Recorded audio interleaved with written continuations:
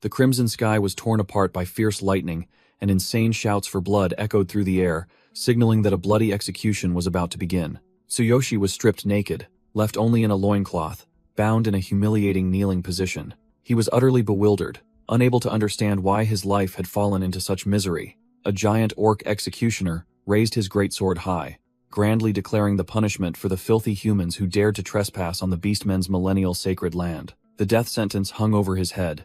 Tsuyoshi broke out in a cold sweat as his memories were still stuck in the cave he had explored not long ago. Fear consumed Tsuyoshi's entire mind. The shouts of divine punishment struck his eardrums like sledgehammers, driving him to despair. Rewinding time to 5 hours earlier, his backpack-wearing colleague was urging Tsuyoshi to quickly finish his bowl of noodles at the gathering point under the moonlight. His colleague, with a serious expression, warned Tsuyoshi not to separate from the group due to the fierce competition from other cleanup crews. A moment of carelessness meant losing their share of scrap. Tsuyoshi, hastily slurping the last of his noodles, wondered why a measly C-rank cave attracted so many people looking for a living. Accepting his lowly status as a cleaner, a backdrop for the true male heroes, Tsuyoshi quickly drained his soup and grabbed his tools, heading out at his colleague's call. With heavy steps, they entered. Though it was only a C-rank dungeon, the murderous aura emanating from it still sent shivers down one's spine when approaching the mouth of the death cave. His mustached colleague shivered as he walked, muttering that if this C-rank dungeon was already so terrifying, then A or S-rank ones must surely be hell on earth. The entire cleanup crew silently entered the teleportation gate, wondering why this monster den was strangely deserted compared to what they had imagined. A gleaming golden armored boot stomped proudly onto the ground, signaling the arrival of individuals from a completely different class. The male hero and female hero pair emerged, laughing, treating the slaughter of monsters as merely a casual stroll to earn easy rewards. Tsuyoshi watched them longingly, wishing for a change in his life, but his colleague immediately splashed cold water on his face for failing the awakening test. Tsuyoshi humbly clasped his hands, thanked them, and asked permission to clean up, while the red-haired female hero merely nodded indifferently, as if bestowing a favor. Tsuyoshi Tsukishiro bowed his head, making way, bitterly acknowledging his lowly status, only allowed to clean up after the male heroes had cleared out the monsters. The cleanup crew stepped through the teleportation gate with the mindset of scrap collectors, completely separate from the dazzling aura of the elite. Tsuyoshi stepped into the light, his heart still aching over past failures due to his weak physique, even though his desire to become a male hero still burned fiercely within him. Inside the ruined C-rank cave, monster corpses lay scattered everywhere, while the commander urged the crew to clean up within 4 hours before the gate closed permanently. Tsuyoshi toiled, digging through the desolate rubble, and suddenly froze when his eyes caught sight of something glowing beneath the dirt and rocks. He quickly snatched a fragment of a shield. This war scrap still emitted a faint blue light, proving it was a genuine article. Tsuyoshi was overjoyed, as if he had struck gold, secretly thanking his ancestors for blessing him with a bargain that could be exchanged for a good amount of cash. He grinned smugly, set the meetup time for 3.5 hours later, and then decided to risk his life by venturing deeper inside to scavenge a bit more. With a no-risk, no-reward mentality, Tsuyoshi squeezed through the narrow piles of bricks and stones, believing that the best items were usually found in hard-to-reach, dangerous places. 3.5 hours passed without any further gains. He began to break out in a cold sweat, realizing that his earlier luck was just a trick, and his shovel was still empty. His colleague's voice calling from the cave entrance made Tsuyoshi jump. He quickly stalled for time, his voice filled with panic and fear. He slumped to the ground in despair, bitterly realizing that the broken shield fragment wasn't even enough to pay for 1 day of hospital fees for Karina. Just when he was at his wit's end, his keen sense for money suddenly caught the scent of treasure emanating from a strange ancient well standing alone in the middle of the cave. Tsuyoshi crawled to the dry well's mouth, his eyes shining brightly, certain that something of immense value was hidden beneath this absurdly dark hole. Tsuyoshi peered into the deep hole, muttering calculations that if he found any intact items, it would be more than enough to cover Karina's hospital fees for a whole week. His gaze fell upon a skeletal hand at the bottom of the pit, a sparkling, glowing ring on its finger, as if beckoning him. He rappelled down as fast as a squirrel, realizing this was a corpse the male heroes had missed, and secretly prayed not to encounter any bad luck. Holding the item in his hand, he scrutinized every intricate carving, which emitted a powerful golden light. Tsuyoshi groaned with pleasure, shouting excitedly, because he had found a rare, priceless piece of equipment. He gleefully slipped the ring onto his finger temporarily, planning to have Uncle Nakazato appraise it later, continuously thanking his ancestors for their blessings. As soon as he put it on, the ring suddenly glowed brilliantly, leaving him dumbfounded, unable to understand what was happening. Suddenly, the ring contracted, sharp thorns piercing through his glove and digging into his flesh, causing him excruciating pain. A sickly green notification panel appeared, declaring that the infinity ring had found its owner and was forbidden to be removed, making him break out in a cold sweat from fright. Before he could compose himself, a brilliant golden energy vortex erupted beneath his feet, signaling that something ominous was about to happen. The brilliant golden energy vortex swallowed Tsuyoshi in an instant, pulling him into another dimension with a whooshing sound that tore through the air. His desperate cries for help echoed from the mouth of the dark pit before fading away, leaving behind an eerie silence. His colleagues looked around blankly, clicking their tongues and assuming the work-hungry kid had run off somewhere again, so they decided to wait a little longer. Tsuyoshi fell freely through the spatial tunnel, screaming desperately as his body was dragged violently through various dimensions. Waking up surrounded by hundreds of beastmen, he froze, realizing he was standing before an execution ground, awaiting what they called divine punishment. Punishing lightning bolts crashed down around the sacrificial altar, making him realize he had been sent straight to the monster's sacred land. The Beast King sat majestically on his towering throne, his bloodshot eyes gleaming in the darkness as he coldly ordered the execution to begin. The orc executioner raised his great sword high, solemnly declaring that today, 3 grave criminals who dared to betray the tribe would be executed. The first to be dragged out was an orc traitor. He trembled, enduring the insults and contempt from his own kind. The prisoner was kicked, tumbling down to the base of the platform amidst the earth-shattering cheers for divine punishment from the beast mob. The orc executioner kicked the prisoner flying into a deep pit, beginning the cruel punishment in the name of the gods. The orc traitor fell freely in despair, awaiting the divine king's hammer and the lightning bolts of justice to strike him. A colossal blue lightning pillar struck directly onto the sacrificial platform, asserting the absolute power of the punishment domain, which allowed no one to escape. The extremely powerful current instantly incinerated the criminal, blowing him to smithereens amidst a deafening explosion. The arena atmosphere was fervent as the beast mob roared for divine punishment, excitedly watching the traitor be utterly annihilated. The orc executioner continued to point his sword skyward, grandly calling out the next sacrifice, the human vermin who dared to intrude upon their millennial sacred land. Tsuyoshi was grabbed by the leg and lifted upside down like a toy. He was only wearing his shorts, desperately screaming in vain that he was lost. Ignoring his struggling prey's demands to be released, the giant tightened his grip, making Tsuyoshi realize the vast difference in their strength. Tsuyoshi's face contorted in horror, tears streaming down as his survival instinct screamed that he couldn't die so pointlessly. He was thrown onto the arena floor, clinging to his will to live for Karina and his hero's dream, while the surrounding monsters furiously demanded he be burned to ashes. Tsuyoshi lay face down on the cold arena floor as the death sentence, named Divine Punishment, began to descend upon him at the orc executioner's command. His powerful survival instinct surged, making him leap up and run for his life, screaming in his head that he couldn't die in this god-forsaken place. A destructive blue lightning bolt struck the ground, exploding, but Tsuyoshi managed to roll and dodge the attack by a hair's breadth, looking utterly pathetic. All the monsters in the stands stared at each other, wide-eyed, unable to believe that a weak human could evade the god's punishment. A cat girl with an orange-haired and scratched face was also stunned, her eyes wide with astonishment at the miracle that had just occurred. The orc executioner gaped in disbelief at this unprecedented event, while the Beast King on his throne behind him remained silently observing. The Beast King's red eyes narrowed calculatingly, as if this small prey was starting to pique his interest. Tsuyoshi staggered to his feet, veins bulging in his neck as he roared at the giant that he wouldn't accept such a meaningless death. But his joy was short-lived. A second lightning bolt suddenly struck, making him utter only a desperate cry before being engulfed by the electric current. The orc executioner cackled with delight, mocking the prey's naivety, for no one said divine punishment would only strike once. The monsters below roared, demanding divine punishment, while the cat girl could only bow her head helplessly at this futile struggle. Just as his body was about to vanish into nothingness, Tsuyoshi roared in defiance, and his glowing golden ring unexpectedly activated the divine selection system. He writhed on the brink of life and death, groaning in pain, but a mysterious energy current had begun to envelop his mortal body. The Beast King narrowed his crimson eyes suspiciously.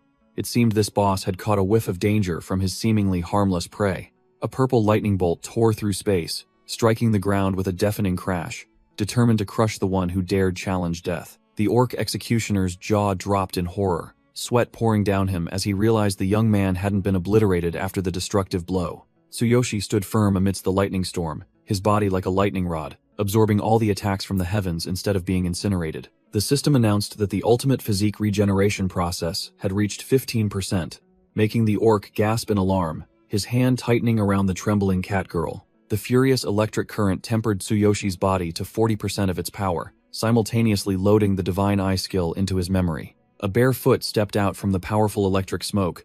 Tsuyoshi felt the call of power rising strongly within him. Tsuyoshi still stood firm as a rock amidst the downpour of purple lightning, making the surrounding monsters exclaim in astonishment at his tenacity. The colossal hammer lay isolated in the arena, enveloped by furious electric currents, as if waiting for someone worthy enough to touch it. From within the smoke, Tsuyoshi struggled to his feet, his body already beginning to transform, every muscle bulging powerfully, signaling the birth of a new monster. The system announced the successful loading of the Divine Consciousness inventory and absolute duplication skills at 60%, leaving the orc soldiers below dumbfounded in shock. The ultimate physique regeneration process reached 80%, and the terrifying energy pressure emanating from Tsuyoshi blew away the surrounding rocks and dirt like scraps of paper. The orc executioner broke out in a cold sweat from fear.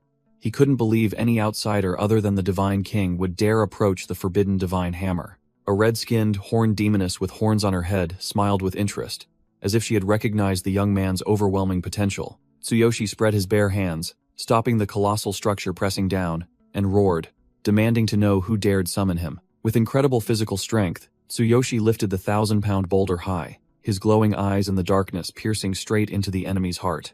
The system concluded the regeneration process at 100% and bestowed the title of Chosen One, triggering an energy explosion that shook the entire arena. Tsuyoshi let out a powerful roar, one hand lifting the heavy weapon amidst the furious lightning storm engulfing his body. The orc soldiers below turned pale, sweat pouring down like rain as they witnessed the unbelievable sight before their eyes. Amidst the crackling electrical currents, Tsuyoshi declared loudly to the Divine Hammer that he had heard its call and was ready to answer its expectations. His hand gripped the hammer's handle tightly, a stream of blue energy running along his sinewy arm, as if to incinerate everything around him. He channeled all his muscular strength into his palm, growling that he would fully utilize the overwhelming power of this divine artifact. Tsuyoshi swung the colossal hammer, tearing through space, the terrifying pressure emanating from it blowing away all doubts about his right to wield it. The cat girl froze in astonishment, her eyes wide open, unable to believe that a small human could subdue the sacred artifact. The orc executioner was in utter panic, roaring that there was no way an insignificant human would be allowed to touch the beast tribe's sacred artifact. He mumbled in despair about how even the Beast King was helpless, inadvertently revealing that whoever lifted the hammer would become the supreme leader of the Beastmen. Ignoring the commotion behind him, Tsuyoshi calmly checked his status panel and clearly felt the unparalleled power surging through every fiber of his being. Tsuyoshi stared at his stats in disbelief, unable to believe that a good-for-nothing like him had jumped to level 3 inches the blink of an eye. An ominous shadow enveloped the space.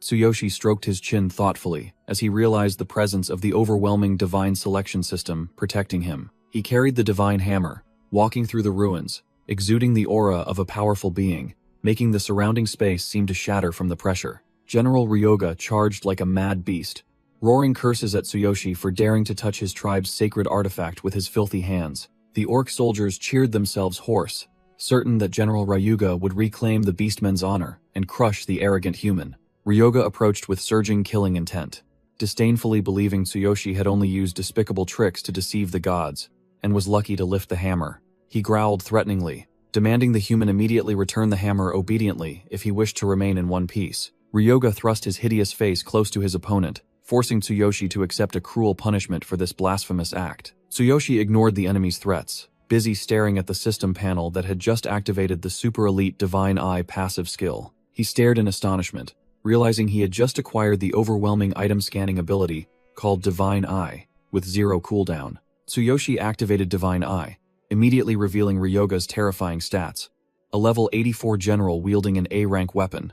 He broke out in a cold sweat, realizing the system's overwhelming information scanning feature. But the level disparity was what truly alarmed him. Ryoga drew his greatsword, his voice full of contempt as he sarcastically praised the insignificant human for having the audacity to challenge him. Tsuyoshi frantically waved his hands, explaining that it was just a misunderstanding, as he would never dare to solo a level 84 monster.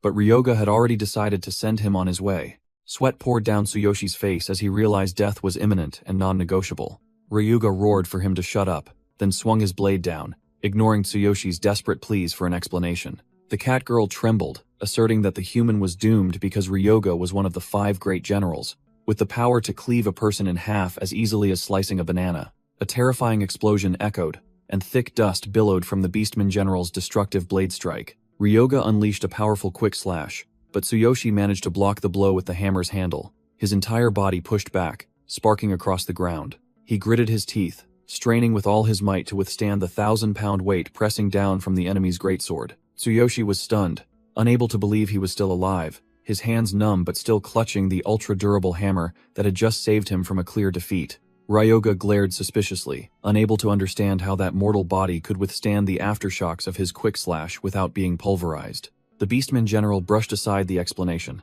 declaring that Tsuyoshi's luck had run out, and prepared to unleash his next finishing blow. Tsuyoshi broke out in a cold sweat, desperately trying to explain that he was an outsider, not an enemy, hoping to be spared. Ryuga responded with a heaven-shattering swing, dismissing all the weakling's arguments, and determined to crush his prey immediately. The orc's colossal hand seized Tsuyoshi's head like a chick, blocking all his escape routes with a triumphant laugh. He used all his might to hurl Tsuyoshi straight into the sky, intending to use his ultimate skill, Heaven Shaker, to send his opponent to the afterlife. Mid-air, the system unexpectedly announced the activation of the absolute duplication skill, with the condition of touching the opponent's heart. Tsuyoshi's eyes lit up as he realized the chance to turn the tables.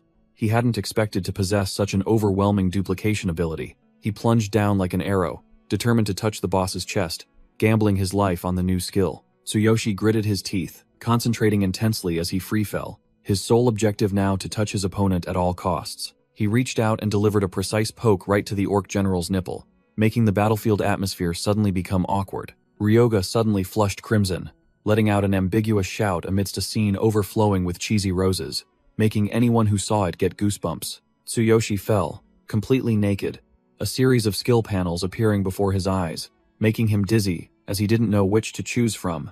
This pile of good stuff. The executioner, embarrassed, turned to anger, roaring as he questioned the perverted act and swung his giant greatsword, intending to obliterate the one who dared to grope him. On the brink of life and death, Tsuyoshi immediately spotted the Heaven Shaker skill, which had extremely high compatibility with the hammer he was holding, and decided to acquire it immediately. The system announced the duplication was complete. Tsuyoshi roared with determination that he couldn't die here yet, and unleashed an identical attack to his opponents to counter. Ryuga's face changed color, his eyes wide with horror as he witnessed the brat before him able to unleash his own exclusive ultimate skill. A colossal pillar of energy descended from above, creating a terrifying explosion. The ground shook violently, as if wanting to split in two before such overwhelming power. The cat girl and the orc soldiers froze completely, mouths agape, unable to believe their eyes at the destructive power that had just erupted before them. Ryuga was bewildered when that destructive attack hit him, yet caused no damage at all. Instead, it made him feel comfortable, as if he had received a full-body massage. Tsuyoshi panted, looking at the cruel notification panel. It turned out that because his level was too low, the overwhelming ultimate skill he just used was nothing more than a mere tickle. The general's rough hand gripped the hammer's handle tightly, signaling that a brutal counterattack was about to begin as the joke was over. The executioner roared in anger, feeling humiliated. He swung his fist, intending to crush the insolent human who dared to mock him with a trashy attack. A powerful shadow suddenly appeared in mid-air, blocking the attack. A commanding shout rang out, demanding them to stop immediately. The Beastmen crowd and the cat girl were utterly panicked when they realized the Beast King himself had appeared to intervene in this petty battle. The king's landing created a terrifying tremor, making even the sturdy wooden structure shake violently, as if it were about to collapse on everyone's heads. Tsuyoshi had to brace himself against the tremendous wind pressure emanating from the appearance of the apex predator of this place. The thick cloud of dust slowly dissipated, revealing a colossal silhouette with an oppressive aura hidden within. The Beast King officially revealed himself with white hair and majestic horns. His sharp, cold gaze made the surrounding space feel thick with fear. Unable to believe their eyes, the supreme king of this land unexpectedly knelt on one knee with a look of utmost reverence. All the Beastmen and the cat girl were dumbfounded in shock.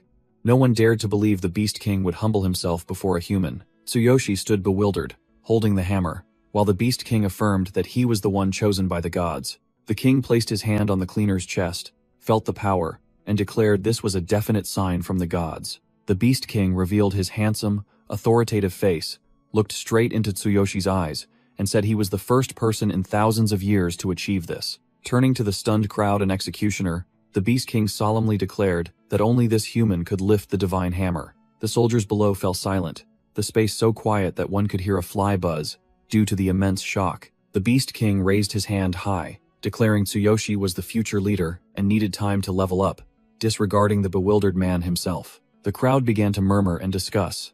Though the prophecy was true, accepting a human as king was a bit hard to swallow. Ryoga did not accept the truth. He vehemently protested to the Beast King, arguing that Tsuyoshi was merely a low-class human. The Beast King coldly retorted with a short but murderous question, challenging anyone who dared to speak up about racial issues. He questioned whether the prophecy stipulated that the leader must be a beastman, while also intimidating his subordinates who were about to reject the entire tribe's only hope. The bulky executioner Ryoga now cowered like a puppy, sweating profusely as he admitted he dared not rebel, but still tried to salvage a few words about the bleak future. Ignoring his trembling subordinate, the Beast King turned to stare at the human youth and pressed him for his identity. As soon as Tsuyoshi stated his name, he received a life-changing offer. The Beast King promised to grant him freedom if he took on the future of the tribe, but bluntly criticized him for being too weak at present. The king issued an ultimatum. He had to level up properly within 1 year and return here. Only then would it be decided if he was worthy to sit on the throne. The Beast King pressed his finger onto Tsuyoshi's forehead to carve a soul imprint, warning that if he broke the agreement, he would be hunted down and destroyed no matter where he hid. This was the only solution to appease the people. The Beast King forced Tsuyoshi to give an answer immediately, while he was still holding his forehead in confusion. Shouts of acceptance echoed throughout the arena.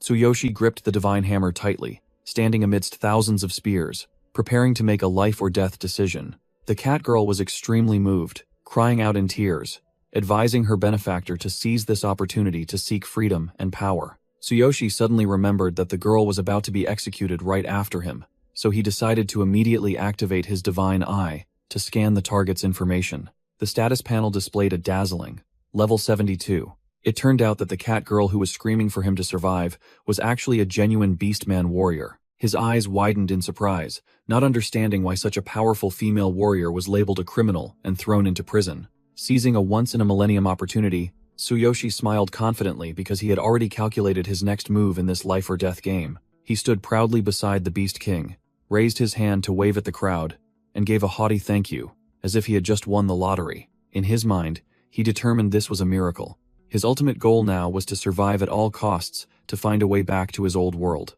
Tsuyoshi turned to finalize the deal with the Beast King, agreeing to the leveling challenge, but he coldly declared he had a condition. The Beast King raised an eyebrow, amused, curious to see what right this weak human brat had to make demands of the king. He pointed directly at the distant shadow, solemnly declaring he wanted to take the cat girl with him because he saw her as useful for his upcoming journey. The cat girl startled, her face flushed crimson, and she broke into a sweat, stammering, unable to believe she was dragged into this crazy bet. Tsuyoshi smirked smugly, raised his hand, declaring their debt settled, with the expression of someone who had just won big in a life-or-death game. Under the cold moonlight, he leaned against the wall and began to piece everything together from the moment he heard that mysterious voice. Tsuyoshi stared at the infinite ring on his hand, realizing it granted overwhelming power, but also a shackle preventing him from returning home. While deep in thought, he suddenly flinched, turning back in bewilderment when he heard a sweet female voice calling him master. The cat girl stepped out in a seductive warrior outfit, shyly placed her hand on her chest, declaring she would offer her loyalty to repay his life-saving grace. Tsuyoshi couldn't help but let out an extremely perverted smile, rejoicing inwardly at being called master by such a top-tier cat girl. He quickly coughed to regain his cool image, blushing and scratching his nose, saying that they were merely in a mutually supportive relationship, so there was no need to be so formal. The cat girl's eyes welled up with tears. Her sparkling eyes affirmed that he had indeed granted her a second, meaningful life. She tightly gripped her benefactor's hand, emotionally confessing that no one had ever stood by her or thanked her as sincerely and directly as he had. Under the romantic moonlight, she insisted on begging to call him master, officially establishing an undeniable master-servant relationship. The cat girl flushed crimson, looking at him with utmost adoration, and declared she wanted to dedicate everything to the benefactor who had just saved her life. Tsuyoshi got a nosebleed from being too excited. Grinning, he accepted the title of master, then gestured for her to quickly leave before it got completely dark. He walked ahead, leading the way with the demeanor of a boss, not forgetting to turn back and remind his newly acquired maid to watch her step in the treacherous terrain. After walking for a while, Tsuyoshi let out a long, drawn-out sigh, his face becoming unusually pensive as his earlier excitement faded. Under the giant, brightly shining moon, he walked, silently marveling at the magnificent yet dangerous beauty of this other world. He startled, correcting his thoughts, remembering Karina who was waiting. Just then, the system delivered good news that the infinite pathway had finished its cooldown after 24 hours. Tsuyoshi stared at the ring on his hand, calculating that by simply reversing his original route, he could escape back to his old world immediately. The ring began to emit a dazzling aura. He trembled as he commanded the infinite pathway to activate, with the faint hope of finding his way home. Light enveloped his body. Tsuyoshi excitedly cheered, believing he was about to escape this ordeal and return to a normal life. A spatial vortex appeared, swallowing him in an instant, leaving the cat girl frozen in place, bewildered, calling her master's name in vain. Tsuyoshi fell freely in the dazzling light, his mouth twisted as he cursed the heavens for the disgusting, twisting sensation of space that felt like it was tearing his internal organs apart. He was drenched in sweat, his protective helmet soaked, his face pale, as he tried to regain his composure after the turbulent, interdimensional roller coaster ride. Tsuyoshi collapsed onto the cold stone floor, looking around the familiar dark cave in confusion, wondering if he had truly escaped the ordeal and returned home. He was overjoyed, clasping his hands in thanks to heaven and earth, when the system panel appeared, confirming that all the overpowered skills he had gained in the other world were still intact in his homeland. He carefully checked his status panel, which was still stuck at level 3, but then he flinched when he saw the divine hammer resting prominently in his divine consciousness inventory. The system immediately displayed a notification explaining the stat synchronization mechanism between the two worlds and requiring items to be placed in the inventory to be brought back. Indeed, every game has its own rules. Tsuyoshi rubbed his chin in thought, realizing he had accidentally successfully hacked the game by bringing a destructive weapon back to the real world at such a low level. Two colleagues peered down into the pit, shouting for him to climb up quickly before the cave permanently closed, trapping them all inside. Tsuyoshi looked up, bewildered, wondering why they hadn't left yet, even though he had been on a survival trip for 5 hours in the other world. He froze when he heard his colleague assert that he had never left, realizing that the timelines between the two worlds were strangely out of sync, sending shivers down his spine. Tsuyoshi gripped the rope tightly. A crucial truth about the time difference, which had just been confirmed, flashed in his mind. He swung himself up and out of the dark pit, confidently asserting that time in the real world had completely frozen while he was away. The cleaner muttered, comparing this surreal situation to a manga, feeling like he was truly a genuine protagonist. He glanced down at the dry skeleton at the bottom of the pit one last time, secretly wondering what kind of divine being the original owner of the infinite ring was to have died and decayed here. As soon as his colleague pulled him onto solid ground, Tsuyoshi quickly turned to ask the old man a question with a meaningful tone. He flashed a confident, challenging smile, reconfirming the awakening test schedule for tomorrow to prepare for his spectacular transformation. Cruel memories suddenly flooded back. The image of Tsuyoshi, covered in blood and gasping for breath in the pouring rain, appeared as clear as if it were yesterday. He carried an unconscious injured girl on his back, gritting his teeth and enduring the sky-piercing pain to continue walking in despair. They fled desperately through the desolate, ruined streets, where cars were overturned and people were frantically escaping the disaster. A giant monster with bloodshot eyes appeared in the rain, spreading terror and destroying every tall building in its path. Tsuyoshi gritted his teeth, carrying the injured girl on his back, his heart clenching when he heard her faint voice deliver the bad news that her legs had completely lost sensation. Blood and rainwater mingled on his face. He froze when he heard the innocent question about his parents' safety from the person struggling for breath on his back. The entire bustling street was crushed in an instant. Smoke, dust, and rubble flying everywhere like the end of the world under the monster's destructive power. Tsuyoshi stood frozen amidst the ruins, trying to protect his only remaining family member, while death hovered directly above him. His face was distraught, his eyes wide as he witnessed the cruel reality of everything he loved being mercilessly taken away. Tsuyoshi's bloodshot eyes widened to their limit, his mind screaming in denial of the living hell unfolding before him. A giant foot descended, crushing all hope. Tsuyoshi could only scream his parents' names in utter helplessness. Tears mixed with blood streamed down his face. He clenched his jaw so hard it felt like it would shatter, trying to swallow the pain to continue surviving. Tsuyoshi charged like a mad beast through the floodwaters, his heart-wrenching scream echoing throughout the deadly space. At his most desperate moment, An unknown hand reached out with a frantic call, pulling him back from the brink of death. Uncle Nakazato used all his strength to hold Tsuyoshi, who was struggling, and yelled directly at him that stopping now meant death. The man's face was drenched in sweat and fear. He warned that if they looked back, both he and Karina would be instantly crushed by the darkness. Tsuyoshi was dragged across the ground, still crying desperately, his mind shattering at the thought of his parents still trapped in that house. The giant monster trampled the city into flat ground. Tsuyoshi carried Karina on his back, running for his life with the sole thought of getting her to the hospital immediately. The scene shifted to the present. Karina sat in her wheelchair with a worried look, asking for confirmation if Tsuyoshi was really going to retake the awakening test. In the hospital room, the nurse was preparing medical equipment and reminding Karina to rest, while Tsuyoshi stood there looking like someone who had just finished work. Tsuyoshi scratched his head and chuckled to hide his worry, deliberately changing the subject by asking if Karina's legs were still hurting. Karina winced, enduring the bone-piercing injection, but she still bravely asserted that she was fine, having grown too accustomed to this torment. The smile on Tsuyoshi's lips faded.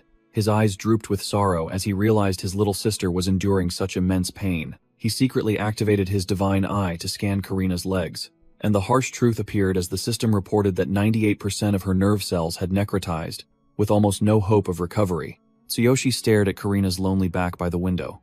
He bitterly realized that the price to pay for a fragile 1% hope was too great, yet he was determined to bet everything. Memories of his sister's radiant smile returned like a knife twisting in his heart, reminding him that Karina was the only family he had left in this world, for whom he had to strive. Tsuyoshi stepped out onto the bustling street, determined that even if the success rate was a perfect 0, he would use his power to make it happen. He realized the only way to access confidential information and find a cure for his sister's legs was to climb to the highest position, to become a hero. Tsuyoshi's eyes burned with ambition. He didn't just want to be a mediocre hunter, he had to wield ultimate power to change this cruel fate. Under the moonlight, Tsuyoshi raised his hand and swore to become the strongest hero in the world, ignoring Uncle Nakazato standing beside him, who looked at him as if he were an escaped mental patient. He went straight to the B.T.G. testing center and easily achieved a level 3 result, with a combat power of 540, a modest starting number to conceal his true strength. Behind the soundproof glass, the examiners nodded, confirming that Tsuyoshi met the qualifications to join the ranks of humanity's protectors, known as heroes. The guild staff smiled brightly as he handed Tsuyoshi the hero card, the official pass for him to enter the world of the strong. A sunglasses newbie was cheering, celebrating his cheap C-rank achievement, completely unaware that a true monster had just brushed past him with overwhelming presence. The examiners buzzed with chatter when they saw the familiar name Tsuyoshi Tsukishiro return to retake the test. They scoffed, thinking he had come to taste failure again, just like last time. The examiner glasses adjusted his spectacles with an arrogant air. He signaled to begin, but in his heart, he was convinced the result would be as useless as before. Tsuyoshi emerged from the shadows with a cold demeanor, his muscles bulging in his camouflage outfit, making the examiner's sarcastic remarks fall on deaf ears. The examiner looked at his tablet with blind faith in science, confidently asserting that machines don't lie, and trash stats would always remain trash stats. The door to the testing room closed, trapping Tsuyoshi inside, while the examiner outside continued to ramble about having encountered too many hopelessly stubborn individuals. Tsuyoshi stood in the high-tech room, calmly analyzing that a normal level 3 person would only have a meager combat power of 3 points. He placed his hand on the control panel, which displayed level 3, wondering how far his monstrous power would shatter this conventional standard. Tsuyoshi's eyes sharpened. He decided not to hold back anymore, and would unleash his true power to show this machine what a festival truly meant. The muscles on his arm bulged like cold steel, his glowing eyes causing the sensor system to shriek with continuous beeps, signaling overload. With a bang, a crimson aura erupted from Tsuyoshi, engulfing the entire space, forcing the system to strain itself to measure the hero's wildly skyrocketing stats. The examiner glasses stumbled backward as the entire room shook violently as if an earthquake was occurring. His face drained of all color under the invisible pressure. The measurement screen flashed wildly before settling on a round number of 5,400, officially and brutally shattering the 30-year-old level 3 combat power record. Tsuyoshi stared wide-eyed at the leaderboard, seeing himself at the top with stats 10 times higher than the second-place individual, a discrepancy far too fictional compared to conventional standards. He looked at his hands in astonishment, telling himself that even though he knew his body had been reforged, he never expected it to be this incredibly tough. Tsuyoshi clenched his fists excitedly, grinning arrogantly as everything unfolded according to his plan to conquer the peak. He suddenly had a bold idea, curious to know how terrifying the true power of the Divine King's hammer would be if stacked. A dazzling blue lightning bolt gathered in Tsuyoshi's palm, signaling the appearance of the heavy-duty weapon. The system immediately warned that his current level was insufficient to wield this powerful item. If forcibly activated, he would only last exactly 1 second before running out of energy. Tsuyoshi gripped the hammer, which was discharging electricity everywhere, confident that 1 second was more than enough for the measuring device to gauge this overwhelming power. He placed his hand on the control panel, his eyes glowing powerfully, as he activated the Divine King's hammer's power for a brief moment to test his ultimate luck. Tsuyoshi gritted his teeth, enduring as he felt all the energy in his body completely drained in a fleeting instant. He roared, urging the measuring device to hurry up, while unleashing a furious blue lightning punch to release its power. Tsuyoshi's face contorted from the extreme effort, his eyes blazing and sweat pouring like rain as he struggled to maintain the destructive energy flow. A colossal purple lightning bolt tore through the night, shooting straight into the sky, creating a terrifying spectacle that made the entire city think there was an earthquake. The measuring system was completely helpless, its screen glowing red with continuous overload errors, unable to count this fictional power level. The tall building shook violently under the pressure of the overflowing energy flow, which was devastating its internal structure. The light flickered out, leaving the building plunged into silent darkness after the earth-shattering display of power. The examiner glasses frantically rushed out of the emergency exit, shouting for an immediate evacuation due to the widespread power outage. The elevator doors opened, and the examiner glasses stammered, speechless, upon seeing Tsuyoshi now shriveled like a mummy, his body smoking profusely. The glass door silently closed, concealing the truth about the monster who had just caused the energy explosion that crashed the entire system. Tsuyoshi ran down the hallway, reflecting on himself, realizing that the Divine King's hammer was too terrifying, draining all his energy in just 1 second. So he decided to temporarily seal it. However, a cunning and self-satisfied smile quickly formed on his lips as he thought about the results he had just achieved. Stepping out the door with a dazzling aura, Tsuyoshi gleefully showed off the prestigious card around his neck, as he was finally officially recognized as a hero. The scene shifted to a vast training ground, where the authoritative voice of the self-proclaimed Gaia echoed, introducing himself as the one responsible for forging these new recruits. Gaia appeared in dazzling golden armor and flowing platinum hair. His stats showed him as a level 9 warrior with 1,200 combat power, warning that the training would be extremely tough. The trainees, including Tsuyoshi and the sunglasses newbie, shouted in unison to show their obedience to this seemingly dangerous instructor. Tsuyoshi broke out in a cold sweat, but his eyes held a hidden contempt. He secretly compared and wondered how overwhelming his combat power would be at level 9 if this guy only had a mere 1,200. Meanwhile, Gaia stood with his arms crossed, a bored expression on his face, secretly complaining that farming D-rank dungeons was better than babysitting these rookies. Without letting the new recruits catch their breath, Gaia bluntly declared that tomorrow they would all be thrown straight into a D-rank dungeon for real combat, shocking the sunglasses newbie and his companions to their core. 2 trainees turned pale, trembling as they questioned the shortened physical training and job selection process, clearly unprepared to risk their lives so soon.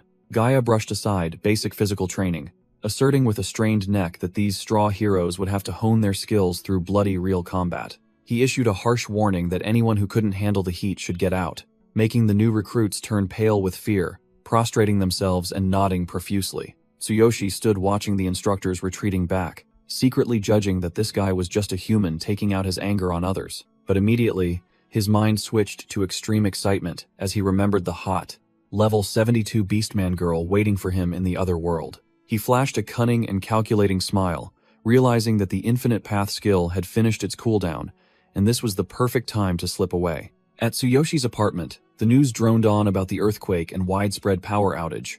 But who cared about this boring real world anyway? Tsuyoshi sat on his bed, ambitious to level up and acquire rare items, and decisively commanded the activation of Infinite Path to escape. The ring on his hand glowed brilliantly, releasing a mysterious energy source ready to tear through space. A whooshing sound echoed, and a spatial gate opened in the pitch-black night, drawing its master into a new journey. Under the cold moonlight of the other world, Tsuyoshi opened his eyes with satisfaction, confirming his return to the land of power. Tsuyoshi landed safely under the familiar moonlight, but he was stunned to realize that his clothes had automatically reverted to the garish yellow work uniform from the first day. He quickly grasped the harsh rule of this world.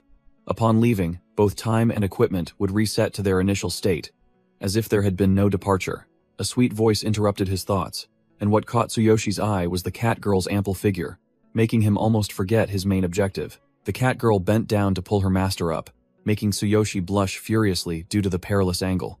But he quickly denied it and ordered them to start leveling up immediately. The cat girl stretched excitedly, her face beaming as if she had struck gold, seeing her master's fervent fighting spirit. She seriously warned about a nearby level 3 goblin nest.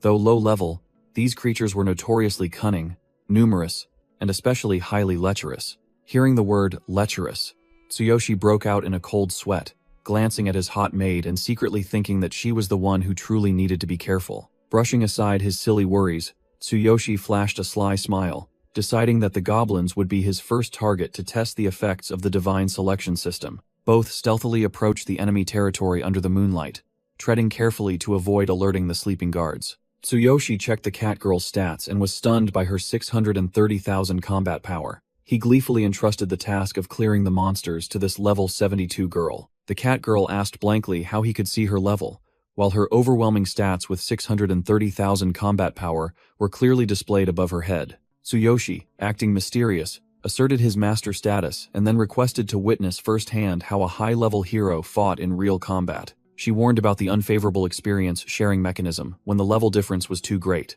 But this young man disregarded everything just to satisfy his curiosity. Indulging her master, the cat girl humbly accepted and then switched to a serious combat stance. Even though her opponents were mere small fry, she lowered her center of gravity, showcasing her full body curves, concentrating power in her legs, and told Tsuyoshi to open his eyes wide and watch carefully. Killing intent erupted, her eyes flashing with a crimson glow as she drew her dagger, preparing to mince the monsters at terrifying speed. Activating instant step slash, she darted like lightning, splitting two unfortunate goblins in half, sending fresh blood splattering before they could even scream. Tsuyoshi stood applauding enthusiastically, grinning widely at the coolness and fluidity of the level 72 warrior's every movement. Praised, the cat girl turned back with a dazzling, sparkling, waifu-like smile, humbly saying she merely used her full power. He greedily demanded to learn that ultimate move immediately, but was bluntly refused by the cat girl, who stated he had no profession and was too inexperienced to perform high-level skills. Tsuyoshi smirked, deciding to switch to being a warrior to easily duplicate skills with a level 72 expert protecting him. He opened his status panel, confirming his new profession with a combat power of 540, even though his signature weapon was still unusable. The cat girl's face flushed, her eyes sparkling with emotion, thinking her master chose this arduous path because of her. She actively clasped his hand, pressing her ample chest close, and promised to help him level up and acquire rare equipment. Tsuyoshi was overjoyed, his face flushed as he enjoyed his waifu's meticulous care, exclaiming that this world was truly wonderful. He stood amidst the pile of monster corpses, boldly declaring a shift change so the cat girl could rest after her recent performance. 2. Level 3 goblins rushed out, shouting loudly, but Tsuyoshi calmly waited for his chance, deciding to deal with them himself. He turned to borrow the cat girl's dagger to test a bold idea that had just popped into his head. The system announced successful equipment of the silver dagger. He silently stepped forward, ignoring the cat girl's frantic pleas to stop, fearing he was in danger. Tsuyoshi charged into the monsters with the dagger, his eyes sharp as he declared he would use them as guinea pigs to test the power of Heaven Shaker. Tsuyoshi took a deep breath, his sharp gaze focusing all his spirit on the decisive blow he was about to unleash. He leaped into the air, activating his Heaven Shaker skill with an overwhelming aura that crushed the puny monsters below. The strike, boasting a combat power of 420, created a terrifying shockwave, instantly pulverizing the target with a loud explosion. The cat girl gasped in astonishment, unable to believe he could one-shot monsters that normally required a 6-person party to defeat. Tsuyoshi smirked victoriously as he saw his experience points continuously rise. He was thrilled with this overpowered system and aimed to reach level 4 tonight. He returned the silver dagger to the cat girl, then bent down to pick up a random blunt wooden stick from a goblin's corpse to use as a temporary weapon.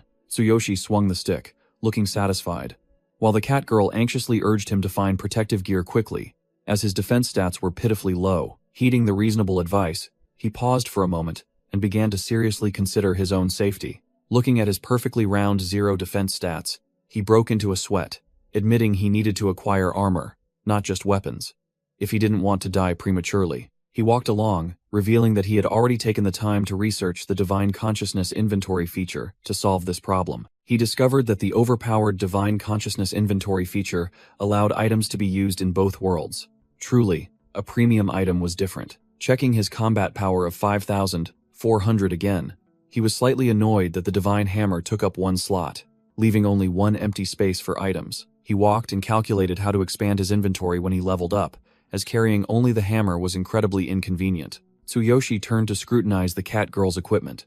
The system immediately analyzed 5 armor slots from head to toe. It turned out he was in pervert mode, his face flushing as he imagined a harem of beastmen of all kinds serving him. Caught off guard by the cat girl's probing question, he flinched and forced a laugh, then made up an excuse that he was checking if she could keep up. While he was deep in his act, the cat girl suddenly shouted a warning about enemies attacking from behind, making him freeze. 3.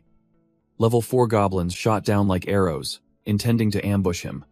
The cat girl quickly pushed her master aside to protect him. Seeing the cat girl about to rush in and steal a kill, Tsuyoshi yelled to stop her, fearing he would lose precious experience points to his subordinate. Ignoring the monster's contemptuous words, he swung the blunt wooden stick with terrifying force, preparing to send his opponents to their demise.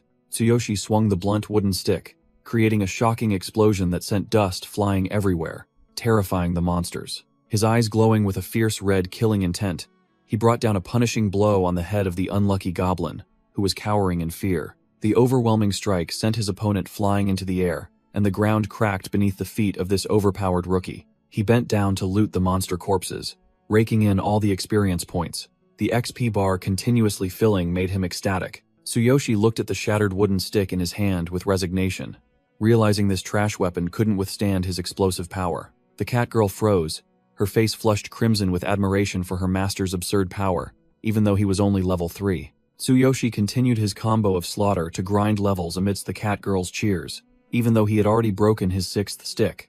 As he swung his stick to finish off an enemy, he excitedly realized that the leveling speed in this world was much faster than he had anticipated. He delivered the final blow to the last monster, recalling his days as a cleaner, constantly oppressed by the heroes. In his memories, the cleaners could only watch helplessly as guilds monopolized dungeons and hoarded all resources. Tsuyoshi was overjoyed to see his experience points jump to 2,100, realizing that, in this world, he could monopolize all resources for rapid leveling. He led the cat girl through the cave, confident that at this grinding speed, he would soon be facing the final boss. Tsuyoshi crouched behind a large rock, his sharp eyes observing the movements inside, preparing for a surprise ambush. Sweat beaded on his forehead as he strained his eyes to examine the target, wondering if that massive monster was the boss of the puny goblins. The boss revealed itself, its hideous back covered in root-like tentacles, exuding a heavy pressure that made the surrounding air thick. The cat girl turned pale, announcing that the boss had been possessed by darkness,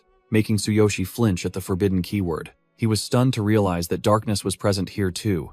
Terrifying memories of the evil entity in the cave from his old world immediately flooded back to haunt him. Tsuyoshi gripped his stick tightly, suspecting that the corrupted monster before him was connected to the enemy who had killed his parents years ago. The cat girl, fearing the surging power of the corrupted level 6 boss, intended to rush forward and carry the team to ensure her master's safety. Tsuyoshi immediately dismissed that idea, yelling his determination to crush this monster with his own hands and eradicate all traces of darkness. Tsuyoshi ignored the cat girl's calls, charging straight at the monster with eyes burning with hatred, vowing to tear apart the one who had killed his parents with his own hands. Facing the hideous level 6 dark goblin boss, Tsuyoshi activated his Heaven Shaker skill and roared, unleashing all his resentment about Karina's tragic life onto the enemy. His face contorted in rage, his eyes burning with killing intent as he let out a deathly scream that echoed through the forest, pouring all his strength into the attack. The 1,000-pound strike landed directly on the monster's head,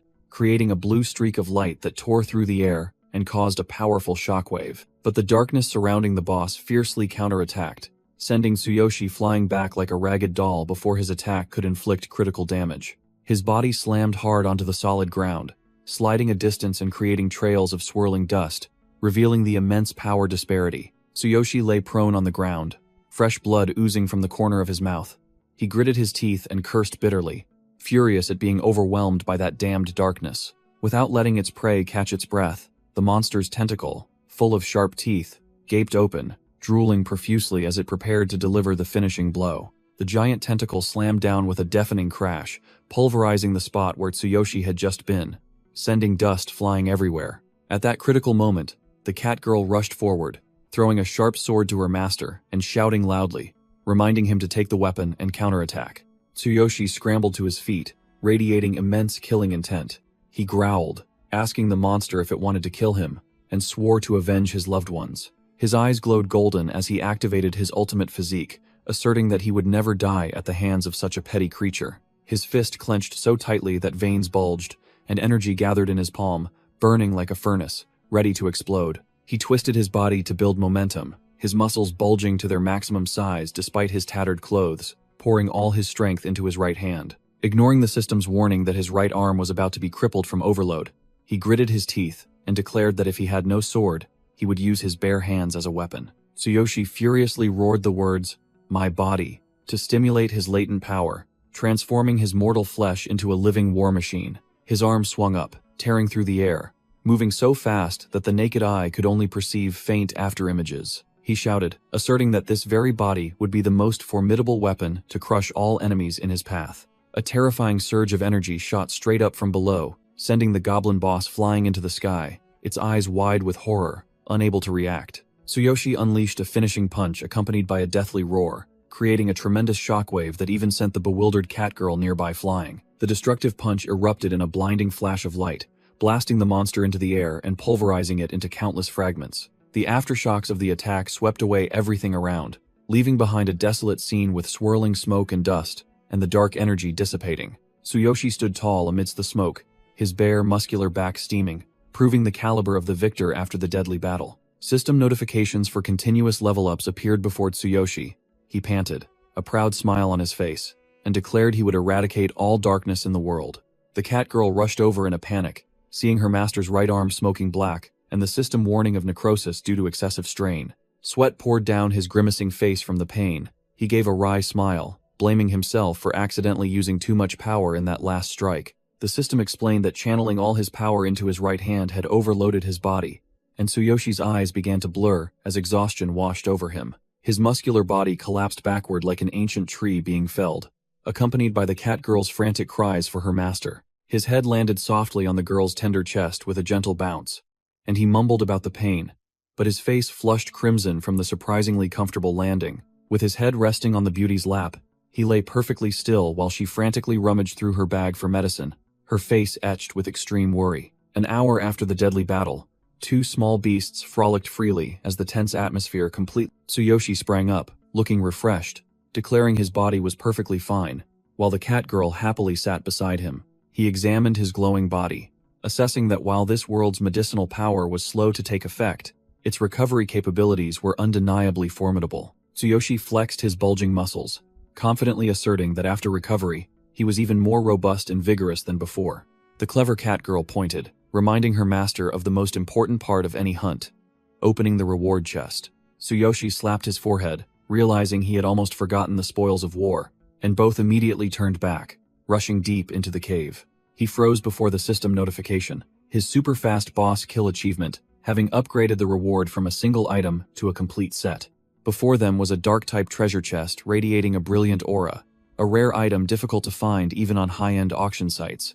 Tsuyoshi hugged the golden chest tightly, his face ecstatic, exclaiming that all his efforts of grinding and risking his life had finally paid off. As soon as he opened the chest, the system immediately chimed, announcing that he had received the complete Ultimate Dark Goblin equipment set, an enormous boon for their team. He paused before the treasure chest, suddenly realizing the difficult problem of his spatial inventory's limited capacity. Tsuyoshi rubbed his chin, deep in thought.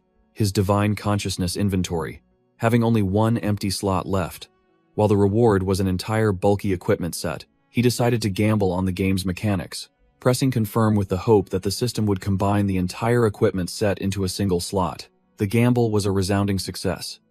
Tsuyoshi groaned with pleasure as he saw the entire Dark Goblin set neatly tucked into one slot.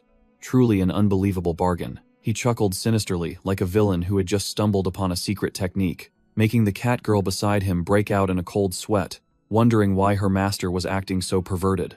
Tsuyoshi turned to inquire about her sewing skill, and she confidently showed off her sewing kit, which she had carried since childhood, ready to serve. Under the peaceful moonlight, he sat relaxing, waiting while his capable assistant diligently showcased her crafting skills beside him. The cat girl gleefully presented the perfectly mended black shirt, sparkling with effects like a brand new designer item, to curry favor with her master. Tsuyoshi immediately put on the black tank top, praising her superb craftsmanship, which made her blush with joy at being valued. His eyes sharpened with determination. Now that he had leveled up and was fully equipped, it was time to return and settle his debts. Tsuyoshi led the cat girl to find a safe spot to recover their stamina after a long day of intense grinding. A brightly glowing spatial gate unexpectedly opened in the middle of the quiet, modern bedroom, marking the master's return. Tsuyoshi flew onto the soft bed, sighing in relief that he had escaped back to the real world after lulling his guard to sleep. While the cat girl was sound asleep under the peaceful otherworld sky, he had quietly retreated to his base to rest. He hugged the pillow tightly, his face filled with extreme satisfaction, groaning with pleasure as he thought of the awesome loot he had acquired on this trip. Tsuyoshi lay stretched out, enjoying a rare moment of peace, reminding himself to catch some sleep because time in both worlds was still flowing relentlessly. His eyes gleamed with intense focus as he planned for tomorrow. The next objective was his first cave exploration.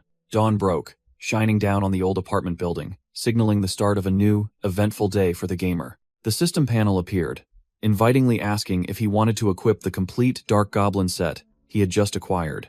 Without hesitation, his finger pressed firmly on the Yes button, ready to activate the new power from this formidable equipment set. He stared intently at the armor's formidable skill panel, especially the Roaring Tentacles ability, which could both stun a wide area and transform his arm into a deadly weapon. Tsuyoshi groaned with pleasure as darkness enveloped his body, never expecting the looted item to possess such awesome hidden skills. The Dark Goblin armor manifested powerfully with its cold gray metallic shell and glowing red eyes, making him smirk with excitement. But his smile vanished as he suddenly remembered the law of the jungle in this world.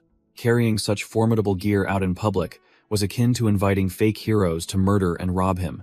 Tsuyoshi slumped onto the bed, full of distress. A low-level rookie wearing legendary gear would only become a target for everyone's scrutiny. Just as he was at a loss, the system's saving grace appeared, the concealment feature for equipment.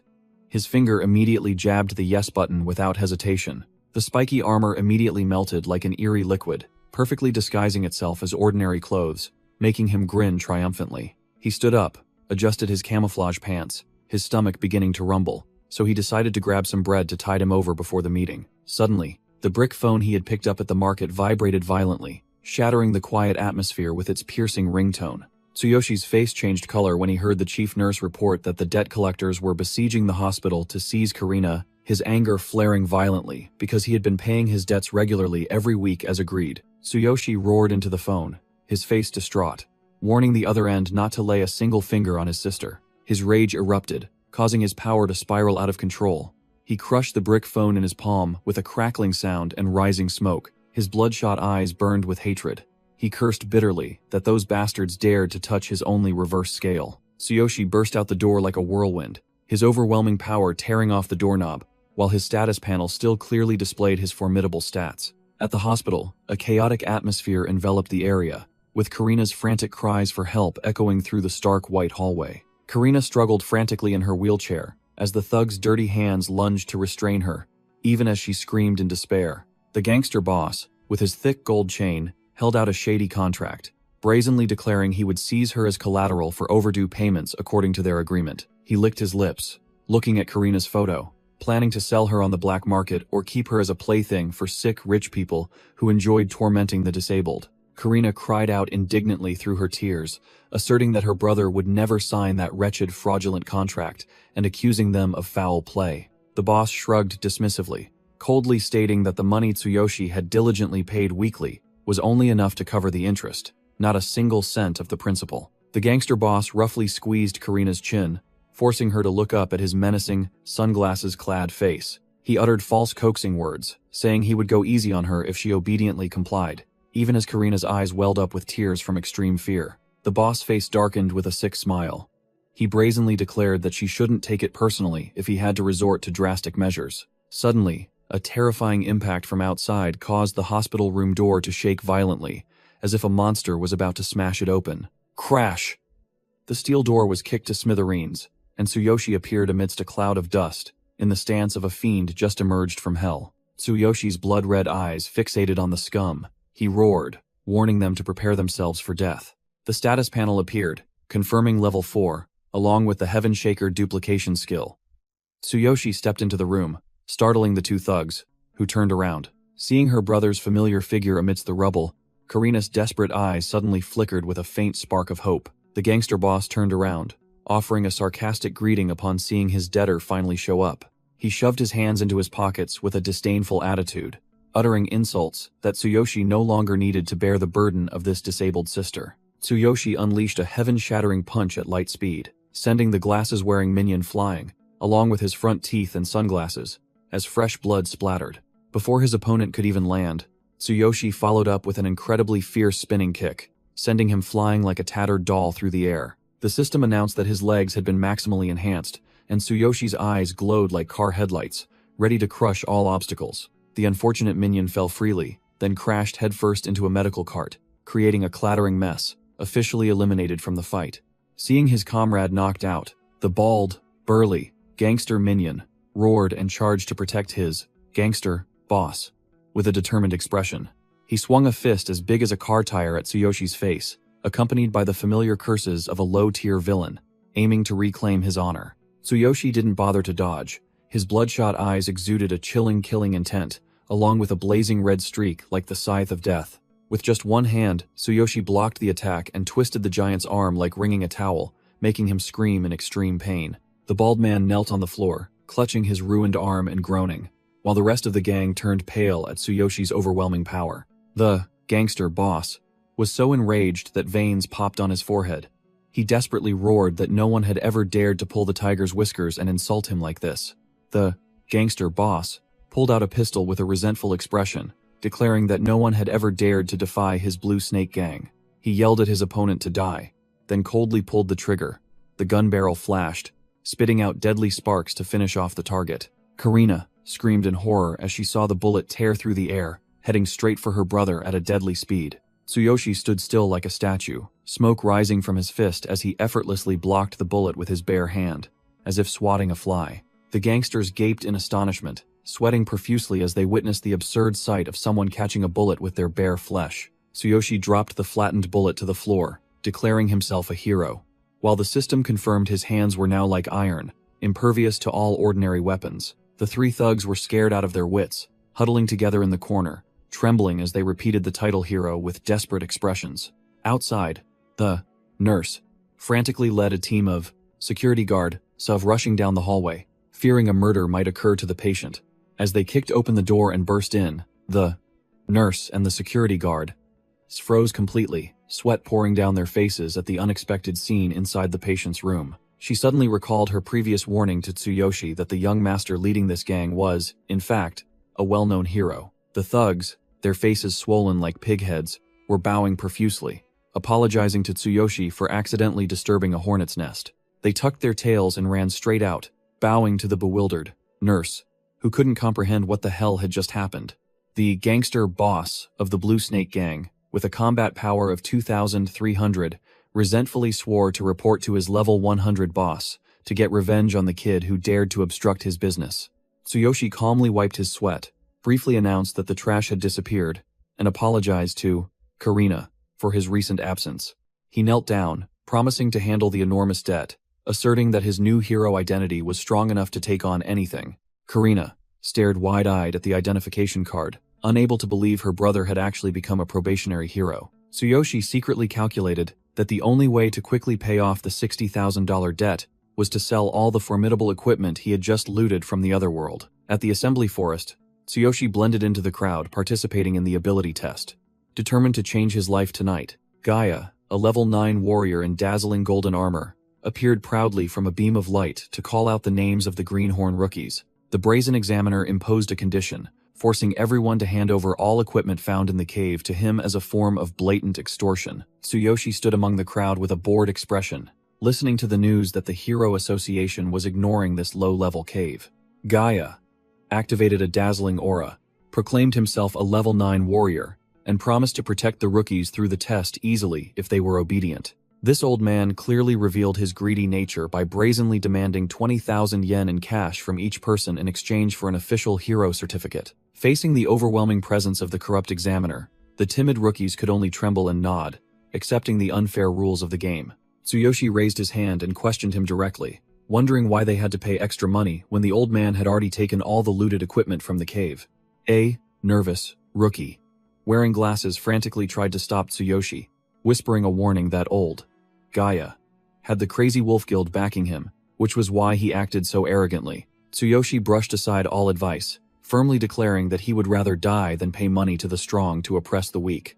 Gaia sneered contemptuously at the penniless kid, challenging him to sign up for the solo test if he couldn't pay the fine. The crowd looked at Tsuyoshi as if he were a dead man, whispering that no one had ever survived the solo test and cursing him as foolish for being stingy with money. Tsuyoshi, however, saw this as a golden opportunity to monopolize the farming spot. He happily accepted the solo challenge, making Gaia furious. The forest was eerily silent. Someone's voice spoke up, full of doubt about this crazy decision. Tsuyoshi stretched his muscles with a calm expression, confidently stating that he wanted to check one last time before going solo. The guild staff pleaded with him to reconsider, as no one had ever survived this trial. But Tsuyoshi merely gave a polite thank you and firmly demanded the gate be opened. Ignoring the four-eyed man who was sweating profusely from shock, Tsuyoshi calmly walked straight into the teleportation light, as if taking a stroll in the park. The system confirmed the solo test in the C-rank forest, originally designed for a 5-person team.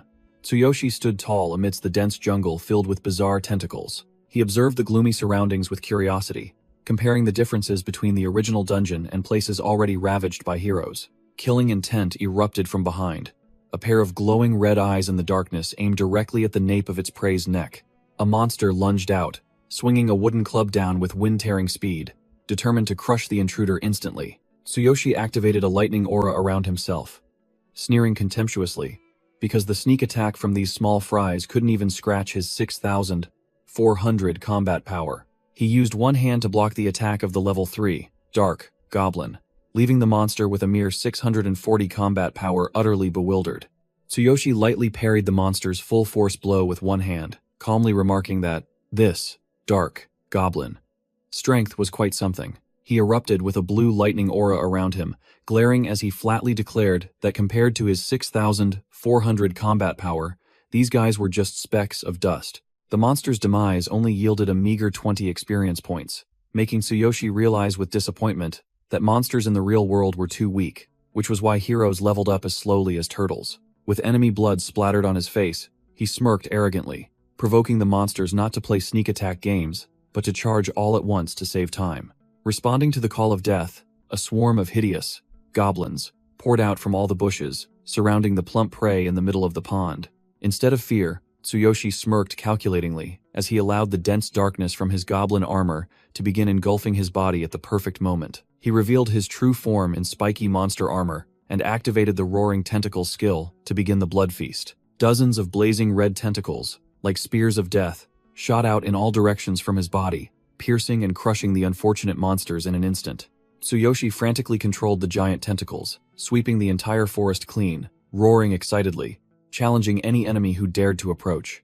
Outside the teleportation gate, the guild staff looked at his watch, sweating profusely, nervously muttering that surviving for nearly an hour alone was already beyond imagination. While the chattering crowd outside was busy preparing an eulogy for the unfortunate soul, Tsuyoshi's figure leisurely walked out of the forest as if taking a stroll in the park. The guild staff was sweating profusely, his eyes wide as if they would pop out when he saw the unbelievable notification on the screen. Tsuyoshi Tsukishiro has passed the test. With a combat power of 6,400 crushing all logical standards, Tsuyoshi appeared disheveled and calmly asked for a place to wash his hands, as if he had just returned from farm work instead of slaughtering monsters. The teleportation gate glowed with dazzling golden light, welcoming the glorious return of the monster disguised as a rookie. Gaia, the level 9 guy, with a mere 1,200 combat power, was loudly shouting, demanding protection money, and claiming to be the savior of the weak rookies. Ignoring the trashy instructor who was rambling about being denied assistance, the crowd began to whisper, reminding him to watch his mouth because the solo challenger had actually returned alive. The platinum-haired swindler still tried to save face by pretending to lower the protection fee, but a flurry of notification bells interrupted his clumsy act. He answered the phone with an arrogant attitude, acting busy like a VIP, and snapped at the other end of the line to get straight to the point. Gaia's face contorted in extreme shock. He roared in denial upon hearing that the rookie he despised had single-handedly passed the difficult test. While Tsuyoshi calmly washed the blood from his hands under the faucet, Gaia rushed over, yelling questions like a madman, unable to accept the truth that he was merely a frog in a well. Tsuyoshi casually splashed water on his face, ignoring the coach's nagging that he was just a lucky level 4 rookie. Gaia couldn't swallow his anger. He yelled, accusing Tsuyoshi of definitely using high-grade items since there was no precedent for a rookie passing the solo test. Tsuyoshi slicked back his wet, disheveled hair, smirking as he retorted sharply that just because no one had done it didn't mean it was impossible. He delivered another slap to the opponent's face with the sarcastic remark that his biggest motivation was almost being extorted for 20,000 inches unjust fees. Infuriated by the direct taunt, Gaia grabbed Tsuyoshi's collar, yelling for answers and brandishing his crazy wolf gang member status as a threat. Tsuyoshi looked down at the person gripping his shirt with contempt, coldly judging that with a paltry level 9 and 1,200 combat power, that guild was nothing special. His pride wounded, Gaia furiously channeled energy into his fist, roaring as he intended to teach the arrogant rookie a lesson he'd never forget. The level 9's fist, enveloped in golden energy, tore through the air with what he believed was lightning speed. Tsuyoshi casually raised his hand, catching the opponent's fist as if swatting a fly, and calmly asked if this level 9 power was even enough to scratch him. Cold sweat beaded on Gaia's forehead. He was horrified to realize Tsuyoshi's speed and strength far exceeded the typical understanding of a level 4. Suddenly pulling a sharp dagger from his sleeve, the coach decided to play dirty when his fists couldn't solve the problem. Tsuyoshi's eyes widened at this despicable act. He quickly raised both hands, shouting for his opponent to stop for a moment. Ignoring the warning, Gaia roared, demanding to know what he was hiding, then swung the dagger down with overwhelming killing intent. Tsuyoshi raised his hand to block, activating the defensive effects of his dark goblin armor combined with ultimate physique, causing the dagger to shatter upon contact with his skin. Holding the broken dagger hilt, Gaia broke out in a cold sweat, realizing the impact felt like solid rock, not human flesh. He pointed directly at Tsuyoshi, firmly asserting that this rookie was wearing some kind of high-grade equipment under his tank top. Tsuyoshi began to sweat coldly, not from fear of his opponent, but from worry that he had accidentally revealed the secret of his overwhelming power to the people of this world. Greed rising, Gaia smirked and approached, asking if he had found that fancy item in a cave or stolen it from somewhere. Quick-witted, Tsuyoshi let out a sigh of relief, then pretended to clutch his chest and lament that he had just been scared half to death. He continued his act with a mocking expression, taunting that if the dagger hadn't been scrap metal, he would have truly been in danger, leaving Gaia stunned. Tsuyoshi returned to his professional actor persona with an innocent expression, scratching his head and apologizing for making everyone wait for the recent drama. Examiner glasses confirmed his identity and then handed him the card, officially recognizing him as a legitimate hero of this world. He subtly reminded Gaia not to play such dangerous character test games in front of the organizers anymore, still maintaining his innocent, helpless expression. Gaia flashed a sickly grin that stretched to his ears, his eyes burning with greed and vile calculations, as he looked at his plump prey. Tsuyoshi turned his back and walked into the night, leaving the examiner still bewildered and sweating, not understanding what had just transpired between the two. On his way back, he assessed his own strength.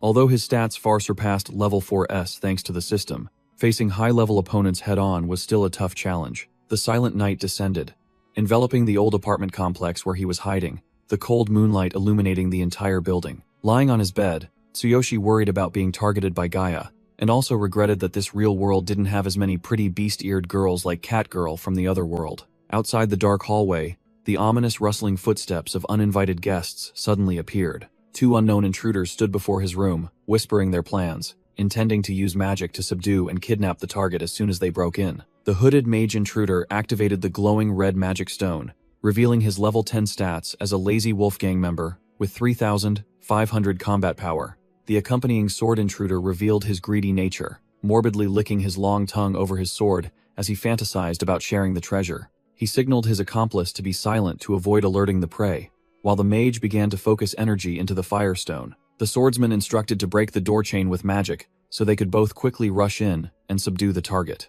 The magic stone unleashed a stream of fire, melting the door lock in an instant, clearing the way for their raid. Tsuyoshi didn't wait to be ambushed. He actively kicked open the door from the inside, activating Heaven Shaker to send both assassins flying into the hallway.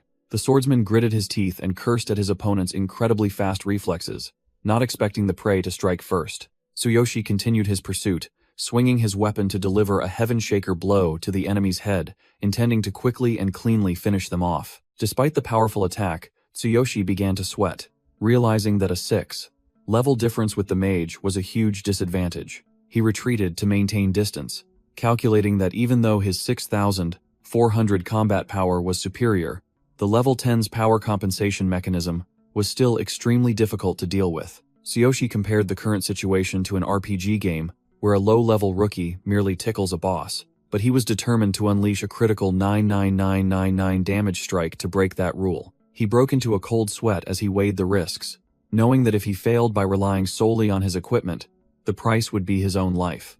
The bald mage intruder stood up arrogantly, boasting about his super defense magic robe and declaring he would kill and rob him on the spot. The mage frantically activated the magic stone, roaring and unleashing a flame jet to incinerate his target in an instant.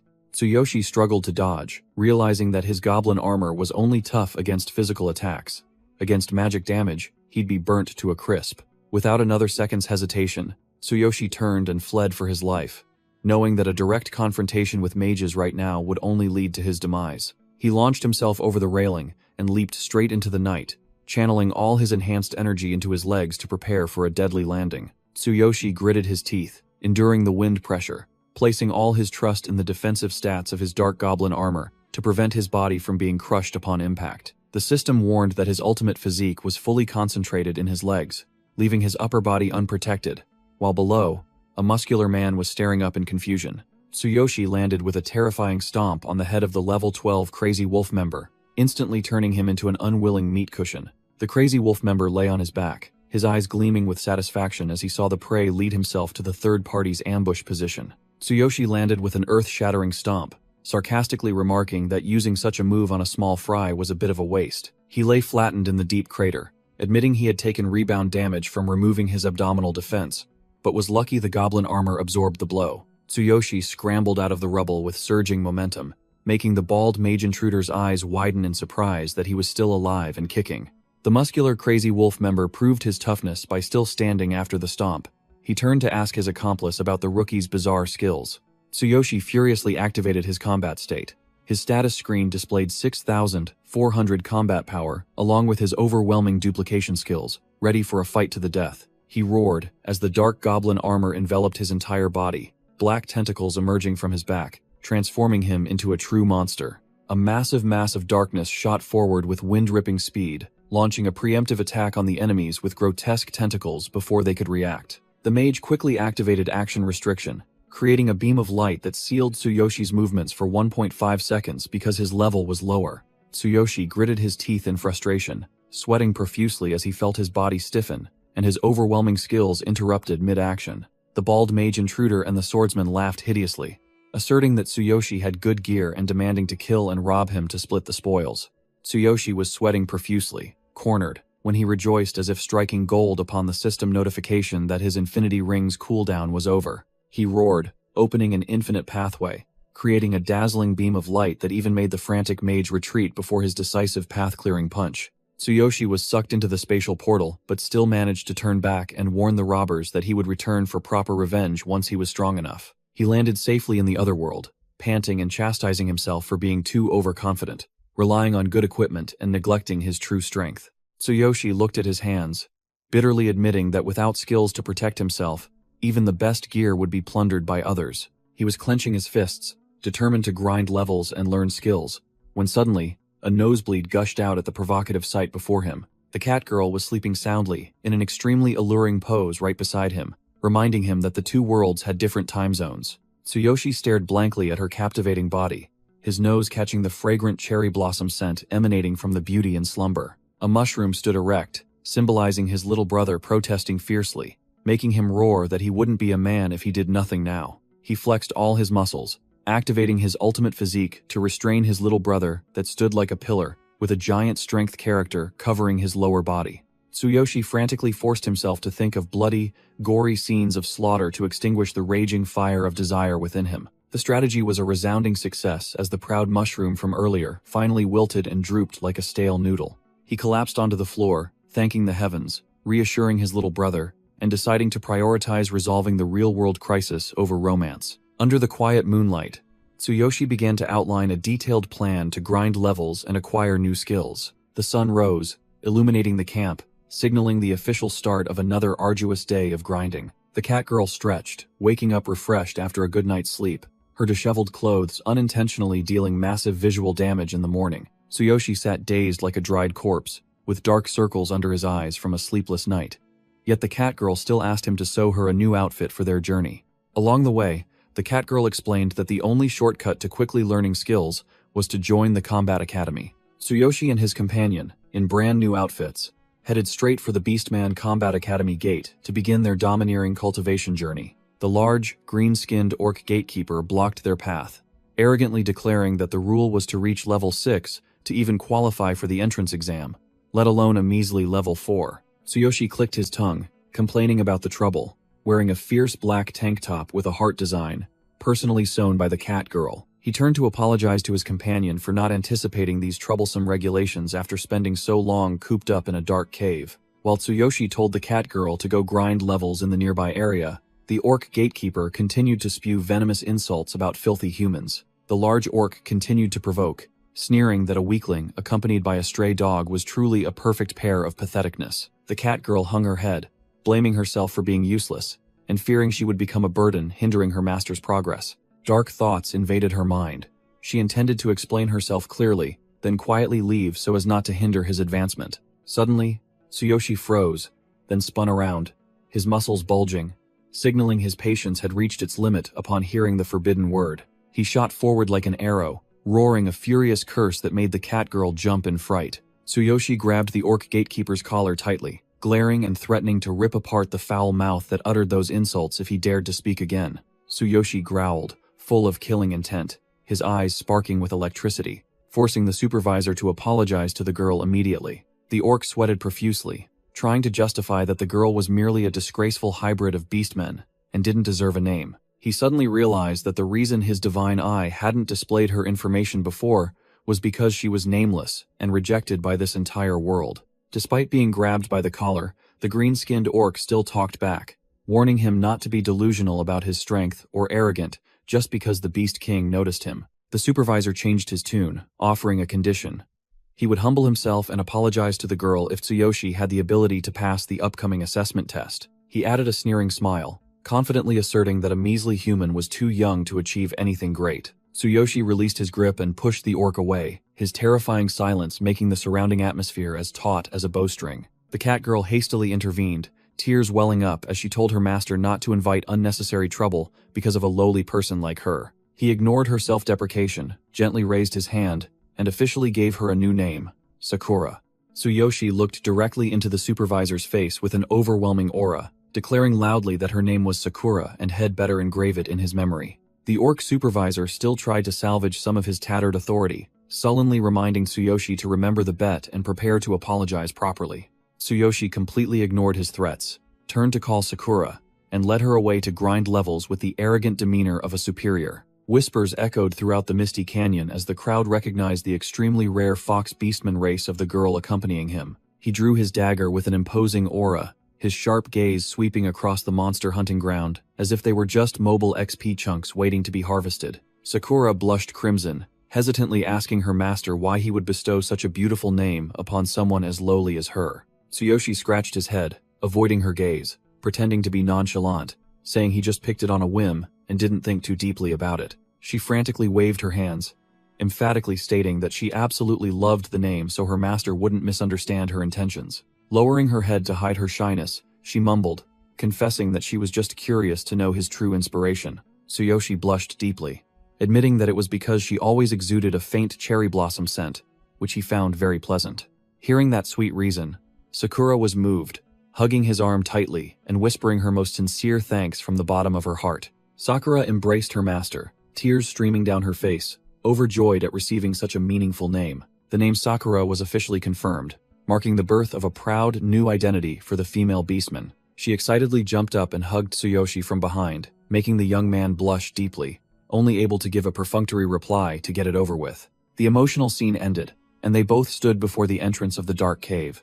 Tsuyoshi spoke, signaling the start of the real hunt. He wondered if his newly acquired hot item was strong enough for battle, as the echoes from the cave grew closer. a close-up of the sharp iron sword. Though not a top-tier item, it was far superior to the rotten wooden clubs of the goblins. Tsuyoshi confidently swung the sword to test it. With 6,400 combat power, anything felt light as a feather in his hands, ready to tear through this cave. From the darkness, glowing red eyes lit up, accompanied by the threatening growls of monsters lurking, waiting for their prey. 3. Level 5. Fox beastmen rushed out to block their path. But with a paltry 720 combat power, they were mere small fry compared to his true strength. Tsuyoshi ordered Sakura to step back to avoid having the system deduct experience points due to the level difference. While she moaned happily at being called by name, Tsuyoshi charged forward with great momentum, brandishing his brand new iron sword, intending to test its sharpness right away. Sakura hastily reminded her master that these fox beastmen were extremely agile, so he shouldn't swing his sword too wide lest he expose his flank for them to bite. He admitted the monster's speed was no joke as he swung his sword, creating a blue streak that cut through the air, striking the approaching enemy. The monster bared its fangs and claws, lunging straight at Tsuyoshi with a triumphant look, unaware it was rushing headlong into its death. The beast's sharp fangs sank into Tsuyoshi's shoulder, but only a dry clang was heard, thanks to his ultimate physique skill, which turned his muscles into cold steel. The foxes stared at each other in bewilderment, their red eyes showing extreme confusion as their signature attack was utterly useless against this monster. Tsuyoshi looked at his enemies with contempt, coldly asserting that with such trash combat power, they shouldn't dream of scratching his skin. Sakura watched from the sidelines, her eyes shining with admiration, realizing her master was truly a divine chosen one, taking on all the small fry monsters for high-speed leveling. He learned a crucial lesson. When facing agile opponents, speed was key. Then he unleashed a lightning-fast finishing blow that made the foxes vanish. The battle ended swiftly, with a shower of experience points raining down. Tsuyoshi stood proudly, savoring the feeling of monopolizing the farming spot all by himself. Tsuyoshi's sharp eyes gleamed with calculation as he began to analyze the current speed and battle situation. Facing the prospect of taking on 3 high-level monsters with overwhelming stats, he admitted this fight would be tough if he didn't quickly close the level gap. The immediate goal was clear on the status board. He needed to fill 4 empty skill slots to optimize his destructive power. Tsuyoshi boldly declared to Sakura that he would grind straight to level 6 right here to make that arrogant beastman kneel and beg for mercy. Without a second's hesitation, both shot off like arrows through the jagged rock walls in search of their next prey. The level 7 Dark Fox Beastman boss appeared towering, with sharp fangs and glowing red eyes reeking of danger. The monster lumbered through the cave, carrying a colossal greatsword on its back, its mere sight exuding terrifying power. Upon seeing the exquisite weapon radiating a blue aura, Tsuyoshi drooled with desire, wondering if killing it would drop good loot. He hid behind a rock, his eyes shining like car headlights, praising the sword's length and power before turning to ask his assistant for her opinion. Sakura quickly explained the drop rate mechanism based on rarity, advising her master to fight relentlessly until he got his hands on the hot item. Tsuyoshi nodded in satisfaction, realizing this world operated exactly like a game with specific drop rates, making everything much easier to understand for a gamer like him. He hid behind the rock, checking the opponent's stats, confirming that this level 7 Dark Fox Beastman boss possessed a formidable combat power of 1,500. The ultimate goal was the Dark Frostlight sword, but its mere 6% drop rate made him click his tongue in regret, as this exquisite item was too difficult to obtain at his current level. Just when he was in need, the system unexpectedly activated the item exchange feature, as if reading his greedy desire to pay to win. Tsuyoshi meticulously studied this brand new interface and discovered that the only item for sale was a drop rate increase scroll. This scroll increased the drop rate by 30% for 1 minute and required redemption using the number of monsters killed, a condition he easily met with 114 kills. He smirked triumphantly, realizing that the number of corpses he had left in both worlds combined into a massive resource pool for shopping. Tsuyoshi's eyes widened with excitement, as he quickly calculated that if he used 3 scrolls at once, the drop rate would skyrocket to an almost absolute 96%. Without a moment's hesitation, he immediately exchanged for 3 glowing golden scrolls, ignoring the system's warning about not having an inventory, as he intended to use them right away. Tsuyoshi hastily stuffed the treasures into his pants pocket and charged straight towards the boss with burning determination to snatch the sword, while Sakura enthusiastically cheered him on from behind.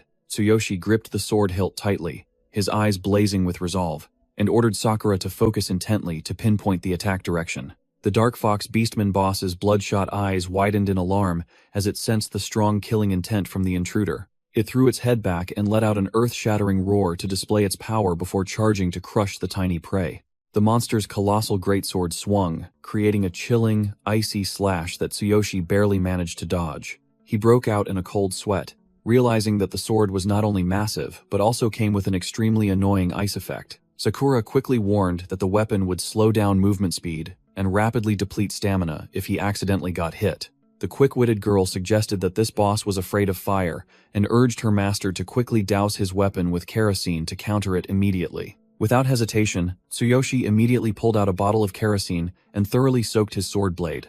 The liquid spontaneously ignited upon contact with air. No spark needed. With the sword blade fiercely ablaze in his hand, he proudly declared war, challenging whether the monster's ice or his fire would be the ultimate victor. Tsuyoshi shot into the air and brought the blazing sword down hard on the monster's head, shouting greedily, "Give me that sword!" Sakura loudly pointed out the monster's vital points were its armpit and neck, urging her master to aim directly for them. Tsuyoshi seized the opportunity immediately, roaring to confirm his target before charging into attack without hesitation. The blazing sword tore through the air, slashing into the enemy's flesh, creating a sharp whistling sound along with explosive burning effects. The Dark Fox boss shrieked miserably as fresh blood gushed from the fatal wound directly under its armpit in extreme agony. The system immediately announced that the cowardice status had been activated on the monster, causing its morale to drop and making it take double damage for 15 seconds. Tsuyoshi smirked with delight upon discovering this overpowered effect, his eyes glowing with brutal, predatory intent. Not wasting a single second, he relentlessly pressed his attack to fully exploit the deadly openings of his panicking opponent. Sakura quickly reminded her master that enemies in this state would reveal more weaknesses, but he still needed to be careful to dodge attacks. Tsuyoshi gave a concise thank you, then tightened his grip on the sword, his focus and killing intent pushed to their peak. He glided like the wind around the roaring giant monster, continuously delivering fierce, punishing slashes to the disadvantaged enemy. Tsuyoshi broke out in a cold sweat, admitting that if Sakura hadn't prompted him in time, his small life would surely have been gone long ago. The Dark Fox boss panted, exhausted, its icy greatsword trembling with each heavy breath of the defeated foe. Following his assistant's guidance to aim for the neck, Tsuyoshi plunged down from above, his eyes blazing with deadly blue fire, ready to deliver the decisive blow. He activated Ultimate Physique, channeling 60% of his full body strength into his hands, boosting his destructive power to a maximum of 200% to ensure a one-hit kill. The precise strike to the vital point caused the monster to take triple damage. The system immediately reported a 1-5-second weakened status for the heavily battered foe. Sakura cheered excitedly at the overwhelming advantage but didn't forget to remind her master to keep a cool head and absolutely not let his guard down until the very last moment. "This ends here," Tsuyoshi roared, flipping in mid-air to deliver the finishing blow while the beastman could only look up at the sword of death in despair. The Heaven Shaker skill was unleashed, creating a terrifying tremor that crushed the opponent to the ground with overwhelming, irresistible power. Seeing her master's resounding victory, Sakura jumped for joy, her eyes shining brightly as she showered him with praise, her face filled with utmost admiration. Tsuyoshi lightly wiped the wound on his cheek, flashing a proud, satisfied smile, having just experienced a truly gratifying battle, befitting a hardcore gamer. The moment the boss fell, he quickly tore up the 3 scrolls, buffing the drop rate to 96% to extract every last bit of value from the corpse. Tsuyoshi sighed in relief, a smug look on his face, for perfectly executing his luck manipulation move at the very last second. The system announced the defeat of the level 7 boss, awarding a bonus of 3000 XP, along with the exquisite Dark Frostlight sword, making Sakura marvel at her master's incredible luck. He gripped the sword hilt tightly, keenly aware that no matter how strong his muscles were, he still needed a proper weapon to optimize his damage. The colossal blade radiated an icy blue frost, clearly a high-quality item capable of cutting through steel like butter. Tsuyoshi swung the sword to test it. His combat power soared to 4,600, and he set his goal to grind to level 6 tonight, to be ready for the crazy wolf gang. He slung the greatsword over his shoulder with a cool demeanor, turning to ask Sakura if there were any good farming spots for quick leveling. His capable assistant immediately showed off a return card, an overpowered item that instantly revived monsters in the cave. Tsuyoshi was speechless and broke out in a cold sweat when he saw Sakura pull out piles of scrolls and health potions. She truly was a wealthy patron. The card was activated, resetting all monsters, and both charged back into the cave with surging enthusiasm to begin a new, bloodier farming round. Tsuyoshi swung the dark frostlight sword, creating a bone-chilling cold current that slowed enemies, while Sakura asserted that this was just the beginning of his overpowered arsenal. Although he possessed the Divine King's hammer in his inventory, he bitterly admitted that his current ultimate physique could only sustain its power for a mere second before shutting down, so he still needed to become much stronger. Without further ado, he activated the return card to drag the Dark Fox boss back up for a second beating, with its icy greatsword in hand. After clearing out the minions, Tsuyoshi proudly announced that he had reached level 5, with his combat power hitting 5,800. Ready to make mincemeat of the boss once more. The real fun began as he continuously spammed the return card, charging in to greet the monster with fatal slashes from the third to the fourth time, much to Sakura's delight. By the sixth revival, the poor boss was utterly exhausted, gasping for breath under Tsuyoshi's brutal exploitation, making even Sakura feel guilty for it. Sweat streamed down his face, but his eyes blazed with extreme excitement as he felt his power increasing with every passing second. A final sword strike finished off the boss, helping him level up to 6, fully recover his stamina, and farm a complete set of Ultimate Fox Beastman equipment. With his current overwhelming combat power, Tsuyoshi clenched his fist confidently, his eyes shining brightly, declaring that he was ready to crush the upcoming test. At the Combat Academy gates, the foolish orc gatekeepers began to mock and scoff when they heard that someone dared to participate in the assessment with only a paltry level 6. 2 orc gatekeepers sat warming themselves by the fire, openly despising the weak human who dared to dream of entering their sacred territory.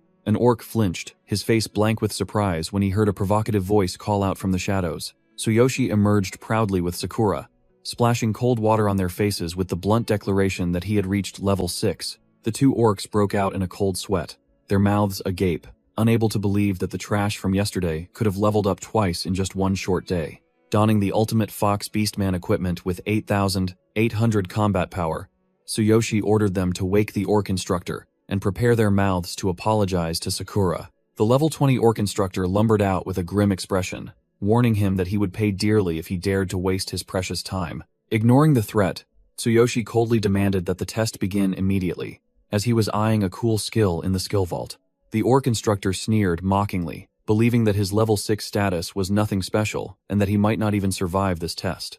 The orc gatekeeper next to him still hadn't recovered, his face drained of color as he thought of Tsuyoshi's absurd, rocket-fast leveling speed from 4 to 6. Tsuyoshi sealed the deal, forcing his opponent to apologize if he won, which made the orc instructor, despite scoffing at the human's arrogance, accept this interesting game. The priest commander mysteriously appeared, declaring that the rule was only the strong had the right to enter the academy's skill vault. The test was a towering rock in the middle of the courtyard, requiring candidates to crack it with a single punch to prove their strength. Tsuyoshi looked at the rock with disdain, finding the task too easy, while Sakura beside him was bewildered, not understanding what was happening.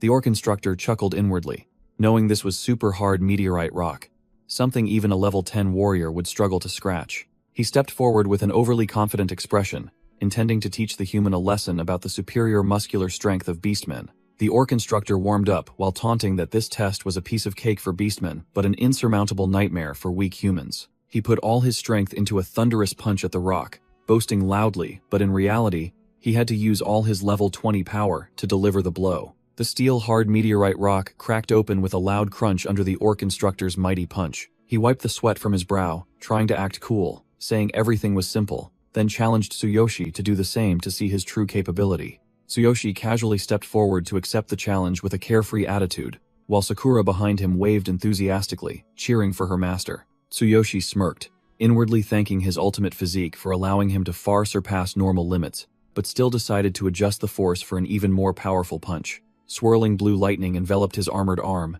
signaling an impending attack of destructive power. He concentrated 50% of his full body strength into his right arm, activating the terrifying potential of his ultimate physique to prepare to blow everything away. The orc instructor was still rambling on, disparaging weak humans, completely unaware of the disaster about to befall him. Tsuyoshi's eyes flashed with deadly blue light, his fist accumulating energy with a sizzling sound, as if the surrounding space was being compressed. Before the orc could finish his contemptuous words, an earth-shattering explosion rang out, cutting short all his arrogance. A colossal pillar of blue light shot straight into the sky, instantly pulverizing the meteorite rock into dust, completely asserting his superior class. The orc instructor and the orc gatekeeper froze completely, their eyes wide, mouths agape, unable to believe the insane sight before them. The aftershock from the punch created a whirlwind that blasted the faces of the orcs, forcing them to shut their eyes and endure the terrifying pressure. Tsuyoshi scratched his head with an innocent expression, casually remarking that the test was too easy and wondering if he had accidentally used a bit too much strength. Sakura cheered excitedly because, as expected, her master had officially unlocked access to the skill vault. The orc instructor and the orc gatekeeper's faces were drained of color, sweat pouring off them as they witnessed the test rock being pulverized by a single punch. Tsuyoshi calmly dusted off his hands, then turned to ask the trembling orc if his destructive display was considered a pass. The orc instructor frantically denied everything, slyly fabricating a story that he hadn't seen it and that the rock was already cracked, brazenly failing him. Tsuyoshi and Sakura were dumbfounded, utterly speechless at the examiner's shameless audacity and blatant reversal. The orc quickly tried to cover it up by switching to a test of bending an iron bar, sweat pouring from him in fear. He strained his neck to explain that this was super hard, high-quality steel, challenging even the muscular strength of the toughest beastmen warriors. Tsuyoshi activated 50% of his strength in both hands, twisting the steel bar into scrap metal as easily as breaking noodles, making the orc instructor's eyes bulge in disbelief. Out of options, the orc played his trump card, the sunglasses-wearing T-800 warrior, the strongest in arm wrestling, whom even he couldn't defeat. Tsuyoshi channeled 70% of his strength into his right hand, slamming the T-800 warrior so hard he flew into the air, causing the orc instructor to be so shocked he spat blood. Tsuyoshi growled, his eyes blazing with murderous blue light, asking again to confirm if his recent display was enough for him to pass, or if he needed to destroy anything else. The orc instructor and the orc gatekeeper were drenched in sweat from fear, hastily giving a trembling thumbs up to confirm he had passed immediately, not daring to utter another word. Not letting the matter drop, Tsuyoshi took Sakura's hand and pulled her along, coldly reminding the orc to fulfill his promise and apologize to her right then and there. The orc instructor gritted his teeth bitterly, his face contorted, but for the honor of a beastman warrior, he had to swallow his anger and keep his word. The orc bowed his massive back, wailing a pathetic apology that made Sakura blush crimson, as she had never been respected by a superior in such a way. Sakura, flustered, covered her mouth and mumbled that she was used to being treated poorly as a matter of course, so her master didn't need to make such a big deal out of it. Tsuyoshi brushed aside her self-doubt, ordering her to hold her head high and accept this apology as a proud victor. Sakura's eyes sparkled with admiration and emotion, and she blushed, obediently complying with her master's wishes unconditionally. Regaining her confidence, Sakura puffed out her chest proudly, flashed a radiant smile, and boldly declared that she accepted the arrogant examiner's apology. After the satisfying display, the group headed towards the towering skill vault in the night, where it was stipulated that each person could only choose one scroll to increase their power. The orc instructor broke out in a cold sweat, trying to salvage some dignity as he warned that each person could only take one item, and not to even think about greedily hoarding in this rule-bound academy. He emphasized the life or death rule. Within 3 minutes, they had to choose and break the scroll's seal, or else the vault's rules would permanently kick them out. To protect the treasure, master mages had set up magic seals on each scroll and erected rule barriers to filter members, ensuring no one could cheat. Tsuyoshi rubbed his chin, calculating that this was more troublesome than expected, while Sakura also nodded, confirming that high-level academies always had such harsh, jungle-like rules. The heavy stone door opened, and the orc instructor stepped aside to make way, but not without threatening that any attempt to steal would be justly punished by the barrier. Resolute footsteps echoed, signaling the start of the 3-minute countdown, and Tsuyoshi plunged into the race to choose a hot item with determination. Tsuyoshi had stripped off his bulky armor, revealing his muscles in a black tank top. He and Sakura were overwhelmed by the massive skill treasury, which would awaken greed in anyone. Sakura was confused by the tightly sealed scrolls with unknown contents, while Tsuyoshi just wanted to use his brute strength to quickly smash these annoying seals. He picked up a scroll and pondered, intending to use his absolute duplication skill to copy a good one, but he was afraid of ending up with a trash skill in this mysterious jungle. Tsuyoshi suddenly blushed crimson and chuckled like a pervert, as he remembered that the activation condition for absolute duplication was to touch the opponent's chest, to feel their heartbeat, a deployment too sensitive with. Sakura. Tsuyoshi gripped the scroll tightly, his eyes sharp, determined to find a signature skill to send the troublesome trio of enemies lingering in his mind to their demise. He channeled power into his sinewy hands, causing electricity to surge along the scroll, forcing the stubborn seal to burst open with a crisp explosion. The notification board displayed Shield Bash, a crude skill that uses a shield to stun opponents, but it's meant for sluggish defensive types. Tsuyoshi dismissively waved it away, wondering what he would do with a shield, while Sakura cheerfully called out from behind, having found a new item. It was another trick with wind steps, a speed-boosting evasion skill for fast-moving archers, completely out of sync with his style. Sakura excitedly introduced Warcry to buff team morale, but Tsuyoshi bluntly refused, ordering her to keep searching quickly. With only 2 minutes left, Tsuyoshi broke into a sweat and discarded multi-arrow. But luckily Sakura timely presented a counterattack skillbook, capable of reflecting physical damage. Tsuyoshi paused in thought, realizing that this skill's counterattack mechanism, combined with its negative status effect, reflection, might be the golden key he was searching for. He temporarily stored it in his reserve inventory and continued sifting through junk, ruthlessly discarding useless things like Frenzied Sweep or Charm, leaving Sakura speechless beside him. Tsuyoshi looked at the countdown timer, with only 1 minute left. He clicked his tongue, realizing the old method was too slow, and decided to violently break the seal to check the contents inside at once. He turned to remind Sakura to prepare healing potions and energy drinks, then yelled at her to quickly retreat and find cover behind something sturdy. Although Sakura didn't understand what was happening, she obediently followed her master's command, hastily retreating to find cover with a face full of anxiety mixed with confusion. Tsuyoshi knelt down, concentrating intensely. His arm began to crackle with brilliant purple lightning bolts, signaling an extremely powerful skill release was about to erupt. The orc instructor standing guard outside suddenly jumped in alarm, sweat pouring down like rain as he sensed an unusual murderous aura from within. The entire tower shook violently, and streams of purple energy shot through the walls, causing the guards outside to panic completely, not understanding what the hell was happening. Tsuyoshi declared he would smash everything at once. He twisted his body, channeling all his strength into his right arm to unleash a thunderous punch onto the ground. Sakura cowered behind the stone wall, trembling and breaking into a cold sweat, completely overwhelmed by the terrifying aura her master was emitting. The system warned that forcibly activating the Divine King's hammer's power would burn through all energy in 1 second. But Tsuyoshi roared, asserting that 1 second was more than enough for him to clear out this mess. The pitch-black tower transformed into a colossal lightning rod, with frenzied purple lightning bolts dancing, signaling an impending disaster for the orcs. The orc instructor's face was drained of color, sweat pouring off him as he stammered, wondering if this monstrous power truly belonged to a human. Tsuyoshi let out an earth-shattering roar, his right hand summoning the phantom of a colossal thunder hammer, preparing to strike the decisive blow to the ground. Sakura pressed herself against the stone wall, trembling as she exclaimed that if she hadn't witnessed it with her own eyes, she wouldn't have believed this terrifying pressure was real, even if beaten to death. The system announced the Divine King's hammer activated in exactly 1 second. Tsuyoshi seized that golden moment to declare the destruction of all seals with a single, thunderous smash. A colossal pillar of light energy shot straight from the tower's peak into the sky, tearing through the night, its terrifying power sweeping away all surrounding clouds. The orc instructor could only stand rooted to the spot, watching the destructive pillar of light pierce the sky, his mouth agape as he uttered a helpless gasp. After the earth-shattering impact, Tsuyoshi knelt on the ground, panting. Smoke billowed from his body, which had just endured an immense load, accompanied by the sizzling sound of residual heat.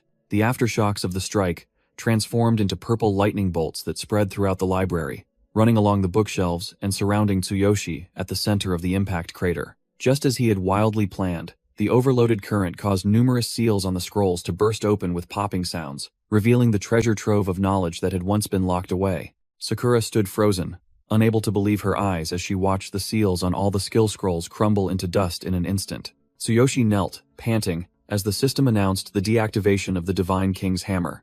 He had succeeded, but the cold countdown showed only 50 seconds remaining for escape. A torrent of data from the scrolls flooded Tsuyoshi's brain like a waterfall, his eyes glowing golden to receive the immense amount of information pouring in. Sakura observed from behind the wooden partition, realizing that the invisible information from the scrolls was growing so terrifyingly vast that the surrounding space began to warp and distort. Before the wall of light that hissed intermittently, Sakura shouted a warning to her master to endure, as a normal human brain could hardly process this damned amount of data. Tsuyoshi clutched his head, in pain, as if it would split open.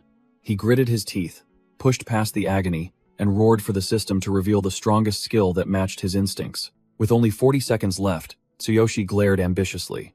He scoffed that his current skills weren't powerful enough, and yearned for something even more dominant. Amidst the chaotic sea of knowledge, Tsuyoshi's keen senses immediately locked onto a scroll emitting fierce blue lightning bolts. That secret scroll radiated a wild surge of lightning energy, floating proudly and completely distinct in class from the other mediocre skills. The countdown dropped to 30 seconds.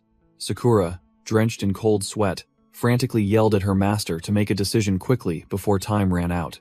Tsuyoshi roared, pinpointing the exact location of the hot item on the bottom shelf in the hidden corner for Sakura, having locked onto his target. Sakura obeyed instantly, stomping the ground as she shot off like an arrow through the wind to retrieve the item for her master. The cat girl leaped into the air, heading straight for the glowing target, as the life or death countdown showed only 20 seconds remaining. The moment she touched the lightning skill scroll, Sakura flinched, realizing it was a tattered, incomplete piece of junk. The tattered scroll emitted a blue electric current.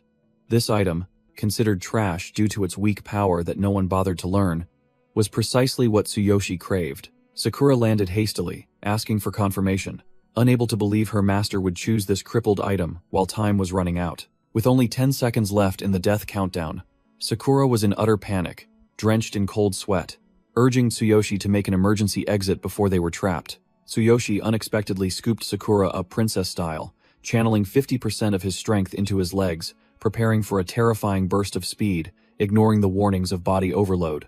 Outside the tower, the orc instructor smugly thought the human brat was about to be kicked out.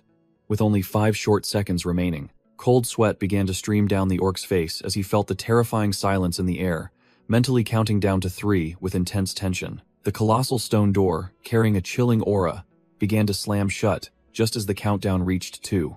An earth-shattering crash echoed precisely at 1 second, a powerful surge of pressure sending the dumbfounded gatekeeper outside flying. As the dust cleared, Tsuyoshi was revealed, carrying Sakura in his arms. He panted, declaring he had completed the mission right at death's door. The cat girl nestled in her master's arms, her worried gaze fixed on his trembling, sweat-beaded arm. In Tsuyoshi's hand was the miserably tattered skill scroll, causing the imagined orc instructor to appear and sneer at this foolish choice. The system displayed information about Thunder Chain Fall, a heavy combat magic capable of paralyzing 3 targets simultaneously, but requiring extremely high aptitude. The old priest commander emerged from the shadows, his voice grave as he revealed that for an entire millennium, no madman had dared to touch this piece of junk. He explained the first reason. This skill set was torn into 6 scattered pieces across the world, making it an impossible task for anyone to gather all the fragments. The second reason was far more gruesome. Every greedy beastman who attempted to cultivate it had their body explode from the wild energy, leading to a tragic death. Tsuyoshi, sweating, asked if anyone had ever succeeded. The old man narrowed his eyes, raising a single finger to affirm that there was indeed one sole exception.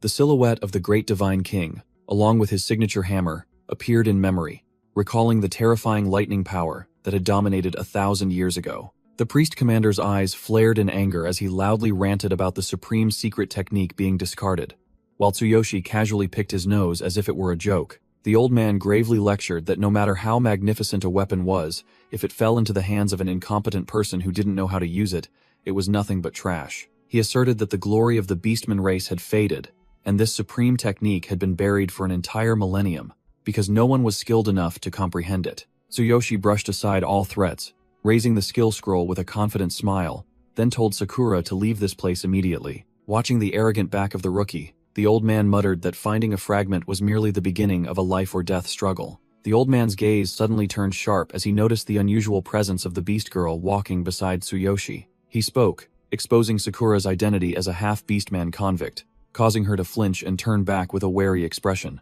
The old man bared his fangs, growling as he questioned if she intended to sacrifice her naive master to conceal her shocking secret. Sakura coldly retorted that it was none of his business, then turned and walked away, leaving the old man standing alone with a frustrated huff. Leaving the warnings behind, Tsuyoshi and Sakura walked into the sunset, while the one left behind silently challenged how far they would go on this path of death. He checked his bulging muscles and confirmed the system's full recovery notification, though he still grimaced, complaining that his companion's terrible medicine was impossible to swallow. Sitting in the resting tent, Tsuyoshi coughed violently from the horrible taste of the potion, wondering what kind of monstrous thing she had put in it to torture his taste buds.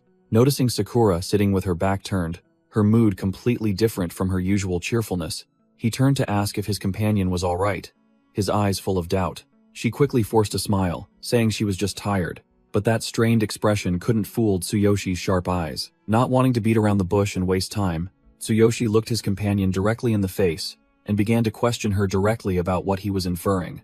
The blunt question about her almost being executed due to her mixed heritage extinguished the smile on Sakura's lips, replaced by a cloud of gloom. A vision of her surrounded by orcs flashed in Tsuyoshi's mind. He stated firmly that if she hadn't been saved, she would have been the next corpse on the execution block. Sakura frantically waved her hands and feet, demanding to change the subject immediately. She brought up the skill scroll to deflect, trying to avoid the painful past that had just been stirred up. Tsuyoshi smirked excitedly, realizing that the Thunder Chain skill required immense physical strength, something tailor-made for his genuinely dominant physique. Sakura's attitude changed in a flash. She smiled brightly, asking if her master was ready to depart now that the tense atmosphere had dissipated. Stretching refreshingly under the clear blue sky, Sakura enthusiastically declared that today was a beautiful day, perfectly suited for her master to level up. Tsuyoshi stared at the ring on his hand as the system announced the boundless path had finished its cooldown, but he coldly stated that he needed to settle his debts first. A murderous half-smile appeared as the teleportation skill activated. He had already calculated a plan to deal with the 3 bastards who had dared to cause trouble earlier. He roared a vow to send them to hell as promised, simultaneously activating the Thunder Chain Fall skill with an overwhelming combat power of 8,800. A surge of electricity streaked across space with a piercing hiss, tearing through the air to open a solitary path for the hunter. Tsuyoshi suddenly appeared from thin air, surrounded by lightning. He roared, proudly declaring his return, catching his enemies off guard. He landed in an ambush stance, his sharp gaze fixed on his prey, calculating every second precisely before launching a preemptive strike. Diving down like a meteor to break through the mage intruder's defense, Tsuyoshi realized he needed a heavy-duty toy to unleash his new skill. The Divine Consciousness storage was immediately activated. Tsuyoshi's ring-adorned hand reached into the virtual space, grabbing the hilt of a weapon, preparing for a massacre. Tsuyoshi drew the black freezing flash sword from his inventory. A surge of chilling air and lightning enveloped the blade, signaling the start of a slaughter. The mage intruder and the sword intruder stared wide-eyed at the high-grade weapon appearing from thin air. Greed surged within them, making them want to kill and steal immediately. The sword intruder charged forward with a crazed expression, yelling orders to his accomplices to kill their prey first before dividing the spoils. Tsuyoshi looked at the trash with cold, sharp eyes, growling that they were the ones who had started this foolish war. Gripping the sword hilt with both hands, Tsuyoshi gathered his strength and swung the weapon high, creating an overwhelming attack stance that made the enemies below look tiny. The baldy mage intruder broke out in a cold sweat from terror. He realized this terrifying aura could only come from a high-level warrior. Tsuyoshi swung the greatsword down with terrifying speed, creating streaks of energy that tore through the surrounding air. A colossal pillar of lightning energy erupted from the point of impact, engulfing buildings and dyeing the night sky purple. The blinding light of the lightning illuminated the stunned faces of the mage intruder and the sword intruder as they realized they had no escape. The Thunder Chain Fall skill activated. Vicious lightning bolts descended from above, incinerating and paralyzing all the wretches amidst their desperate screams. The mage intruder and the sword intruder collapsed, paralyzed. The bald one couldn't believe a mere kid could cast such high-level magic. Tsuyoshi stood tall amidst the smoke, his eyes glowing blue, exuding the bloodlust of a true hunter. The mage intruder broke out in a cold sweat as he realized they had gravely underestimated their opponent's strength, and the thought of fleeing began to sprout in his mind. The sword intruder hastily opened his mouth to surrender, but Tsuyoshi continued to advance silently like an unforgiving god of death. A sharp sword strike swung up without hesitation. Tsuyoshi brought it down directly, giving his enemy no time to react. Tsuyoshi looked at his enemy with contempt, growling that they shouldn't make him laugh by begging for forgiveness after trying to kill him. The sword intruder screamed in panic, stammering as he pulled out his crazy Wolfgang member tag to threaten his opponent and find a way to survive. Tsuyoshi coldly swung his sword, finishing off the noisy sword intruder. He ordered his enemy to shut up and die quietly. The mage intruder trembled in fear, witnessing Tsuyoshi's ruthlessness. He understood that his opponent knew full well the consequences of letting a tiger return to the mountains. Tsuyoshi's shadow enveloped the mage intruder, cowering on the ground. He coldly pronounced the death sentence for the last one with the words, "You're next." The mage intruder screamed in utter despair, absolutely refusing to be killed so easily. He unleashed his expensive trump card, the adhesive blast fruit, a rare weapon capable of clinging tightly to a target to inflict immense damage. Tsuyoshi froze as he realized the monstrous bomb had latched onto his chest like a hungry leech. Giving his opponent no time to react, the bald man frantically clenched his fist, activating the explosive, and screamed, demanding to send Tsuyoshi to hell. An earth-shattering explosion rang out, and savage flames erupted fiercely, completely engulfing Tsuyoshi's position. The mage intruder laughed maniacally, boasting that this money-burning weapon was powerful enough to tear apart even a level 12 hero, let alone a level 10 nobody. Amidst the raging inferno, he continued to yell proudly that Tsuyoshi was still too green and naive to confront them. From within the thick smoke and dust, Tsuyoshi's voice rang out, full of sarcasm, complaining about the pain, instantly chilling the atmosphere. The mage intruder smile vanished. He broke out in a cold sweat and stammered in utter horror as he realized the unbelievable. Tsuyoshi emerged, standing tall like a god, thanks to activating his dark goblin armor and ultimate physique. He casually scoffed that the previous attack's destructive power was merely an itch. Tsuyoshi's crimson eyes blazed with surging bloodlust behind the spiky, ash-gray bone mask of the goblin armor. The ground cracked and shattered under the terrifying explosive power as he gathered his strength, preparing to launch himself. Tsuyoshi shot off like a black lightning bolt, roaring his determination to send all three bastards to their demise at once. The tearing sound of wind shrieked piercingly as his movement speed reached a level invisible to the naked eye. Boom! The terrifying impact created a blue energy explosion that sent everything flying and crushed his opponents in an instant. Amidst the swirling dust and smoke, Tsuyoshi stood tall like the Grim Reaper, coldly asking if he could sleep soundly if he let them go. He sheathed the greatsword, muttering to himself that his current low level was precisely why those rabid, crazy Wolfgang dogs dared to provoke him. Looking down at the scattered corpses, Tsuyoshi detested this rotten world, where the weak were merely prey for the strong to tear apart. His gaze suddenly stopped when he spotted a strange, small pouch mixed in the debris on his enemy's body. Tsuyoshi rummaged through the pouch and couldn't hide his surprise upon finding a precious spatial ring, capable of storing items. Tsuyoshi carefully examined the loot he had just acquired.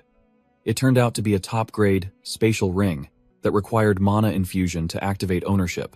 He smirked, pleased to have stumbled upon a bargain that even mediocre heroes could only dream of, and decided to test out his new acquisition immediately. A surge of blue energy erupted around his arm as Tsuyoshi successfully synchronized his mana, confirming that the ring was still brand new and untouched by others.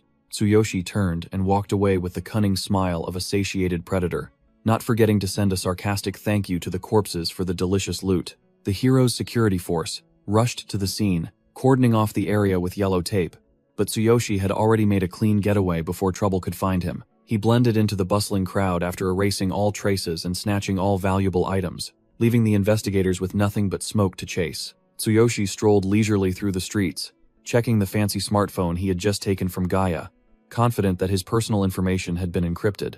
The phone suddenly rang, making Tsuyoshi jump. He frantically flailed his limbs, wondering who would call at such a sacred hour. He regained his composure, activated the modern call interface by his ear, and answered the other end cautiously. Tsuyoshi plopped down onto a park bench as he recognized the familiar voice of his homeroom teacher, Lily, wondering why she was calling when he thought he had already submitted his withdrawal form.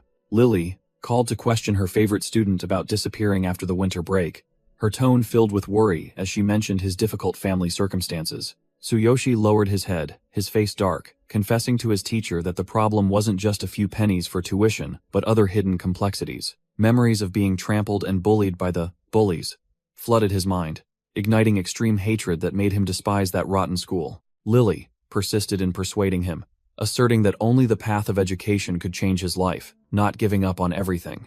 The teacher promised to take care of the tuition fees and advised him not to bury his future in a dirty cleaner's uniform just to earn money for his sister's medical treatment. Tsuyoshi touched his earphone, suddenly realizing that this woman was the only one who truly cared about him, even though she had no idea he was now an overpowered hero. On the other end, Lily burst into emotional sobs, vowing to become a solid support for her student and pleading with him to face things bravely. Tsuyoshi sat thoughtfully on the park bench. His teacher's heartfelt, tearful words had enlightened him, making him change his decision to drop out of school. He sprang to his feet with surging vigor, sealing the deal to return to school tomorrow to teach the bullies, a lesson they'd never forget, with his overwhelming level 6 warrior power. In a dark room, the mystery observer sat watching a screen reporting on 3 lives that had just been sent to the afterlife and stripped of their belongings by an unknown hero. An unknown hand was clenching down on the table, bitterly realizing that the spatial ring, filled with hot items, had been snatched by someone.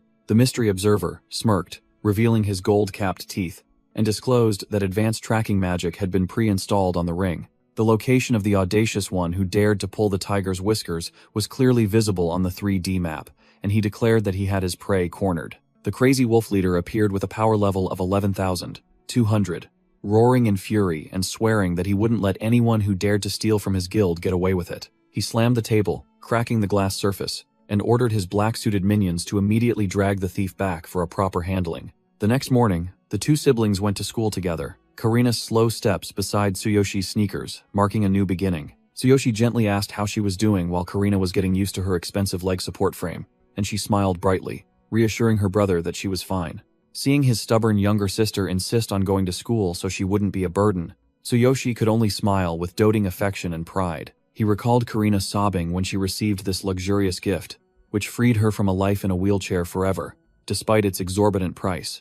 The money stolen from the 3 Crazy Wolf members had all gone into the medical equipment, but Tsuyoshi still kept the spatial ring as capital for his future heroic endeavors. Seeing Karina's radiant smile as she walked on her expensive prosthetic legs, Tsuyoshi felt that all his recent efforts to earn money were worth every penny. He carefully walked right behind her to escort his sister up the stairs, telling her to be careful with each step, and promising to pick her up right after school. 2 female students gossiping in the hallway started whispering, and Vivian quickly recounted Karina's tragic family situation, having lost both parents and her legs. The ringleader, Mina, sucked on her lollipop and feigned sympathy, but her eyes betrayed a look of contempt when she heard that Karina had made it into the news thanks to her tragic accident. Mina licked her lips maliciously, uttering venomous words that the poor wretches in the slums should just die off to free up space, as living only wasted societal resources.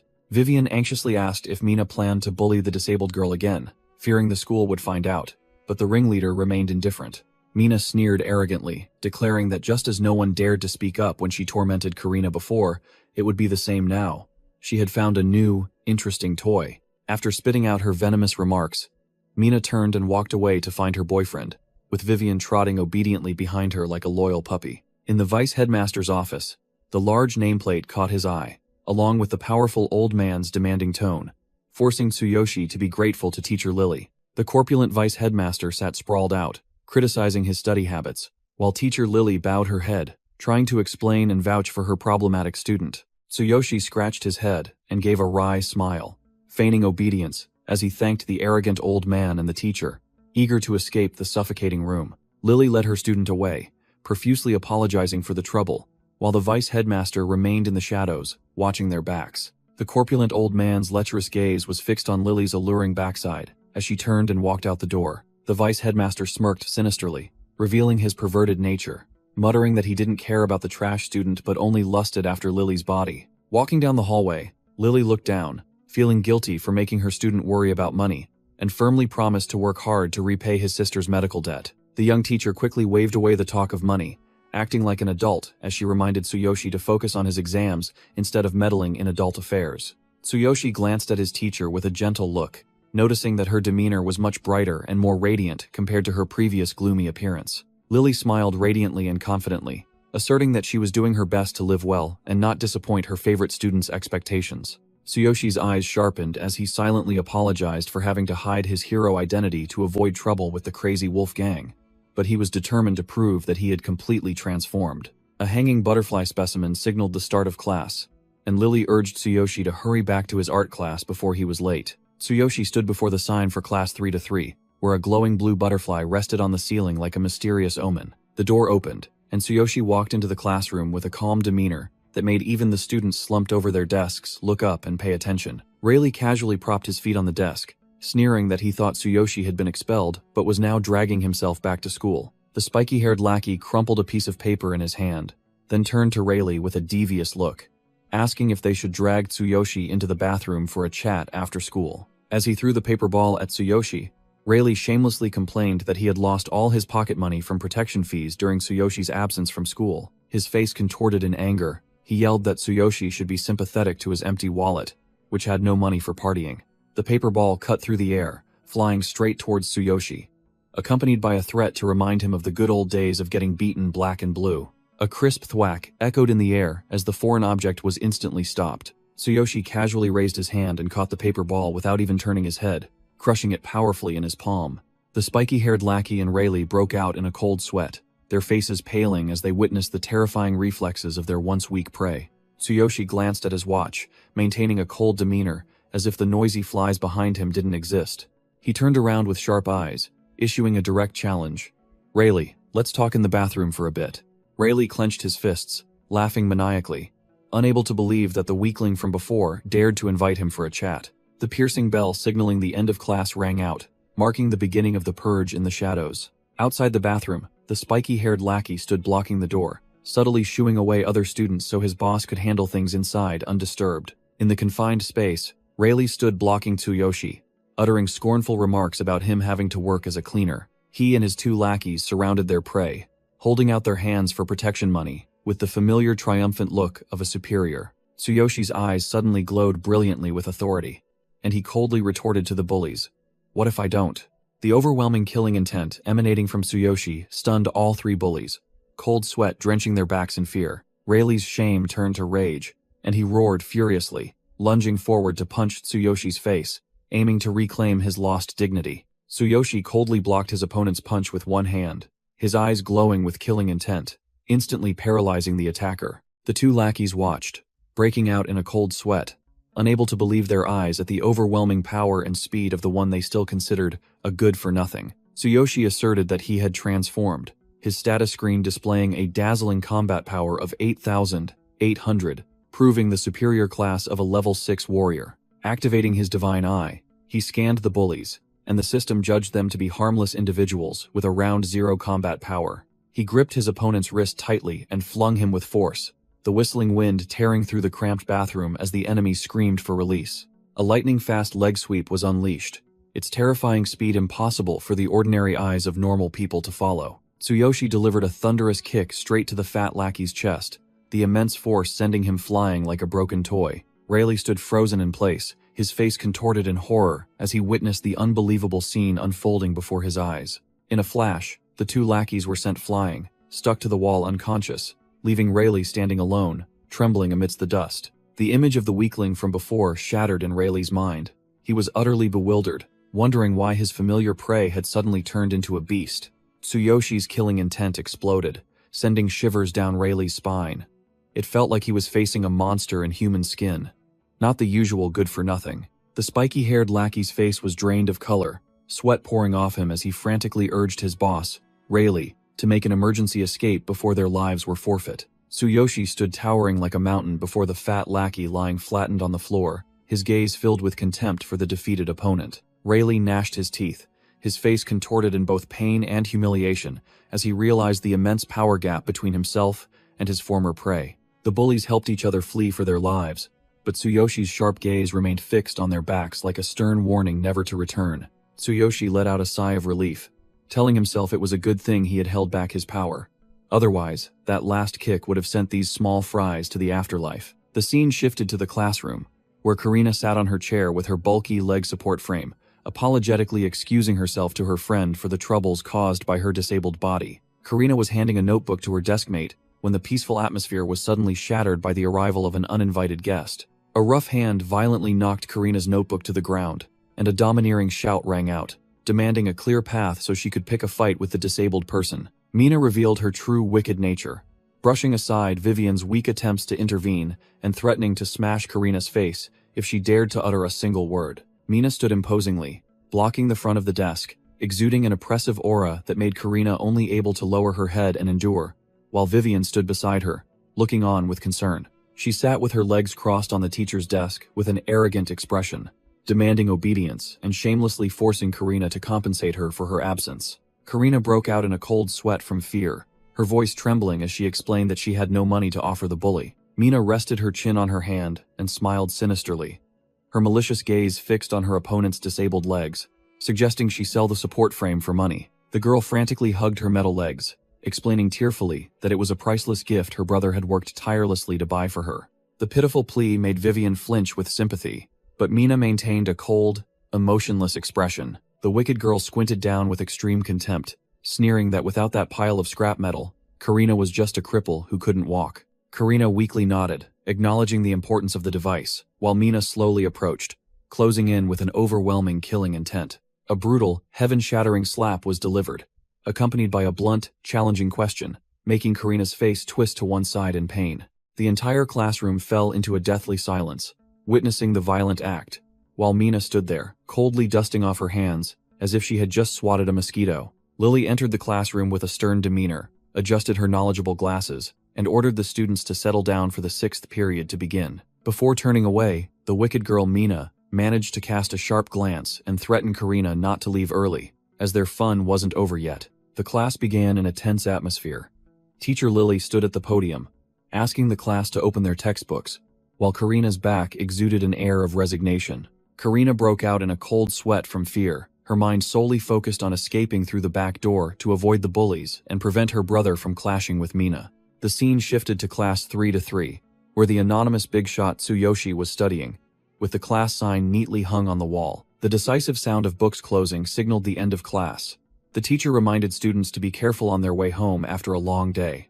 Tsuyoshi and the entire class simultaneously stood up to greet Teacher Lily, with the respectful demeanor of exemplary students. As everyone was bustling to leave, Lily unexpectedly stood timidly at the classroom door and called Tsuyoshi back, her expression slightly hesitant and shy. The homeroom teacher kindly asked if her favorite student had readjusted to school life after a long absence. Lily flashed a radiant smile, her eyes sparkling with hidden meaning as she offered to help Tsuyoshi if he needed anything special today. Tsuyoshi gave a textbook-perfect, professional smile to reassure his teacher that he was fine, and she didn't need to worry. Teacher Lily was still worried, placing a hand on her chest and carefully instructing him to report immediately if the bullies bothered him. The young man put on his deepest act, using his most sincere gaze to thank the beautiful homeroom teacher for her excessive concern. Realizing she was bothering her student, Lily awkwardly sent him home, but didn't forget to reiterate her promise of protection if anything happened. Tsuyoshi waved goodbye, then turned and walked away decisively, ending his act as a good student. He hadn't gone far when a voice called his name,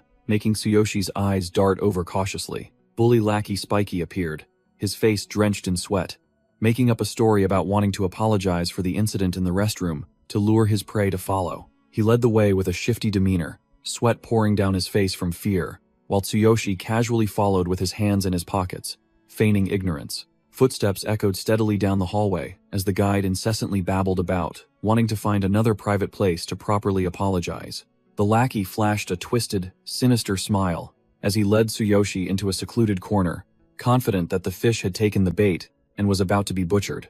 Tsuyoshi walked down the dark hallway, fully aware that someone was lurking behind him with overwhelming killing intent. Loud, sharp stomping sounds echoed on the floor as Rayleigh's lackeys rushed out to block the path, officially closing the encirclement. Bully lackey Spiky smirked triumphantly, reminding his boss Rayleigh not to hit too hard, lest their prey die too soon and spoil the fun. Tsuyoshi activated his ultimate physique, channeling 30% of his strength into his hand, and casually blocked Rayleigh's punch, making him exclaim in horror, "No way!" Rayleigh's face changed color, sweat pouring down him like rain, as he realized his full power punch had been blocked as easily as child's play. Tsuyoshi opened his powerfully glowing blue eyes, coldly despising the bully's petty tricks, while his overwhelming combat power stat of 8,800 appeared.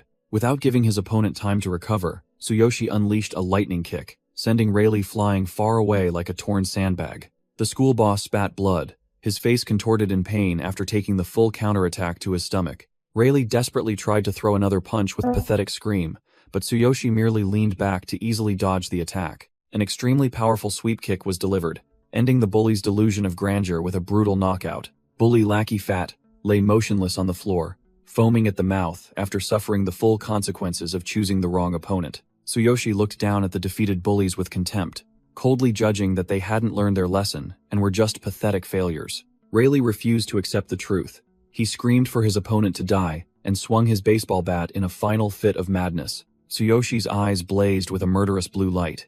He flatly declared that if they weren't in school, the bully's life would have been forfeit. Rayleigh froze on the spot, sweat pouring down him as he realized his body was completely paralyzed by extreme fear before the monster in front of him. Tsuyoshi closed in at dizzying speed, gently placed a hand on his opponent, and whispered a deadly lullaby. An explosive palm strike sent Rayleigh and his baseball bat flying straight to the ceiling, ending his futile struggle with a spectacular knockout. Looking at the defeated foe flattened on the floor, Tsuyoshi adjusted his backpack and said that he was lucky to survive thanks to the hero's code, as he was late to pick up his sister. Tsuyoshi withdrew his killing intent, his gaze becoming profound as he reminded himself that a true hero should not kill civilians. In the hallway leading to the back gate, Karina was struggling to move step by step with her metal-braced legs. Her breath ragged with worry for her brother. Karina trembled as she dragged herself towards the back gate, with the faint hope of escaping Mina the bully's clutches. The long, dark stairwell appeared before her eyes like an ultimate challenge for her weak, disabled legs. The girl broke out in a cold sweat, telling herself to stay calm and move slowly, step by step, downwards. A malicious hand suddenly pushed hard from behind, causing Karina to lose her balance and plummet straight down the stairwell abyss with a piercing scream. Her backpack flew off her shoulder, its contents scattering through the air, creating a chaotic scene. Crash! The small body slammed hard onto the solid ground, nosebleed gushing out, staining her pained face red. Mina and her blonde lackey stood above, laughing gleefully, mocking that they had cut her off from the start to block her escape route. Mina's eyes flashed with a cruel glint. She coldly ordered her victim to immediately remove her leg support frame as tribute. Karina lay flattened on the floor, crying and desperately pleading for them not to take her only prosthetic legs. Mina stood imposingly, blocking out the sunlight, threatening to forcibly rip off the device if the girl didn't obediently comply. Tsuyoshi stood in the middle of the schoolyard with a pensive expression, wondering why his sister hadn't appeared even though he had gone all the way to her classroom to find her. Not wanting to waste time, he turned and stopped a nearby female student to interrogate her for information. The female student, Haru, immediately recognized him as Karina's brother, while Tsuyoshi pressed her relentlessly about his missing sister's whereabouts. Haru broke out in a cold sweat, her tone full of evasiveness as she pointed out that Karina had gone through the back gate and urged him to go see for himself. Tsuyoshi adjusted his blue backpack, walking decisively down the hallway, but his mind was still troubled by the information he had just received. His killer instinct told him something was wrong. He recalled the pale face and evasive, suspicious eyes of the girl from earlier. He reanalyzed Haru's furtive glances. Clearly, she was afraid of some force pulling strings from behind. Dismissing all theories, Tsuyoshi silently pressed forward, determined to find his sister at all costs. Before him was a cold concrete staircase, the only path he had to take to reach the back gate area. Tsuyoshi stood at the edge of the stairs, looking down with sharp eyes, assessing this obvious trap, and wondering if Karina was truly down there. Tsuyoshi activated his divine eye, his eyes glowing bright blue as he scanned the area with intense focus, searching for traces of his sister. What met his eyes was a heartbreaking sight at the foot of the stairs. Karina, sitting amidst scattered books and a wooden crutch broken in half. He froze, his face expressionless, but his eyes flickered violently as he witnessed the pathetic state of his only family member. Karina's face was bruised and swollen with still bleeding wounds, her dazed eyes filled with fear, trying to avoid reality. She flinched, startled to see her brother, stammering to ask why he was here when she was trying to hide her miserable appearance. While Karina tried to lie that she had fallen down the stairs, Tsuyoshi's divine eye exposed everything. Her forehead was punched, her cheek slapped, her arm pinched, and her stomach and waist kicked to the point of internal bleeding. Tsuyoshi descended the stairs with heavy steps, repeating his sister's clumsy lie, his heart aching as the system reported multiple full-body injuries. Violent images clearly appeared in his mind.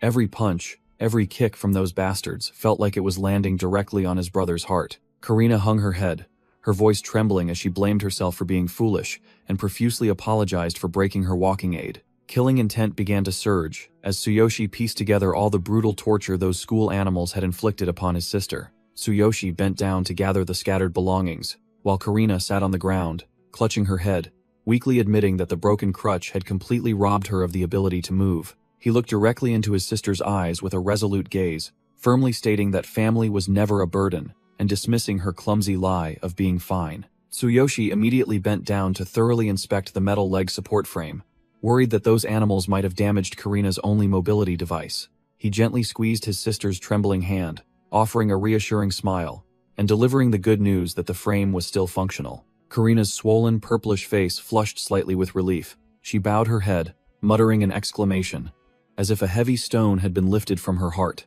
Tsuyoshi decisively hoisted Karina onto his back, simply saying, "Let's go home," then walked away with steady steps, leaving the rotten school behind. The silhouettes of the siblings were etched against the fiery red sunset, walking alone yet resilient in a world full of injustice.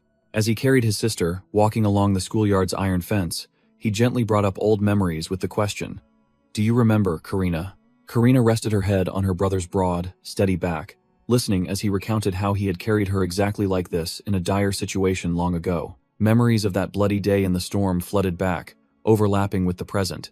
Tsuyoshi smiled bitterly as he felt the grown weight of his sister on his back. Karina rested her chin on her brother's shoulder, whispering about how they had always relied on each other, like shadows since that fateful day. Tsuyoshi firmly declared that he had transformed from the weak person he once was into a hero, strong enough to protect his only family member. Karina blushed with emotion, softly confessing her fear of becoming a burden, hindering her brother who was giving his all. He set his sister down on a stone bench, brushed away that negative thought, and told her to wait while he went to take care of some personal business. Tsuyoshi turned and walked away, citing forgotten belongings as his reason, but his silent retreating figure exuded a thick killing intent. Tsuyoshi's eyes glowed menacingly blue. He adjusted his tie, preparing for a bloody purge of those scumbags. In the classroom, Mina was sitting provocatively on her boyfriend's lap, cackling as she boasted about kicking Karina when the victim tried to protect her legs. The malicious girl was still bitter because she hadn't managed to extort the expensive metal frame, so she was instigating her boyfriend to steal it and sell it. Billy, Mina's boyfriend, lounged confidently, promising to snatch that item tomorrow to please his beautiful girlfriend. Vivian, the blonde girl with a lollipop, looked apprehensive when Tsuyoshi's return was mentioned, even though they still scorned him as just an expelled cleaner. Mina sat perched on the desk with a disdainful expression, uttering insults that sharing a school with both a disabled person and a cleaner was a great disgrace. She resentfully recalled the past when Tsuyoshi's sister was still healthy and surrounded by boys, while Vivian beside her just listened, sucking on her lollipop. Vivian was curious to see the victim's current pathetic state, while Billy sat below with a lewd, calculating smile. Mina immediately flew into a rage, her sharp eyes glaring and shouting when she saw her boyfriend daring to eye another girl right in front of her. Billy hastily placed his rough hand on his girlfriend's thigh to soothe her, telling her not to get angry over idle words. He leaned close to Mina with a sinister smile, outlining a dirty plan to extort the victim's leg brace tomorrow, sell it for money, and then both of them would go enjoy themselves. While those scumbags were gloating, asserting that robbing a disabled girl was as easy as pie, Tsuyoshi's deathly silhouette silently appeared at the classroom door. Tsuyoshi walked in with a cold, icy demeanor, one hand holding his bag strap, his sharp eyes hidden behind the bandage seeming to pierce through his enemies' souls. All three bullies simultaneously turned their heads, their faces blank and bewildered by the sudden appearance of the uninvited guest. Billy frowned in annoyance, veins bulging on his forehead. He jutted his chin, shouting to see who dared to barge in and ruin his fun. Tsuyoshi, his face shrouded in cold shadow, questioned the one who had harmed his sister, exposing the naive lie about falling down the stairs that the poor girl had concocted. The bullies turned back with disdainful expressions. Mina sneered, sarcastically asking if the brother had come to avenge his sister, then turned to seek agreement from her burly boyfriend. Billy sat on the desk, looking down with contempt, mocking Tsuyoshi's lowly status as a cleaner as if it were trash. The burly guy cracked his knuckles, arrogantly proclaiming himself Emperor Billy, shamelessly considering the torment of a disabled person as merely his girlfriend's harmless pastime. Tsuyoshi remained unfazed by the threats, his eyes sharp as daggers, exposing the scumbag's crime of pushing a disabled girl down the stairs. Billy stood up with a superior air, picking his ear and sneering, deluding himself that his opponent was trembling and wanted to apologize to him. Mina sat provocatively on the school desk. She sided with her boyfriend, believing that the lowly person needed to be taught his place and understand his position. Billy was in the middle of a tirade, insulting others, when he suddenly froze, his arrogant face shifting to one of extreme astonishment as he realized something was amiss. Without a word, Tsuyoshi swiftly twisted Billy's pointing finger backward, causing a dry snap of bone to echo through the classroom. The excruciating pain made Billy scream miserably.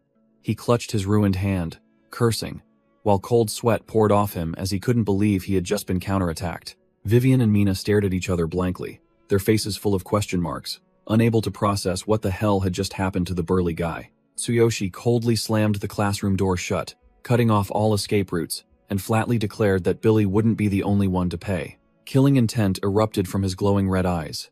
He asserted that he wouldn't let anyone escape, while his status screen displayed a combat power of 8,800, completely overwhelming his level 6 facade. The system scanned Mina and Vivian, displaying only no threat.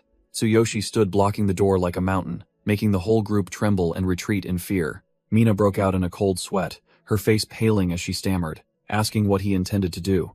Realizing the situation had completely turned, Tsuyoshi looked down with contempt, exposing the bully's fake hero facade, who only knew how to torment the weak without reason to satisfy their bestial instincts. Mina rushed to help Billy up, while the useless guy, clutching his mangled hand, pulled out the classic, "Do you know who my father is?" threat amidst his pain. Vivian stepped forward, acting like a big shot. She sucked on her lollipop and praised Tsuyoshi's nerve for daring to come here alone to confront the whole group. She strained to exude a bit of fake killing intent, warning that even if they weren't heroes, her group wasn't to be trifled with. Without bothering to listen to her trashy lecture, Tsuyoshi delivered a thunderous slap that sent Vivian flying into the air, her lollipop shattering before Billy's horrified eyes. A thunderous slap sent Vivian flying through the air, smashing into a pile of desks and chairs. Tsuyoshi coldly declared that he made no exceptions for women when he struck. Mina froze, watching her accomplice get blown away in an instant, stammering Vivian's name in utter disbelief. Billy broke out in a cold sweat, his face paling as he realized Tsuyoshi's speed far surpassed that of athletes or ordinary people. Seeing Vivian lying motionless like scrap metal, Tsuyoshi growled, repeating his warning, making Mina and Billy tremble and retreat in fear. Tsuyoshi's killing intent enveloped the remaining two. He flatly stated that, in his eyes, these bullies didn't deserve to be considered the weaker sex and thus spared. Just as Billy was about to pull out his, "Do you know who my father is?" line, Tsuyoshi punched him straight in the face, sending fresh blood splattering and forcing him to shut up immediately. Mina shrieked tragically as she saw her boyfriend foam at the mouth and collapse, utterly helpless against the overwhelming power of the monster before her. Before she could recover, Mina felt Tsuyoshi's iron vice grip tighten around her throat, lifting her into the air. He charged with terrifying speed, using Mina's body as a shield to plow through numerous scattered desks and chairs in the classroom, accompanied by her desperate screams. The collision ended with a deafening crash as Tsuyoshi slammed Mina against the wall, shaking the entire room violently. Mina was in utter panic, her hands clawing desperately at the unyielding arm pinning her to the wall, stammering pleas for her life through gasps for air. Tsuyoshi raised a finger, signaling for silence, and in a chilling voice, questioned her about her leading role in tormenting his sister with an absolutely condescending attitude. Tsuyoshi's eyes glowed with a murderous blue light. He declared that, as her brother, the sins of these scumbags were unforgivable. His hand tightened around Mina's throat, making her eyes roll back, saliva drooling out from the terrifying pressure on her windpipe. Tsuyoshi's veins bulged as he increased his grip, emphasizing each word that he was so furious he wanted to crush his opponent. While Mina thrashed like a fish out of water, Tsuyoshi issued an ultimatum, demanding she get out of his sister's life instead of expecting an empty apology. Killing intent erupted from his fiery eyes.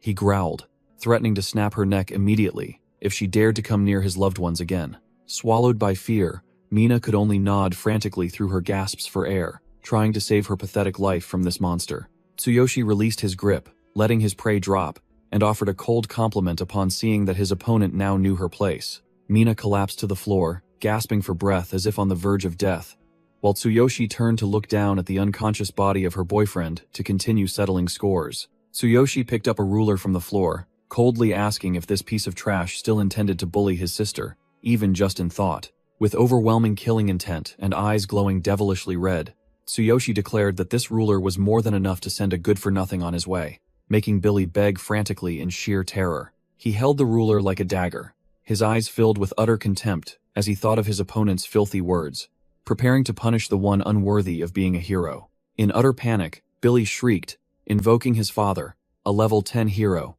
and the name of the Blue Snake Gang to threaten him, hoping to save his dog's life hanging by a thread. Tsuyoshi's raised arm froze in midair as the name Blue Snake Gang reached his ears, bringing back memories of the loan sharks who had once bothered him. Memories flooded back of those bastards who had come to the hospital demanding Karina's medical fees.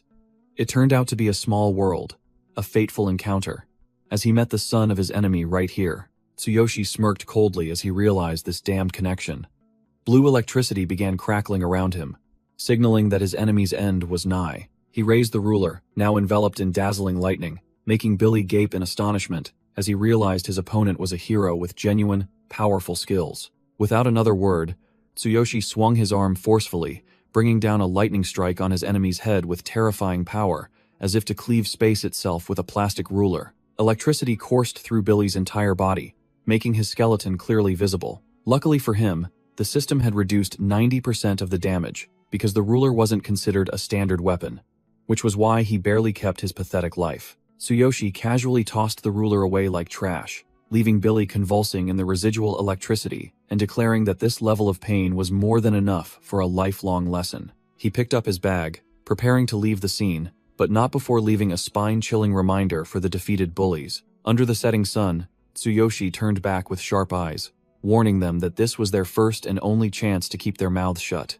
Before disappearing, he casually ordered the losers to clean up the ruined classroom, like a true boss instructing his employees. Billy's face was scorched, and he coughed up black smoke, trembling as he fearfully asked if that terrifying god of destruction had truly left. Mina frantically rushed over, intending to take her boyfriend to the hospital, but Billy brushed her off, his eyes beginning to show insane bloodshot streaks from humiliation.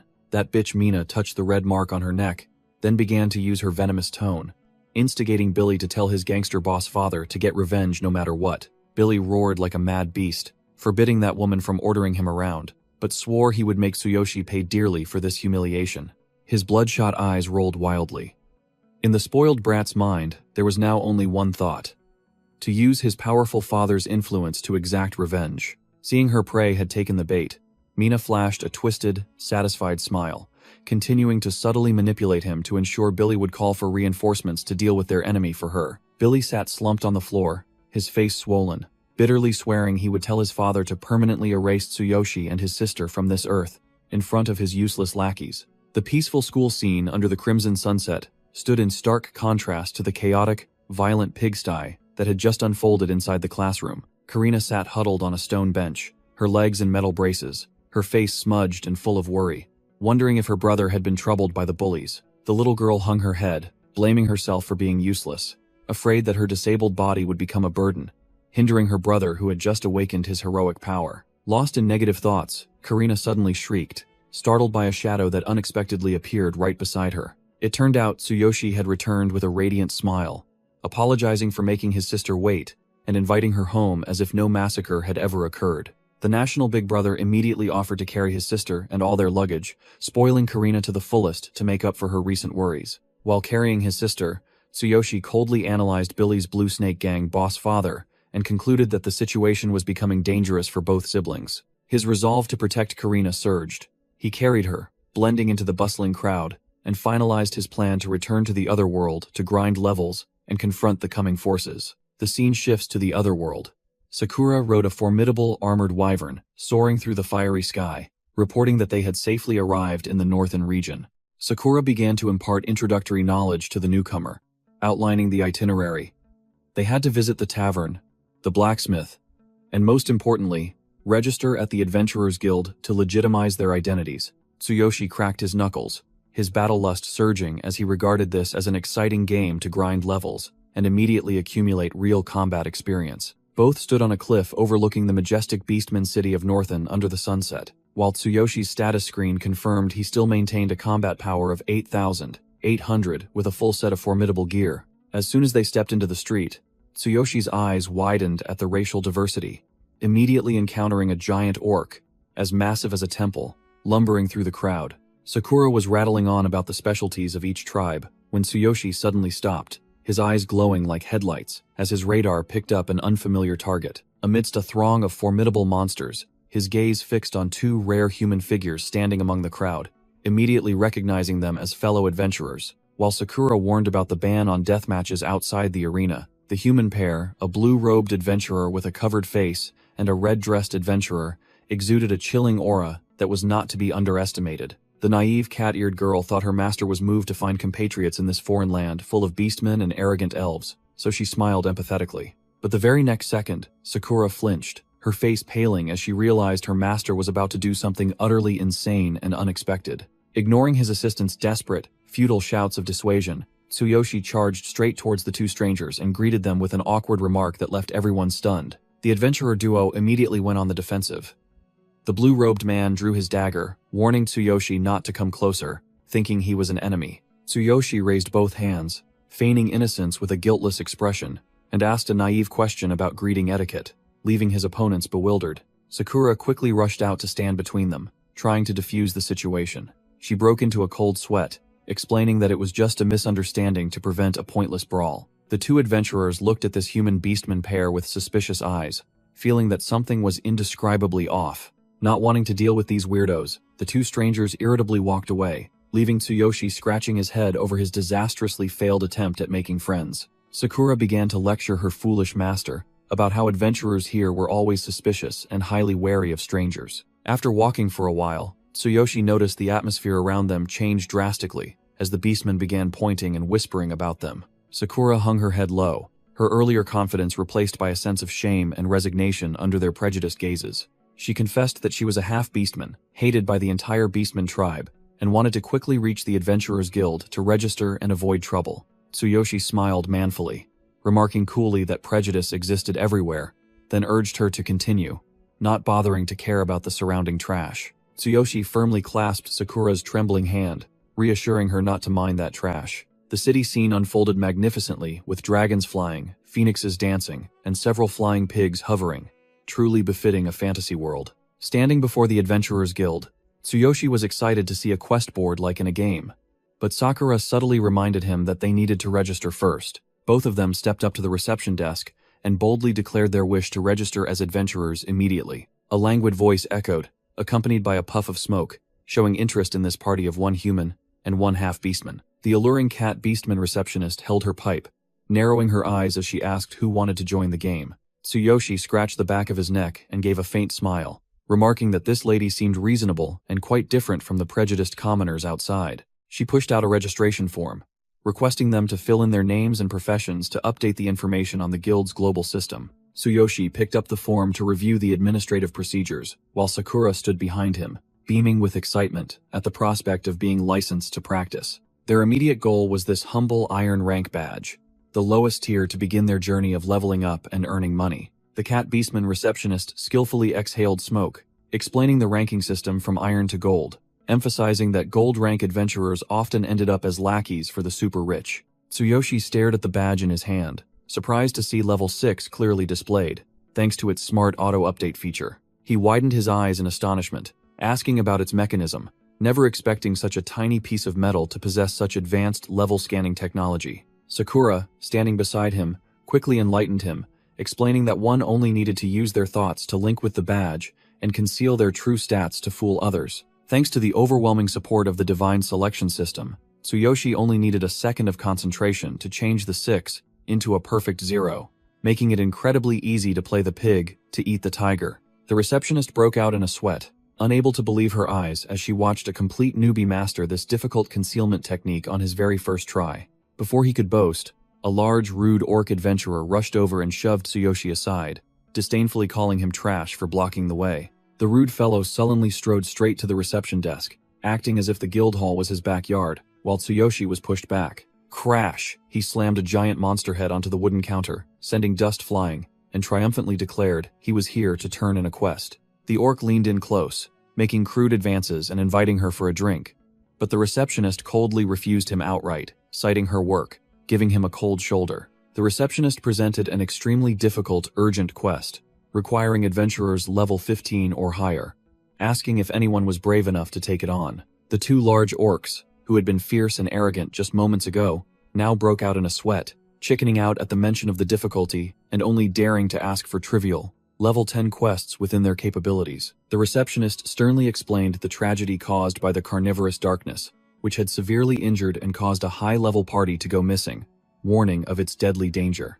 Hearing that, the orc was scared out of his wits, immediately refusing, as he knew his low level wasn't enough to mess with these level 20 monsters. While the weaklings trembled and backed away, Tsuyoshi decisively reached out and snatched the quest paper, proudly declaring he would take it. Tsuyoshi's action irked the orc, who turned back to block his path, cursing and calling him trash for daring to interfere in adult matters. The orc tried to act like a thug, grabbing Tsuyoshi's arm and threatening him about the rule against using weapons in the guild hall, but Tsuyoshi stood firm like a rock. The two orcs laughed mockingly, thinking Tsuyoshi was a naive newcomer who didn't know what it meant to fear death, which was why he dared to take on this suicide mission. Tsuyoshi secretly activated his ultimate physique, causing his muscles to bulge, confidently calculating that he could easily beat this level 9 beastman in the arena in a heartbeat. The orc continued to lecture endlessly about the experience of the Iron Badge, completely unaware that he was showing off his meager skills to a true monster. Though impressed by Tsuyoshi's guts, the receptionist still had to pour cold water on his enthusiasm, warning that with his current level, the client would surely kick him out at the first hurdle. The orc guffawed, insulting Tsuyoshi as trash, and advising him to know his place and go catch stray dogs instead of dreaming impossible dreams. Ignoring the chatter, Tsuyoshi kept a cool head, turning to Sakura and firmly asserting that they would take this quest no matter what. The atmosphere in the guild hall was tense as the two large orcs surrounded them, applying pressure, but Tsuyoshi and Sakura stood tall, unfazed by the loud, empty barrels. The orc continued his contemptuous tone, mocking Sakura's half-beastman status and challenging what right this motley crew had to take on such a major quest. Without bothering to argue, Sakura coldly pulled a shining item from her pouch, asking in return if this was enough to shut him up. The glittering metallic gleam from the powerful gold badge froze the two orcs in their tracks, their faces drained of color, as they realized they had just provoked a beast. Even Tsuyoshi's eyes widened, his jaw dropping in astonishment when he discovered that the beast-eared girl accompanying him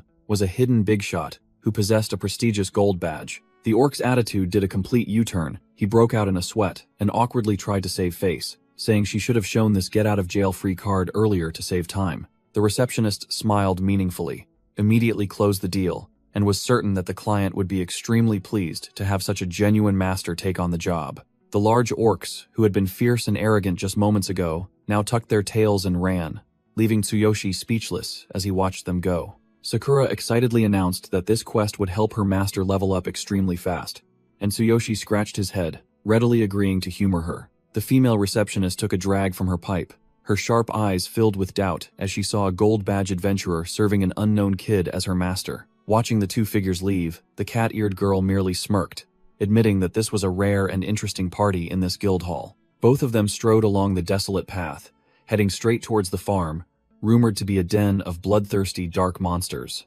Tsuyoshi wondered about that powerful badge, and Sakura bashfully confessed that she had worked hard in the guild since she was young to raise her rank, which was how she obtained it. Instead of finding it strange, Tsuyoshi looked at her with admiration and praised the relentless efforts of his beautiful bodyguard. Her master's sincere praise made Sakura blush furiously, her beast ears drooping as she was so moved and happy that she mumbled her thanks. The rustling footsteps stopped on the grass, signaling that they had arrived at the deadly land that needed to be purged. Before them was the desolate farm scene, shrouded in thick fog, where Tsuyoshi clearly sensed a strong killing intent from the hidden enemies. Under a sky filled with thunder and lightning, Tsuyoshi and Sakura approached the farm's main gate, where a swarm of carnivorous darkness, level 10 monsters lurked like hungry ghosts. Tsuyoshi squinted, counting the monsters, and wondering if anyone could still be alive in this hellhole, while Sakura grimaced at their disgusting appearance. She explained that these creatures possessed the dark attribute, specializing in corrupting and transforming living beings into mindless berserker machines.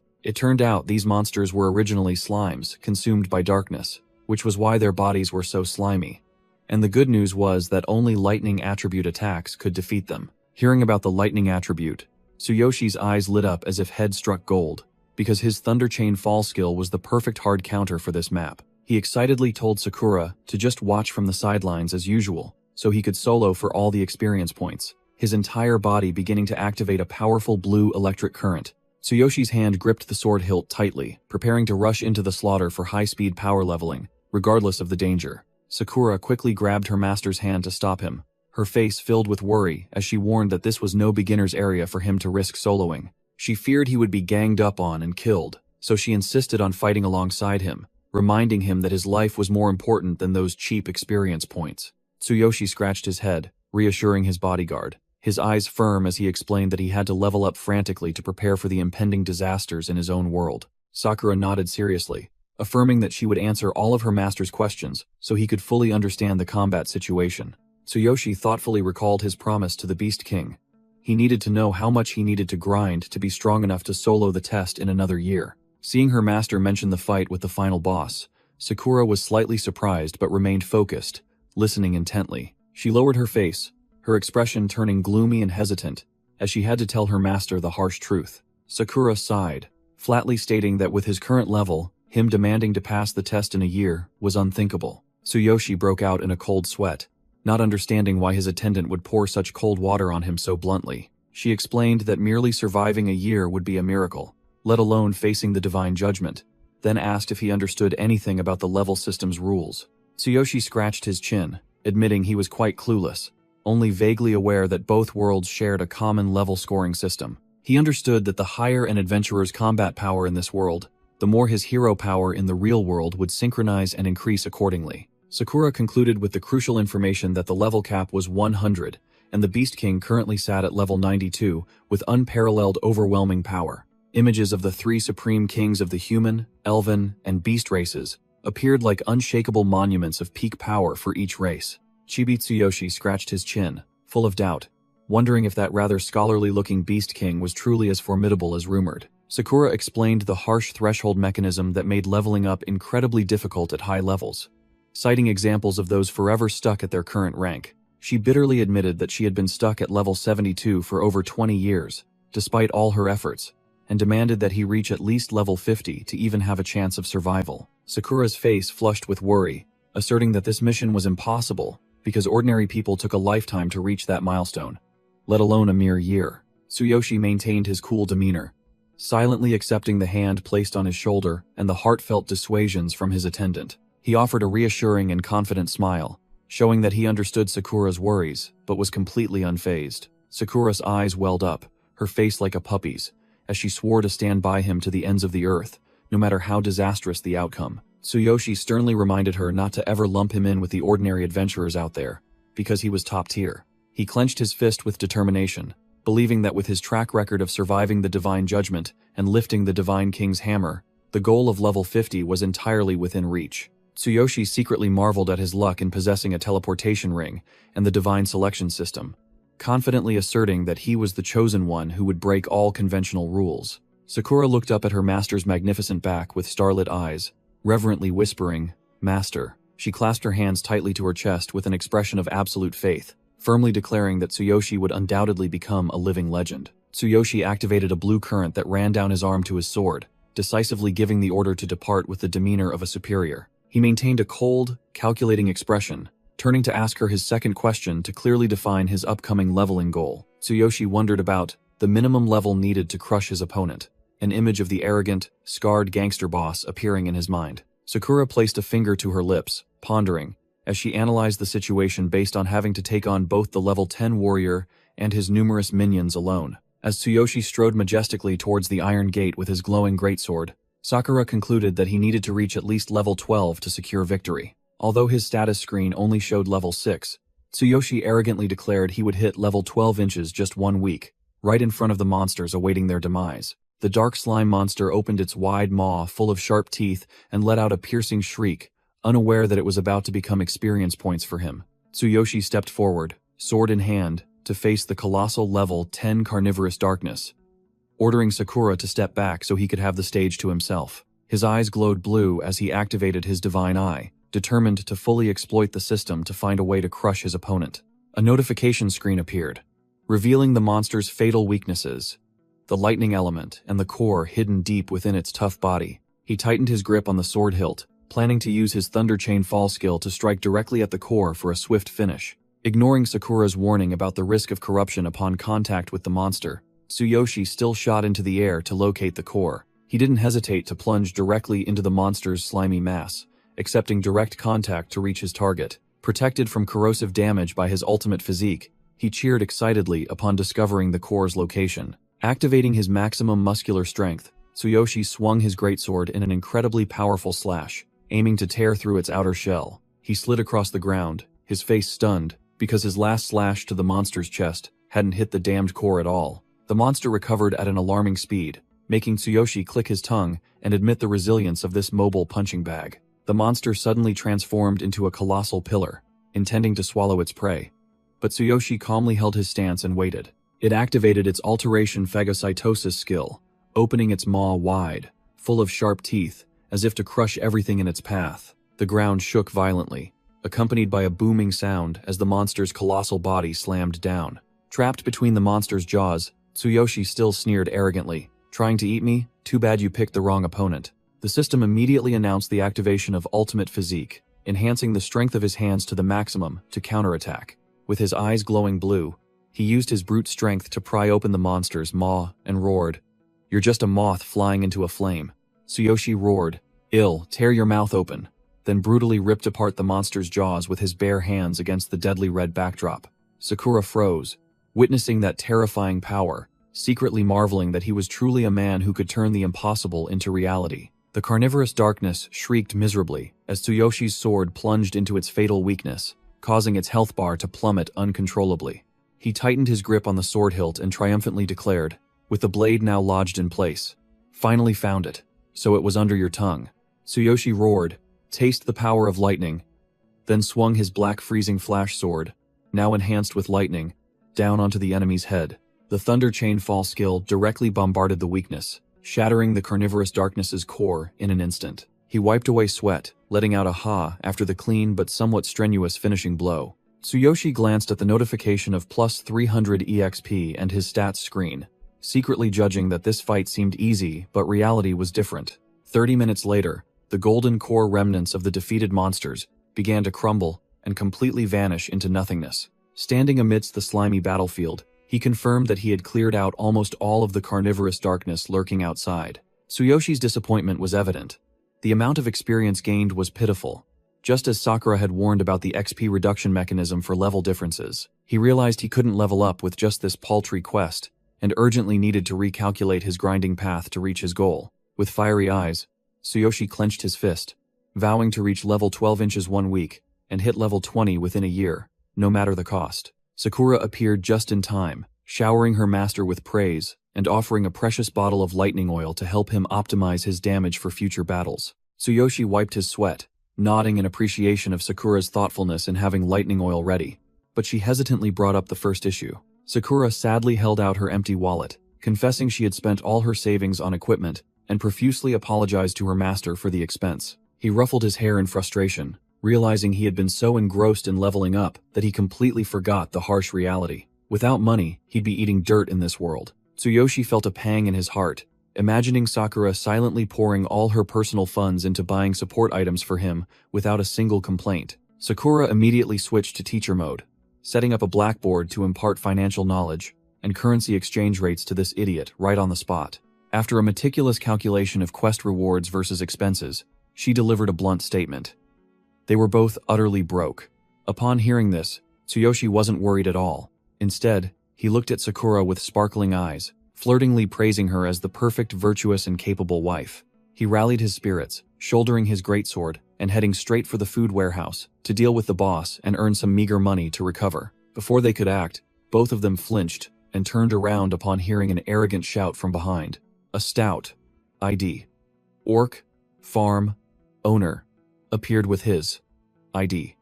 Orc guards, haughtily demanding to know why a human and a half-beastman dared to trespass on his land. Two unfamiliar beastmen had just arrived and were scrutinizing the scene. The ID, goat, mage, sniffed out the scent of lightning but still scoffed, saying that a weak-looking human and that half-beastman girl couldn't possibly clear out the monsters.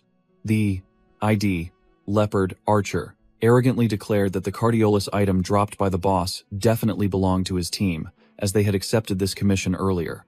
ID, Tsuyoshi, stood dumbfounded, asking what Cardiolus was, while the opposing side, consisting of 3 fully equipped adventurers, aggressively asserted their territorial rights. ID, Sakura, gasped in surprise upon learning that the boss in this remote corner dropped a rare item, while ID, Tsuyoshi, still wore a clueless expression, not understanding a thing.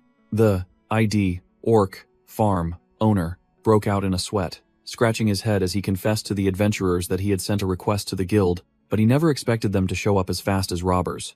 The ID, leopard, archer, didn't say much, immediately drawing an arrow to intimidate and warning that if ID, Tsuyoshi, dared to contend for Cardiolus, he shouldn't blame the arrow for being merciless.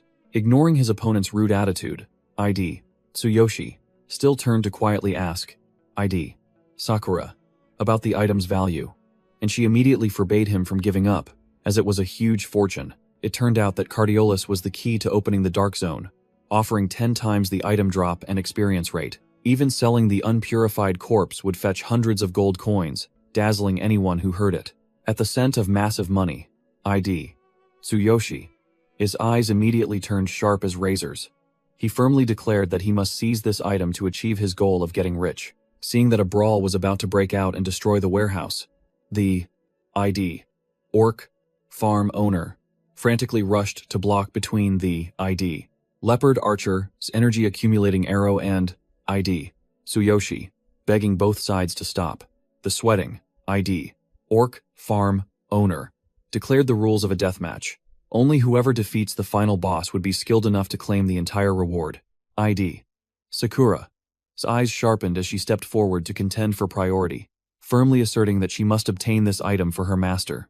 The large, ID, armored, orc, tank, immediately cut her off, puffing out his chest proudly and stating that his group was personally invited by the owner, so they should have the right to go first. The group of level 12 adventurers sneered. The ID, leopard, archer, scornfully called ID, Tsuyoshi, trash and was determined to unleash 120% of his power to put him in his place. ID, Sakura, worriedly broke out in a sweat, seeing that the opponent's formation was perfectly balanced, consisting of a tank, warrior, archer, and mage. She feared that their side had lost their turn. ID, Tsuyoshi, unexpectedly raised his hand, interrupting the tense atmosphere, and made a crazy proposal for him to solo the boss alone. He confidently showed off his measly level 6 to challenge them to a bet, declaring that if he loses, he'll give up all rewards, but if he wins, he takes everything. The trio of level 12 adventurers froze for a few seconds, staring wide-eyed at the low level of the human kid before them, as if looking at a strange creature. The whole group burst into laughter, mocking Tsuyoshi as a madman who didn't know his limits for daring to solo a boss at level 6, and happily accepted this sweet deal. Eat. Tsuyoshi hoisted his greatsword onto his shoulder, giving a proud smirk as he sealed the bet, seeing that the fish had taken the bait.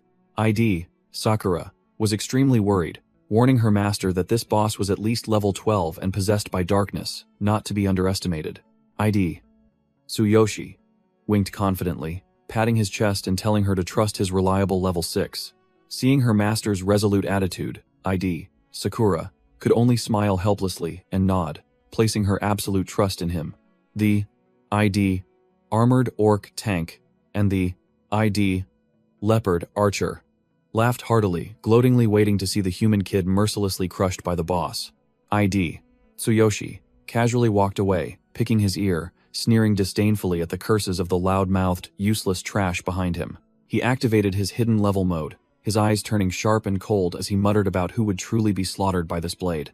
The ID, goat, mage, flinched, utterly bewildered as he sensed ID, Tsuyoshi's aura suddenly change 180 degrees. ID, Tsuyoshi, alone, carrying his blade, stepped into the dazzling light of the dungeon, his solitary back figure filled with the aura of a king. His eyes glowed golden with killing intent, muttering about the valuable Cardiolus item, rather than caring if the opponent was strong or weak. Before him was the enormous level 14, ID, carnivorous, darkness, boss, like a mountain of flesh with dozens of tentacles and a single blood-red eye, waiting. The ID, goat, mage and his companions stood scrutinizing, judging this level 14 boss to be unusually large, and stating that whoever wanted Cardiolus would need to be around level 23 to stand a chance of survival. ID, Sakura, watched her master's back with worried eyes, softly calling out master twice in vain in this precarious situation. The ID, leopard, archer, crossed his arms and sneered, telling ID, Sakura, to prepare to collect a corpse, as he bet ID, Tsuyoshi, would be wiped out in less than 10 seconds due to his greed. ID, Sakura's eyes glowed golden with killing intent. She coldly ordered the loudmouths to shut up immediately, making the atmosphere thick. Her overwhelming killing intent made all three beastmen freeze, their faces dumbfounded, never expecting the little cat to be so fierce. ID, Tsuyoshi stood proudly before the darkness, holding his ID, black, freezing flash, sword, analyzing that this monster was several times stronger than the small fry outside, so he couldn't use the old methods. The ID, carnivorous, darkness, boss, opened its single blood-red eye wide, bared its jagged teeth, and let out a deadly, intimidating roar towards the challenger. ID, Tsuyoshi, decided to put his ID, black, freezing flash, sword, back into his inventory, knowing that the longer the fight, the more disadvantageous it would be. He needed a heavier toy to finish it quickly. He raised his hand to summon the ID, divine, king's, hammer, dazzling golden electricity enveloping his entire body as the system warned him he only had 1 second to unleash this destructive power. ID, Tsuyoshi, precisely calculated his combo, activating ID, ultimate, physique, to enhance his arm, adding ID, heaven shaker, to his ID, Thunder Chain Fall, attack to send the monster to its demise in an instant. ID.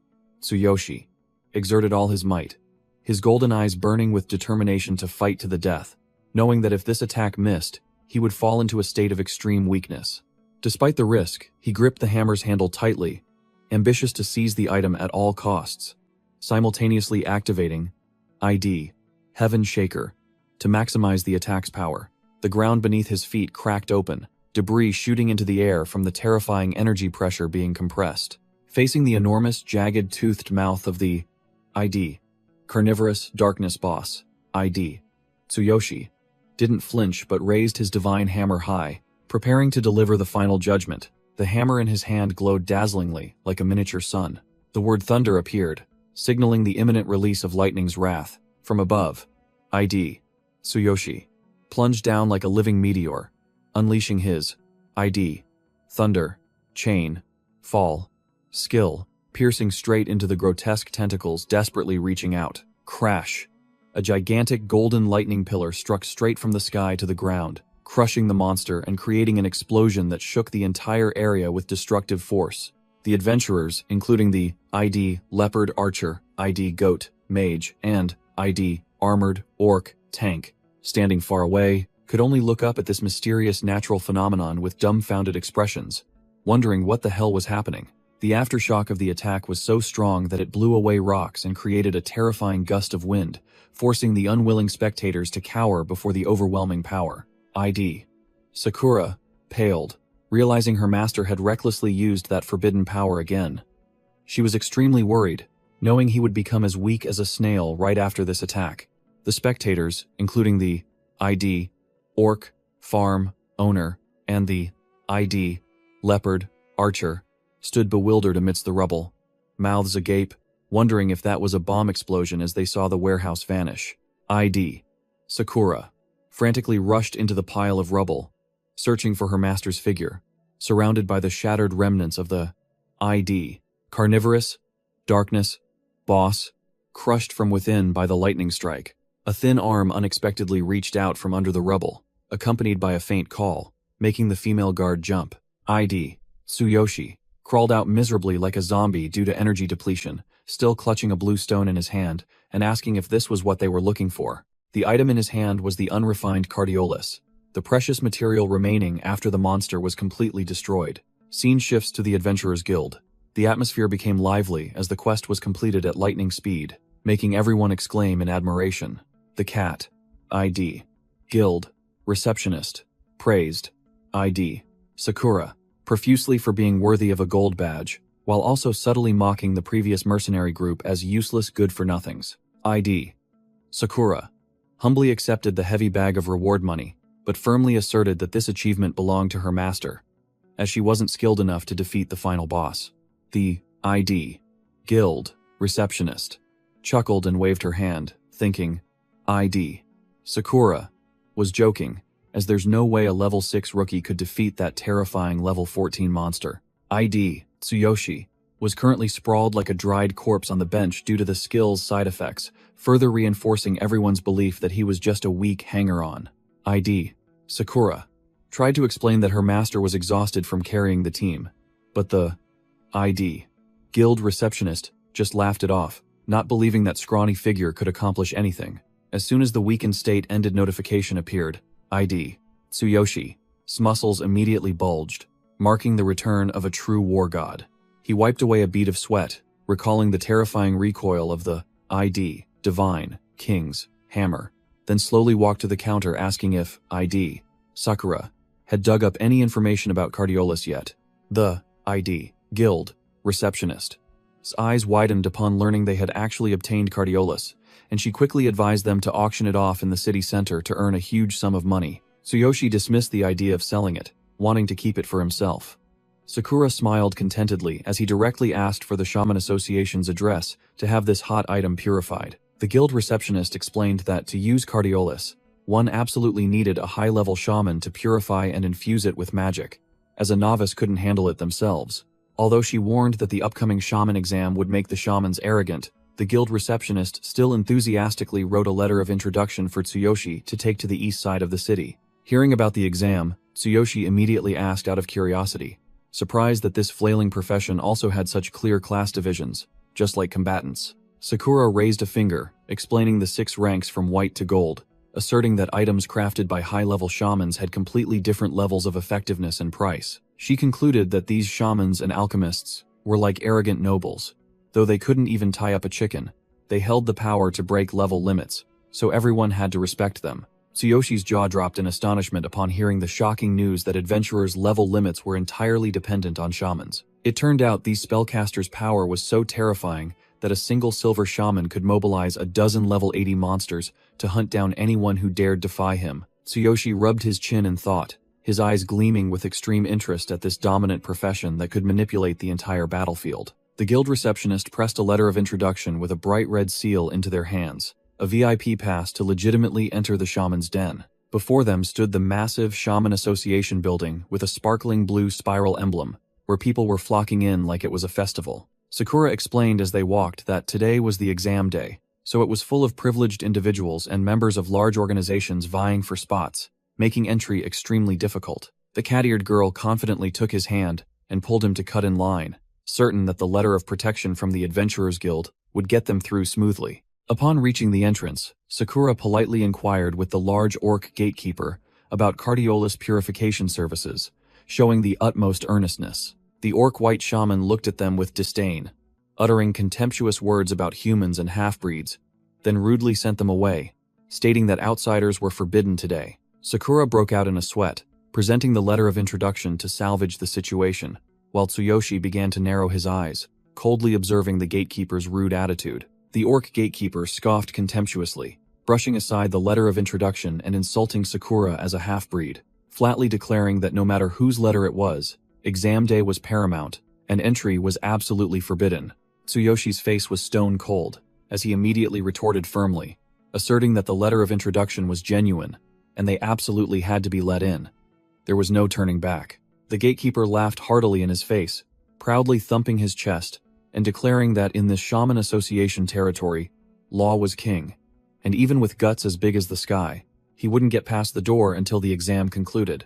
Blood rushed to his head. Tsuyoshi's eyes glowed with a murderous blue light, startling Sakura, who quickly tried to intervene, fearing her hot-headed master would cause a huge scene right in front of the enemy's lair. An authoritative voice rang out from behind, cutting through the tense atmosphere.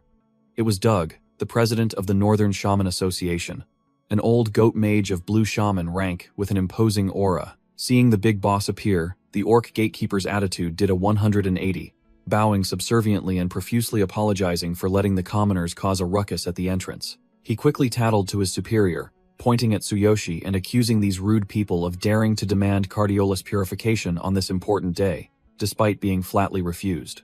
Ignoring the guards' incessant babbling, Tsuyoshi walked directly in front of Doug with an overwhelming aura, directly questioning why.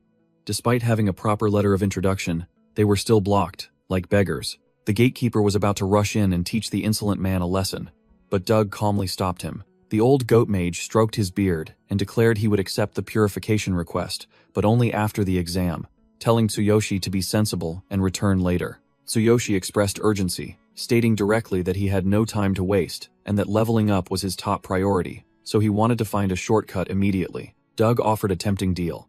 If Tsuyoshi participated in the shaman exam and achieved a perfect score, the president himself would arrange it. But he added a fatal blow, saying a warrior like him had no chance of entering the exam. Tsuyoshi scratched his head, feigning innocence as he asked about the exam conditions, making Sakura behind him break out in a cold sweat at her master's cluelessness. The surrounding crowd seized the opportunity to laugh gleefully, mocking his ignorance as a great disgrace to the adventurer community. The old goat mage Doug patiently explained that the core of a shaman was a mage, and to become a white shaman, one had to at least pass the alchemy and crafting tests. Tsuyoshi nonchalantly concluded that being a mage was enough, then casually extended his hand to ask the president for his magic staff right in front of everyone. Doug stared wide-eyed at the arrogant young man before him, unable to believe his ears that a mere brat dared to ask to borrow the association president's inseparable weapon. The orc gatekeeper furiously yelled, calling Tsuyoshi an idiot for daring to borrow from the president and threatening to call the guards to apprehend him if he continued to act recklessly, as he was not a mage. Ignoring the threats, Tsuyoshi maintained his confident posture, firmly asserting that if he was just lent the staff, he would prove he was more than capable of meeting the requirements. Old Doug found this challenge quite interesting, so he decided to hand the level unrestricted staff to Tsuyoshi to see how a warrior would show off his axe before a master carpenter. Sakura leaned close to her master's ear, whispering with a worried expression, wondering what trick he was planning in this den of shamans. Tsuyoshi merely smirked subtly, uttering a brief sentence telling her to trust him completely. Hearing the familiar magic words, Sakura's eyes immediately lit up with faith, knowing that once her master said it, he would surely accomplish it. The shaman gatekeeper was still furiously yelling, demanding proof of ability, while Tsuyoshi casually poked him with the staff as if taunting him. Tsuyoshi's eyes flashed with a cold blue light. He waved his hand, immediately activating magic, causing the surrounding atmosphere to change. The orc's face went blank in surprise. Before he could understand what was happening, a strange crown symbol appeared above his head. A dry, cracking sound echoed, signaling that the magic attack had perfectly struck its target without missing. Instead of pain, the orc suddenly moaned with pleasure. His face flushed red like a blossoming maiden amidst 1,000 flowers, leaving Tsuyoshi speechless just by watching. Tsuyoshi smirked, calculating, asserting that as long as he could copy skills and had a magic staff in hand, casting magic was as easy as pie. He activated absolute duplication, proudly declaring that he wasn't confined to the label of a warrior but could become anything he desired.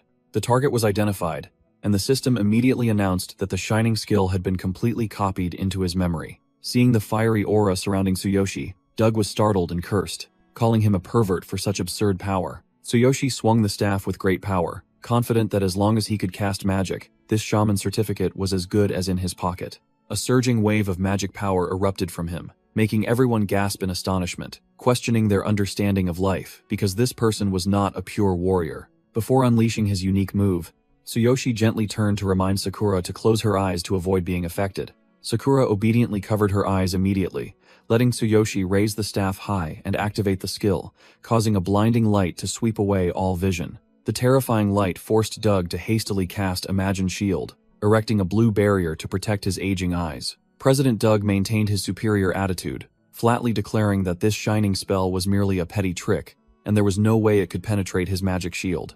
The system unexpectedly suggested a crazy move, using ultimate physique to enhance magic power, which stunned Tsuyoshi, but he decisively chose yes to go all out. A dazzling explosion of light erupted fiercely as the magic energy stat surged to 3,500, transforming a basic skill into a wide-area destructive attack. Old Doug was utterly panicked as he felt the abnormally surging intensity of the light.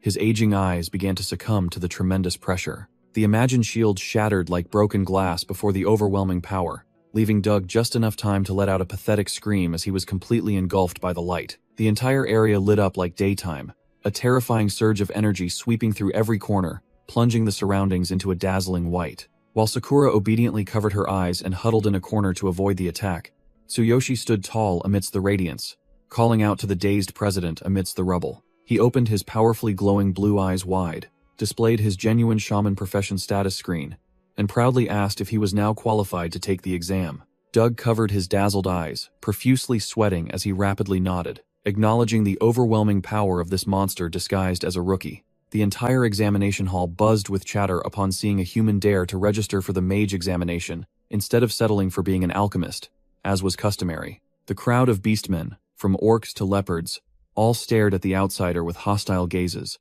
for this was the first time in history such a case had been recorded. Tsuyoshi scratched his head in confusion as Sakura explained that he was under scrutiny for being the first to break racial barriers, while his status screen was still faking level 6 mage information. His eyes wide with surprise, he asked again to confirm how unique he was, and the female bodyguard could only force a wry smile, confirming this harsh truth. Sakura began her lecture on the class system, clearly analyzing the 3 distinct powers: human alchemists, beastmen mages, and elven awakened ones. She emphasized that each class had its own territory, so his barging in here was nothing short of an open provocation among the factions. Tsuyoshi buried his face in his hands, lamenting that he only wanted to refine Cardiolus and had no time to start a war. But Sakura firmly supported her master's decision, as it wasn't against the rules. In another corner, Vice President Eel's pig was grumbling and questioning old Doug, concerned that this precedent would taint the honor of the Beastman Mage Association. The fat pig-like man openly displayed his disdain, doubting the human's potion-making abilities and sarcastically remarking that he was so poor he couldn't even afford a basic magic staff. Doug calmly retorted that he himself had lent him a staff, But in reality, he was extremely curious about Tsuyoshi's potential, after sensing unusual magical fluctuations from him. The legendary image of the genius Kevin appeared majestically, hailed as the pinnacle of the mage world with a dazzling aura. Eel's pig scoffed sarcastically, declaring that human brat wasn't even worthy of carrying the shoes of Kevin's true disciple, let alone being compared. Doug confirmed to the vice president that Fulin, Kevin's new disciple, was also present and aiming directly for first place in this assessment. Fulin appeared with the elegant demeanor of a nightcat beastman genius, praised for possessing talent far surpassing her master in his youth. The beastman crowd whispered and gossiped about her overwhelming potion-making achievements from last year, lamenting that she was unfairly disqualified then, just for being underage. Fulin's sensitive ears twitched, catching all the chatter and gossip from the motley crowd behind her. She sighed in exasperation, closed her book, and muttered disdainfully that the weaklings around her were truly as noisy as a bustling marketplace. Eel's pig cleared his throat and announced that the assessment officially began, demanding that those not involved leave the area for candidates to take their positions according to their registration numbers. Sakura clenched her fists, cheering enthusiastically, while Tsuyoshi, holding ticket number 15, prepared to step onto the arena with a confident mindset. He looked down at the number 15 inches his hand and compared it to the marked position on the floor, ready to outshine these clueless rookies. Tsuyoshi walked to the tile marked number 15, confirming it was his designated spot. Fulin turned her head, her eyes sharp, showing surprise mixed with a hint of disdain upon seeing a stray human appear here. Tsuyoshi smiled brightly and introduced himself. While in his mind, he was busy comparing this petite cat girl to the voluptuous sister Sakura back home. Fulin coldly turned away, declaring bluntly that he was just an attention seeker for daring to show up and compete in this place. Tsuyoshi got annoyed, secretly judging that her venomous, sarcastic mouth was the biggest drawback to her beauty. Doug stood on the high platform and solemnly announced that the examination's content was manually crafting potions to test the mage's basic skills. A stone crafting table suddenly emerged from the ground with a loud noise, startling Tsuyoshi, who didn't understand what was happening. While arranging her tools, Fulin took the opportunity to mock Tsuyoshi, telling him he should just go home if he didn't even know how to use a basic crafting table. Flushed with anger, Tsuyoshi retorted with a scowl, telling her to mind her own business and leave him alone. He observed the crafting table, realizing that the crafting technology in this world was too primitive compared to the automated production lines in his old world. Vice President Eel's pig swaggered forward with his potbelly, preparing to announce the details of the test with an arrogant expression that annoyed everyone who saw it. He slammed his wooden staff onto the floor, creating a sharp thud, activating the magic circle beneath his feet to display his power. The entire arena trembled as numerous crafting tables and ingredients were summoned from thin air, surrounding Doug and Eel's pig in the center. The candidates were utterly bewildered, their eyes wide, staring at the equipment and ingredients that had suddenly appeared from the ground. Tsuyoshi picked up the test paper to examine it. The task was to craft 3 basic energy potions within 1 hour, which sounded easy enough. He scratched his head, beads of sweat forming, not because the problem was difficult, but because he was strategizing how the clueless rookies around him would handle this challenge. The first challenge was waste sorting. Candidates had to distinguish 9 different types of herbs on the table to find the most accurate ingredients for the energy potion. The crowd began to panic intensely. One wrong move could lead to immediate disqualification, and the risk of direct elimination hung over the heads of those lacking knowledge. Tsuyoshi stood tall, watching the crowd tearing at their hair in frustration. He hadn't expected these mages' skills to be so poor that they couldn't even select basic ingredients. He turned his head in surprise, realizing that mages in this world were usually handed pre-processed ingredients, which was why they were now fumbling like chickens caught in a snare. Fulin curled her lip in disdain at the clueless rookies who couldn't remember basic ingredients, while she had completed the selection in a flash, full of pride. His eyes widened in surprise. He hadn't expected this neighbor to process things so quickly and efficiently. She was truly the real deal, no joke. A hand decisively crushed the raw ingredients, accompanied by a cold snort, showing the overconfidence of a superior being. Fulin clutched her glowing staff, declaring grandly that the top 1 position was merely the minimum requirement set by Master Kevin, and she would definitely seize it.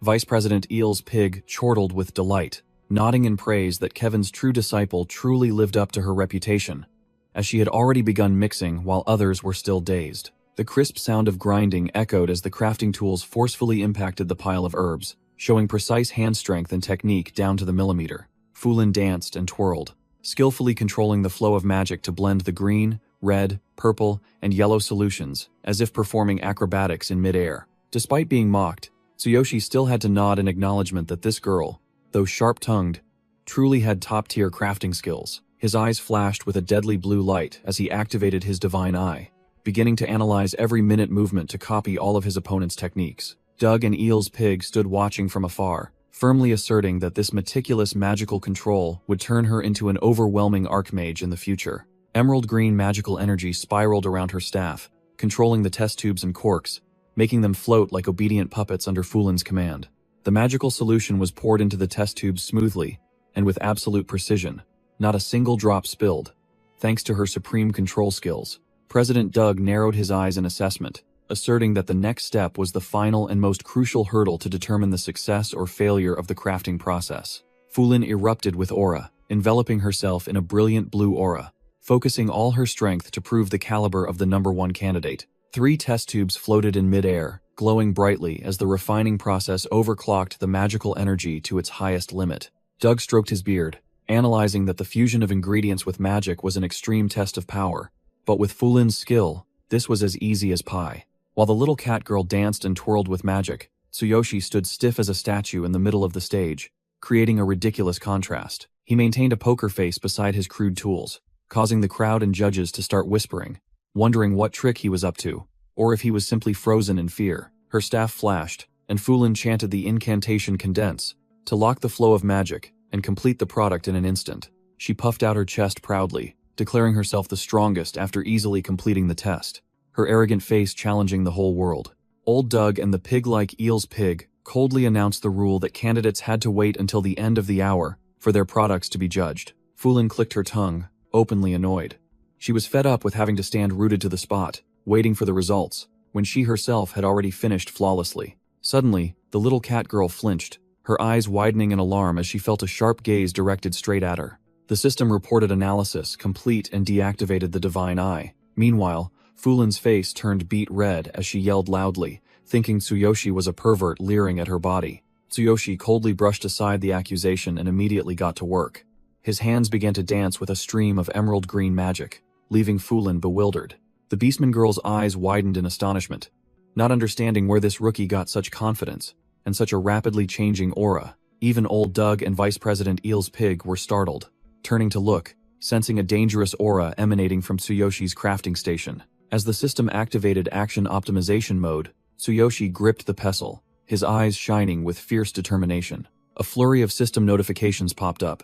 He automatically selected and crushed the ingredients with millimeter precision, activating a powerful refining process like a machine. Fulin broke out in a cold sweat, utterly panicked as she watched Tsuyoshi simultaneously selecting, crushing, and refining with an overwhelming power that completely defied her understanding. Old Eel's pig broke out in a cold sweat, his mouth agape as he realized the rookie was hiding his true skills, simultaneously selecting and crushing ingredients with unimaginable, terrifying magic power. The entire hall was suppressed by an invisible pressure. The old vice president couldn't believe his eyes, seeing that his skill level could rival that of the genius Kevin from back then.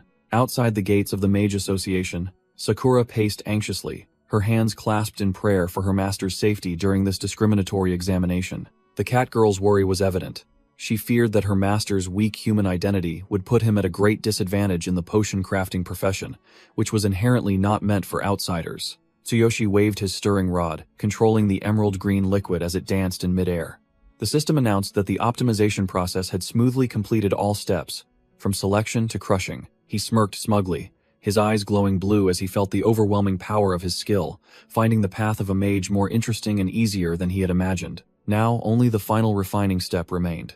Tsuyoshi focused intently, injecting magic power into the suspended solution, preparing to unleash a masterpiece that would astound the beastmen. Fulin froze, unable to accept the cruel truth that she was being surpassed in processing speed by a human she considered trash. In her utter panic, she suddenly realized that the technique he was using was Godspeed. Completion, the famous ultimate technique her master Kevin once used to demonstrate his power. Old Doug recalled the past, admitting that years ago, Kevin had caused a sensation by using this move to create a grade C potion, something even seasoned examiners struggled to achieve.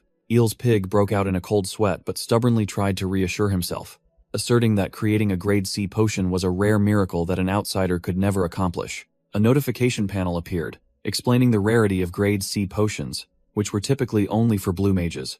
while old Doug maintained a profound silence, observing intently. Tsuyoshi was surprised when the system announced that potion grades would range from D to S, depending on the crafter's skill, completely unlike the mass-produced trashy potions of his old world. The predicted result clearly showed a grade D basic recovery potion, making him click his tongue and think that this level was enough to pass. However, Tsuyoshi's eyes sharpened again, as he decided he had to crush Fulin to claim first place, so the minimum goal had to be a grade C potion, to ensure absolute victory. He stared intently at the bubbling test tube, calculating how to raise the potion's grade by adjusting the power and magical attributes during the refining process. Tsuyoshi's eyes flashed as he realized the crux of the problem lay in changing the intensity and nature of the energy flow being infused. He activated his ultimate physique to push his magic power capacity limit to 150. His body glowed brilliantly like a reactor, but he was still trying to solve the attribute problem. Seeing his opponent stand still, Eel's pig gloated contemptuously, believing he had run out of energy after the initial processing and was about to fail miserably, just as predicted.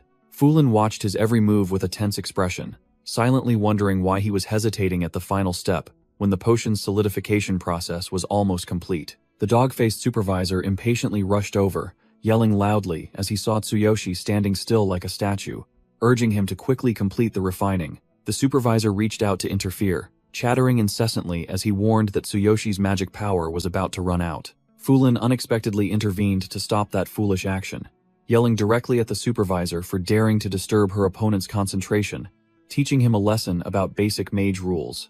Ignoring the commotion outside, Tsuyoshi broke out in a cold sweat as he realized his current magic power was completely unattributed. The system flashed red with the words, "No attribute. Necessity is the mother of invention." He suddenly remembered the Divine King's hammer and the domineering lightning attribute that had been infused into his body when he used that heavy weapon. Doug noticed the unstable magic power fluctuations, while old Eel's pig's eyes narrowed in a smile, gleefully believing that the human boy was about to taste miserable failure. Tsuyoshi's left eye blazed with lightning. He roared in his mind, summoning the power of the Divine King's hammer to rise immediately. A terrifying surge of electricity exploded around Tsuyoshi. The image of the divine hammer appeared faintly as he forced his body to accept the borrowed power. The audience and Fulin alike gasped in astonishment, breaking out in a cold sweat as they felt his magic power suddenly surge to an insane level. Tsuyoshi activated his ultimate physique to overclock his magic power limit to 3,500, successfully transforming the attribute to the lightning element for a brief 6 seconds to deliver the decisive blow. The greenish-blue electricity surged violently. Tsuyoshi roared in his mind, forcing the concentrated lightning energy into the fragile test tubes, completing the refining and solidification process brutally but effectively. He let out a long, drawn-out breath, drenched in sweat, after the intense overclocking. Before him were 3 completed blue potions. To the astonishment of Fulin and the surrounding beastmen, Tsuyoshi wiped away sweat, his eyes still showing traces of exhaustion, as he realized that forcing the attribute change had severely drained his stamina. He wondered if this insane effort would be enough to surpass that genius. Old Eel's pig gaped in disbelief, seeing the refining process succeed despite being extremely unstable, while Doug narrowed his eyes suspiciously, having felt a strange elemental wave sweep through. The entire examination hall was plunged into utter confusion. The crowd whispered and discussed the bizarre magic Tsuyoshi had just performed, while he himself stood there panting blankly beside a no less bewildered Fulin. The orc supervisor roared, ordering them to stop immediately, sternly declaring that anyone who dared to tamper further would be instantly disqualified, officially bringing the tension-filled competition to a close. Doug and Eel's pig began to move to grade the potions.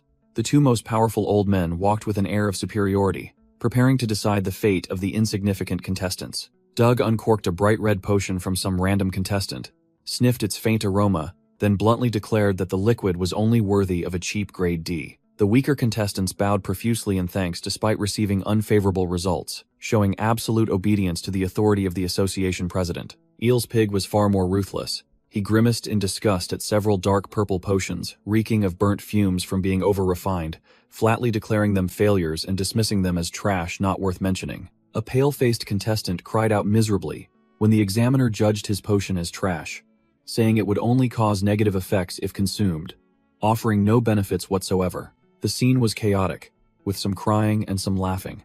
While a few lucky ones passed the test, many others clutched their heads and screamed as their efforts had gone to waste. It was Fulin's turn. The black cat girl stepped forward with the confident demeanor of a superior, ready to show the small fry what true class was. Old Eel's pig prepared the testing equipment while taking the opportunity to inquire about Master Kevin's health, to which Fulin responded with a perfect social smile. Just as he opened the cap, the rich aroma from the potion made the examiner's eyes widen in surprise.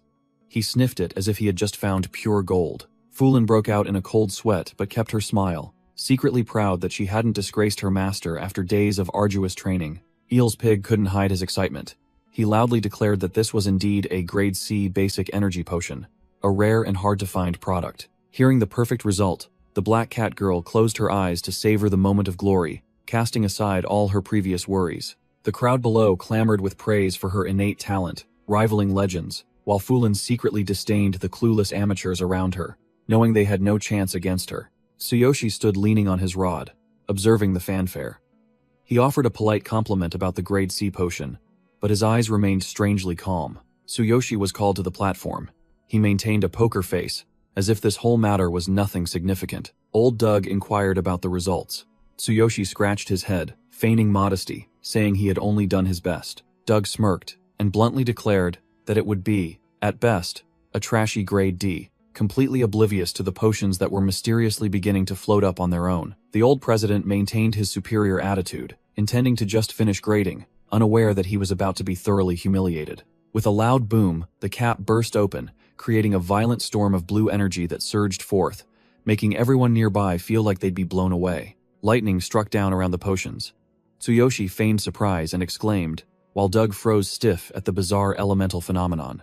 Old Eel's pig broke out in a cold sweat, shouting excitedly that the potion causing this supernatural phenomenon must be at least grade B. Fulin stood frozen, drenched in sweat, unable to believe that only someone on par with Master Kevin could create such a monstrous grade B product. The beastmen crowd below gaped, their faces drained of all color before the overwhelming light emanating from the stage. Doug stood amidst the shower of sparkling light, trembling as he marveled at the purity and exquisite aroma of this masterpiece. Doug bowed his head, admitting his mistake to Old Eel's pig, trembling as he concluded that this human boy was an existence even more terrifying than the genius Kevin. Tsuyoshi wiped away sweat after finishing his batch of supreme grade B basic energy potions, confidently asserting that the top spot in this exam was already in his pocket. Sakura crouched nervously before the guild gate, her face filled with unease, a giant Anxious hovering above her head. She was so distraught with worry that she muttered like a prayer, making passers-by think she was possessed by a ghost. Tsuyoshi emerged from the crowd of beastmen with a beaming face, waving at Sakura as if no mental torment had just occurred. He scratched his head and forced a smile, apologizing for making her wait so long, casually announcing that the exam had ended smoothly, while Sakura flinched. Sakura blushed furiously, stammering as she asked about her master's exam results, her eyes filled with both anticipation and anxiety. Tsuyoshi nonchalantly boasted about getting first place, making Sakura overjoyed, while the surrounding beastmen broke out in a cold sweat, looking at him with awe. Doug held the unrefined cardiolus in his hand, not understanding why someone with such overwhelming power was only interested in purifying this item. Tsuyoshi struck a deal with the two old examiners to grind levels in the Dark Zone for 10x experience, making Doug nod in agreement to the new champion's request. Eel's pig broke out in a cold sweat, unable to believe his eyes, so he pressed him, asking what divine being was his potion-making master. Tsuyoshi slicked back his hair with a cool pose, firmly stating that he was self-taught and didn't need anyone to teach him. The overbearing answer completely crushed Doug and Eel's pig. The two old men felt utterly useless in the face of his innate talent. Doug dejectedly led the way to purify the cardiolus for the reward, leaving Fulin frozen in place behind them. Tsuyoshi coldly walked past his defeated opponent, leaving Fulin trembling with her head bowed in utter humiliation. The arrogant cat girl could only grit her teeth, silently apologizing to Master Kevin for suffering such a miserable defeat against a weak human. Fulin was startled. Her eyes widened in surprise when she suddenly heard her master's name. Her gaze flickered wildly as she heard her opponent accurately expose her identity as Kevin's disciple. Tsuyoshi turned to see Sakura standing dazed with a darkened face and asked curiously if something was wrong with her. Sakura was startled out of her thoughts, quickly breaking into a cold sweat and forcing a smile to cover it up, saying she had just zoned out for a moment. Tsuyoshi cheerfully waved for everyone to follow to proceed with the purification, leaving behind his previous calculations to focus on a new goal. Sakura snapped out of her trance, shouting a vigorous yes before scurrying after her master and the old goat man. The ritual chamber appeared eerie, with black crow carcasses and scattered herbs around the cardiolus, which was emitting a deadly purple miasma. Doug began to wave his staff, casting spells, muttering incantations to summon natural elements to activate the radiant magic circle beneath his feet. Eel's pig stood beside him, feigning knowledge, explaining that the stone was too heavily tainted and required a specialized ritual to be thoroughly cleansed. Tsuyoshi curiously asked about the power of this magic, and Sakura seized the opportunity to explain that shamans are also mages, and the stronger the spell, the longer the incantation. The sound of purification echoed as a fierce golden light erupted, dispelling all the dark miasma clinging to the stone with natural power. Doug looked extremely authoritative as he raised his staff high, pouring all the power of a high-level mage to restore life to the item. The stone now hovered in Tsuyoshi's hand with a pure light. Doug instructed him to infuse magic power into it to immediately lock item ownership. The old goatman Doug revealed that this was an extremely rare mid-grade item, something adventurers often had to risk their lives in the dark zone to obtain. Tsuyoshi's eyes lit up when he heard medium difficulty, eager to devour a massive amount of experience, ignoring the warnings about the danger from the two old mages. The old goat Doug began to drone on about textbook strategies, advising him to form a party with a full complement of tanks, fighters, and healers to ensure his safety. Tsuyoshi sneered and flatly refused, stating he wanted to solo to claim 100% of the experience points, bluntly declaring that sharing XP was never in his dictionary. A dark spatial gate opened from the Cardiolus, signaling an instance dungeon that could be reset 3 times for free clearing. The two old mages explained the monster farming mechanism. After 3 clears of this dungeon, the item would turn to dust, just like a time-limited event. Eel's pig added a threatening remark that once inside, there was no turning back, unless he cleared all monsters or died miserably, in which case the system would automatically kick the corpse out. Tsuyoshi chuckled at the grim prospect, turning to look at Sakura and firmly declaring that he would never leave in such a pathetic way. Sakura, his maid, thoughtfully pressed a large bag of recovery potions, which she had bought with her reward money, into her master's hand, fully preparing him for this solo hunt. Tsuyoshi blushed with emotion at Sakura's devotion, telling her to stay and wait before grabbing his gear and setting off, burning with enthusiasm. Doug realized in a panic that Tsuyoshi had returned the magic staff, and wondered how he would cast spells. But the only reply was a proud, glowing blue gaze. "I don't need that." Tsuyoshi slung the pitch-black ice sword over his shoulder, sneering as he declared himself a true warrior with overwhelming strength stats. He charged straight into the dark purple spatial gate without hesitation, leaving Sakura behind, praying with clasped hands. Old Eel's pig gaped, sweat pouring down him like rain as he realized that the guy with the terrifying amount of magic power had chosen to be a brute warrior. Doug narrowed his eyes, watching the arrogant ones retreating back.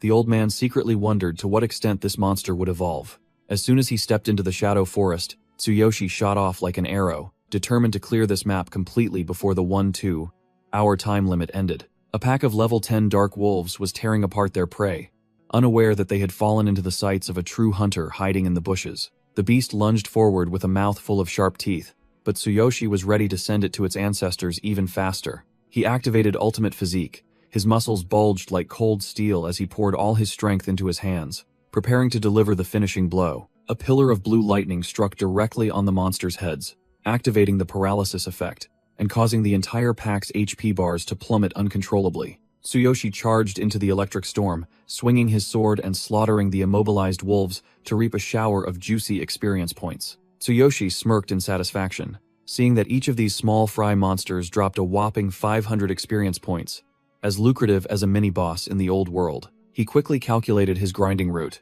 determined to clear 3 rounds of the dungeon to level up twice consecutively before dragging his body out. As soon as the paralysis effect ended, the dark wolves immediately sprang up and lunged to bite and tear with astonishing ferocity and recovery speed. Tsuyoshi broke out in a cold sweat, realizing that these dark element monsters had significantly higher resistance to status effects than normal, causing his spells to wear off too quickly. He swung his sword to parry just in the nick of time. His throat was almost torn open by those sharp teeth due to the beast's terrifying speed. Tsuyoshi's blue eyes widened completely as he witnessed the mutated intelligence and cunning of the monsters in this dungeon. The cunning monster used its fallen comrades' bodies to obscure Tsuyoshi's vision, then launched an extremely insidious sneak attack from a blind spot. Without hesitation, Tsuyoshi activated ultimate physique, channeling 60% of his strength into his hands, making his muscles bulge like old tree roots as he prepared for a counterattack. With explosive power, he swung his sword in a clean, swift arc, cleaving both the monster and the obstacle in a single, Powerful stroke. Seeing the notification showing plus 600 experience, Tsuyoshi smiled triumphantly, as this leveling speed was more than enough to help him reach level 7 on his very first farming run. Old Doug turned to probe Sakura, asking if she was worried sick about her master, standing before the jaws of death. He remarked that rushing into the dark zone alone was unprecedented madness, unless that person possessed overwhelming monstrous power. Sakura replied with a resolute, fiery gaze, firmly affirming her absolute faith in her master, without a hint of hesitation. The fat pig, Eel's pig, sneered, declaring that many talented individuals had died young due to arrogance, then turned his back and left first, thinking the outcome was already decided. Sakura watched the fat pigs retreating back, her eyes flashing with anger, utterly furious at his despicable contempt for Tsuyoshi. Inside the dungeon, Tsuyoshi was leaning on his sword, panting like an ox, sweat dripping profusely after a relentless string of battles without rest. The system issued a red alert as his stamina and willpower dropped to 50%. The price for overusing ultimate physique was his body screaming from exhaustion amidst the pile of wolf carcasses. Fortunately, Sakura had thoughtfully prepared supplies. He quickly pulled out several basic stamina and energy recovery potions from his bag to salvage the situation. Without a second of hesitation, Tsuyoshi tilted his head back and chugged the vial of blue liquid to recharge his exhausted body. The moment he swallowed it, he wanted to vomit violently. His face contorted, eyes rolled back from the disgusting, hard-to-swallow taste of this cheap medicine. Despite the nauseating taste, the effect was immediate. His stamina and willpower bars began to recover. Tsuyoshi wiped his mouth, determined to continue grinding non-stop. Outside the spatial gate, swirling with an enchanting purple, the old goat Doug and Sakura patiently waited, refusing to leave. Sakura turned to ask, wondering why the esteemed chairman Doug still hadn't bothered to leave like that fat pig. Doug sighed deeply with a worried expression, admitting that he was anxiously worried if that human kid would survive and return. In his eyes, that kid claimed to be a warrior, yet possessed an arrogant demeanor and actions that were completely different from the norm. He muttered, listing Tsuyoshi's unconventional achievements, from a warrior taking a mage exam, purifying medicinal ingredients, to crafting B-grade potions without a magic staff. Suddenly, rumbling tremors echoed from deep within the gate, startling the old man and interrupting his thoughts. Sakura smiled brightly, her ears perked up proudly, for she knew well that the shaking sound was the distinct, thunderous roar of her master. She asserted confidently to the old man that as long as the explosions still echoed, her master was safe and tearing up this dungeon. Inside the darkness, Tsuyoshi roared valiantly, swinging his greatsword wreathed in lightning, striking down the incoming dark wolves with a lightning blow. Destructive lightning bolts rained down from above like hammers, incinerating the dark wolves that dared to approach in an instant. Tsuyoshi swung his ice sword, finishing off the last monster, and his XP bar surged, signaling that he had cleared out the small fry. He wiped the sweat from his face with a half-smile. Though his body was exhausted, his eyes still burned with ambition as he thought of reaching level 7 after defeating the final boss. Standing before the massive hellgate carved with a demonic eye, he decided to pause and recover to optimal condition before the decisive battle. He relaxed his body, plopped down onto an ancient tree stump in the dark corner to make the most of every second to rest. Tsuyoshi lay sprawled on the ground, gritting his teeth, enduring the horrible, bitter taste of the pile of recovery potions in exchange for a surge of green vitality, healing his body at rocket speed. The full recovery notification just appeared, and he immediately shot up, gripping his sword hilt, burning with fighting spirit, ready to flatten anything in his path. The massive stone gate began to shake violently. Ancient dust fell as the millennium-old sealing mechanism was activated. Blinding light streamed out from within, forming a path for the conqueror, and Tsuyoshi's imposing figure stepped into the lair of death. He strode boldly into the ruined hall, where the boss, exuding purple death energy, arrogantly awaited its prey to walk into its demise. A massive, dark, rippling mass of muscle, exuding power, appeared in the darkness, promising no easy battle. A fiery red eye beneath the old iron helmet opened wide, locking onto its target with dense killing intent. Tsuyoshi activated his ultimate physique to enhance his arms to 60% strength. He smirked, realizing this boss's pressure was far more intense than previous monsters. The Dark Area boss revealed itself as a giant level 14 Dark Boar boss, wielding a greatsword wrapped in chains, bearing the title Cleaver of the Deep Forest, reeking of death. The monster swung its weapon, creating a wind-rending purple slash that shot straight towards him, making Tsuyoshi break out in a cold sweat from surprise. His pupils constricted sharply, as he never expected such a large monster's attack to be so absurdly fast. The greatsword came down like a hammer, Tsuyoshi hastily raised his ice sword to block the blow, causing the ground beneath his feet to crack and shards of rock to fly everywhere. He gritted his teeth, enduring the 1,000-pound weight pressing down, cursing inwardly because this monster's terrifying speed and strength far exceeded his expectations. The dark boar boss pressed its face close to its opponent, its snorting breath exuding a deadly purple mist right before Tsuyoshi. Tsuyoshi felt his body tremble uncontrollably. He wondered in confusion if this was his opponent's overpowering fear skill. The tremble slow skill was activated, an advanced technique that used an overwhelming aura to utterly terrify the opponent and paralyze them limb by limb. Tsuyoshi broke out in a cold sweat, his body stiff as a rock. He desperately screamed in his mind, forcing this mortal body to move immediately. A brilliant surge of power unexpectedly erupted from his hand, tearing through the invisible restraint binding his body.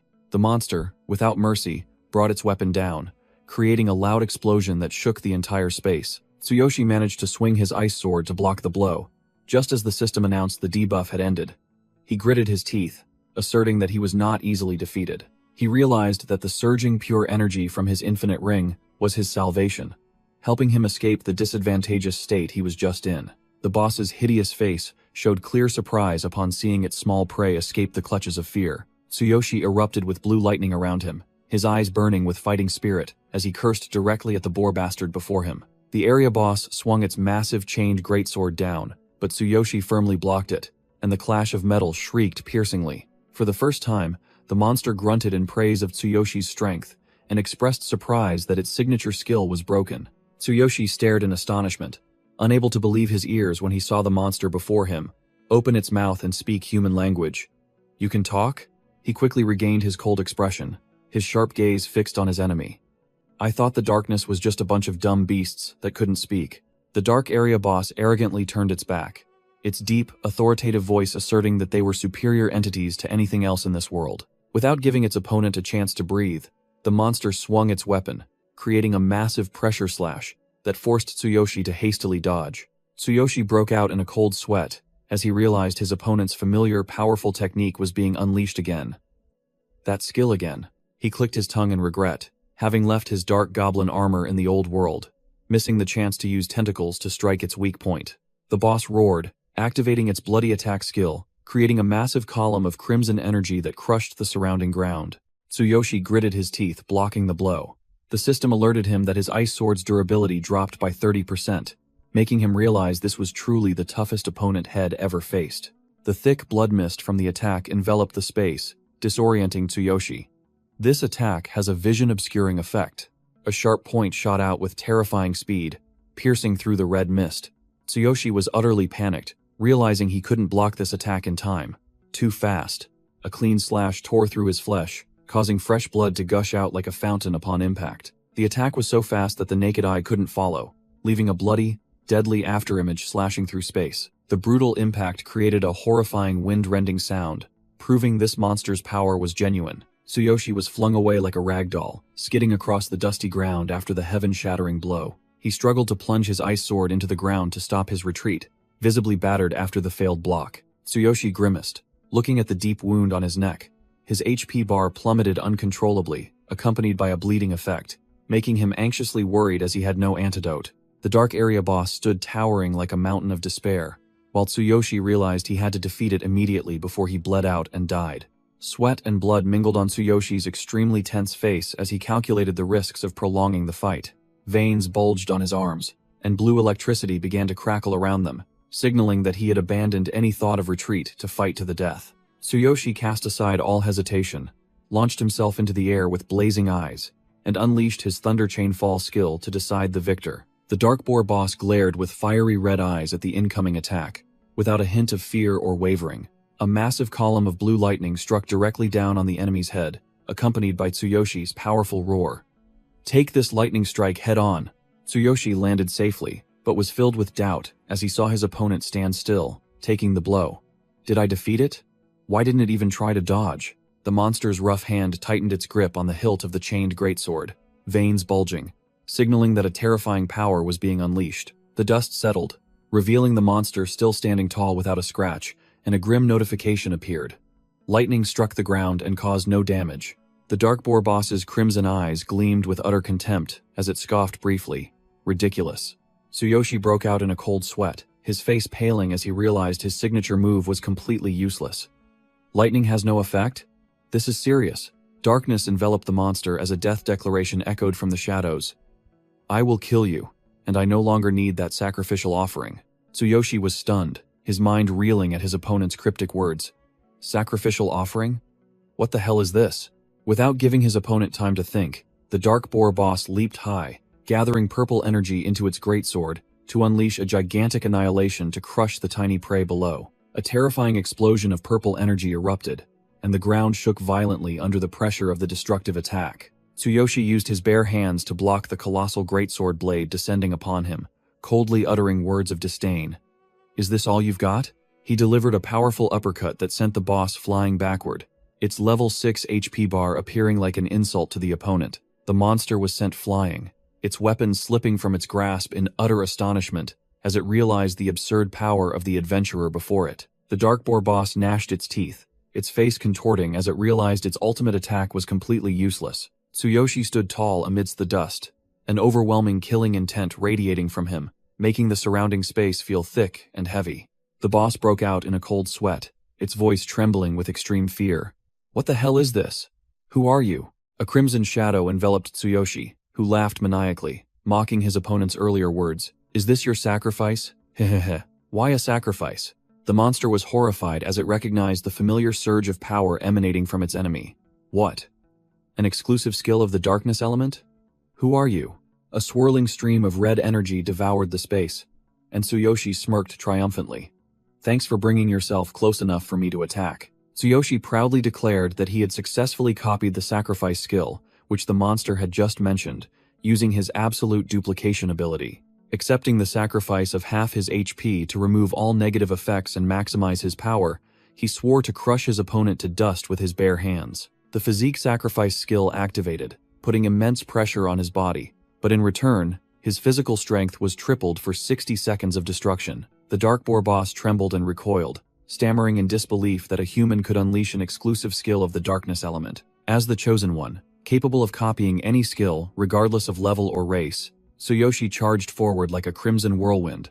Finding this as easy as pie, the ground shook violently and cracked open, forming a colossal crater under the terrifying pressure of his explosive footsteps. The boss only realized the impending danger when the shadow of death was already upon it, leaving no time to react. The monster's pupils constricted as Tsuyoshi's light-speed charge was clearly reflected in its terrified eyes. Without letting his opponent utter a word, Tsuyoshi delivered a devastating punch directly to the boss's face, creating a crimson shockwave across the entire area. The armored fist, heavy as 1,000 pounds, crushed the monster's face, asserting the absolute overwhelming power of a true hunter. The crimson energy explosion tore through the ground, sending dirt and rocks flying into the air after the terrifying impact of Tsuyoshi's attack. Its weapon shattered, the boar boss broke out in a cold sweat, reassuring itself that its opponent was merely brute-forcing the skill and hadn't truly mastered it. Tsuyoshi, in his war god form with his HP bar a stark crimson at exactly half, coldly declared that he didn't care about the method, as long as he could send his enemies to their demise. Despite the warning against healing, the monster scoffed at its opponent, then swung its arm, creating blades of black wind that tore through the air. The ground shook violently and cracked open as a surge of dark energy erupted from beneath its feet, a reminder of the area boss's true power. The boss roared, asserting that it also knew how to use sacrifice, simultaneously activating a swirling crimson aura around its colossal body to intimidate. It cursed Tsuyoshi to his face, calling him an idiot, while the veins on its body bulged as if about to burst from the overloaded power. Declaring the copy nothing but trash, the monster charged with maximum speed and strength, enhanced by the original sacrifice skill. Mid-charge, the boss suddenly froze, its bloodshot eyes widening in confusion at the strange blue light that unexpectedly appeared. Tsuyoshi proudly raised his hand, summoning crackling blue lightning, coldly retorting that he had never forgotten his trump card against the darkness element. Tsuyoshi glared with crimson eyes through his armored mask, coldly reminding his opponent that the previous lightning strike hadn't accidentally missed its target and hit the ground. The boar boss broke out in a cold sweat as it realized its opponent had meticulously calculated to force it to drop its weapon, rather than relying on pure strength to confront it. Tsuyoshi charged forward with overwhelming killing intent, extending his sharp claws and declaring his true objective from the very beginning. Darkness and lightning surged violently as Tsuyoshi roared, activating the price, sacrificing half of his own HP in exchange for destructive power. The monster was utterly panicked, unable to believe that a lowly human could unleash such an overwhelming copy skill, surpassing even the original. Tsuyoshi transformed into a colossal energy drill, charging straight ahead, mocking his unarmed enemy to try and block this lightning strike. Freshly sacrificed blood merged with crimson lightning, and Tsuyoshi roared, asserting that his body, forged by the ultimate physique, was his deadliest weapon. The level 14 area boss's face contorted in horror as it realized death was imminent, right before its eyes, and there was nothing it could do. Tsuyoshi's armored hand clamped tightly around the monster's head, leaving it only able to stammer in despair before humanity's overwhelming power. Tsuyoshi tightened his grip, his eyes burning as he looked at the defeated foe at his feet, coldly teaching it who the real idiot was here. As the sacrifice effect ended, Tsuyoshi stood panting amidst the devastated battlefield as the system announced that he had conquered the dark area and had 2 refreshes remaining. The price for such overwhelming power was excruciating pain. Tsuyoshi clutched his chest, grimacing as he realized the combination of sacrifice and ultimate physique was tearing his body apart from within. Just when he was empty-handed, luck smiled upon him. A brilliant golden light appeared, signaling that the boss's equipment had just dropped right before his eyes. Tsuyoshi looked at the item with covetous eyes, a triumphant smirk on his face because this hot item had appeared at just the right time to replace his broken weapon.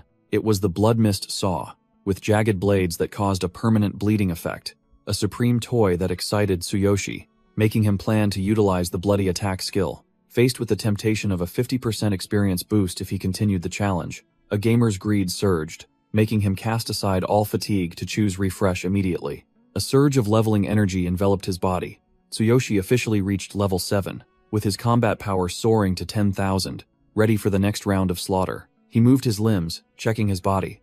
Although leveling up had eased the pain, the severe damage from the ultimate physique remained as a warning. His intention to keep grinding was shaken when Sakura's image appeared in his mind, reminding him of the danger if he didn't resupply after the first round.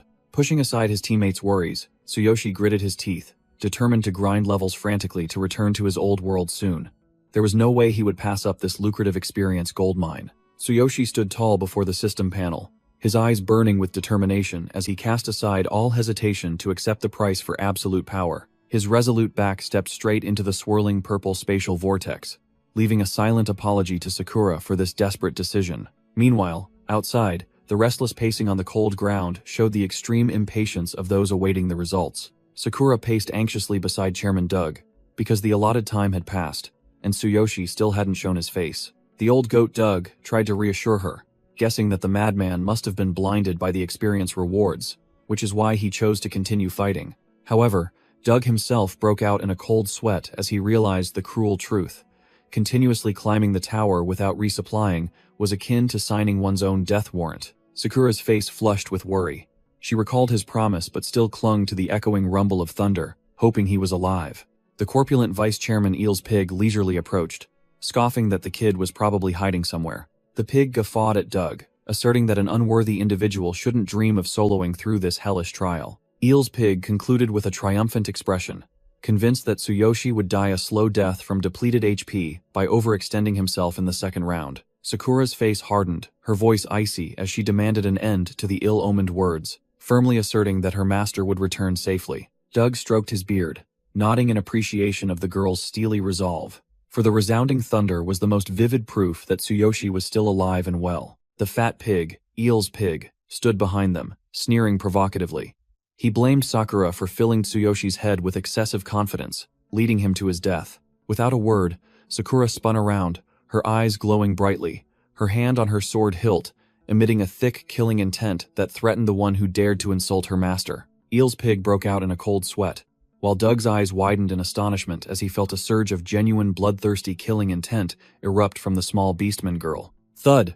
Doug slammed his staff onto the ground, creating a powerful shockwave to quell their heated tempers before the verbal sparring turned into a battlefield. The old goat roared, ordering everyone to shut up until the main character appeared, and at the same time, unceremoniously kicked the fat pig, Eel's pig, out of sight. Eel's pig grumbled, turning his back to leave, but still looked back to utter curses, hoping to see Tsuyoshi's lifeless corpse thrown out of the gate to gloat. Doug watched the foolish colleagues retreating back with a scornful gaze, silently cursing him for living such an easy life that had lost his touch. failing to recognize the deadly killing intent right in front of him. Standing beside a silent Sakura, who exuded an overwhelming aura, the old president secretly affirmed that this half-beast girl's potential was limitless and extremely formidable. Sakura and Doug stood frozen before the swirling teleportation gate. Suddenly, the cat-eared girl flinched, sensing something abnormal from within. Sakura's face turned ashen, drained of all color, as she realized her master's signature thunder had completely ceased midway.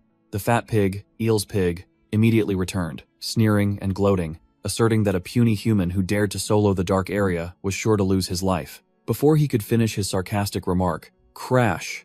The spatial gate shook violently, as if about to explode, startling everyone and signaling an impending catastrophe. Doug broke out in a cold sweat. His goat ears perked up as he heard horrifying cracking sounds emanating from the epicenter of the teleportation gate. The surrounding space twisted and then shattered like broken glass. A surge of purple energy erupted, carrying a chillingly familiar sensation that terrified everyone. The old president was in utter panic, shouting that the darkness was breaking the seal, unable to believe that the worst-case scenario was unfolding right before his eyes. A towering shadow emerged from the spatial rift, radiating an overwhelming killing intent, causing Doug to yell, ordering everyone to prepare for a life-or-death battle. All three had to brace themselves against the terrifying pressure sweeping over them. Doug still desperately shouted, denying that the seal had been broken. But the one who emerged was not a monster, but Tsuyoshi, enveloped in a pitch-black aura. He calmly boasted of his achievement, crushing the boss 3 times in a row to rake in all the experience points and level up 3 times. Tsuyoshi's face was bruised and bloody, yet his eyes remained sharp as he declared he had reached level 9 right after the deathmatch. No sooner had he finished speaking than his exhausted body collapsed like a felled tree. Sakura shrieked and flew to catch her master. Eel's pig and Doug stood frozen, drenched in sweat, unable to believe their ears that this madman had crushed the boss 3 times in one go. Sakura held the unconscious Tsuyoshi tightly. His status screen displayed a terrifying combat power of 14,500, dispelling all doubts about his strength. The Beastman girl immediately cast a healing skill, continuous streams of green light pumping into Tsuyoshi's battered body to mend his wounds. The room blazed with dazzling light as the healing process reached its peak, pushing back the Grim Reaper, waiting to claim the reckless warrior's life. Eel's pig broke out in a cold sweat, remarking that his muscles and nerves were completely shredded, and surviving to return was truly an insane miracle. As soon as he woke up, Tsuyoshi grinned, stretching his limbs, making Sakura fume with anger at his habit of breaking promises and his reckless fighting style. He scratched his head, giving a wry smile, explaining that the magic of the experience points was too great, but Sakura still pouted, insisting that her master's safety was the #1 priority. Doug interrupted the family lecture with a serious expression, tapping his staff on the floor and pressing for confirmation that he had indeed defeated the boss 3 times. Doug and Eel's pig stood frozen, drenched in sweat, completely speechless, before the harsh reality unfolding before their eyes. The old goat, Doug, confessed that if he hadn't witnessed it with his own eyes, he wouldn't have believed for a second that someone dared to solo the dark area 3 times in a row. He shivered, recalling the evil killing intent emanating from Tsuyoshi, which was even more terrifying than the darkness boss, admitting that he was not only skilled in healing arts, but also a monster in combat. In his eyes now, if Kevin was a legendary genius, then the human before him was an entity that far surpassed even the concept of genius. Eel's pig stammered, his venomous mouth now stiff, his limbs fumbling like a chicken caught in a snare as he faced Tsuyoshi. The fat pig bowed his head, placing a hand on his chest, apologizing profusely, swallowing his previous contemptuous words, and admitting his mistake in underestimating human strength. While Sakura pouted and turned away, ignoring Tsuyoshi's wry attempts to appease her, Eel's pig explained that they had just used a mid-level reflection skill to save his life. Although they had patched up the shredded flesh on the outside, he warned that the deep internal injuries were still putting his body in a red alert state. Doug sternly pointed out that his nervous system and blood vessels were severely damaged, warning that if he continued to abuse that forbidden technique, his path to advancement would be over. Tsuyoshi froze upon hearing about being restrained. He realized in horror that the sacrifice skill was gradually devouring his reason, turning him into a killing machine and making him lose himself. Tsuyoshi stood petrified as the illusion of blood-red and deep blue monster eyes suddenly reappeared, haunting his mind like an unbroken curse. Sakura hastily inquired when she saw her master covered in cold sweat, his face pale and gasping for breath, as if he had just returned from the brink of death. He clutched his face to calm himself, bitterly admitting that the sacrifice skill was gnawing at both his body and soul. so he decided to seal it immediately to preserve his life. Doug generously pulled out several vials of exquisite blue potions, instructing him to meditate immediately after drinking them so his body could absorb their full medicinal power. Eel's Pig's eyes widened in shock, unable to believe that the old president would be so extravagant as to give away such valuable items to a mere human kid. Tsuyoshi gave a forced smile, accepting the precious bag of potions and thanking him profusely, while Sakura was still reeling from this unexpected generosity. Doug revealed that these were Kevin's favorite elixirs and advised him that it would be best to take himself to meet the esteemed master directly to be taught peak healing arts. Kevin's image appeared, full of authority like a living legend, the one who held the secret of the legendary law of destruction, making the entire continent revere him. Both Tsuyoshi and Sakura froze, looking utterly bewildered, completely clueless about the so-called laws or legendary figures the old man had just mentioned. Eel's Pig was speechless, looking at the two country bumpkins, wondering why, despite being adventurers, their basic knowledge of legends was so utterly empty. This world operates according to 12 brutal laws, among which the forbidden destruction spell is the ultimate power inscribed on ancient stone tablets. Kevin was hailed as a once-in-a-millennium genius because he had mastered the law of great wind decades ago, elevating the art of potion making to a divine level. Doug asserted that only a monster like Kevin possessed the skill to heal the deep-seated spiritual injuries Tsuyoshi was suffering from. Hearing that his battered body had a chance for complete recovery, Tsuyoshi and Sakura rejoiced as if they had struck gold. The old goat pulled out a letter of introduction, telling him to take this VIP pass to meet Kevin, as he once owed the esteemed master a favor. Tsuyoshi was moved to tears, accepting the letter, while Doug subtly reminded him to bring rare items as a welcoming gift, if he hoped to be received. The human kid waved goodbye excitedly, leaving behind the pig's curious gaze about this unusual favoritism.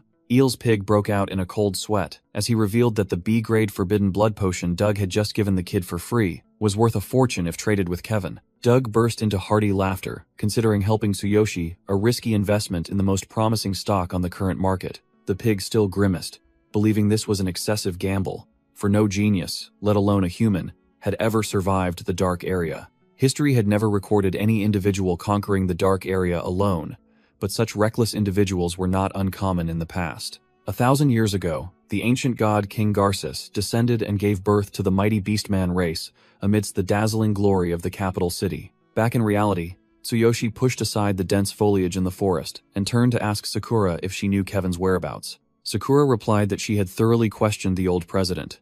The path was long but coincided with their quest route, so they could level up along the way. Seeing the suspiciously convenient route, Tsuyoshi narrowed his eyes and immediately pressed her, asking if there were any traps or strange conditions attached. It turned out the price to pay was that this jungle area required a mandatory party formation to activate and complete quests. Looking down from above, Tsuyoshi couldn't help but be surprised to see a motley crowd gathered noisily below in the wild valley. Sakura pointed, introducing it as the so-called Quest Hub, a place professional grinders frequently visited before mysteriously disappearing. This was a gold mine where random quests with generous rewards appeared, attracting all sorts of individuals, from burly warriors to strange monsters, all vying for a spot. Catching a whiff of a good deal, Tsuyoshi smirked excitedly, eager to immediately test his level 9 warrior stats with 14,500 combat power. Tsuyoshi bid farewell to Sakura, leaving her to keep watch, while he decisively set off to seek opportunities to level up. A spiky-haired captain was hoarsely shouting to urgently recruit a tanker or a level 15 warrior with over 6,000 combat power. He boasted about his all-star level 15 team, consisting of a wind archer, a thief, a mage, and a light priest, all with stats above 6,000.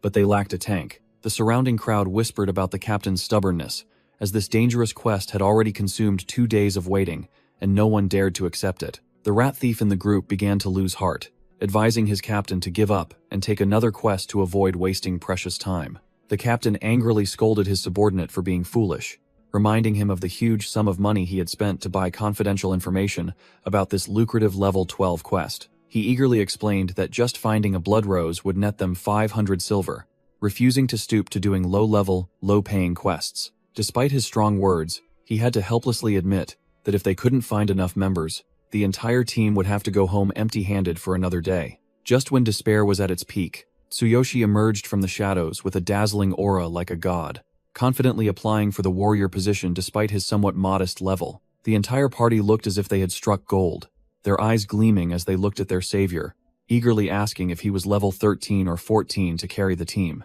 The whole group nearly fell over when they heard the number, level 9. The captain grabbed Tsuyoshi's collar and shook him violently, thinking he was toying with the lives of the entire group. With only 10 minutes left before the gate closed, Tsuyoshi maintained a calm expression while the others began to fret, worried about missing their turn. The rat thief broke out in a cold sweat, urging his captain to quickly finalize the deal, lest they miss the chance to recoup their investment for the day. The captain gritted his teeth, bitterly thinking of the money he had spent on information, and reluctantly decided to take a gamble, though his heart was filled with unease. He pressed his face close to Tsuyoshi, giving him an ultimatum, demanding that the rookie only follow along to make up the numbers and strictly forbidding any reckless, unauthorized actions. Tsuyoshi radiated a shimmering aura, happily shaking the captain's hand, as this was the first time in his life he had experienced the feeling of officially forming a party. He enthusiastically led the group into the dense forest, leaving his teammates behind, who exchanged bewildered glances, full of concern about his inexperience. As soon as they stepped through the gate, the system announced the quest had begun, but the displayed level had jumped to a deadly level 16, instead of the anticipated level 12. A colossal forest rhino lumbered into view, with thick, armored hide and a combat power of 7,600, blocking the group's path right at the entrance. The thief clutched his head in extreme panic, while the captain cursed loudly, vowing to punch the fraudulent informant for daring to trick them into this death trap. The useless teammates huddled together behind a rock, trembling uncontrollably. The cowardly captain reassured his comrades that if anything went wrong, they should immediately use the return horn to escape quickly. The rat thief, crawling on the ground, suddenly flinched, sweat pouring off him as he realized the level 9 rookie had vanished without a trace. The entire group stared blankly ahead, their faces pale, wondering what that kid had done, as he was nowhere to be seen in the dangerous battlefield. Suddenly, the skill Thunder Chain Fall activated, unleashing a colossal pillar of blue lightning from the sky that tore through the forest space. The dazzling light from the overwhelming attack illuminated the dumbfounded faces of his teammates, their eyes wide and mouths agape at the sight before them. Tsuyoshi stood proudly amidst the shattered remains of the forest rhino, which had been one hit into oblivion. He scoffed, saying this monster was too soft compared to the creatures in the Dark Zone. His teammates gaped, their eyes bulging, screaming in a mix of panic and extreme terror, unable to believe he had just solo killed a level 16 boss. Tsuyoshi slung his saw over his shoulder, giving a confident thumbs up, urging the group to run quickly to gain a speed bonus. His status board clearly displayed his overwhelming 14,500 combat power, shattering all preconceptions. Thundering footsteps echoed as the entire party had to run for their lives, struggling to keep up with the terrifying speedrun pace of this monster disguised as a rookie. The archer captain tried to salvage some semblance of leadership, running and pointing, ordering his teammates to deal with the remaining weak bat monsters along the way. The archer captain broke out in a cold sweat, his hands trembling as he drew his bow, witnessing the level 9 kid single-handedly carrying the team without expending any effort. Tsuyoshi plunged into the mass of tree roots like a whirlwind, swinging his sword and utterly shredding the small fry monsters, precisely hitting their weak points, leaving them no time to react. The priestess breathed a sigh of relief because this monster was so tough he hadn't lost a single drop of blood, leaving her completely unemployed in this dungeon. The mage and the rat thief whispered to each other, guessing that this guy must be a top-tier recruit from a major guild on a secret mission, not a mere rookie. Tsuyoshi parkoured over obstacles, scoffing and disparaging the level 16 monsters here as soft as noodles compared to the hellish Dark Zone he had once grinded through. A level 16 treant monster lumbered into view with an annoying set of poisonous thorn skills, but its info panel revealed it feared fire like a tiger right before Tsuyoshi's eyes. Guided by his divine eye, Tsuyoshi easily dodged the poisonous thorns, realizing these creatures were only big in size, but their actual combat power was utterly mediocre. With a clean sword stroke, he split the tree trunk in two. Tsuyoshi casually looted the rare blood rose, planning to bring it back as a souvenir for Master Kevin to brew potions. Running and clearing the path, Tsuyoshi loudly instructed the mage to use fire to burn away the tangled tree roots, blocking their way to the boss. Seizing the opportunity to show off, the mage groaned with delight, raising his staff and responding enthusiastically, as if he had waited his entire life for this moment to shine. Tsuyoshi shouted a warning to the entire team to watch out for the poisonous thorny vines, saying that one hit would instantly kill them. The thorny vines lunged to attack, making the Wind Archer captain dodge while wondering in astonishment why this young man knew so much about monsters. Like a textbook, he broke out in a cold sweat, recalling Tsuyoshi's displayed level 9, certain that this guy was a hidden master and definitely not a rookie. The mage, upon command, immediately unleashed Burning Eddy, incinerating everything and turning the forest into a blazing inferno, exactly as Tsuyoshi had strategically intended. After the battle, a crackling campfire burned, signaling that the group had safely overcome the ordeal and was now resting to regain their strength. The rat thief teased the priestess about her 180-degree change in attitude. While she was overjoyed that this trip was so easy thanks to this expert carrying the team, the priestess blushed furiously, secretly falling for him, and firmly believing that Tsuyoshi was a special individual, not an ordinary person. The Wind Archer captain proactively extended his hand to make peace, and introduced himself as Victor to show respect to his benefactor. Victor frankly expressed his admiration and wanted to know Tsuyoshi's true identity, but our protagonist merely scratched his head and chuckled, claiming to be a rookie. Victor gave a knowing smirk, as if saying, "Who would believe you?" concluding the conversation with a meaningful look that left Tsuyoshi speechless, unable to explain the ironic truth. Victor handed Tsuyoshi a water skin, taking the opportunity to probe whether this monster knew about the regional quest rankings. Tsuyoshi gulped down the water, then put on an innocent, clueless face, feigning ignorance, which only made Victor suspect even more that he was deliberately hiding his skills. Unable to extract anything, Victor switched to lecturing about the fixed quest point system and the completion data of various parties.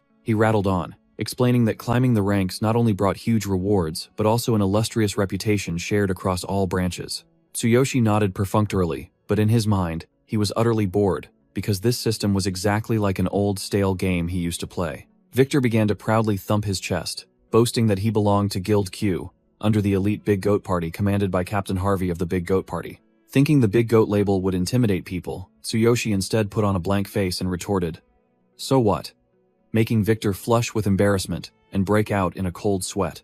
Seeing that boasting about his name was ineffective, Victor resorted to his final move, revealing a brand new level 18 quest involving a darkness monster in the swamp. He highly valued Tsuyoshi's incredible monster knowledge, so he offered to invite the young man to join and carry the team to clear that nuisance. As soon as he heard darkness, monster, and reward, Tsuyoshi's eyes lit up like car headlights, his attitude changing faster than flipping a rice paper. Tsuyoshi questioned the level discrepancy, but Victor quickly reassured him that this quest only had a level 18 cap, so it wouldn't be an issue. Finding it agreeable, Tsuyoshi agreed to join but immediately laid out two conditions, leaving the captain frozen in place. Victor smirked, secretly delighted as he plotted to use Tsuyoshi's knowledge to claim the glory of first completion and elevate his status in the guild.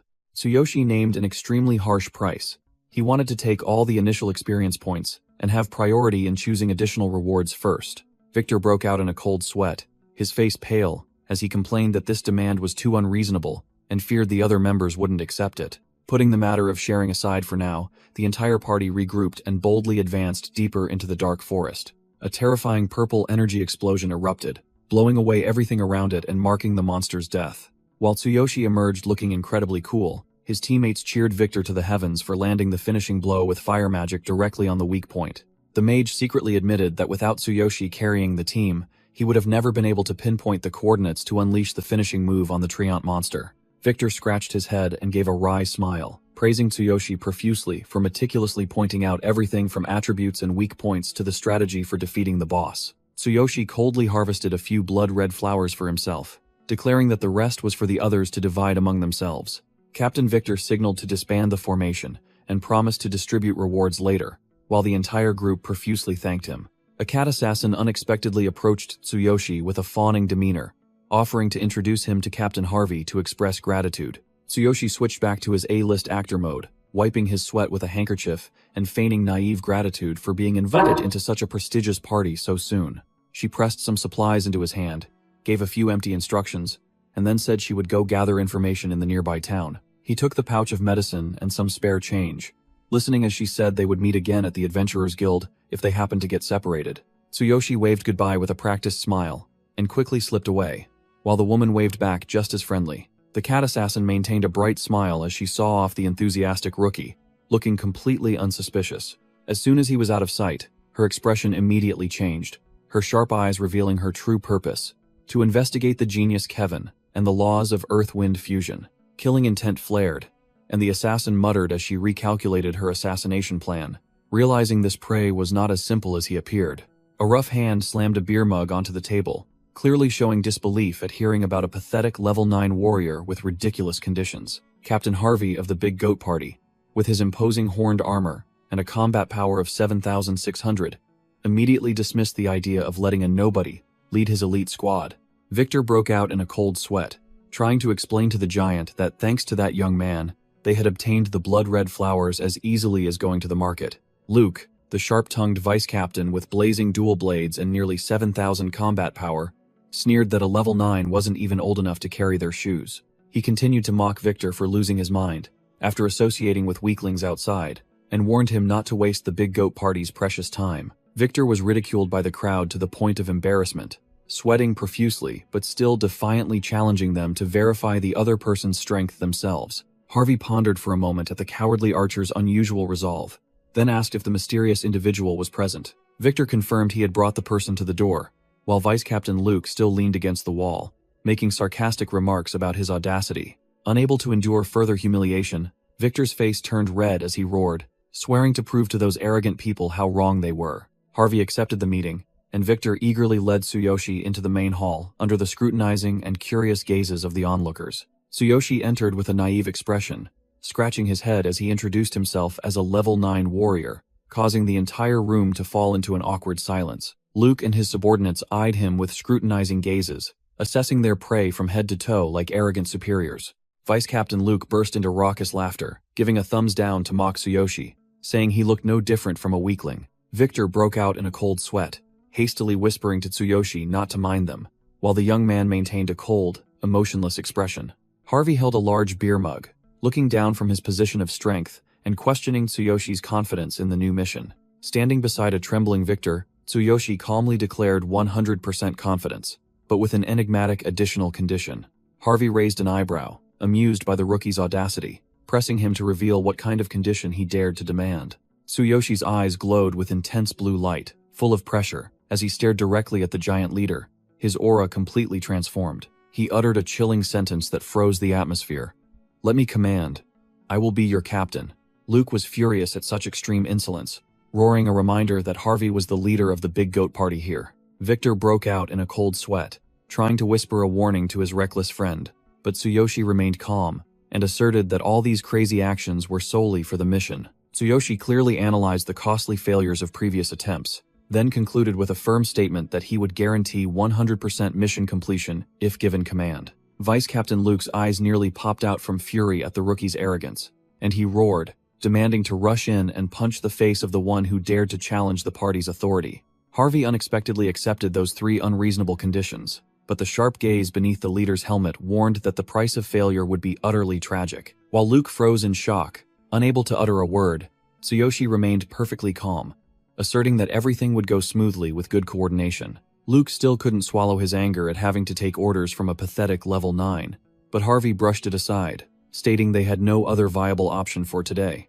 The red-armored vice captain continued to grumble that this was definitely a scam, insisting on kicking both Tsuyoshi and Victor out of the party immediately to avoid future trouble. Harvey's face beneath his helmet darkened as he recalled the humiliation of their dismal performance, which had made the entire Big Goat Party a laughingstock within the guild for so long. The leader's ambition flared fiercely. He was ready to bet everything on this gamble to claim the pioneer title and dazzling glory for his guild. Harvey exuded overwhelming killing intent that enveloped the 2 newcomers, concluding with a stern threat that he would show no mercy to anyone who dared to play tricks on him. The crowd began to murmur and gossip as the Big Goat Party appeared, wondering about the shabbily dressed young man leading the way instead of Harvey. Tsuyoshi strode forward with the demeanor of a boss, leading the entire group, leaving Harvey and Luke in their bulky armor to trudge silently behind him like subordinates. A jackal captain jumped out and taunted them fiercely, sneering at the Big Goat Party for being all talk and utterly broke. Victor leaned in and whispered an explanation to Tsuyoshi, bitterly admitting that the other man was an old rival and was right about their disastrous losing streak that had left the party penniless. Harvey, Luke, and the other members all hung their heads, sweating profusely from shame, not daring to utter a word in the face of the harsh truth about their rock-bottom performance. Tsuyoshi gave a faint smirk, his divine eye flashing with arrogant blue light, as if to say he had the entire situation firmly in his grasp. He coldly strode past the jackal captain, deliberately bumping his shoulder and then uttering a provocative apology that completely froze the other man. The jackal captain furiously yelled from behind, sarcastically remarking that they would soon have to use their retreat horn to flee in shame. Just like always, Tsuyoshi ignored the dog's barking in his ear, calmly activated the system panel to accept the mission with absolute confidence in the upcoming victory. A glowing blue spatial gate opened, and Tsuyoshi ordered the entire party to enter, officially beginning his legendary carry to slap down those who underestimated them. Tsuyoshi was overly confident, believing that the dark swamp monsters Victor warned about were mere trash before his divine eye.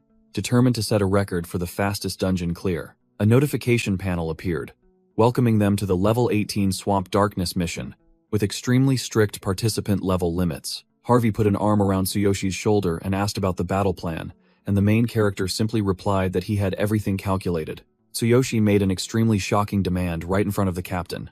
He wanted to take all of the party's initial experience points. Harvey, though bitter, still had to nod in acceptance because the party's honor hung by a thread.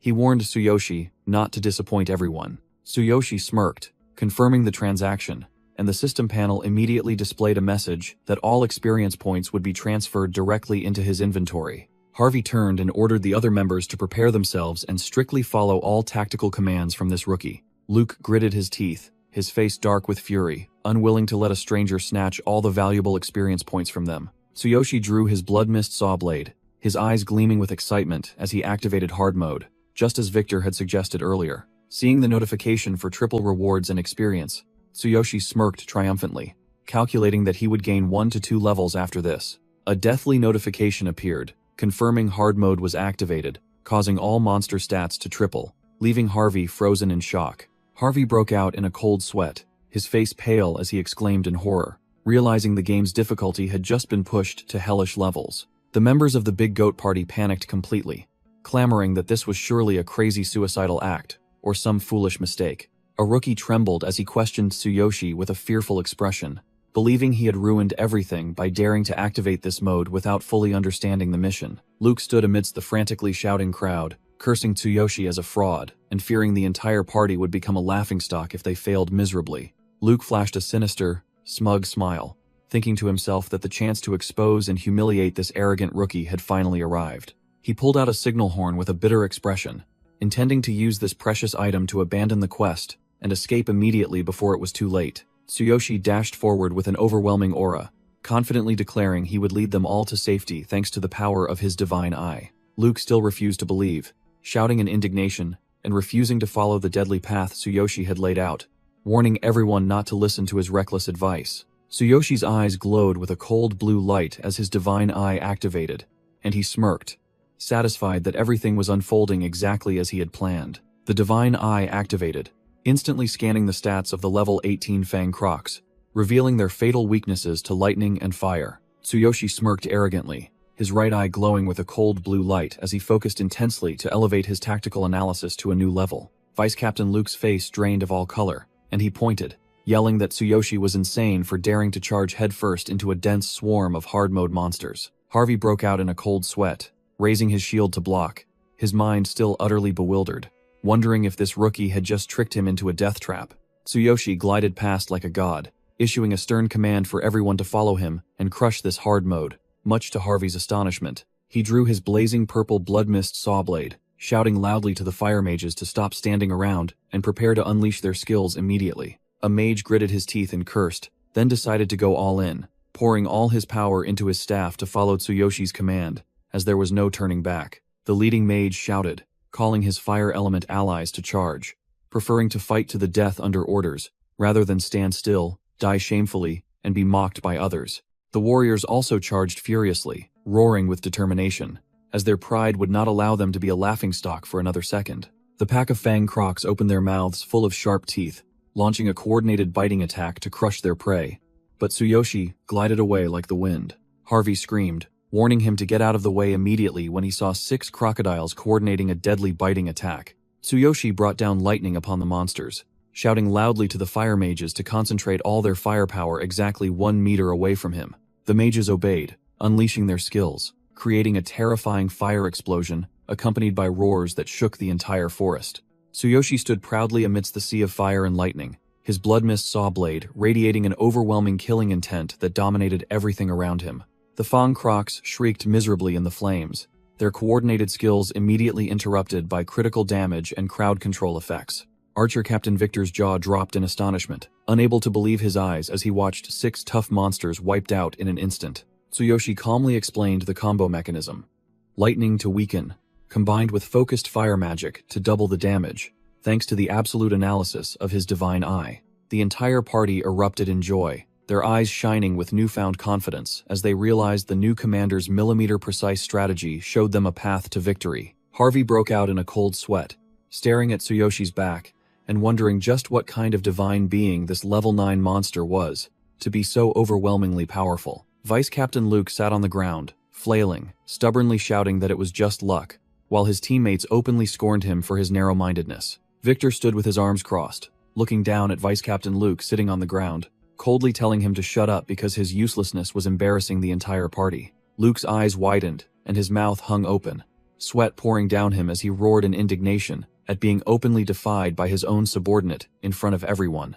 Tsuyoshi didn't even bother to look back at the clown, coldly ordering the group to ignore trivial matters and focus on conquering hard mode immediately. Captain Harvey hoisted his colossal shield and sprinted after Tsuyoshi's retreating back, afraid of being left behind and not wanting to miss this once-in-a-thousand-years opportunity. The rest of the Big Goat Party members also hastily ran after them, leaving Luke sitting forlornly amidst the ashes with a bewildered expression. Under Tsuyoshi's powerful leadership, the entire party charged forward with surging morale, aiming to utterly conquer this challenging map. 30 minutes later, the group had delved deep into the dark swamp, where the air was gloomy and the water glowed with an eerie, deadly green light. Tsuyoshi activated his divine eye to analyze the traces of other defeated parties, while Victor anxiously asked about their next move in this precarious situation. Luke once again started to backpedal, blaming the dark element monsters for being too strong and threatening to hold Tsuyoshi accountable if they failed. Victor couldn't take it anymore and turned to yell directly at Luke,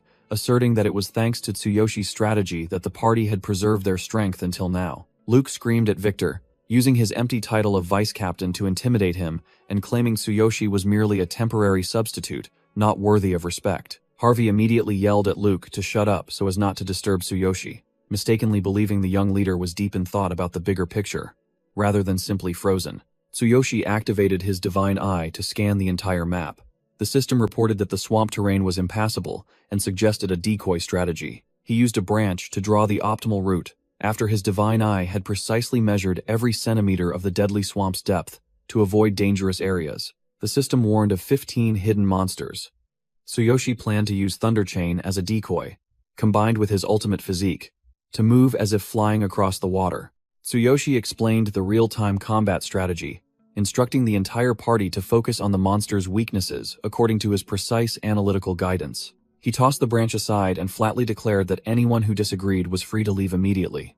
He had no time to keep those who were two-faced. Tsuyoshi's eyes blazed with authority, and he concluded with a chilling statement, forcing everyone to obey absolutely, as long as he held the position of captain. Luke was about to retort, bitter at the rookie's attitude, but Harvey immediately cut him off, demanding he set his ego aside to complete the mission. The vice captain gritted his teeth, silently cursing the level 9 rookie in frustration, while Tsuyoshi calmly walked on with the unwavering composure of the strong, treating the animosity of the weak as mere wind in his ears. Tsuyoshi mused, recalling the dark days when he had to shield Karina from the bully's lashes, realizing the bitter truth that the weak were always prey for the strong. Shaking off his weak past, he stood tall, his eyes blazing with authority, ordering the entire party to stop chattering and focus on overcoming the deadly swamp ahead. Harvey shuddered, recalling the nightmare of being ambushed by the dark slimes from beneath the water, where a single misstep would drag the entire party formation down to an inescapable hell. Seeing Tsuyoshi silently advance into the dangerous zone, Harvey broke out in a cold sweat and hastily ran after him, asking if this rookie had a specific battle plan or if he was just walking to his death.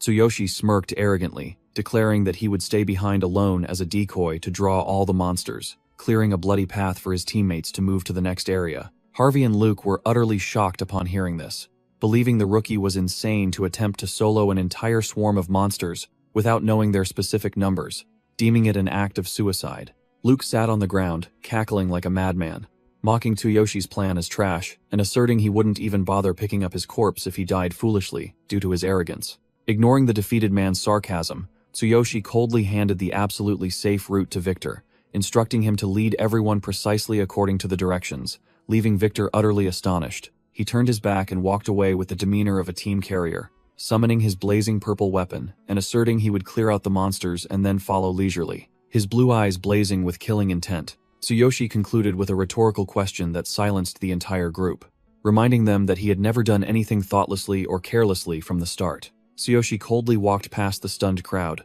leaving Harvey worried and others kneeling on the ground, unable to believe their eyes. He turned his back and walked away arrogantly, raising a hand to order the entire party to maintain formation and wait for his signal before acting.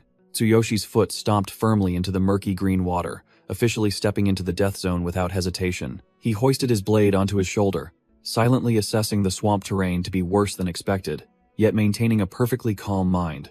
Tsuyoshi's eyes blazed with excited blue lightning, realizing this watery environment was the perfect conductor for him to unleash his signature skill. A guard, utterly bewildered, asked Harvey if they could trust a level 9 rookie, but the captain could only grit his teeth and bet on the rookie's determination. Victor unexpectedly spoke up, defending him with conviction, asserting that true strength was more important than level, and demanded everyone strictly follow Tsuyoshi's plan. Tsuyoshi stood tall in the middle of the swamp, exuding an overwhelming aura to provoke the 15 darkness monsters lurking around him. The water's surface exploded with splashing columns of water, signaling that the monsters had fallen into the trap and were beginning to emerge to attack. The level 18 Soul Eater lunged out with its hideous mouth, but Tsuyoshi activated his divine eye, seeing through its weakness, and roared a dominant challenge. Tsuyoshi poured all his strength into his fist, enveloped in a brilliant purple lightning, preparing to teach the monsters a lesson they wouldn't forget. He punched forcefully into the water, creating a terrifying shockwave, using the swamp environment itself as a conductor to sweep away his enemies.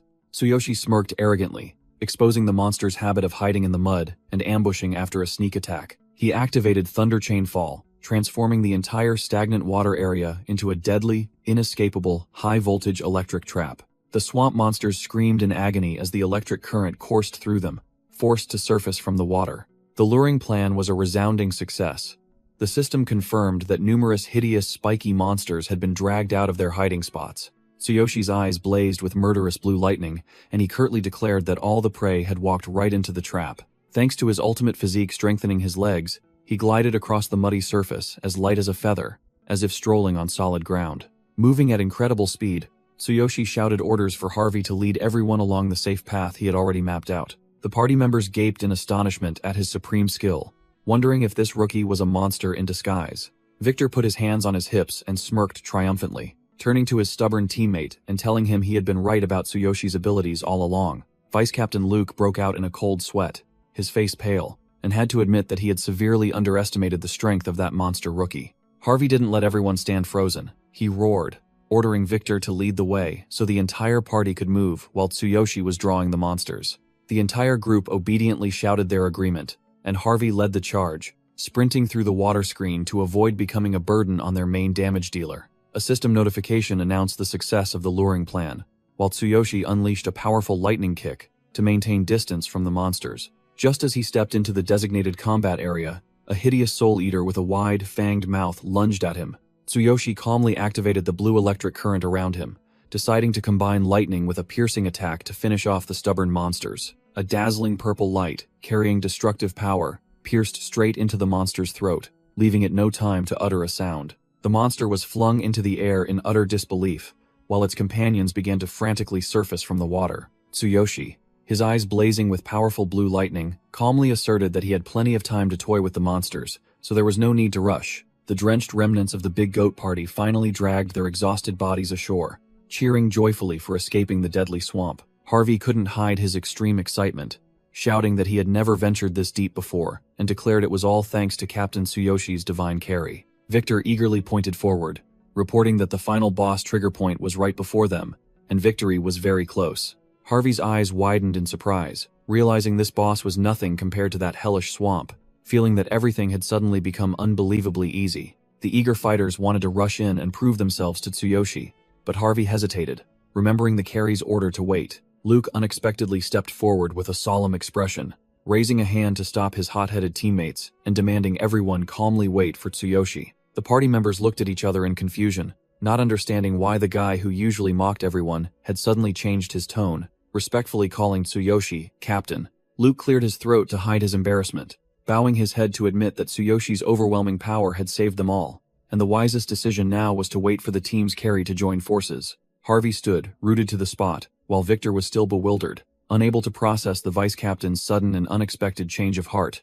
Harvey burst into hearty laughter, slapping Luke's back with a force that nearly sent him sprawling, praising his wise decision to obediently wait for Tsuyoshi. Luke clutched his head, grimacing, admitting this was the safest option, while the entire party nodded in agreement to stand still and wait for the team's carry to join forces. A calm voice echoed from behind, asking if the group was waiting for him, making Harvey and Victor jump and turn around, as he had already cleared out the darkness monsters. Tsuyoshi emerged from the green water, his demeanor as relaxed as if taking a stroll, suggesting the group gather to prepare to enter the boss area directly ahead. He carried the blood mist saw blade on his shoulder, his entire body enveloped in death energy and lightning, with his combat power soaring to 14,500, as he coldly declared an end to this hard-mode quest. Victor and the party members gaped in horror, unable to believe that a level 9 warrior could single-handedly clear out monsters with such overwhelming power. Harvey stared at their savior with fiery eyes, secretly vowing to recommend this monster in human skin to the guild leader as soon as the quest ended. Just then, the level 18 Swamp Watcher boss, in the form of a gigantic, blazing red skeleton, emerged, boasting double health and an overwhelming death aura that threatened the intruders. Tsuyoshi crouched down to observe the terrain, while Luke wondered why, despite being on hard mode, no boss gate had appeared before them. The vice-captain rambled on, explaining that the appearance of a boss gate depended on the monster's power, not the overall difficulty of the quest. Tsuyoshi activated his divine eye, shuddering as memories of the giant eye in the Cardiolus darkness region flooded back, bringing with them an overwhelming sense of death. Luke confidently drew his sword, grinning slyly as he demanded to charge straight into the trigger point to seize victory right before their eyes.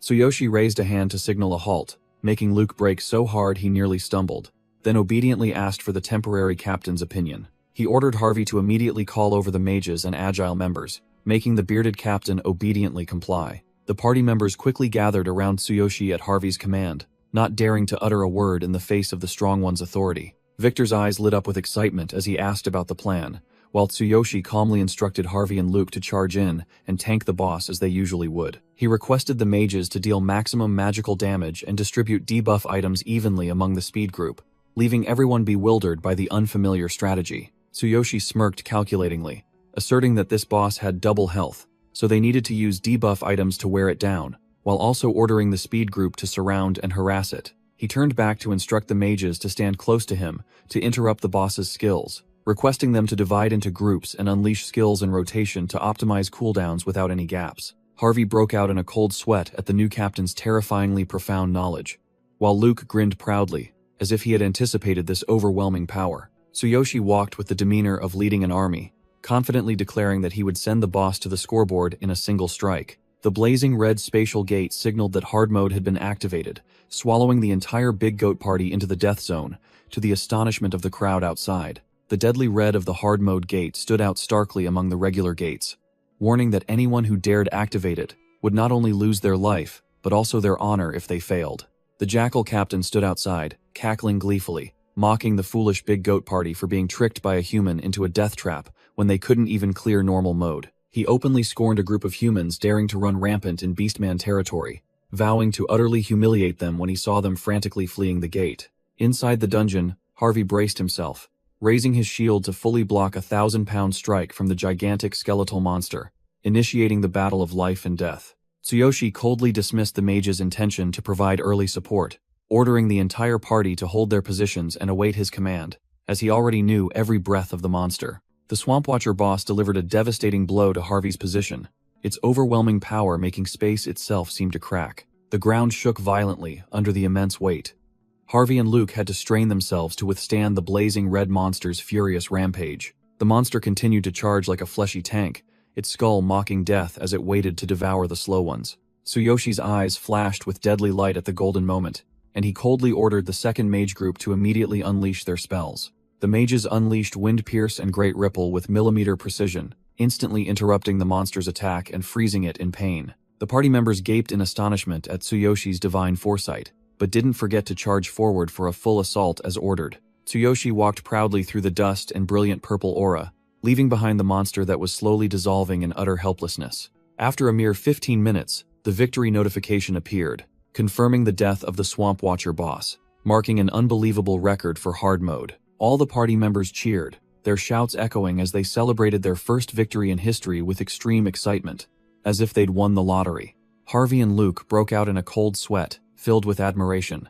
They immediately began plotting to introduce the monster Tsuyoshi to their guild leader, to elevate their guild's status to a new level. Tsuyoshi stood tall beside the boss's corpse, savoring the moment he reached level 10, his combat power soaring to a dreamlike 45,000. He clenched his fist, full of ambition after collecting all the experience points, confidently asserting that he was only 2 stages away from achieving his ultimate goal. The system suddenly chimed, announcing a hot reward, the exclusive black armor disguise, set for the owner of the Infinite Ring, celebrating his level up.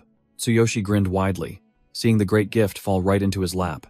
He eagerly pressed the equip button immediately to see how overpowered it was. A surge of dark energy enveloped his body, and the sound of a cloak tearing through the wind signaled an intense transformation about to unfold. Tsuyoshi revealed his true form in super cool black armor with a fiery purple eye, his combat power skyrocketing to an unbelievable 150,000, striking fear into anyone who saw it. He stood amidst the mesmerizing purple aura, feeling his body greatly enhanced and ready for the next destructive power tests. Tsuyoshi showed off his new armor, making the crowd's eyes widen as they wondered about this handsome guy's identity. He just smirked, replying that he merely changed clothes. Harvey and Luke gaped, regretting ever looking down on him. The captain quickly lowered his voice, asking Tsuyoshi for help in putting on a show. Tsuyoshi glanced with sharp, cold eyes full of presence, calmly asking what these guys wanted his help with. Outside the teleportation gate, the Jackal captain and his subordinates were gossiping, ready to mock the Big Goat Party, thinking they had failed miserably. The system notification board exploded with messages, confirming that the Big Goat Party had cleared hard mode for the first time and set an unbelievable time record. The Jackal captain's eyes widened, sweat pouring down him like rain, his mouth agape, unable to believe the shocking notifications that had just appeared. A black armored arm, enveloped in dark energy, tore through the blazing red energy screen and stepped out, exuding terrifying pressure. Tsuyoshi emerged like a god of war in pitch black armor, followed by Harvey and Luke, who played the role of incredibly cool guardians, making everyone look up in awe. The crowd buzzed, discussing the mysterious black armored warrior, while Harvey whispered to Luke that all this glory was thanks to Tsuyoshi carrying the team, promising to recommend him immediately. Victor excitedly informed Tsuyoshi that he was the center of attention, while Tsuyoshi merely smirked, finding this situation a bit strange compared to his previous life. The Jackal captain froze, sweat pouring down him like a river, as he heard Victor retort that the Big Goat Party had just effortlessly broken the record right under his nose. The old dog tried to salvage some dignity by stammering that the Big Goat Party only got lucky by stumbling upon a super-tier carry. Tsuyoshi cast his blazing blue eye, filled with killing intent, down at the defeated opponent, his voice icy as he retorted, "Who was just running their mouth, calling me useless trash?" The Jackal captain did a screeching U-turn, profusely apologizing with clasped hands, then shamelessly invited Tsuyoshi to join his guild under any conditions he desired. This old fox's mind raced. He realized that if he could snatch this monster, his guild would possess an invaluable strategic weapon. The entire crowd of adventurers, like a horde of zombies, rushed to snatch Tsuyoshi, making the Jackal captain yell to claim the first spot amidst the chaos. Tsuyoshi calmly recalled his previous life as a cleaner, watching others shine, deeply understanding the truth that the strong are sought after, like royalty, wherever they go. Harvey immediately acted as a bodyguard, using his guardian-like physique to clear a path and loudly declared ownership, stating that Tsuyoshi already belonged to his Big Goat Party, to quell the crowd. The Beastman city of Northen stood majestically under the sun, a place where all sorts of people gathered, from the powerful to the poor commoners. Down the bustling streets, muscular orcs swaggered about, while the weak had to beg for every single coin. Tsuyoshi walked with an air of charisma in his spiked black armor, with Harvey escorting him like a loyal bodyguard, making everyone turn their heads. The Beastman crowd began to whisper and speculate, guessing that the person accompanying Harvey must be at least level 20 to be on par with the Big Goat captain. Arriving at the guild hall entrance, Tsuyoshi signaled for everyone to stop for a moment so he could take care of personal matters before getting to business. In his mind, there was only the image of Sakura and the promise of meeting, making him eager to see the fox girl immediately. Inside the tavern, the Cat Tribe guild receptionist was coldly refusing the advances of 2 annoying orcs with a convincing excuse about being on a diet. The two thick-skinned orcs still wouldn't give up, trying to pressure her into drinking with them, clearly showing their persistent nature. Tsuyoshi unexpectedly cut in, walking coldly through the two bulky figures as if they were air, and demanded they move aside. The enraged orc grabbed his shoulder, intending to teach him a lesson, but suddenly froze, realizing the kid's face was strangely familiar. The two bulky orc adventurers stood in his way, accusing Tsuyoshi of stealing their quest, and sarcastically remarking that the fancy armor he was wearing must have been bought with all his savings just to show off to everyone. Tsuyoshi ignored the cheap taunts, stone-faced, and turned to ask them if they had seen Sakura, as he had an appointment to meet her there. The Cat Tribe Guild receptionist calmly took a long drag from her pipe, telling Tsuyoshi that she hadn't seen Sakura and complaining that, besides these two loudmouths, no one else stayed here for long. The two orcs were dumbfounded, their faces blank, then turned to look at each other in confusion, as they realized they were the two noisy guys the girl had just mentioned. The guild receptionist closed her eyes and exhaled a puff of white smoke, uttering a concise confirmation, "That would be you two," making the two orcs so embarrassed their faces turned purple. The orc adventurer roared in fury at the insult, swinging his hand, as big as a guardian deity's, intending to strike the girl who dared to disrespect him with a ferocious attitude. Tsuyoshi swiftly grabbed the orc's wrist, the system reporting ultimate physique activated, making his hand as hard as iron pliers, and coldly asked if the guy was blind not to see that she was uncomfortable. The orc sweated profusely, trying to pull his hand free but in vain against Tsuyoshi's overwhelming strength. He wondered in horror who this kid was, while Tsuyoshi only looked at him with a look of disdain reserved for fools. Knowing they couldn't cause trouble in a guarded establishment, the two orcs found an excuse to invite Tsuyoshi outside for a solo fight, to conveniently teach this insolent human kid a lesson he'd never forget. Ignoring the departing orc's angry threat to knock him out with one punch, Tsuyoshi politely turned back to apologize to the guild receptionist for the interruption, and guessed that Sakura was probably still busy and hadn't arrived yet. The guild receptionist frantically tried to stop him, warning Tsuyoshi not to be foolish enough to go outside or he'd be beaten to a pulp, advising him to hide inside under the guard's protection. Tsuyoshi turned his back with a cool demeanor, confidently stating, "I'll be fine," leaving the listener half believing, half doubting.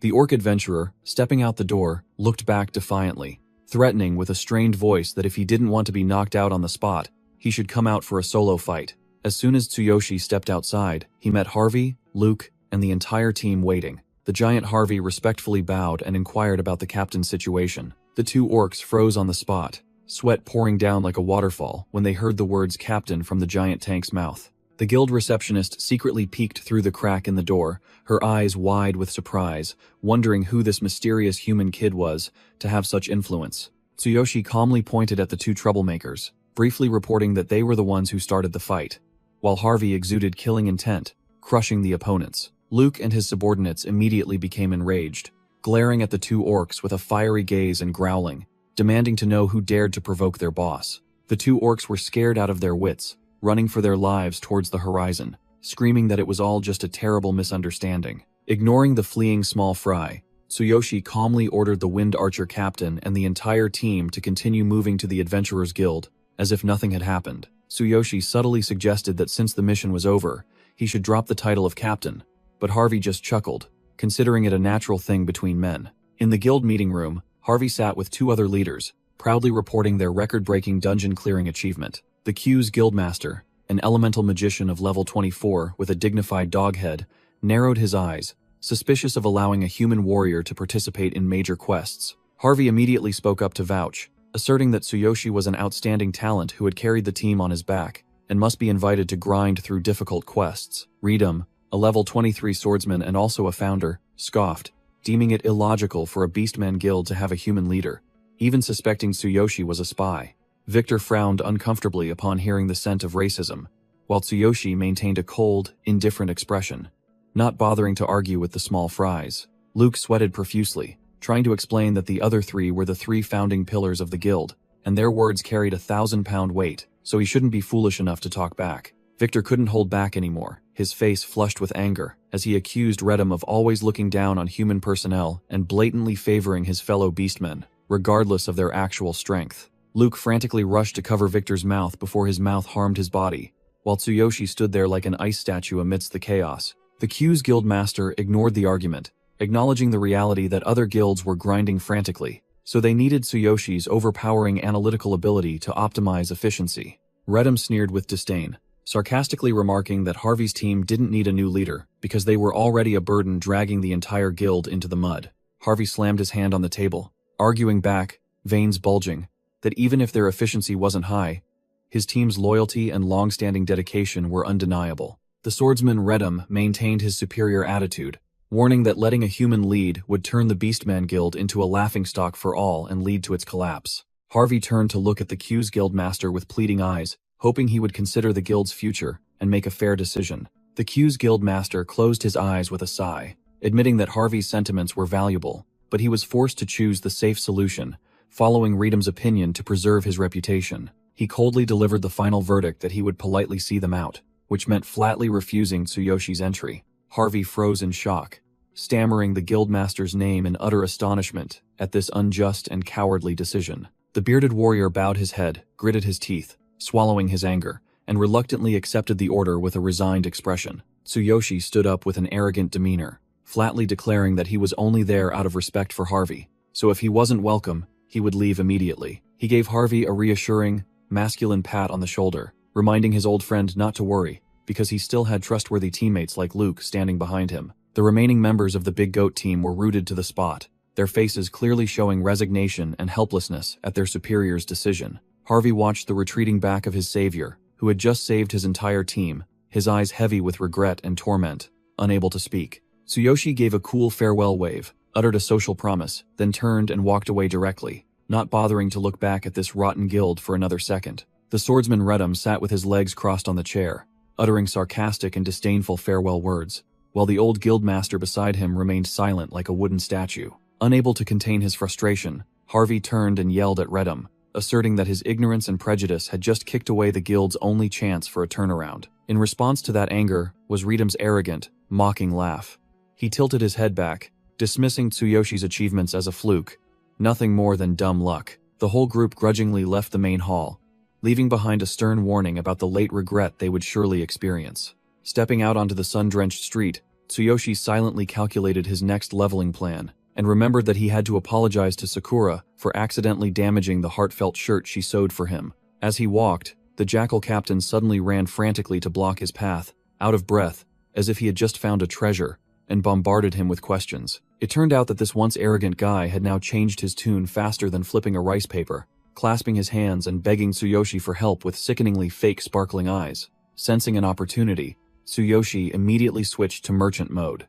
He stroked his chin and directly asked about the reward and conditions, intending to monopolize this lucrative deal. The jackal captain hastily explained that this was an urgent mission to rescue the beloved daughter of a magnate, and urged him to meet the guildmaster immediately. The Beastman residents in the city stared wide-eyed at the strange sight of an arrogant captain leading a stranger with a submissive demeanor. Tsuyoshi walked and pondered, doubting whether this guild was capable enough to undertake such an important hostage rescue mission. The jackal captain explained that his pace guild also had a reputation, but due to financial pressure, they had to compete with the Adventurers Guild for these tough quests. Tsuyoshi mentally calculated based on his previous boss-slaying experience, and guessed that the reward would probably only be around 5 gold coins at most.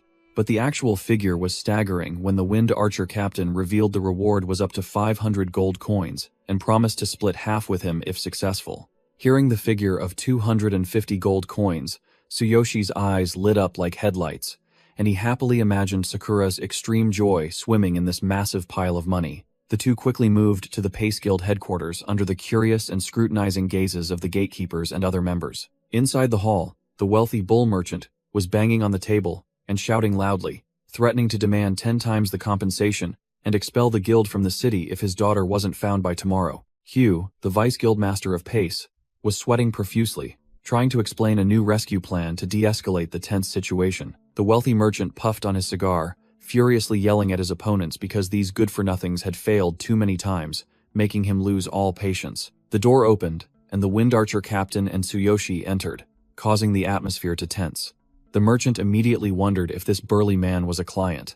Tsuyoshi glanced, assessing the opponent's wealth, while the captain hastily explained that they had dispatched troops to rescue the person immediately after accepting the quest. He argued that the treacherous mountainous terrain had prevented their 1-5-person level 20 team, along with the vice guildmaster, from deploying their formation and reaching the target. As a result, The entire group was overwhelmed by traps and ambushes from the level 19 enemy mobs, led by the level 25 berserker. The captain desperately clung to Tsuyoshi, admitting that after 3 failed attempts, the enemy had become more vigilant than ever. His trembling hand clutched Tsuyoshi's shoulder armor like a last straw in a dire situation. The Wind Archer captain cried miserably, snot and tears streaming down his face, begging Tsuyoshi to save the guild's honor and finances from the risk of bankruptcy due to compensation. Tsuyoshi calmly reassured his teammates, then opened his status window showing a combat power of 150,000.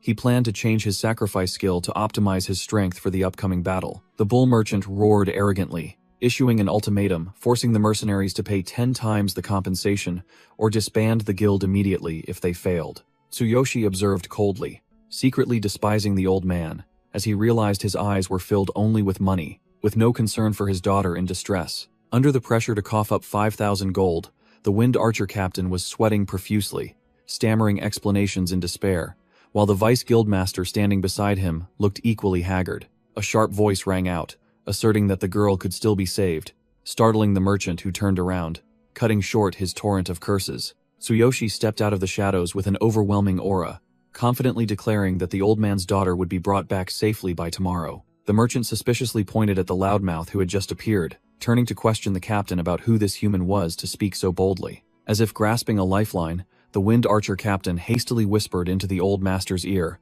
introducing Tsuyoshi as the savior who had taken on this difficult quest to shift responsibility. The old bull squinted, assessing Tsuyoshi with disdain, unable to believe that a beastman guild had to rely on an unfamiliar human. Although still suspicious, the merchant agreed to wait, but didn't forget to reiterate the 5,000 gold penalty hanging over their heads if tomorrow's mission failed. Tsuyoshi didn't flinch. Instead, he raised the stakes, making a counteroffer to old Wenton that if he rescued the girl, the reward should double to 1,000 gold. The bull merchant gritted his teeth in suspicion, thinking this stranger was either trying to scam him or was insane to speak so boldly. Tsuyoshi laid his cards on the table, coldly declaring he would bet 50,000 gold, 10 times the requested amount, to assert his status as a high roller. The colossal sum shocked the Wind Archer captain and vice guildmaster Hugh so much that they spat blood and nearly fainted on the spot.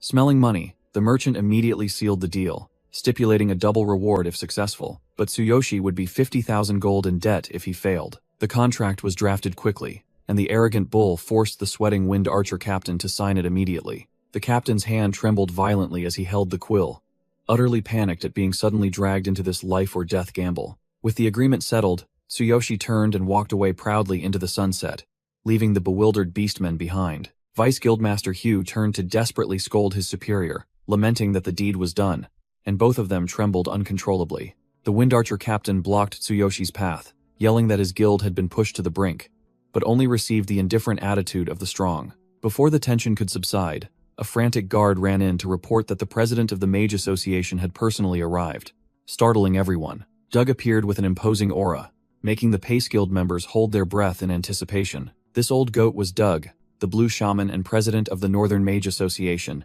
who had personally come to inquire about the health of the guild's leadership. Doug invited everyone to sit and offered to personally treat the crippled arm that the guild's incompetent priests had given up on. As he began treating Hugh's broken arm, Doug inquired about the failed mission, making the Vice Guildmaster sweat profusely in shame. Green healing light flared, and Doug immediately recognized this as a difficult quest involving old Wenton's daughter, which had pushed the guild into a corner. Tsuyoshi unexpectedly stepped out with boundless confidence, greeting his old acquaintance arrogantly, as if they were equals. Doug flinched, his eyes wide, nearly dropping his jaw, as he realized the person standing tall before him was Tsuyoshi.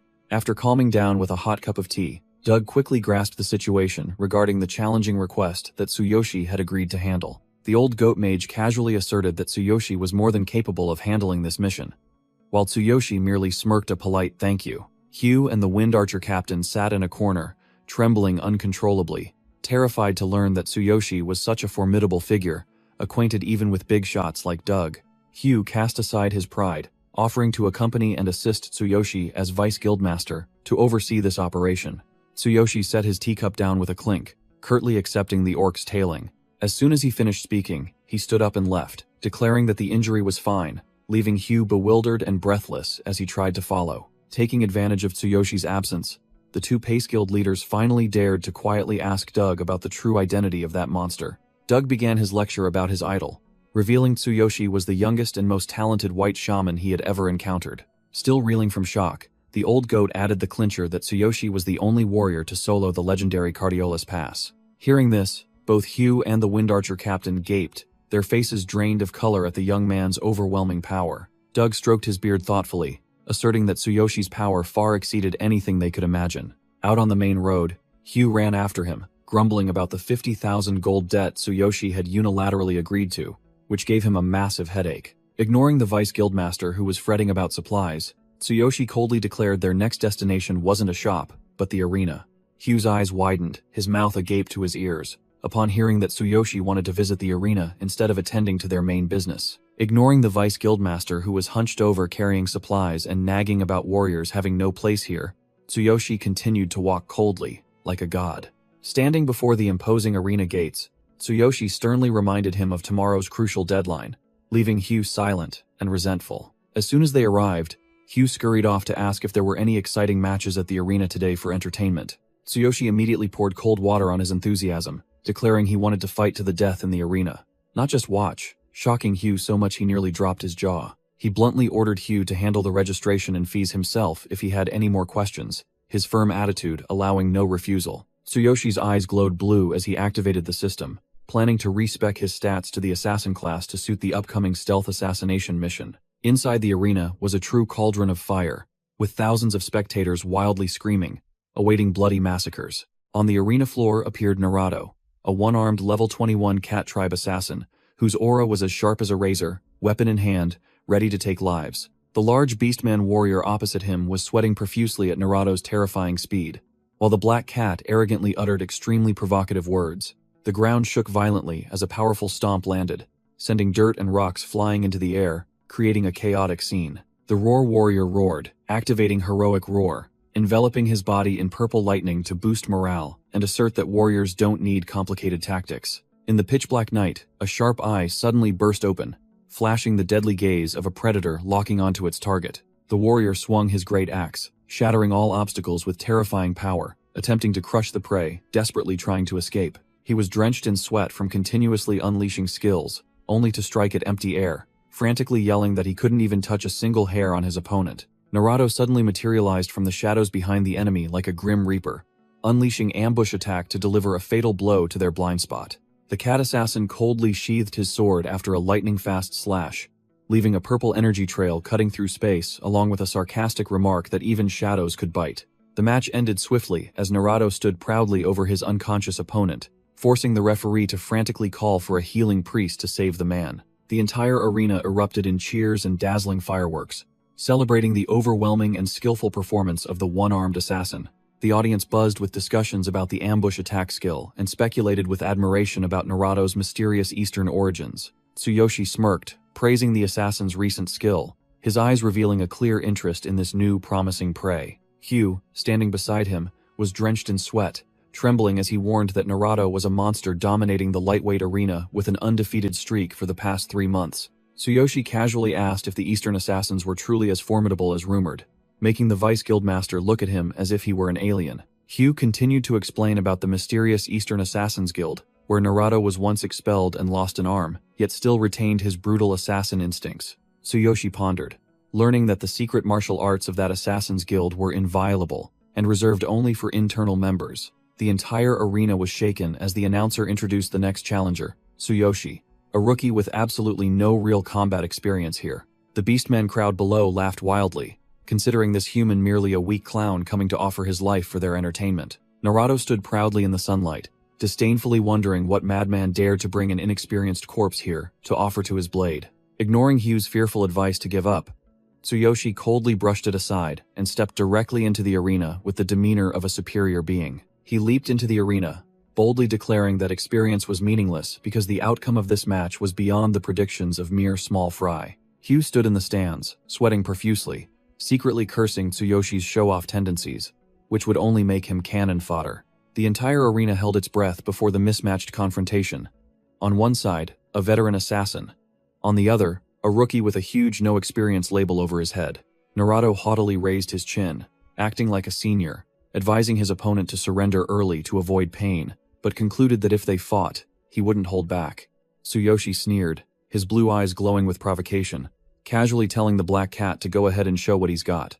As soon as the signal ended, Naruto shot forward like an arrow tearing through the wind, determined to teach the rookie an unforgettable lesson in speed. The assassin drew his glowing red dagger, his eyes flashing with killing intent, claiming he didn't like bullying noobs but intending to send his opponent to the grave immediately. Naruto's speed was so fast it created dazzling yellow streaks, and the audience screamed wildly, demanding he finish off the weakling in a few seconds. Tsuyoshi remained still as a rock, his left eye beginning to activate blue lightning, calmly assessing the enemy's speed and preparing his familiar trump card. A series of system panels appeared, signaling that Ultimate Physique and Divine Eye were activated. Tsuyoshi scanned all of his opponent's stats, preparing to outplay him. Just as the Blade of Death was about to touch its target, Naruto suddenly froze, his pupils contracting as he realized something serious was right in front of him. Naruto braked sharply mid-air, creating a piercing screech and a long skid mark on the ground. He was forced to stop his attack, sensing an overwhelming aura of death. Tsuyoshi glanced over with his glowing blue eyes, full of innocent mischief, casually asking his opponent why he suddenly froze mid-action. The beastmen crowd below looked at each other in confusion, mouths agape, not understanding why the bloodthirsty assassin stopped instead of finishing off the rookie. Naruto was drenched in sweat, his fur soaked. His instincts told him that the rookie before him had transformed from a lamb into a monster in an instant. A colossal dark aura erupted from Tsuyoshi, forming the illusion of a black war god looming over the entire arena, making Naruto tremble uncontrollably. Tsuyoshi smirked provocatively, pointing his thumb at himself, and boldly declaring that if the black cat had chickened out, he would make the first move. The assassin frantically retreated into a defensive stance. He was completely disoriented, unable to read his opponent's stats, and feeling suffocating pressure. The system panel unexpectedly displayed a notification that absolute duplication had evolved, allowing Tsuyoshi to copy skills mid-combat without cumbersome conditions. He breathed a sigh of relief, recalling the days when he had to grope the organs of disgusting orcs to copy their moves. Now the game was much easier. Tsuyoshi descended like a meteor, unleashing a preemptive strike carrying a brilliant purple energy flow to teach Naruto a lesson in true power. Naruto was drenched in sweat, his eyes flickering wildly as he wondered why the rookie was so excited instead of afraid. He told himself to be extremely cautious. Tsuyoshi activated Z movement step, his body gliding in an ethereal zigzag trajectory, making his opponent dizzy as his speed was maximally buffed. The ground trembled as Tsuyoshi moved at blinding speed, leaving purple energy streaks tearing through the air and closing in on his opponent. The black cat assassin yelled that his opponent was just bluffing, then unleashed ambush attack to end the match immediately. Tsuyoshi smirked arrogantly as he felt the attack aiming directly at his vital point, just as he had anticipated. A loud explosion echoed, accompanied by a blinding flash of light as the weapon collided with its target, creating a powerful shockwave. The sharp blade struck Tsuyoshi's neck directly, but sparked and was blocked by a layer of steel-hard blue energy shield. Naruto froze in shock, seeing his dagger powerless against the ultimate physique that had enhanced the hardness of his opponent's neck to a monstrous level. The beastmen crowd below gaped, their minds filled with questions, not understanding what on earth had just happened when the assassin's strike proved useless. The assassin trembled violently, sweating profusely as he began questioning his existence and wondering if the monster before him was the strongest here. Tsuyoshi activated absolute duplication, calmly standing in the middle of the battlefield, selecting skills from the system panel as if he were shopping. His eyes glowed with lightning as the system confirmed it had copied and upgraded ambush attack into thunderous ambush attack, thanks to the overpowering lightning attribute. The black cat assassin frantically retreated, drenched in sweat and screaming in despair because his useless dagger couldn't even leave a scratch. Tsuyoshi gave an arrogant smile, refused lengthy explanations, and declared it was his turn to counterattack, then charged like a storm. He swung his sword, enveloped in purple lightning, in a decisive arc accompanied by a powerful roar to finish off his opponent. In the moment of death's embrace, Naruto's eyes widened in horror as he realized the incoming skill was his very own signature move. The colossal purple energy surge named Thunderous Ambush Attack tore through space with unstoppable destructive power. The assassin was engulfed by the purple lightning, his body convulsing violently and instantly obliterated by the absolute overwhelming power. Tsuyoshi stood tall over his smoking opponent, satisfied that he had enough resources to go save someone, while the referee trembled as he declared him the winner. The entire arena erupted in fireworks and confetti, celebrating the monster rookie's terrifying display of power. Hugh's eyes widened at the fancy equipment. He couldn't help but admire and exclaim in astonishment at the extravagance of the big shot. Tsuyoshi, Tsuyoshi clenched his fist, checking his flexibility, satisfied that his body felt as light as a true assassin, thanks to the divinely buffed speed stats. Under the sunset, Hugh anxiously and timidly asked if his boss was sure he wanted to go save someone at night when visibility was limited. Tsuyoshi activated his cool black armor, confidently asserting that he could see through the night and showing off his overpowering combat power of 15,000, which dominated all opponents. A flock of black crows scattered under the cold moonlight, their frantic wing beats signaling that a bloody night was about to begin in the deadly forest. The two moved silently under the dense canopy in the dark, approaching the fortress where the merchant's daughter was imprisoned. Tsuyoshi leaned against a tree, calculating the passing time, while Hugh nervously described the treacherous terrain and the history of previous failed rescue teams. The enemy fortress loomed majestically on the sheer cliff, a death trap with solid defenses and traps covering every path. Hugh was sweating profusely, his face ashen as he tremblingly wondered how just two people could handle this challenging map. Before he could finish, the Vice Guildmaster was stunned as Tsuyoshi vanished without a trace, leaving only a faint afterimage due to his incredible speed. The guards guffawed, mocking the Pace Guild for foolishly rushing to their deaths because of the intricate trap system that even the enemy faction was clueless about. Tsuyoshi stood on a high branch, activating his divine eye to scan the entire area like a predator searching for an opening.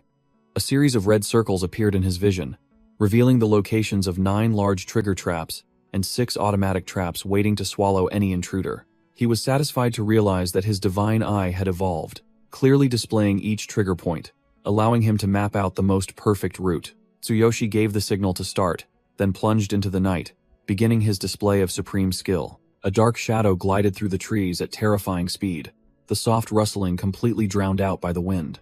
He swooped down with glowing eyes, concentrating intensely to handle every variable along the way. The black armor automatically transformed his cloak into a cool face mask, making Tsuyoshi secretly praise the thoughtfulness of the divine selection system. Under the silver moonlight, Tsuyoshi leaped through the air, creating a picturesque assassin's silhouette. He deftly dodged a falling wooden trap by a hair's breadth, then hid behind a tree, his cold gaze locking onto the guards ahead. Tsuyoshi raised a hand to adjust his mask, signaling for absolute silence to begin his hunt in the dark. 2 guards flinched at the strange sound. The kobold guard immediately ordered his comrade to check for intruders. They carelessly assumed it was just a wild animal caught in a trap. The green-skinned orc with a mace eagerly jumped down to deal with the prey. The kobold guard stood above, smirking confidently, asserting that no madman would dare attack the fortress at this hour. The orc muttered, intending to kill the unlucky deer, completely unaware that death itself, Tsuyoshi, was perched on a branch directly above him, eyes glowing.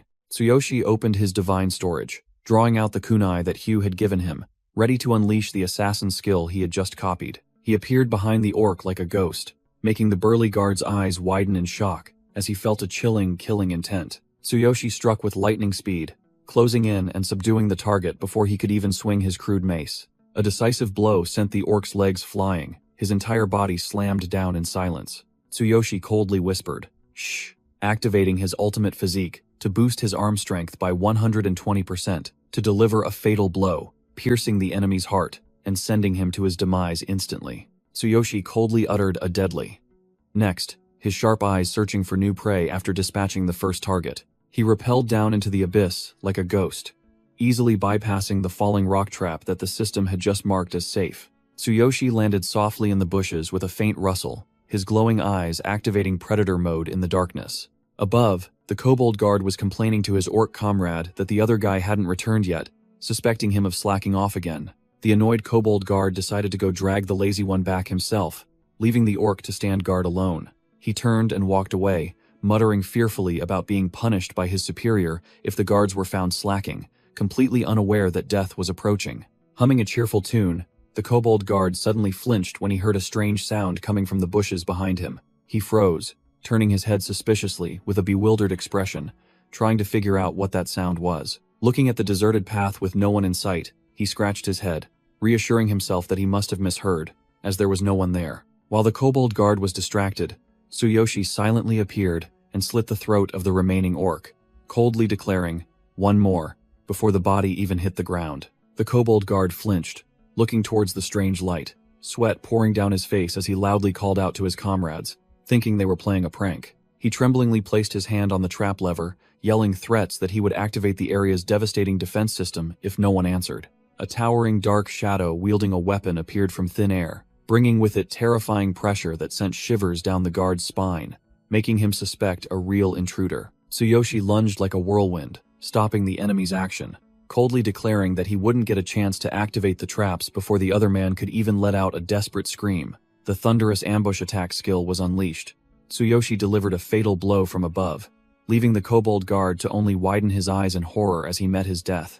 The system reported a series of incredible stats, from the ultimate physique, enhancing his right arm, to the critical damage dealt to the weak point on the back, dispatching the enemy with a single hit. Having dealt with the petty guards, Tsuyoshi stood proudly under the moonlight, using his divine eye to scan the area and detect 6 manual traps waiting at the entrance. Hugh climbed up and saw the scene, terrified by his comrade's overwhelming power, sweat pouring down as he reminded Tsuyoshi to be careful of the remaining traps. Tsuyoshi casually walked ahead as if strolling, instructing Hugh to weave through each trigger wire marked by his divine eye, making the archer behind him gape in wonder, asking how he knew. While he was at it, Tsuyoshi swung his weapon and smashed the trap control panel to be done with it, making Hugh, who stood beside him, jump in fright at his utter destructiveness. Hugh was sweating profusely at Tsuyoshi's overwhelming power, but quickly stopped when he heard the order to save some traps for the next phase. Tsuyoshi coldly ordered them to proceed directly to rescue the hostage, making the archer behind him,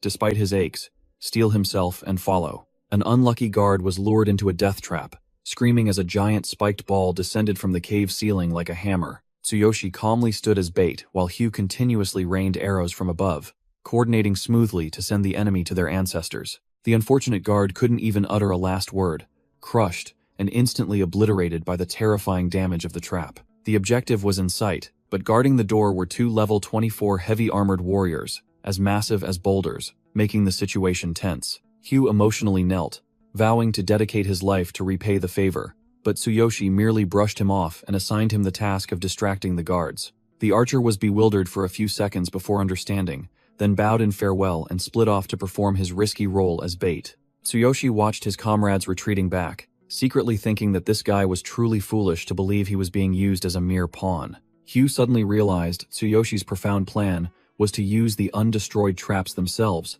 to clear out those tough monsters. Tsuyoshi activated his divine eye to scan the map, pinpointing the entire enemy lineup of 24 individuals, from common soldiers to the final boss, entrenched within the fortress. He planned to herd the chickens into traps and take on the boss solo, moving Hugh to tears by the Vice Guildmaster's calculated concern. The 2 heavy armored warriors were wondering why it was so quiet tonight, when they were suddenly hit by a volley of arrows from the darkness.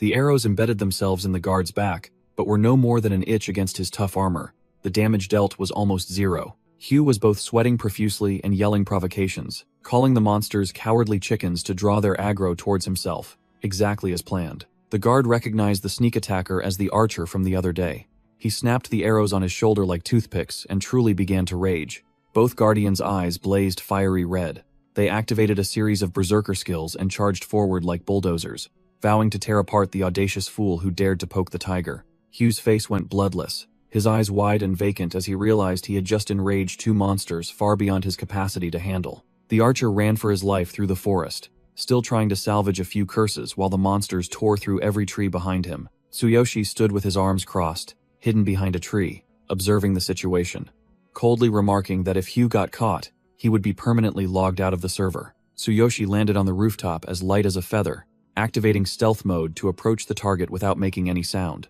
He parted the curtain, his divine eye quickly scanning inside to confirm whether the hostage was truly being held there. The scene before him completely froze him as he saw the boss, Ida, affectionately reading the fairy tale Snow White to the little horned girl. Tsuyoshi's eyes widened in astonishment. What the hell was going on? Was this a notorious criminal hideout or a kindergarten? The little horned girl wasn't afraid at all. She playfully punched the boss and teased that she would never eat strange food from a witch. Ida sharply sensed a stranger's killing intent. He gently covered the girl with a blanket before turning toward the door, his eyes burning with murderous aura. A devastating strike tore through the air, aimed straight at Tsuyoshi's face. He hurriedly raised his hand to block just in time against his opponent's terrifying speed. The boss's crushing sting attack skill created a horrific shockwave, blowing Tsuyoshi back and pulverizing a large section of the wall into dust. Ida stepped out of the dust cloud with the overwhelming presence of a level 25 berserker, growling to demand the identity of the fool who dared to interrupt story time. Tsuyoshi brushed the dust off his shoulder. Instead of answering, he wondered why a cold-blooded kidnapper was reading fairy tales to lull a hostage to sleep like a devoted nanny. Under the cold moonlight, Tsuyoshi in his black armor faced the boss. His status window displayed fake info. A level 10 assassin with 15,000 combat power, wielding the blood mist saw. He recalled the boss's strangely gentle expression from earlier and wondered why a child kidnapper would have such a benevolent look. Ida erupted with a crimson aura, nodding in praise of the intruder who had skillfully bypassed the traps and taken down the guards in silence. Tsuyoshi calmly declared he came on behalf of the Pace Guild to rescue Wenton's daughter, suggesting the boss hand her over to settle things peacefully like a business deal. Ida shouted a flat refusal and lunged forward with wind-splitting speed, not bothering with another word of negotiation. Tsuyoshi flipped to dodge just in time, silently noting that it was indeed a berserker's style, not much talk, just getting more bloodthirsty as the fight goes on. His eyes flashed with calculation, realizing he couldn't drag this out.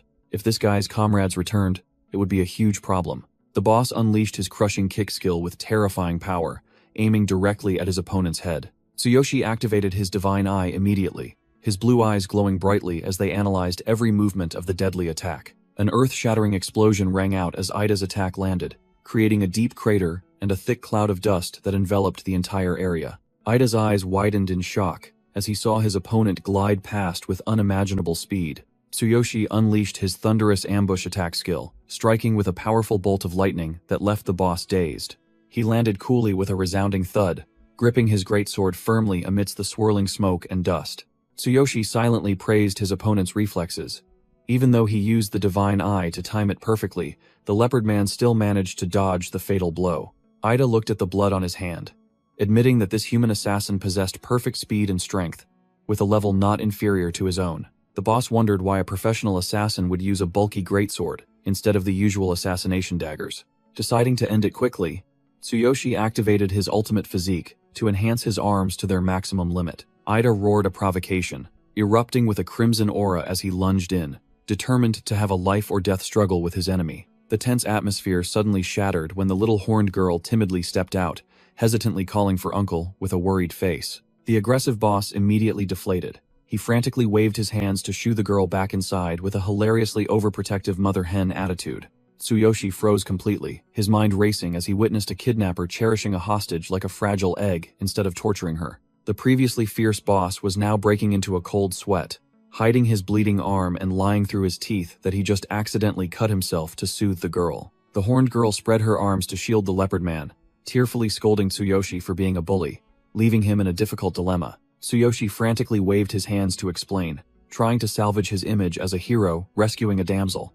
But he failed miserably in front of the child. Looking at the girl's pouting eyes, he suddenly felt a pang of sadness, remembering how his sister Karina used to look at him exactly like that when she was upset. The little hostage wailed, flatly refusing to be rescued because it was too much fun here, forcing the leopard boss to pat her head and promise not to kick her out. The murderous atmosphere vanished. Tsuyoshi lowered his weapon and demanded a clear explanation instead of continuing the pointless fighting. Ida picked the girl up like a model father, inviting his enemy inside to talk after he finished his duty of reading a bedtime story to the hostage. The candle burned quietly as time passed, the setting shifting from a bloody battlefield to a peaceful late-night storytelling mode.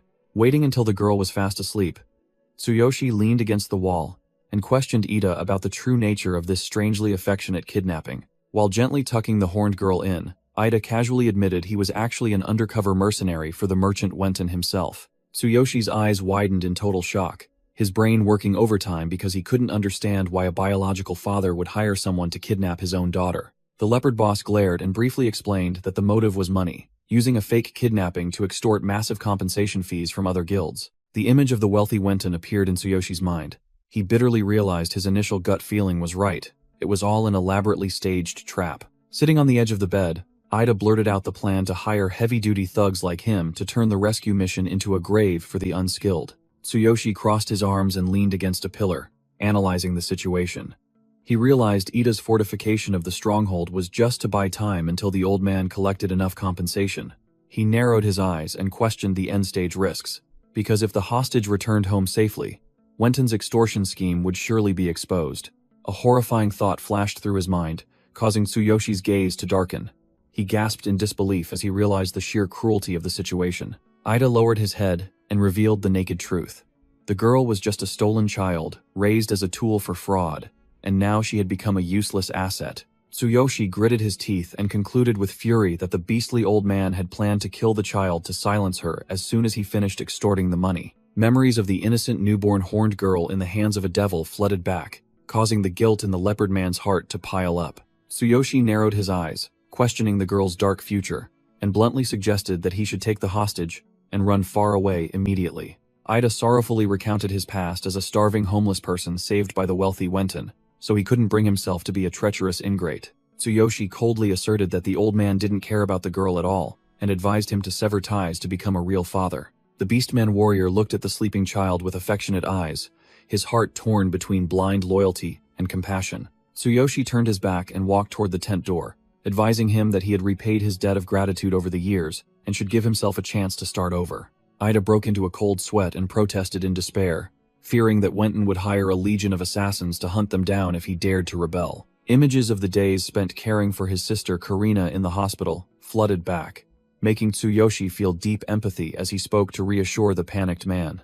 The leopard man was stunned into silence, sweating profusely at the sight of his opponent's firm resolve and unexpected understanding. Tsuyoshi pulled back the tent flap and firmly declared that he would personally take care of that scum Wenton to ensure the safety of the two of them. Hugh ran over excitedly, boasting about his feat of leading the guards on a wild goose chase around the forest like a bunch of clowns. The half-orc shooter smugly rambled about his superior trap-dodging skills thanks to the trail markers, while Tsuyoshi just stood there listening silently with an expressionless face. The smile on Hugh's face vanished.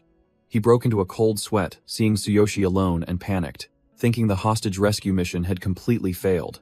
Tsuyoshi calmly announced that the girl was safe, ordering his subordinate to return to the guild and report, while he personally went to settle the score with Wenton. Hearing the news of victory, Hugh was overjoyed. His eyes sparkled like stars as he bolted away to brag about the achievement to his older brother. Once he was alone, Tsuyoshi's eyes glowed with a murderous blue light. He coldly declared that it was time to judge the one behind everything. At Wenton's luxurious mansion, the sparkling chandeliers illuminated the wealth built upon dirty money. The wealthy bull tribe man sat puffing on a cigar, shamelessly complaining about declining profits and plotting to expand the scale of his kidnapping and extortion ring. A deathly voice suddenly rang out, making Wenton jump.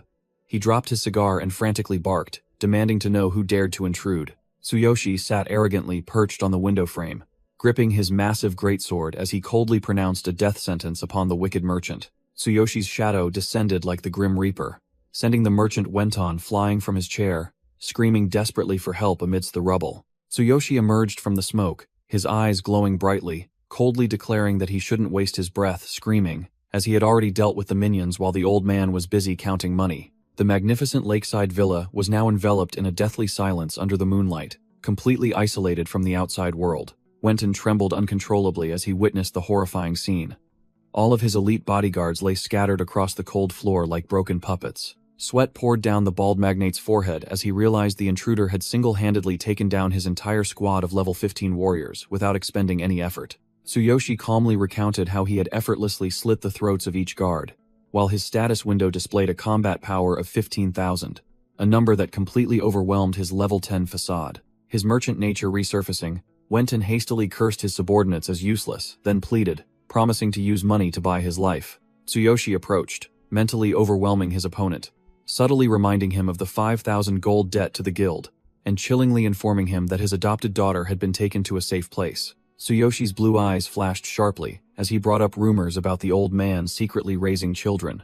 The cold blade pressed against his throat drained all color from Wenton's face, while Tsuyoshi curiously asked if those children helped him earn a lot of money. The bald magnate Wenton trembled like a leaf, trying to bargain for his life by enticing Tsuyoshi to join a dark trade operation with a 50-50 split, if the plan succeeded. His beastly nature became apparent as he profusely sweated, admitting that harvesting organs from children was less risky and far more profitable than fake kidnappings for ransom. Tsuyoshi's blue eyes were as cold as ice beneath his mask as he fully grasped the irredeemable rottenness of the man beneath his blade. Seeing his opponent's silence, Wenton panicked completely, ready to offer his entire colossal fortune for a peaceful life afterward, no longer caring about money. Tsuyoshi smirked beneath his mask, coldly declaring that he was feeling a bit greedy and still lacked one thing he hadn't taken from the old man. The merchant wailed in despair, promising to meet any demand within his power to save his dog's life, which hung by a thread. Tsuyoshi coldly uttered, Your life, then immediately activated thunderous ambush attack,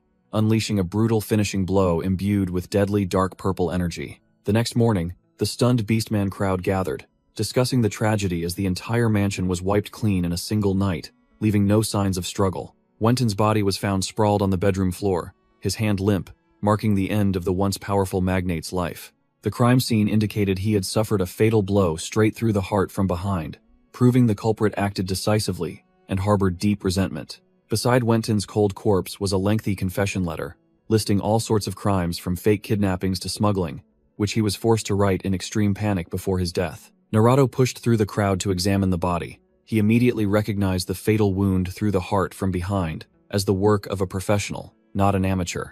The one-armed Catman broke into a sweat, realizing the wound bore the mark of the ambush attack skill, a specialty of the old Assassin's Guild he once served, but Wenton wasn't on the guild's blacklist. A flicker of suspicion sparked in Naruto's mind as he recalled the mysterious human warrior, the only one with enough guts and skill to pull off such an outrageous feat. Memories flooded back like a waterfall.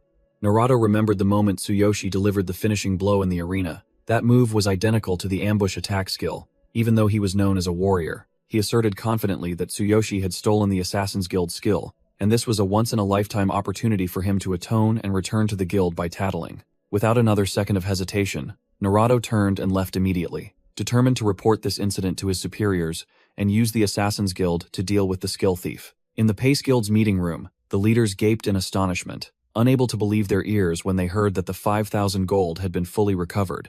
Tsuyoshi stood proudly like a god, opening a dazzling chest of gold with one hand before Vice Guild Master Hugh and the Pace Guild Master, who were frozen in shock. The Pace Guild Master immediately showed his true colors, grinning obsequiously and boasting that he had trusted Tsuyoshi to succeed from the very first glance. Vice Guild Master Hugh and the Pace Guild Master buzzed about Wenton's death, believing that the old man's death still hadn't fully atoned for his numerous sins, even though the gold had been recovered. Tsuyoshi coldly declared that he didn't care about worldly affairs, as long as the mission was complete and his experience bar was rapidly filling up. His blue eyes glowed fiercely with killing intent. He secretly gloated as the system generously awarded him bonus experience after he thoroughly cleaned out Wenton's gang. Stepping over Ida's corpse and the leopard beasts, Tsuyoshi officially leveled up to level 11, his combat power soaring to 15,500, and acquiring the brand new thunderous ambush attack skill. The Pace Guild Master laughed gleefully, offering to split the 5,000 gold treasure to thank Tsuyoshi for saving the honor of their declining guild. Tsuyoshi pulled down his mask, revealing a dazzling fake smile. He scratched his head, refused the mountain of gold, and declared he would donate the surplus to homeless children. All three Pace Guild leaders froze completely, their faces blank like stunned geese, upon hearing the word donate, uttered by someone who had just massacred an entire gang. He lightly tossed the money bag, asserting confidently that countless unfortunate lives out there needed this money more than they did for their own shares. Keeping his word like a true man, Tsuyoshi only took his agreed-upon 250 gold fee and walked away with extreme coolness. Tsuyoshi's silhouette faded into the light of the doorway, leaving the beastmen behind to marvel at his golden heart and supreme skill. The order to donate the colossal amount of gold was immediately carried out, affirming the generous stature of the strong, who wouldn't bother keeping mere loose change. Tsuyoshi strode confidently in his cool black armor.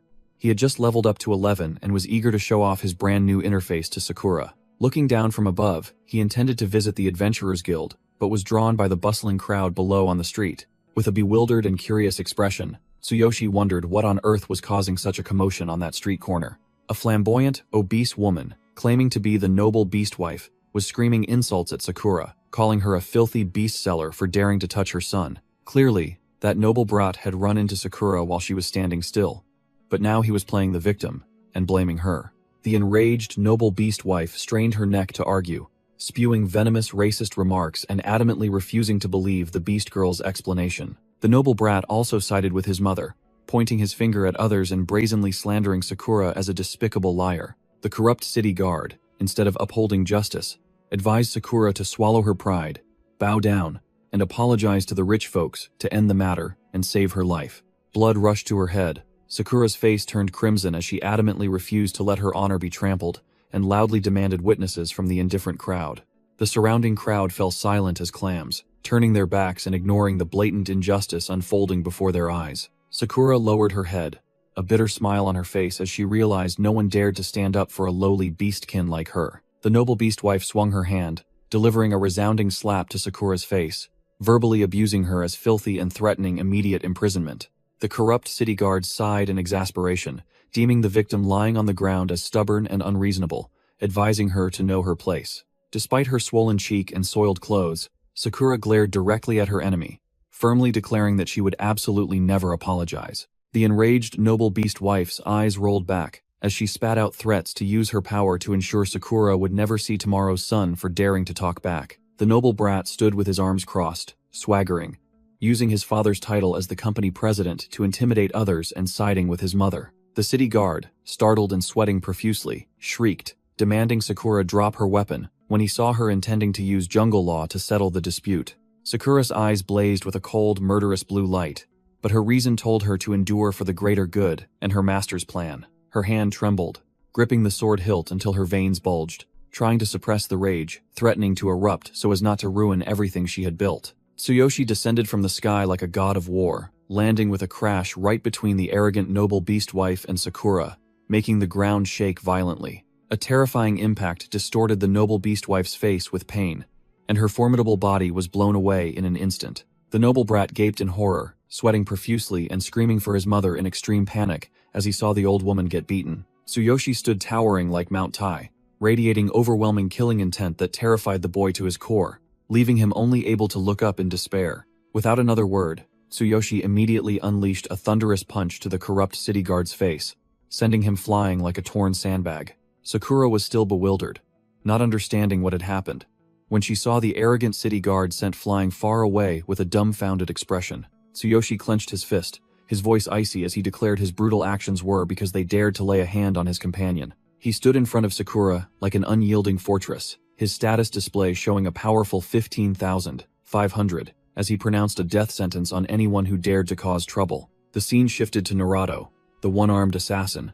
stealthily entering a dark, cold tunnel in broad daylight with extreme caution. After only a few steps, Naruto found two sharp blades pressed against his neck and chest.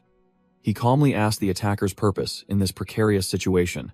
Naruto broke out in a cold sweat with the blade at his throat, hastily revealing his identity as a former member of the Assassin's Guild to beg for his meager life. The attacker was the level 30 Northern Branch leader, who looked down at Naruto with contempt and coldly denied any association with the expelled individual. He cruelly exposed Naruto's shameful past, from embezzling money to having his arm severed and being kicked out of the guild like worthless trash. Naruto trembled, denying this was a touching reunion, stating he was there to sell information about a warrior in the city who possessed the guild's exclusive skill. Hearing that a guild skill had been stolen, the branch leader's attitude immediately changed, his killing intent flaring as he demanded to hear the details of the incident at once. The one-armed feline confidently affirmed it, having personally experienced the warrior's power, and brazenly offered to exchange the information for a ticket back into the guild. The leader pondered for a moment, then nodded, accepting the tempting offer, promising to submit it to his superiors for consideration if Naruto's information proved true. He ordered Naruto to spill everything,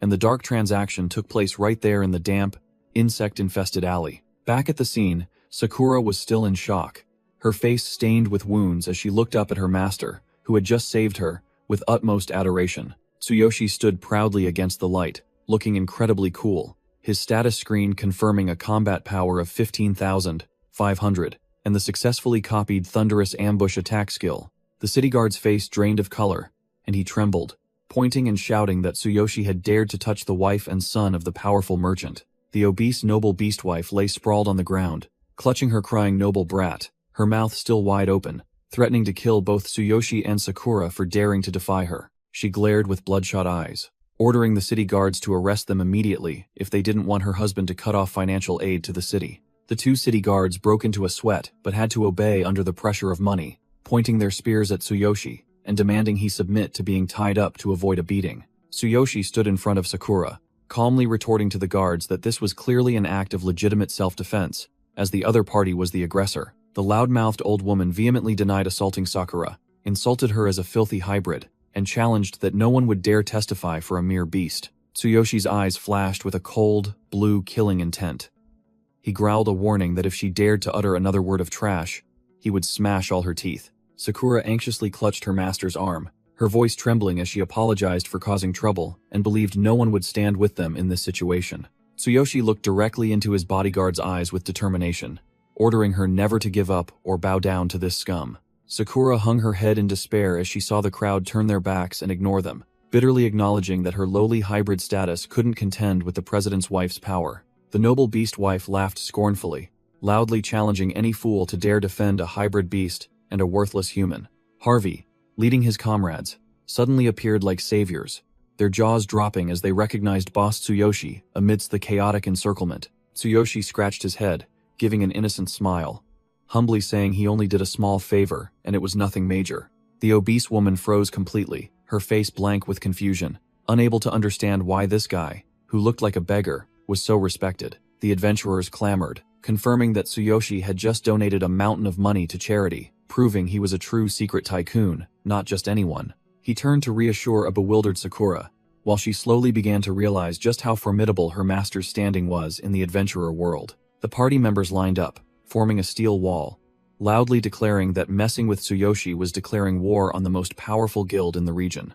The noble beast wife broke out in a sweat, soaking her makeup, trembling as she realized she had poked a hornet's nest without knowing her opponent's true identity. The city guard's face turned ashen, trying to salvage a shred of authority by demanding witnesses to determine who attacked first, according to the rules. A sea of adventurers roared in indignation, vying to testify, and threatening the guards who dared to touch the city's benefactor. The guild receptionist took a powerful puff from her pipe, then calmly stepped forward, declaring she would testify and confirm Sakura's gold badge rank. The noble beast wife collapsed to the ground, clutching her precious son, trembling as she futilely invoked her title as the president's wife against the pressure of public opinion. The entire Beastmen crowd unanimously spoke up, accusing the obese woman of thuggish behavior, asserting that she was indeed the initial aggressor. The two city guards broke into a sweat, quickly changing their attitude and demanding the noble beast wife accompany them to the station to resolve the matter immediately. Tsuyoshi delivered the final blow with a sharp gaze, coldly declaring that the old woman wouldn't be allowed to leave until she apologized to his companion. The Pace Guild members immediately joined in, radiating threatening killing intent, forcing the obese woman to comply with Tsuyoshi's demand if she didn't want to be ganged up on. The noble beast wife was terrified out of her wits and had no choice but to bow her head, profusely apologizing to Sakura in utter humiliation, hoping to save her life. The city guards quickly escorted the obese woman out of sight, ending the power-abusing charade with a humiliating conclusion for the arrogant individual. Hugh and Luke thumped their chests, pledging to protect Tsuyoshi to the end, asserting that any trouble he faced in this city was the Pace Guild's concern. Tsuyoshi smiled contentedly, then turned and walked away like a god, calling for a delighted Sakura to quickly follow her master and continue their journey. Tsuyoshi led Sakura away while the crowd waved their hands, profusely thanking him for the rescue. The two strolled into a deserted forest, Sakura softly remarking that her master looked so different, she almost didn't recognize him. Tsuyoshi gave a wry smile, fabricating a story that this cool black armor was special equipment that changed his appearance because his old clothes were torn during a mission. The feline girl nodded, completely convinced, and took the opportunity to lavish praise, saying his aura was now much more mature and dominant. As he walked, he explained about leveling up and earning a little extra, pulling out a heavy pouch of money and handing it to her to hold. Sakura's eyes widened, her jaw dropping in astonishment as she saw 250 shining gold coins inside the pouch. Tsuyoshi generously suggested they visit the next town to attend an auction and buy some fancy equipment for her. Hearing about an auction, Sakura was overjoyed. She excitedly boasted that the town was also home to the renowned genius shaman Kevin. The name Kevin made Tsuyoshi remember an important objective, his eyes becoming serious as he thought of the bloody battles he had just fought. He decided he had to find the shaman immediately, to completely cure the blood stagnation caused by the side effects of his sacrifice skill. Tsuyoshi walked with a relaxed demeanor, enjoying the gentle breeze and falling leaves, completely unaware of the approaching killing intent. His battle instincts flared. He stopped instantly, his eyes sharp, as a wave of killing intent sliced through the air past his face. A barrage of hidden weapons disguised as leaves rained down at terrifying speed, aiming to turn the target into a sieve. A hand, quick as lightning, gripped the hilt of a sword, the clang of metal signaling the start of the battle. Sakura displayed incredibly sharp reflexes, dodging attacks while drawing her dagger, its blade flashing with cold light, cutting through the air in self-defense. The feline girl took a cautious stance, her eyes burning as she loudly demanded the rats reveal themselves immediately.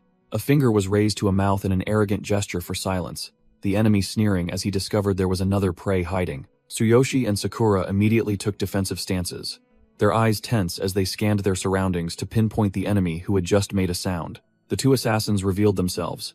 The scarred branch leader declared a death sentence on Tsuyoshi for stealing a skill, while the long-haired tongue assassin below him leered with a sickeningly long tongue. The crows scattered in fright, flying wildly into the sky as Tsuyoshi coldly observed that his opponents did not seem to be members of the Assassin's Guild. The branch leader clasped his hands, feigning dignity, but then spat out a sharp accusation that Tsuyoshi was the one who stole their guild's secret skill. The tongue assassin licked his hand with his disgusting long tongue, disdainfully judging Tsuyoshi as weak, while uttering lewd and vulgar remarks about Sakura. Sakura immediately drew her sword, which was enveloped in a powerful purple aura, to protect her master from the lecherous gaze of the tongue assassin, standing high above. Tsuyoshi stood silent as a stone, surprised to feel an unprecedentedly dense killing intent emanating from his usually gentle bodyguard. Sakura frowned, warning her master to be extremely careful, as the two individuals before them possessed strength far superior to the small fry they had encountered before. She shivered, sensing the stench of blood from serial killers and confirming the terrifying identity of the people from the Assassin's Guild.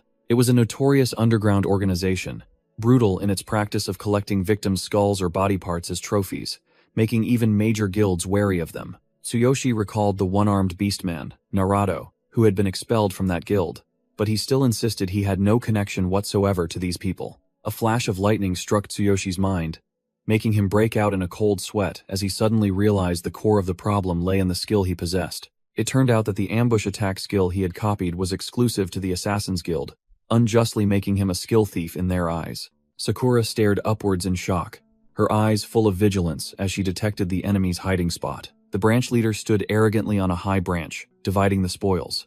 He offered Sakura to his perverted disciple, the tongue assassin, but didn't forget to warn him that she was quite skilled. He clasped his hands, forming a seal full of killing intent, declaring that he would personally take the skill thief's head and hands to report back to the organization without being questioned. The tongue assassin laughed maniacally, revealing his sharp teeth. He seemed extremely excited to face strong female prey. The two assassins simultaneously activated their combined skill, Absolute Darkness, creating a chilling purple barrier that enveloped the entire area for their hunt. Sakura hastily warned her master to maintain formation distance, knowing well the danger of this renowned vision-isolating skill. Tsuyoshi, however, was strangely calm.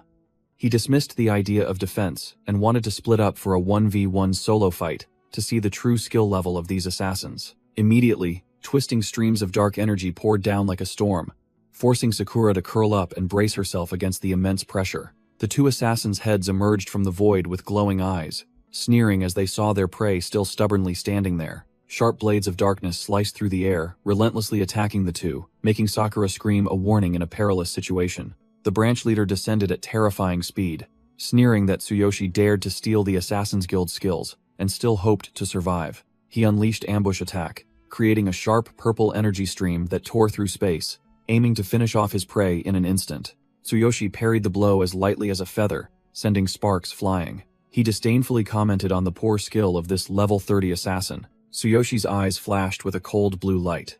He bluntly stated that his opponent needed to grind more levels if he wanted to be skilled enough to defeat him. The branch leader broke out in a cold sweat from shock, unable to believe his signature ambush attack was blocked as easily as child's play. He was thrown far back by the recoil, his feet plowing through the ground, sliding a considerable distance before he could regain his balance. The assassin was utterly bewildered, yelling to ask why his opponent saw through his attack and knew his stats, while also demanding Tsuyoshi's true level. Tsuyoshi calmly revealed his system panel, clearly showing he was a level 11 warrior but possessed a terrifying combat power of 15,500. The branch leader gnashed his teeth, his face incredulous. He believed he was being insulted by a level 11 brat. Tsuyoshi didn't bother with further explanations. He swung his sword, unleashing a sharp wave of energy, and called his opponent a stubborn fool, telling him to believe it or not. The branch leader unleashed his Viper's footwork skill, moving erratically at soaring speed like a giant python to disorient his opponent's vision. Tsuyoshi activated his divine eye, his blue eyes glowing brightly, coldly admitting that without this eye, he would have been completely fooled by that cunning movement technique. The assassin continued to play his trump card, encirclement killing method, summoning numerous clones from the shadows to surround Tsuyoshi, confident that even his comrades would be helpless. Tsuyoshi didn't bother to dodge, standing still like a statue. The clang of metal echoed sharply as he directly blocked the attacks with his armored gauntlets. His ultimate physique skill activated, channeling all power into his upper body, transforming Tsuyoshi's body into an impenetrable fortress for a short period. The assassin's fatal slashes were like mere scratches, sparking fire on the invisible aura armor without leaving any marks on Tsuyoshi. The branch leader broke out in a cold sweat, his face turning pale with horror at this monstrous defense, and yelled, demanding his opponent's identity and true level. The system displayed a huge level 11 above Tsuyoshi's head, a stark truth like a slap in the face to the one boasting about level 30 power. Tsuyoshi looked at his enemy with sharp eyes, his voice icy as he reaffirmed that he was indeed only level 11.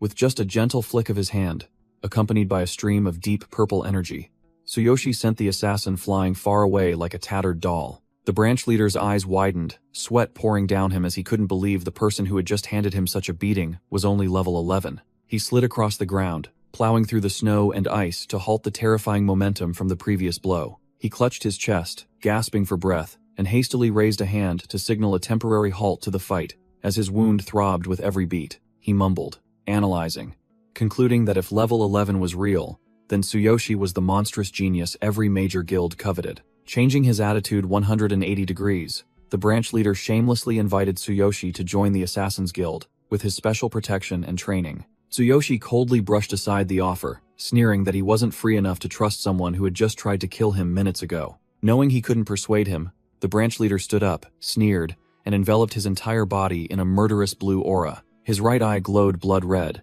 and he declared boldly that he wouldn't be defeated so easily. He roared proudly, activating a secret ultimate skill he hadn't used in a long time, then shot forward with wind-ripping speed. Tsuyoshi's eyes widened in analysis, noticing that his opponent was compressing all his killing intent and aura into his weapon for a decisive strike. Tsuyoshi was forced to activate his ultimate physique to block the attack, but the aftershocks of the impact still made him stagger before the enemy's power. He clutched his throbbing right arm, breaking out in a cold sweat as he realized his toughest defense had almost been pierced by that last blow. The branch leader revealed a triumphant expression, brandishing his sword and declaring this to be the ultimate skill used to finish off arrogant fools who didn't know their place. He raised his bloodshot eye contemptuously, asserting that the gap between level 30 and level 11 was a chasm that couldn't be bridged by ordinary skills. Killing intent filled the sky. He let out a deafening roar, then unleashed a decisive slash imbued with destructive power to send Tsuyoshi to his ancestors. Plunging from above like a meteor, the branch leader swore to crush his opponent's skull to avenge the earlier refusal. Tsuyoshi decisively recalled his ordinary weapon, his eyes blazing as he decided to go all in with his last trump card, as common items were no longer effective. Golden lightning bolts began to dance wildly on his arm, signaling an impending divine power. A dazzling aura violently erupted, making Tsuyoshi's face contort as he strained to endure the immense energy pressure. Tsuyoshi proudly summoned the Divine King's hammer in a fateful second, his combat power soaring to 15,500 to meet the attack. Much to his opponent's astonishment, a terrifying thunderous explosion ripped through the sky, signaling the appearance of a power beyond human comprehension. Tsuyoshi hovered in midair like a thunder god, his entire body enveloped by golden electric currents dancing wildly around his black armor. He gripped the hammer's handle tightly, coldly calculating that he had to seize the moment to unleash a decisive blow and send his opponent to the scoreboard immediately. Tsuyoshi's eyes glowed with powerful golden light, showing absolute focus on the life-or-death moment about to unfold. The branch leader broke out in a cold sweat, his face paling and his voice trembling as he witnessed the terrifyingly powerful weapon in his opponent's hand. Tsuyoshi proudly raised the glowing Divine King's hammer, challenging his enemy to withstand this destructive attack. The branch leader let out a maniacal laugh to hide his fear, sneering that there was no way a level 11 warrior could threaten him. He yelled loudly, demanding his opponent prepare himself, while simultaneously unleashing a ferocious dark purple energy stream to counterattack. The evil killing intent crystal skill is activated to its maximum.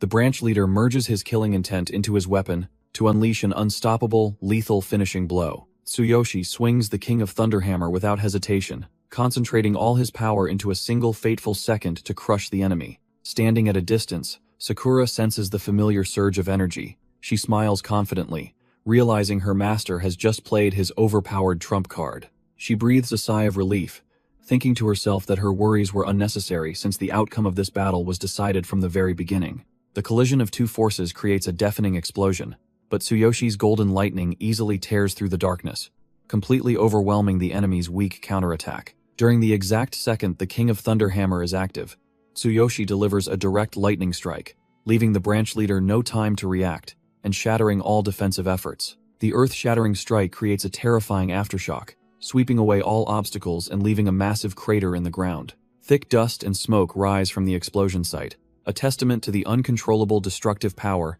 just unleashed by the divine weapon. The branch leader turns pale as a ghost, stammering in disbelief that someone labeled as level 11 could possess such monstrous strength. He clutches his bleeding face, bitterly realizing he is completely helpless and that death is looming right before his eyes. In a fit of desperation, he activates the death summon skill to release a messenger bat to alert his comrades. The bat darts away while the branch leader wheezes a threat. If he dies, Tsuyoshi will become prey hunted by the entire Assassin's Guild to the ends of the earth. The King of Thunder Hammer's duration ends immediately. The overpowered weapon loses its radiance and returns to a dormant state, causing its power to drop significantly. Tsuyoshi pants heavily, his face drenched in sweat. He realizes the hammer's destructive force has increased tremendously in proportion to his current level. The system's red alert warns that his body is in a state of extreme overload. He is forced to chug a recovery potion immediately to avoid collapsing midway. A steady pair of arms catches his crumbling body just before he falls. Sakura's worried voice rings out to reassure her master. Sakura helps him lean against a tree and carefully administers the medicine, sadly noting that the price paid to send that one-eyed assassin to his grave in one hit was far too high. The terrible taste of the medicine makes Tsuyoshi grimace like a monkey eating a chili pepper. He complains about the disgusting flavor while Sakura can only laugh awkwardly. The Beast Woman kindly reminds her master to limit the use of this self-sacrificing move, but Tsuyoshi admits the opponent was too tough, so he had to go all out to finish it quickly. She recalls his old tall tale about a level 10 warrior taking on the whole map, asserting that with his current strength, Tsuyoshi has nothing left to fear. Tsuyoshi is surprised that his maid still remembers his random words from years ago, while Sakura smiles proudly, affirming her absolute loyalty. Tsuyoshi's gaze turns sharp as he calculates his return to the real world. He is determined to quickly clean up all the trouble here to save his sister, Karina, who is waiting anxiously. Tsuyoshi remembers his deep grudge against Mina and her boyfriend Billy, whose father is the vice boss of the Blue Snake Gang, vowing to settle the score fairly upon his return. Sakura cheers as she loots the assassin's belongings and finds 2 extremely rare grade A experience boost potions that every grinder craves.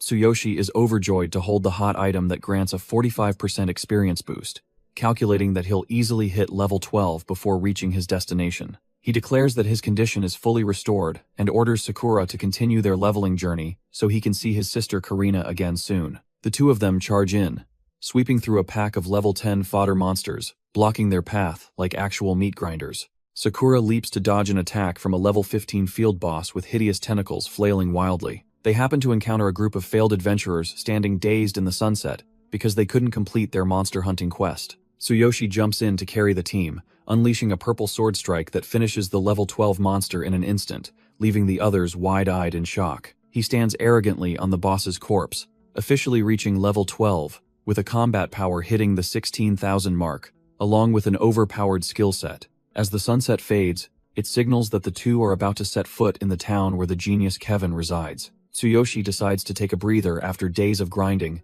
and leads Sakura into an inn's courtyard to find a place to recover their stamina overnight. The elf innkeeper appears with a corporate smile, enthusiastically pitching a luxury room like a literal multi-level marketing NPC. Tsuyoshi brushes off the expensive offer and requests 2 standard rooms, prioritizing budget savings over luxury. The innkeeper breaks the bad news that only 1 room is left because people are flocking here for Kevin's refining tournament in Carnio. Tsuyoshi asks blankly about this strange tournament, revealing his total ignorance of current events in the game, which causes the atmosphere to drop. The innkeeper looks at him with a judgmental gaze, breaking into a cold sweat because he can't believe an adventurer is so clueless about basic information. Sakura excitedly explains that this is a large-scale alchemy event organized by a famous shaman, where countless high-quality medicines are gathered. She had researched thoroughly and confirmed they arrived right on the opening day, making it very convenient to stroll around and buy the necessary potions for their journey. Tsuyoshi thinks this sounds like a good deal and decides to check it out later, while the impatient innkeeper urges them to quickly decide on the room before they lose their turn. He scratches his head in embarrassment and asks Sakura's opinion about sharing a room. She turns beet red, but still whispers her agreement to follow her master's arrangement. A fox beast man named Vincent appears with his hot mistress. He introduces himself as a level 15 blue shaman and arrogantly demands a premium room immediately. Seeing a VIP guest, the innkeeper's attitude flips 180 degrees. He bows subserviently and intends to hand over the room that was just settled to the newcomer. Tsuyoshi doesn't even spare a glance at the show-offs. He coldly orders the innkeeper to lead the way to the room as agreed. Seeing the fox try to cut in, Tsuyoshi casually reaches out to block him and reminds him about the culture of waiting in line. Vincent nhìn anh múa vuốt, dọa nạt chủ quán và khẳng định căn phòng cuối cùng này chắc chắn phải thuộc về hắn vì cái danh hảo. The innkeeper nods frantically at Vincent, while Sakura gently but firmly reiterates that their side arrived first. The innkeeper breaks into a cold sweat, hurriedly explaining to Tsuyoshi that this man is the direct disciple of the legendary genius Kevin. He warns that even level 30 adventurers have to show Vincent some respect, advising Tsuyoshi not to be foolish enough to cause trouble. The purple-haired mistress takes advantage of the situation, clinging to Vincent and mocking the Tsuyoshi group's lack of knowledge. Tsuyoshi isn't swayed in the slightest. He bluntly declares the room is his and proceeds to physically suppress the insolent fox, leaving everyone stunned. Vincent sneers arrogantly, using his status as Kevin's disciple to intimidate them, and threatening to ban Tsuyoshi's group from this city forever. Tsuyoshi doesn't bother arguing. He grabs the loud-mouthed fox by the collar and growls out his previous warning again. Ignoring Vincent's shouting, Tsuyoshi yells, "So what?" and flings the noble shaman away like a bag of trash. Vincent falls pathetically on his backside, causing his purple-haired girlfriend to rush over in a panic to help him, while the innkeeper stands frozen at the sight of a VIP being assaulted. The fox screams in a rage, gnashing his teeth and vowing to make Tsuyoshi regret ever touching a hair on his body. Tsuyoshi completely ignores the loser barking behind him, coldly ordering the trembling innkeeper to lead them to their room immediately. Vincent glares at his enemy's back with spiteful eyes, bitterly swearing that he will make that insolent country bumpkin pay a heavy price. Sakura worriedly asks about his status as Kevin's disciple, but Tsuyoshi asserts that he only respects those who know their place and isn't afraid of anyone. Tsuyoshi's eyes burn with determination. He declares he doesn't give a damn who his master is because he's sick of having to bow his head and endure like in the past. Sakura gazes blankly at her master's back, silently wondering and feeling curious about the dark past he just accidentally mentioned. A silent night envelops the house under the bright, clear moonlight, signaling a rare moment of calm after the battles. Tsuyoshi, in his black armor, activates the Boundless Passage skill, his mind turning toward Karina with a firm promise that he will return soon. Space is torn apart by a brilliant golden energy vortex, pulling his body inside. He lands with a thud in his familiar, dusty tank top, softly announcing that he has returned home safely. Tsuyoshi breathed a sigh of relief, seeing Karina still sound asleep in the hospital bed, undisturbed by the recent noise. His little sister lay curled up under the blanket, deeply immersed in peaceful sleep under the dim light. Memories flooded back, piercing Tsuyoshi's heart as he recalled her resilient smile despite her disability and injuries, just so she wouldn't be a burden. His gaze fell on the broken iron crutch, heavily wrapped in tape, making him wonder if Karina had repaired this discarded item herself. Looking down at his sister's leg, he saw the support frame was also battered, but still carefully maintained, proving how hard she had tried to protect it. Tsuyoshi let out a heavy sigh, his emotions a mix of pity and suppressed frustration at the dire circumstances of his only family member. Tsuyoshi gently pulled the blanket over his sister, his eyes heavy with regret and sorrow, as he realized he had left Karina to bear so much suffering in his absence. Placing his rough hand on Karina's head, he silently swore to crush anyone who dared bully her, and vowed to heal her crippled legs to bring back her radiant smile from before. He stood up and activated his inventory, the system immediately displaying a notification that the black armor disguise set had been recalled into his divine consciousness space, preparing for his next schemes. Lying on the bed, Tsuyoshi was satisfied to see his formidable set neatly stored in a slot, feeling absolute peace of mind having his powerful gear with him, even at home. Under the cold moonlight covering the dilapidated apartment complex, he looked out the window with sharp eyes, determined to purge every single problem starting tonight. The next morning, the clatter of iron crutches echoed. Karina paused, looking down at her disabled legs and sensing an unusual atmosphere in the house. She spun around, her eyes wide with surprise, and exclaimed, asking her brother what had happened when she saw Tsuyoshi's brand new appearance. The siblings strolled across the sunny schoolyard. Karina couldn't hide her excitement, seeing her brother completely transform as if he had become a different person overnight. Tsuyoshi wore a dashing suit, concealing his 16,000 combat power within.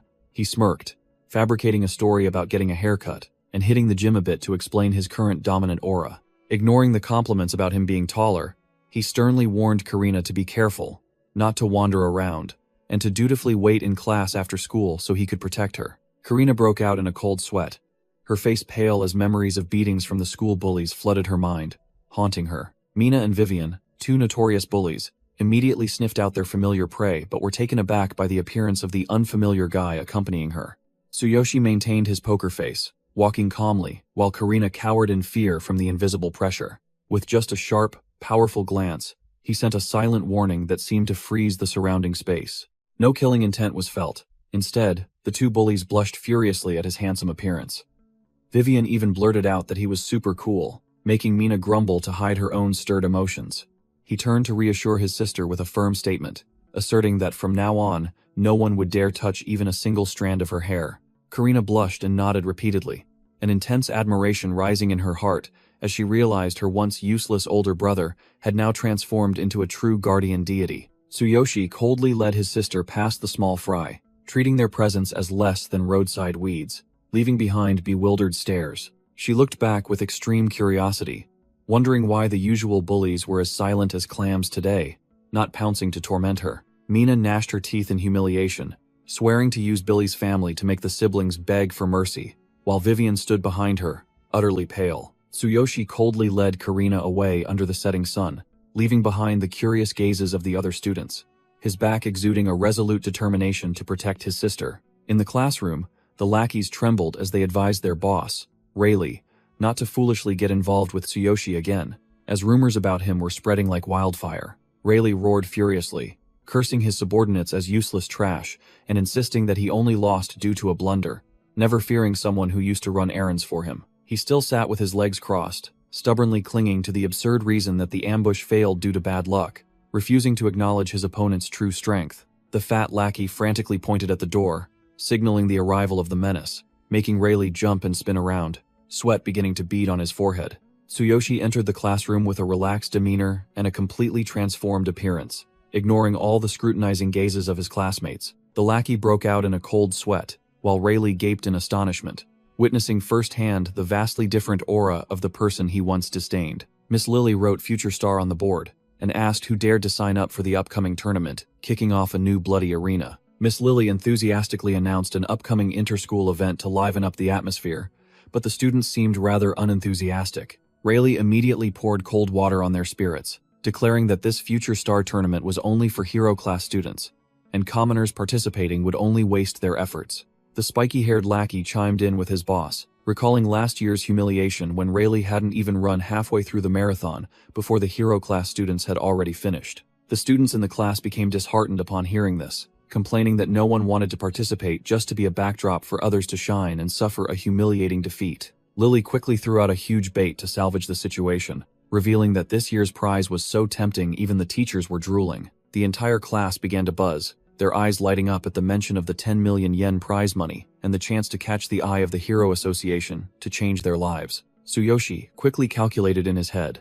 This amount was more than enough to pay off the exorbitant 600,000 yen debt to the Blue Snake Gang and move Karina to a fancy apartment with an elevator. He flashed a calculating smile, determined to win the entire 10 million yen prize, as money in this world held more practical value than piles of gold in the other world. While Tsuyoshi was mentally geared up to hunt for the prize money, Rayleigh still sprawled on his desk, continuing to spread the defeatist idea that commoners stood no chance against geniuses. His classmates clamored to back out, firmly asserting that participating in this tournament would only make them cannon fodder for the hero class students, with no chance of winning. Amidst the atmosphere reeking of defeat and dejection, a hand suddenly shot up, interrupting the negative thoughts of the entire group. Tsuyoshi stood up with a cold expression, concisely declaring that he would participate, making the nearby lackey jump in surprise. Rayleigh laughed triumphantly, sarcastically remarking that Tsuyoshi was still delusional about his strength and shouldn't think that one lucky win was enough to contend with professionals. He continued to belittle Tsuyoshi in front of the whole class, asking if he had lost his mind to dream so wildly of competing against other schools. Miss Lily couldn't hide the worry on her face, having to ask again to confirm if her cherished student was truly serious. Tsuyoshi calmly twirled a pen in his hand, confirming his registration, ignoring the whispers and gossip of the lackeys that he would soon regret it. His eyes glowed golden with intense pressure. Tsuyoshi turned to directly challenge Rayleigh, stating that if he lost, the bully could do whatever he wanted, but if he won, They all had to shut their mouths and drop that arrogant attitude, leaving Rayleigh's group speechless and sweating profusely under his overwhelming aura. Rayleigh slammed his hand on the desk, accepting the bet, boasting loudly that the entire class would witness Tsuyoshi's self-destruction. Tsuyoshi turned his back and walked away proudly, leaving a sarcastic remark that made his opponent furious. Miss Lily immediately restored order, finalized the registrations, and announced the mandatory ability test for this afternoon. Tsuyoshi paused for a beat when he heard about the test, but maintained a calm demeanor as he accepted the task. He stopped by the classroom to tell Karina to wait for him as he would be late, while his little sister cheerfully cheered her brother on with all her might. The female students around them quickly changed their tune, blushing and gossiping about Tsuyoshi's handsome appearance and unexpectedly cool aura. Tsuyoshi waved goodbye in a stylish manner, leaving his sister waving at his steady back. Immediately, her female friends crowded around Karina to extract personal information about her perfect older brother. In the corner of the classroom, Mina and Vivian watched the scene with envious eyes. Mina quickly tattled about this to her boyfriend, Billy, to prepare for a confrontation. Billy messaged back, full of resentment.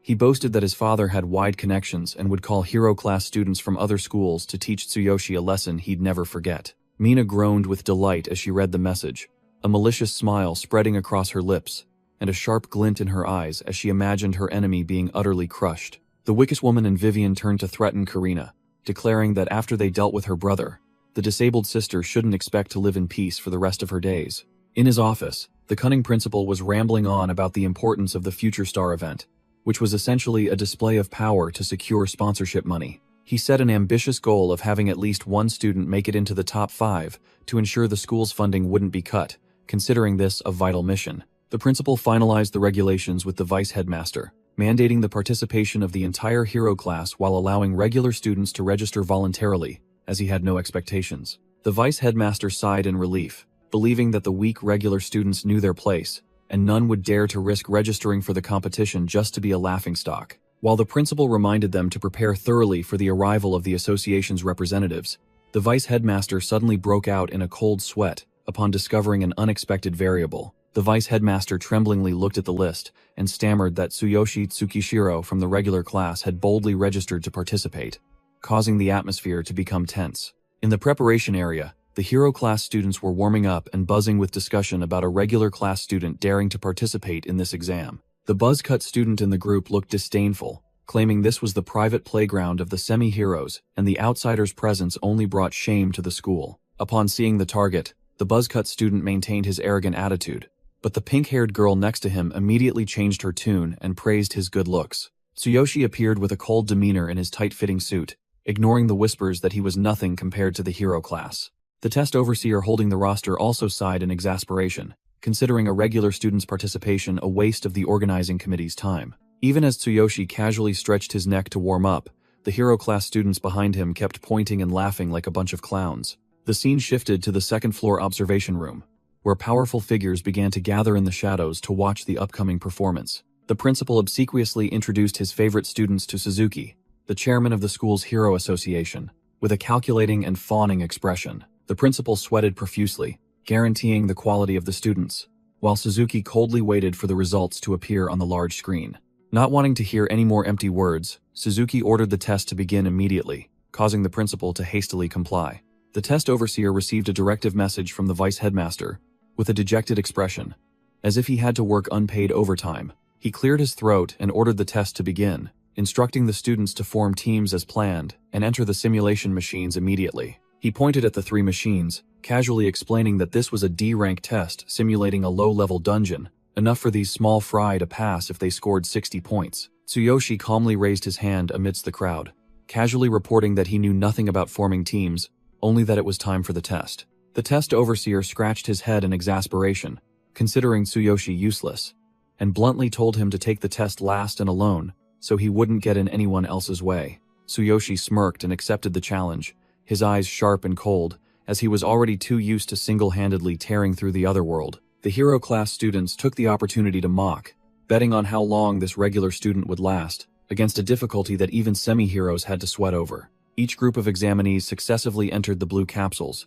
their bodies gradually synchronized to enter the virtual world. Suzuki stood observing from above, asserting that this was a race for the Hero Association to snatch up potential talents before other guilds could catch wind of them. Inside the simulated world, the arrogant students began to marvel at the realism of the forest, completely unaware of who was about to steal the show. Tsuyoshi picked up the notification board, smirking when he saw that the system allowed basic equipment selection for this trashy F-rank dungeon. A nervous rookie in shoddy iron armor had just loaded into the map and was trembling, calling out to his teammates to be careful every step of the way to earn enough 60 points to pass. A while later, the students emerged from the capsules, staggering like zombies, looking pathetically exhausted after the trivial test. The scoreboard showed a score of 72 points for the 5-person team after a full 24 minutes. Yet the team leader still sighed in relief as if he had just achieved a glorious feat. Suzuki looked at the scoreboard with a dejected look, secretly judging them all as mediocre, as no one had surpassed the 90 point mark. He recalled true geniuses who had scored 93 points in the much harder E rank, while this batch of semi-heroes was truly a huge disappointment. The chairman of the Hero Association sighed, wondering if he was searching for a needle in a haystack, looking for a team carrying talent in this school full of amateurs. Though inwardly disgusted, Suzuki still offered a polite smile and praised the principal, then asked if this farce was over so he could leave. The chubby vice headmaster sweated profusely, his face pale, and stammered a report that there was still one fearless regular class student preparing to take the test. Suzuki showed interest upon hearing this, deciding to stay and watch the performance of this audacious one, though he was sure in his mind that he would fail quickly. The test overseer urged him on with a disdainful expression, telling him that if he was scared stiff, he should just give up from the start to save everyone's time. Tsuyoshi only replied with a brief sentence, then casually stretched his wrists, ignoring the crowd laughing behind his back. The hero class students huddled together, roaring with laughter, betting on how long this rookie would last before crying and crawling out, terrified of the darkness. The system announced the difficulty was merely a trashy F-rank dungeon, requiring the user to select equipment to begin this childish stroll. Tsuyoshi didn't bother with elaborate choices as he already had enough toys. The status board displayed a formidable combat power of 16,000, hidden behind a level 12 facade.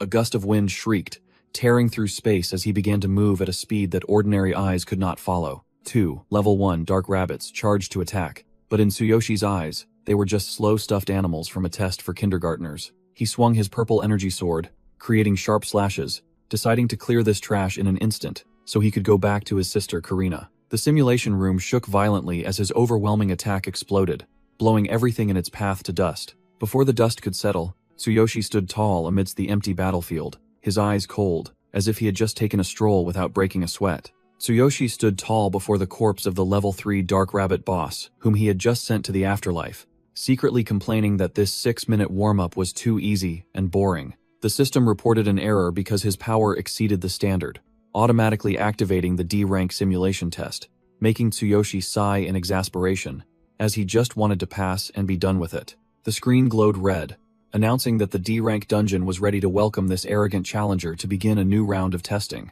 Tsuyoshi stepped into the glowing red teleportation gate with a calm demeanor, asserting that, at his current level, F-rank or D-rank were equally trash.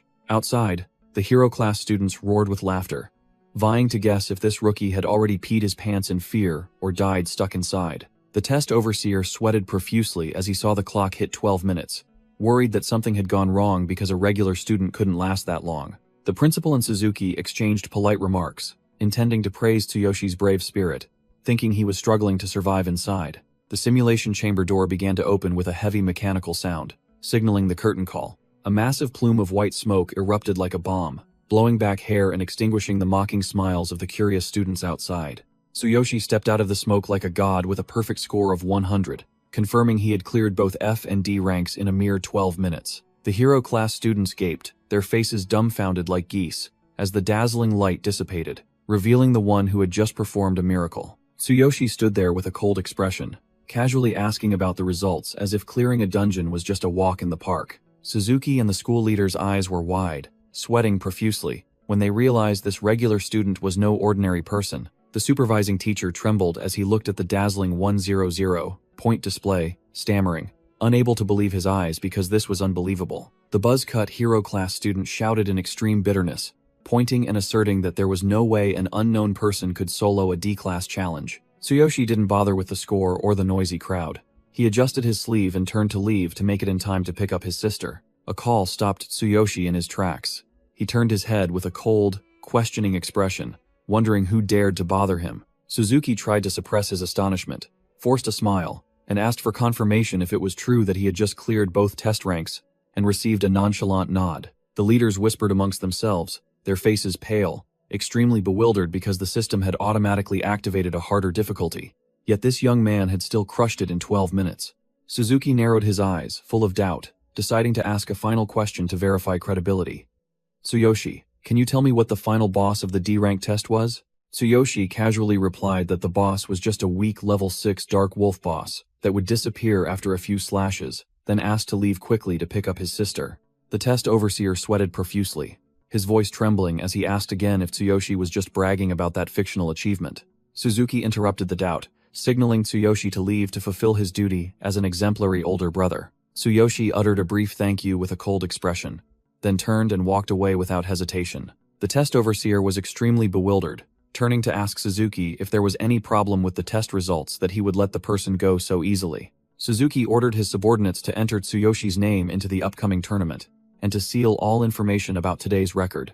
Suzuki monologued, affirming that Tsuyoshi was the real deal, because he knew the exact identity of the boss, recognizing him as a monster who broke all records. While Suzuki plotted to recruit this genius into the Hero Association, Tsuyoshi walked with an imposing aura, his combat power display shining brightly at 16,000. Time skipped to the opening day of the Future Star Tournament, and the school was bustling with banners and slogans everywhere. The top school students appeared with arrogant expressions, making the surrounding small fry fearful, believing that the top 5 spots were already decided for these strong individuals. The blaring loudspeaker urged the contestants to quickly complete their registration procedures before entering the deadly arena. Tsuyoshi calmly registered as a regular class student, dumbfounding the registration staff, while his status board silently displayed a terrifying combat power of 16,000. The registration staff looked at Tsuyoshi with pity, offering empty advice not to push himself too hard and end up dead, as the hero class students were no joke. The magnificent stadium appeared under a shower of confetti,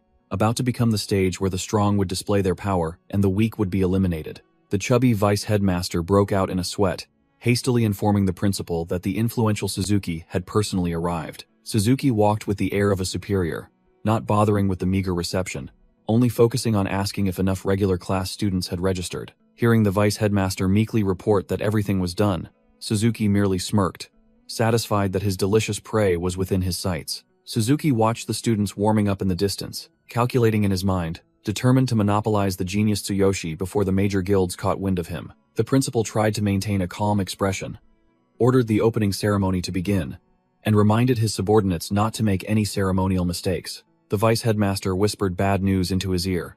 The 2 rival schools had unleashed their strongest monsters this year, making the principal turn pale upon hearing it. The principal broke out in a sweat, bitterly admitting that his school always came in last every year, and this year there would likely be no miracle to salvage their honor. The test overseer sighed in resignation, giving up with a defeatist mindset that simply trying their best, in the way of the weak, was enough. The loudspeaker announced that the practical combat test had officially begun, inviting contestants to proceed to the area where the state-of-the-art power measuring machine was located. The trainees in black bodysuits lined up, waiting, as a tense atmosphere enveloped those about to step onto the testing platform. Tsuyoshi frowned in annoyance, wondering why they weren't just fighting in the tournament directly, instead of wasting time with these tedious tests. The system explained the rules, requiring optimal movements to generate the greatest destructive force, while asserting that machines would never lie. A Sawahira student stepped out with an arrogant expression, confident that he would crush this power measuring machine to intimidate the other schools. He tensed his body, concentrating intensely, pouring all his strength into his fist, sweat beading on his forehead as he prepared to unleash his decisive blow. The student delivered a powerful punch to the sensor pad, creating a whistling gust of wind that drew the spectators' attention to his force. The scoreboard immediately displayed 72 for physique and 74 for strength. A decent result, but not enough to be called a true monster. The Sawahira student let out a satisfied breath, basking in the glory of his impressive punch. The trainees buzzed with discussion about the harsh scoring system, asserting that only monsters scoring above 80 points were skilled enough to contend for a top 3 spot. Tsuyoshi stood among the crowd with a cold expression, silently evaluating his opponent's immature force control technique. The electronic scoreboard continuously updated, revealing the disparity in skill as Seishin School was far behind its rivals on the power rankings. A Seishin contestant threw his strongest punch but only received a pathetic score of 56, making the entire crowd laugh scornfully at his uselessness. The hero class students from other schools seized the opportunity, gleefully mocking Seishin, asking if they had run out of talent to send a regular class student to make a fool of themselves. The recruiters in the stands shook their heads in dismay, immediately crossing Seishin off their lists and focusing solely on praising Kurozu and Sawahira. The principal covered his face in shame, not daring to look at anyone, while Suzuki frowned in disappointment, muttering, hoping for Tsuyoshi to salvage their honor. Rayleigh guffawed in the stands as if it were harvest season, seeing his school humiliated.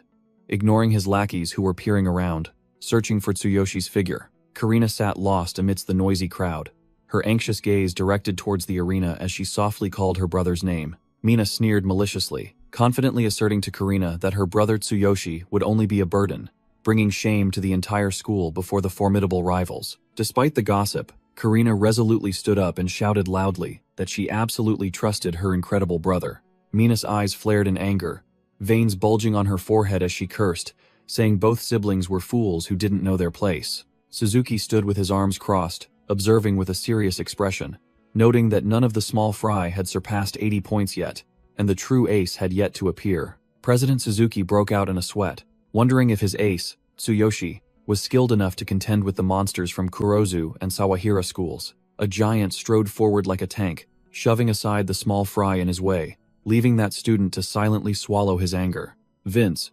Sawahira school's level 4 monster with a combat power of 580, appeared arrogantly like a god, making those around him look up in fear. The trainees trembled as they realized this was Vince, Sawahira's ace, and the #1 seed for the prestigious championship title. He casually dropped the metal orb with a disdainful attitude, preparing to unleash his skill without needing a run-up or elaborate preparation. Vince roared, a earth-shattering sound, pouring all his bulging muscular strength into the strike to display the overwhelming power of a D-rank hero. Vince's devastating punch slammed directly onto the measuring machine, creating a shockwave that reverberated through the entire hall. The display board immediately flashed wildly, settling on body stats of 86 and strength of 90, a terrifying achievement that affirmed Sawahira School's position. The trainees gasped in astonishment, unable to believe that with just a slight movement, this monster could generate such terrifying destructive power. A recruiter nodded in satisfaction, breaking out in a sweat as he admitted Sawahira was indeed a cradle of monsters, and planned to approach Vince right after the tournament. Before they could recover, the crowd stirred again as Kurozu School's ace strode onto the stage with an intimidating aura. Boniface, Kurozu's purple-haired ace, walked with a sneer, insulting the trash below 80 points to shut up and watch the real deal perform. He held the metal orb in his hand, juggling it lightly as if it were a child's toy, with an utterly disdainful attitude. Instead of tensing up for a run-up like the others, Boniface merely flicked his hand casually, throwing the orb indifferently. Crash! The seemingly effortless throw created a terrifying impact, and the scoreboard displayed 89 and 92, directly kicking Vince's achievement down to second place. The crowd went wild, witnessing a completely superior level of skill, certain that this year's championship title was firmly in the hands of Kurozu School's monster. The blonde recruiter nodded in satisfaction at Boniface's overwhelming potential, sealing the deal to absolutely recruit this Kurozu School monster to his team right after the tournament. Boniface swept past Vince with a sharp gaze, leaving the former champion rooted to the spot. Bitter at being dethroned so humiliatingly, Boniface smirked, pointing his thumb at his chest, asserting that Vince was the only worthy opponent, but the championship seat already had his name carved on it. He cast an arrogant glance, offering a fake apology that Vince's era had ended, and now it was his time to perform solo on this stage. Tsuyoshi strode forward amidst the contemptuous whispers of the crowd. They couldn't believe a regular class student dared to stand alongside the monster Boniface. Ignoring the clamoring shouts like a flock of ducks, Tsuyoshi calmly held the orb, his mind focused solely on calculating how to use minimum force to create maximum impact. Lily stood with her arms crossed, observing with sharp eyes, secretly hoping her favorite student wouldn't freeze up under the pressure in this place. Karina stood below on crutches, drenched in sweat from worry, but still poured all her heart into shouting encouragement for her brother to give his all. A recruiter sneered disdainfully upon seeing a regular class student enter the fray, while the principal behind him could only cover his face, awaiting a humiliating disaster. Tsuyoshi let out a soft breath of relief, releasing the orb to fall freely, beginning his performance to slap the world in the face. Tsuyoshi decided to cheat a little by activating his ultimate physique and divine system, channeling all his power into a single finger. With just a gentle flick of his finger, buffed to 600% power, he created a terrifying kinetic explosion at the point of contact. A blue energy surge exploded like an atomic bomb, creating immense wind pressure that blew away the curious crowd standing nearby. From Boniface, Vince, and Miss Lily to the recruiters, everyone's mouths hung open, eyes wide, faces distorted by the immense shock. The electronic scoreboard wildly flashed numbers, immediately hitting the maximum threshold of 100 points for both physical stats and strength. The poor machine couldn't handle the heat, exploding into pieces and displaying 2 question marks, unable to measure the overwhelming power of this monster. Tsuyoshi stood looking at his smoking finger, sweating profusely as he realized he had accidentally overdone the destruction compared to his plan. The unfortunate sphere was kicked straight into the atmosphere, while the culprit only worried about his wallet disappearing due to compensation for damages. The unidentified flying object landed on the grass, smoking profusely, completely deformed as if a meteorite had just fallen to Earth. The recruiters were in extreme panic, disbelieving their eyes and starting to shout, suspecting a broken machine or blatant cheating. The recruiters in the stands were in an uproar, their faces drained of color, constantly screaming suspicions that Tsuyoshi had cheated, unable to believe a student could possess such fictional power. A staff member was sweating profusely, calling the school to report the situation, while Tsuyoshi stood there nonchalantly, as if destroying public property was an everyday occurrence. Boniface and Vince stood with their arms crossed, faces filled with extreme bitterness, trying to reassure themselves by blaming faulty machinery or the opponent using banned items to hack the game. The test overseer hastily instructed the crowd to spread out so the maintenance crew in protective gear could rush to the scene to inspect the measuring machine that had just been flicked away. Suzuki approached with a serious expression, asking Tsuyoshi to open his hand to check for any hidden weapons or cheating devices, while the young man could only scratch his head and force a smile. Instead of finding a cheating device, Suzuki was stunned to see a rough hand, full of calluses and battle scars, proving this was genuine, hardened by training. The president couldn't hide his curiosity, asking directly why a high school student possessed such battered hands, as if he had toiled on battlefields for decades. Tsuyoshi nonchalantly fabricated a highly convincing reason, claiming he had been working as a porter and doing manual labor for the past 10 years to make ends meet. Suzuki froze for a moment, his face full of question marks, his brain temporarily stalled by the monster's incredibly mundane answer. A maintenance crew member concluded bluntly that the machine was perfectly normal, and the data had been restored with a perfect score of 100 over 100, making the test overseer's blood pressure drop upon hearing it. The test overseer was sweating profusely, trying to explain under public pressure that this machine-destroying power was definitely cheating or a setup by the school. While the overseer was trembling like a leaf, Suzuki stepped forward with the demeanor of a leader, ready to silence all the ignorant chatter from the crowd.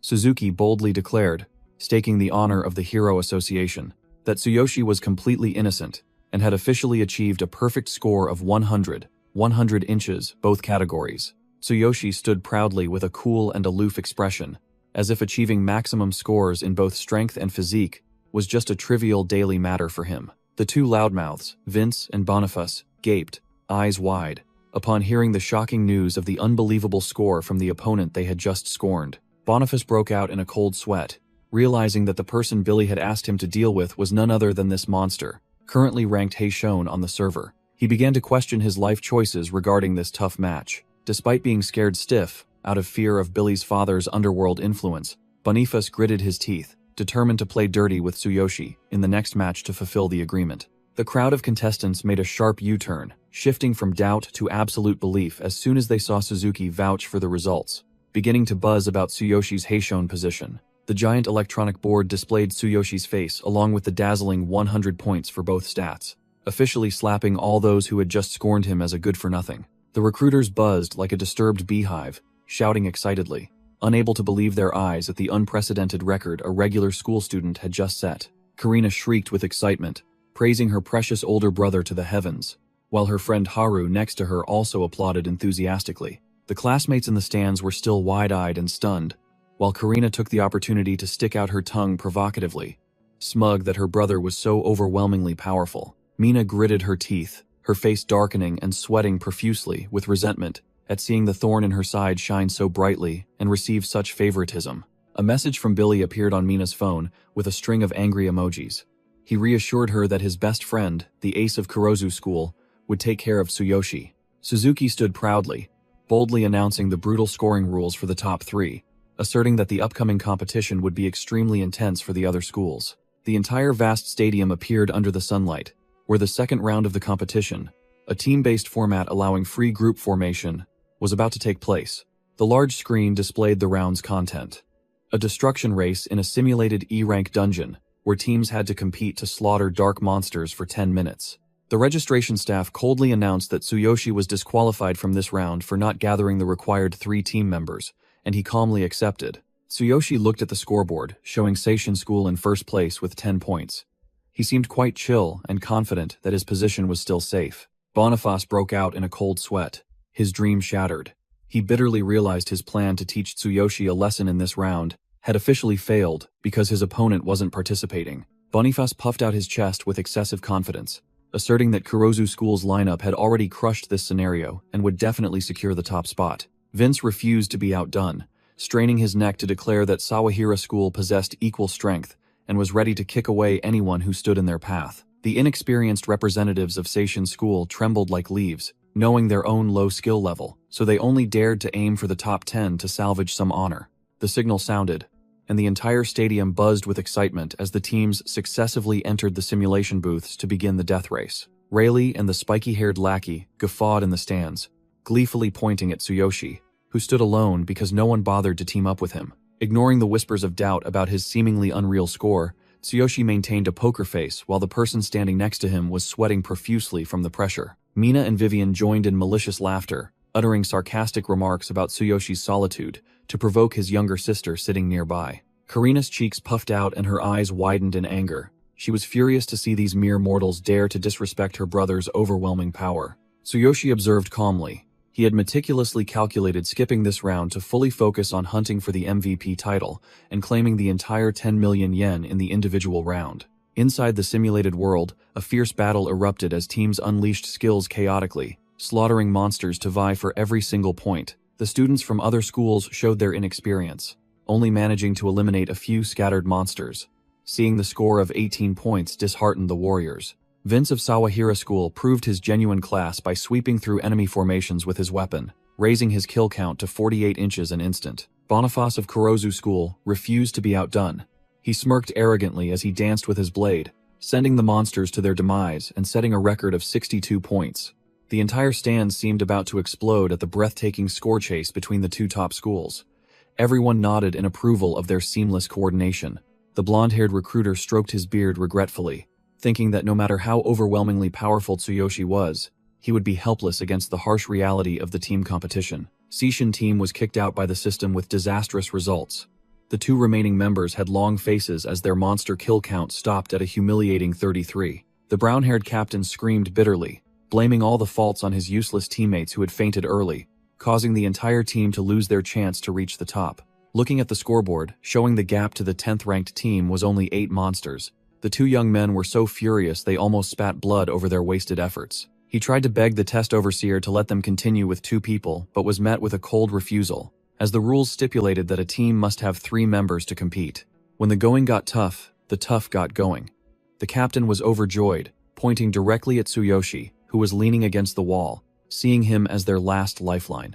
The captain hastily pulled Tsuyoshi into the team to salvage their score, and our protagonist nodded quickly to get it over with. The registration staff clicked their tongue and let them pass since they now had 3 members, ignoring the mere 3 minutes remaining. As soon as they entered, the 2 teammates, disguised in bulky iron armor, hastily urged each other to get 10 more monster kills to make it into the top. The captain turned to look at Tsuyoshi with a gaze full of doubt, but still had to ask for help, as there was no other way. A swarm of minor monsters rained down from the sky, causing the 2 young men to quickly assume their battle stances. Tsuyoshi suddenly ordered the 2 others to close their eyes, leaving the captain bewildered, not understanding what was happening. He summoned the pitch-black cold light blade amidst a stream of deep purple energy, casually stating it was better for their eyes. The 2 teammates, despite being utterly confused and anxious about the time, obediently covered their eyes as instructed.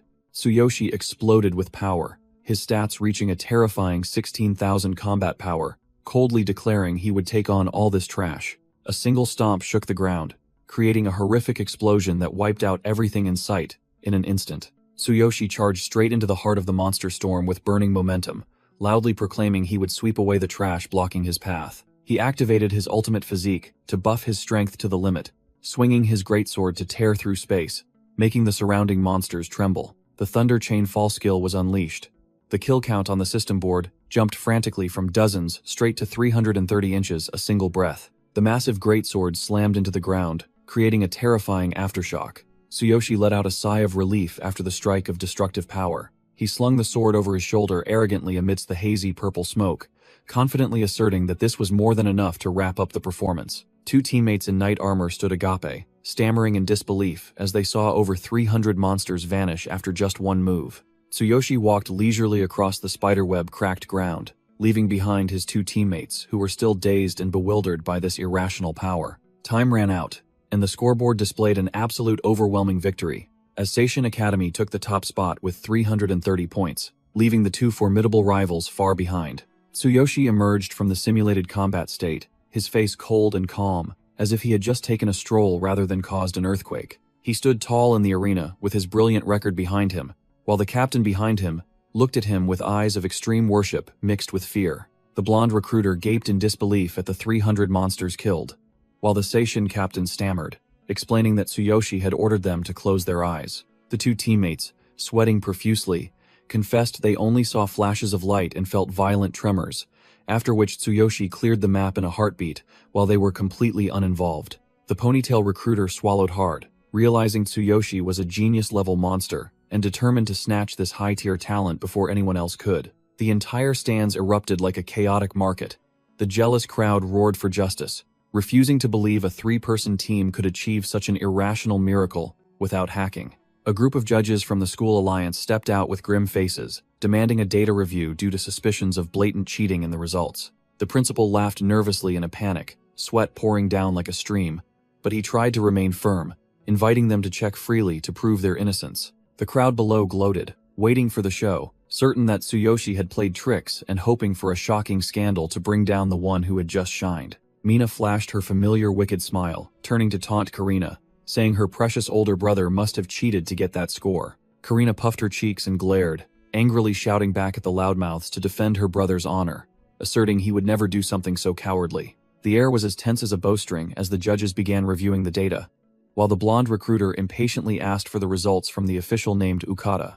The judges scrutinized the data as carefully as if searching for mines, finally having to click their tongues and admit there were no signs of hacking. Every skyrocketing stat was the real deal. The principal was overjoyed to hear Tsuyoshi was cleared. He looked up at the sky and laughed heartily, boasting loudly that Seishin Academy had always played fair and square. Ignoring the public's whispers about the impossible record, Tsuyoshi walked out with a cold aura, leaving behind his two teammates who were sweating from the pressure of public opinion. Tsuyoshi smirked and threw out an arrogant challenge, declaring that if he didn't sweep first place in all the following rounds, they could go ahead and consider him a cheater. The principal almost had a heart attack hearing that.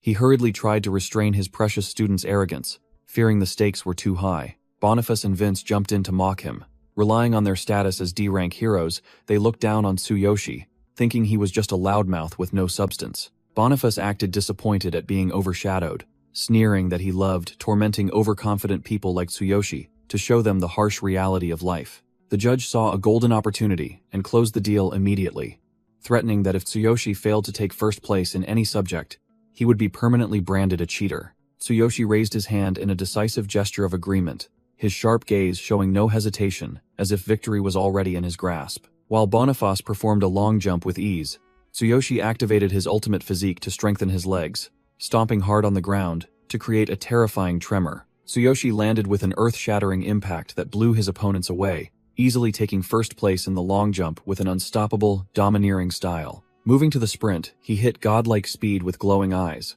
leaving the small fry behind in his dust as he continued to assert his absolute dominance. In the discus throw, Tsuyoshi activated his ultimate physique, causing his veins to bulge as he channeled all his destructive power into his right arm. He unleashed a powerful spinning throw, the incredible centrifugal force tearing through the air and creating sharp wind trails around him. The disc flew straight into the sky and vanished, leaving the judges stunned, their mouths agape as they confirmed a new record had been set in an unbelievable manner. In the stands, Karina cheered happily for her monster brother, while the surrounding students began to panic at his continuous winning streak. Rayleigh and his spiky-haired lackey broke into a cold sweat, their faces turning pale as they realized the person they once bullied was now a true monster. At the entrance of a dark hallway, Billy's sullen figure appeared, observing the situation with a resentful and calculating expression. Billy furiously read a distress message from Boniface, realizing the plan to discredit Tsuyoshi was falling apart and deciding he couldn't sit idly by while he caused more chaos. On the field, the two D-rank hero prides, Boniface and Vince, were out of breath, desperately admitting the terrifyingly overwhelming power of the Seishin monster. The loser's hand trembled as he gripped his phone, drenched in sweat because all their dirty schemes were on the brink of failure. Billy gnashed his teeth, sweating profusely, as he realized he was forced to intervene violently to stop Tsuyoshi's unstoppable winning streak. While Boniface was exhausted and wanted to give up, Vince still tried to persist, deluding himself into thinking he could win fairly in the final round. Billy revealed his trashy nature by pulling out a banned item from the black market, a high-end mental interference device provided by his gangster boss father. He cradled the dirty toy in his hand, reassuring his rotten conscience that he would only use 10% power so it wouldn't be lethal. The system displayed a red warning about the danger of the banned device, while the loudspeaker began introducing the decisive event, the human lift tug-of-war. The rules were simple but brutal, requiring pure muscle power to pull a female student up to a height of 30 meters and ring the bell to claim victory. The organizing staff bowed and pleaded with Tsuyoshi to continue carrying the team to regain some of the school's remaining honor. Tsuyoshi scratched his head awkwardly, realizing he had encountered a fatal technical error. He had no female partner because his sister Karina's legs prevented her from participating. The panicked staff member made calls everywhere and announced over the loudspeaker, searching for any female student brave enough to pair with the monster to save the situation. While the crowd was still whispering, a shy female student wanted to help, but was too afraid to stand up due to public pressure. Karina, despite her paralyzed legs, shouted that she wanted to participate, but Haru immediately held her back in a panic, saying it was too dangerous. Vivian sat nonchalantly, sucking on a lollipop, indifferent to the world, believing the school would just pick some unlucky person to fill the spot. Mina suddenly came up with a dark idea. Her sharp eyes filled with calculation as she saw a golden opportunity. She declared she would participate to intentionally sabotage the game, making Tsuyoshi fail miserably due to a teammate's uselessness, so that no one could blame her. Mina walked down from the stands with a fake expression, deciding to handle the matter herself instead of relying on the useless Billy. Tsuyoshi was warming up and stretching when he heard the staff announce they had found a female student willing to volunteer. He turned around to greet his new teammate politely, without the slightest suspicion. Tsuyoshi's eyes widened to their limit, his pupils shrinking as he recognized the identity of the person who had just walked up. Mina stood there posing with a fake smile, sweetly offering to help the person she hated most in the world. The supervising official shouted for the contestants to quickly discuss their tactics so he could perform a final check of the field. Tsuyoshi looked at her with a sharp, suspicious gaze, asking her directly what dirty trick she was plotting here. Mina acted with an innocent air, claiming she came to help because no one else wanted to be on his team, so he should show some gratitude. The signal sounded, and the contestants began to brace themselves, gripping the ropes tightly in preparation for the grueling human lift tug-of-war. The entire stadium was filled with towering pillars equipped with pulley systems, ready for a fierce display of raw strength. Mina stood on the elevated platform, feigning a supportive smile, encouraging Tsuyoshi to pull her to the top to claim first place like an exemplary teammate. Tsuyoshi didn't utter a single word, coldly tightening his gloves on the rough rope, ignoring her incessant chatter. Being completely ignored, Mina immediately changed her demeanor, clicking her tongue in annoyance when her friendly act had no effect on him. Vince flexed his bulging muscles, shouting confidently with a combat power of 580, befitting a reputable D-rank hero. Boniface, with his charming purple hair, leaned against the rope arrogantly, showing off his superior combat power of 620 compared to his opponent. Boniface gritted his teeth, his eyes filled with resentment, vowing not to let Tsuyoshi win this match. Two burly assistants gave a thumbs up, signaling that all preparations for the grueling challenge were perfectly complete. The sound of gloves rubbing against ropes echoed as the contestants exerted all their strength, gripping tightly, ready for a bloody battle. While the Seishin captain and Seishin vice-captain were sweating profusely from tension, Tsuyoshi maintained a cold, impassive expression like an iceberg. As soon as the starting signal ended, the other two youths screamed and pulled the ropes like mad bulls, while Tsuyoshi began to exert his strength calmly. Tsuyoshi secretly assessed the weight as light as a feather, thanks to his ultimate physique, but decided to feign slowness to avoid scrutiny. The stands erupted in wild cheers for seeded teams like Kurizu and Sawahira. Boniface flashed a sinister smile, declaring that he would abandon his dignity and the first-place title just to focus on obstructing Tsuyoshi. He tightened his grip on the rope, but his mind was focused on another dark scheme to eliminate his opponent. This scoundrel secretly activated the forbidden P2P mental interference device hidden behind his back to wickedly attack the opponent's brain. The roar of the crowd was so deafening that even the crows in the sky panicked and flew scattered in midair. The Seishin captain and Seishin vice captain gritted their teeth, their faces flushed red as they used all their might to pull the rope, but it seemed too much for them. Vince pulled the rope with one hand while laughing heartily, looking up at the sky and disdainfully mocking the weak opponents around him. Mina perched precariously on the iron cage being pulled high, feigning encouragement for her teammate while her mind was plotting. Tsuyoshi secretly activated his ultimate physique, pumping power into his hands, causing his veins to bulge beneath his gloves. He maintained a poker face, planning to keep a steady pace to overtake everyone at the decisive moment. Mina looked down with sharp eyes, trying to suppress her annoyance to maintain her facade of a sweet, innocent girl. Unable to keep up the act any longer, her face darkened with a ruthless gaze, deciding to play her hand. The crazy girl furiously stomped on the floor of the iron cage, creating vibrations to exert pressure, while shouting Tsuyoshi's name defiantly. Tsuyoshi flinched, feeling the rope slip violently in his hands due to his opponent's dirty trick. Tsuyoshi tightened his grip on the rope, his golden eyes glowing brightly as he realized his opponent was still not content. The assistant on the ground frantically waved his hands and shouted, warning the troublemaker above to immediately stop the dangerous act. Billy sat in the stands, laughing gleefully, openly encouraging his girlfriend to stomp harder to sabotage their opponent. Mina leaned out of the iron cage with a triumphant smile, sneering smugly, thinking she had dragged her enemy into the mud. The smile on her lips vanished, her face turning pale with horror, as she felt a chilling surge of killing intent approaching. Looking down from above, she saw Tsuyoshi's small figure, yet he exuded a deadly pressure, staring intently at her. Tsuyoshi's eyes glowed brightly amidst his darkened face, his gaze sharp enough to pierce the enemy's heart. He unleashed a radiant purple aura in the shape of a demon, engulfing the entire space, and coldly asked a question that froze his opponent. Mina trembled, sweating profusely as she realized the guy below truly intended to send her to the scoreboard if she dared to utter another word. Despite the intense drama that had just unfolded, the crowd of contestants on the field continued to pull the ropes towards the finish line in the final sprint. Boniface gritted his teeth, pulling the rope, drenched in sweat, but his eyes gleamed with the triumphant look of someone holding the upper hand in this game. He flashed a sinister grin from ear to ear, whispering that the best act was about to begin in the decisive phase. While Tsuyoshi calmly pulled the rope with an unhurried demeanor, Boniface in the distance glared resentfully at his opponent, silently cursing his arrogance. The purple-haired scoundrel secretly pulled out a small device pre-programmed to target Tsuyoshi, eager to see his enemy writhe in pain. His finger pressed hard on the activation button with a click, starting the P2P mental interference device, a highly toxic forbidden item specifically designed to attack the brain.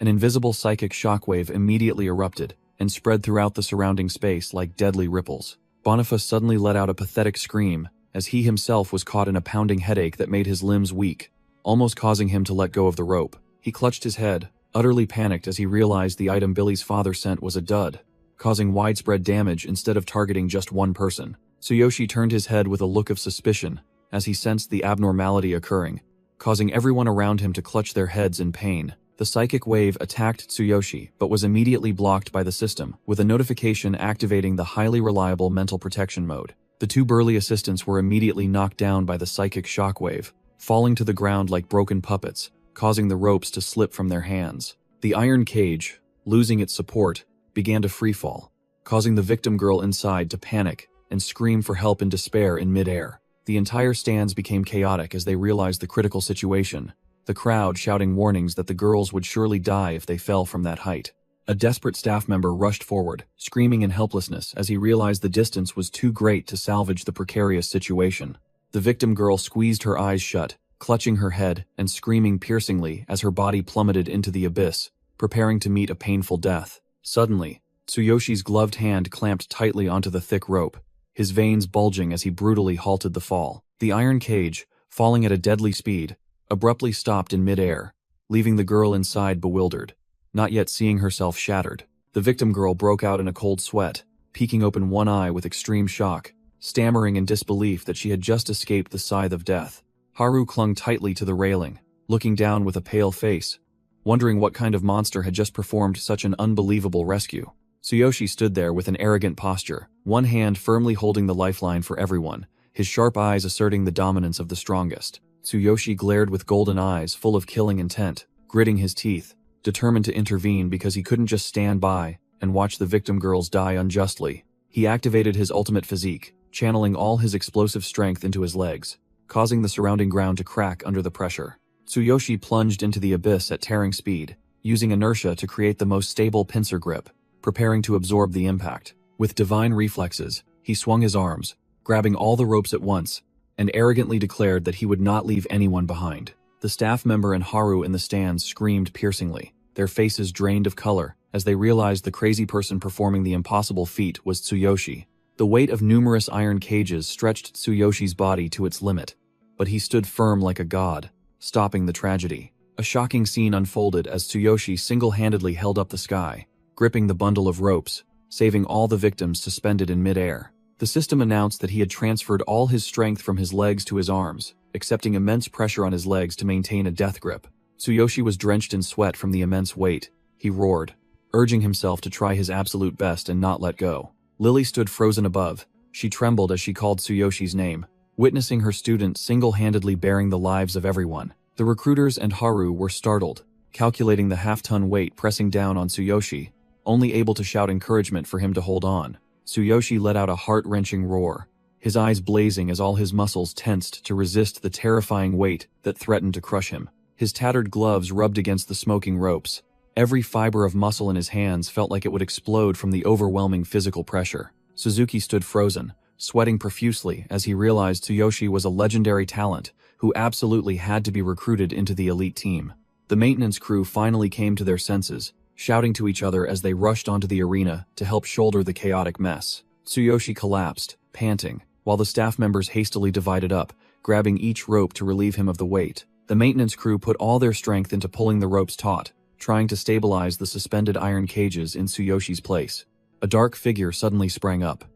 Tsuyoshi snatched the rope from the staff member's hand and declared he would hold it himself. The maintenance worker stared in astonishment, trembling as he asked if Tsuyoshi was crazy for refusing to rest after such a life-or-death performance. Tsuyoshi clenched his hands, his gaze firm as he asserted that the race wasn't over and he was determined to claim the top spot in every category. Lily stood on the railing, looking down with a dazed expression, sweat pouring as she wondered if he intended to continue competing with that battered body. The teacher's eyes widened in astonishment, her face flushing as she had to admit that this student's fighting spirit was truly extraordinary. Tsuyoshi gritted his teeth, enduring the flesh-tearing pain as the system warned his muscles had reached their limit. But he refused to let go, aiming for first place. Haru clasped her hands in prayer and cheered her brother on with all her might, ignoring the men in suits around her who were stunned into silence. The entire arena erupted with resounding cheers, chanting Tsuyoshi's name in unison and urging him towards victory. He gasped for heavy breaths, sweat pouring down him as his body strained under physical pressure beyond human endurance. Tsuyoshi poured his last remaining strength into his hands, pulling the rope down with a decisive and powerful motion to conclude the performance. A clear bell rang out, marking the moment his insane effort successfully reached its goal. The spectators stirred, pointing towards the arena, realizing that now they only had to wait for that girl to lower the flag for the match to officially conclude. Billy's face was drained of color as he frantically screamed at Mina to stay put, fearing their team would completely lose the #1 spot to someone else. Mina stood rooted in the suspended iron cage, her eyes dazed as she looked down at the chaotic crowd below. She broke out in a cold sweat, her purple eyes flickering intensely as she struggled between obeying orders and following her conscience. Tsuyoshi activated his maximum power, his golden eyes blazing, gritting his teeth as he pulled the rope taut with an iron will. Mina pressed her lips together, her gaze becoming resolute as she decided to cast aside her fear. She reached out and yanked the bell rope, officially activating the mechanism to end this breathtaking match. Billy let out a desperate scream, his face drained of color as he saw his pawn dare to betray him. Tsuyoshi offered a relieved smile on his sweat-drenched face as he felt victory was firmly in his grasp. The latch sprang open with a click, releasing the hidden reward inside. A giant banner bearing the name of Seishin School unfurled brilliantly amidst a shower of confetti. The entire arena erupted in frenzied cheers, proclaiming Tsuyoshi Tsukishiro as the absolute #1 champion. The loudspeakers blasted through the arena, announcing that Tsuyoshi Tsukishiro of Seishin School had officially claimed the absolute championship. The recruiters gaped, their faces drained of color as they witnessed an unbelievable result unfold before their eyes. A female spectator stood frozen, exclaiming in utter shock at this incredibly fictional and overwhelming comeback. Karina burst into tears of joy, calling out her brother's name, unable to contain her immense pride. The VIP stands were in an uproar as various factions scrambled to call their headquarters, determined to hunt for information and recruit this genius at any cost. In the Green Snake Gang's area, a minion broke out in a cold sweat, reporting to his boss that Tsuyoshi was the one who had obstructed their young master. The Green Snake Gang boss covered his face in exasperation, realizing his precious son had just poked a genius-level hornet's nest that they shouldn't get involved with. He turned and walked away in annoyance, declaring he had to go home and discipline his troublesome son for stirring up trouble everywhere. In the main hall, congratulatory handshakes were exchanged, accompanied by praises for the school having produced a true monster. The principal and Suzuki were chatting happily when a staff member interrupted them, rushing in breathlessly to report an urgent situation. A maintenance worker rushed over to present the evidence they had just collected, confirming that someone had secretly used a mental interference device during the competition. The high-tech gadget was now just a pile of scrap metal, but it was enough to prove that a despicable plot had been modified into a dangerous weapon to eliminate opponents. Suzuki and the principal gasped in horror as they realized the gravity of the issue, fearing the school's reputation would be tarnished by this dirty trick. It turned out the mastermind was Boniface, the ace of the rival Kurozu school, who now hung his head in shame, sweating profusely as security dragged him away like a criminal. The principal wiped sweat from his brow, sighing in relief that his school students were innocent, while Suzuki pledged to directly work with Kurozu School to handle the matter. Tsuyoshi calmly chugged a bottle of energy drink to recover his stamina, casually questioning the two leaders as if he had just returned from a stroll, not having single-handedly carried the team. The two bigwigs hastily rushed to today's brightest star, their attitudes shifting 180 degrees from worry to flattery, eager to win over the genius. The principal grinned from ear to ear, shaking the boy's hand and promising everything from comprehensive support to completely free living expenses for both siblings. Tsuyoshi waved his hand, refusing the excessive pampering. He frankly thanked them for covering the expenses, but firmly declared he didn't need any special treatment. Suzuki didn't miss a beat, immediately delivering the decisive blow with an invitation to join the elite hero team, along with a prime luxury apartment and a massive bonus. Tsuyoshi stood bewildered, holding his water bottle as he listened to the principal paint a picture of a luxurious villa right before his eyes. The principal broke out in a cold sweat, realizing Chairman Suzuki's clever move, understanding that acquiring this genius was a monumental achievement. Mina trudged onto the stands with a dazed expression, alone amidst the empty seats after witnessing the spectacular comeback on the arena floor. Billy's rough hand suddenly grabbed the girl's collar and yanked it violently, accompanied by a piercing shout. That scoundrel Billy dragged his girlfriend down the hallway, ignoring her desperate cries of pain and weak resistance. He roared like a mad beast, demanding why she had surrendered and allowed his sworn enemy, Tsuyoshi, to win. Billy cornered Mina against the wall, frantically recalling the humiliating grudge and cursing the uselessness of both her and that good-for-nothing Boniface. Despite the threats, Mina still trembled as she retorted that Tsuyoshi was the one who had saved her and others from the brink of death. That good-for-nothing Billy flew into a rage at having his glory stolen, spewing the most vile insults about his girlfriend's appearance to satisfy his jealous fury. Mina stood frozen with empty eyes, utterly speechless and despairing at the utter depravity of her terrible boyfriend. That scoundrel Billy roared, declaring their relationship over, then swung his hand, intending to give his girlfriend a beating she'd never forget right then and there. He gritted his teeth, his face flushed crimson with anger, pouring all his strength into his arm to unleash his fury on the weaker party. The formidable hand sliced through the air, descending at dizzying speed, accompanied by a piercing whistle, determined to show no mercy to the girl. Mina squeezed her eyes shut, resigned to her fate. She challenged the wretched man to go ahead and strike, forbidding him from ever coming near her again. Smack.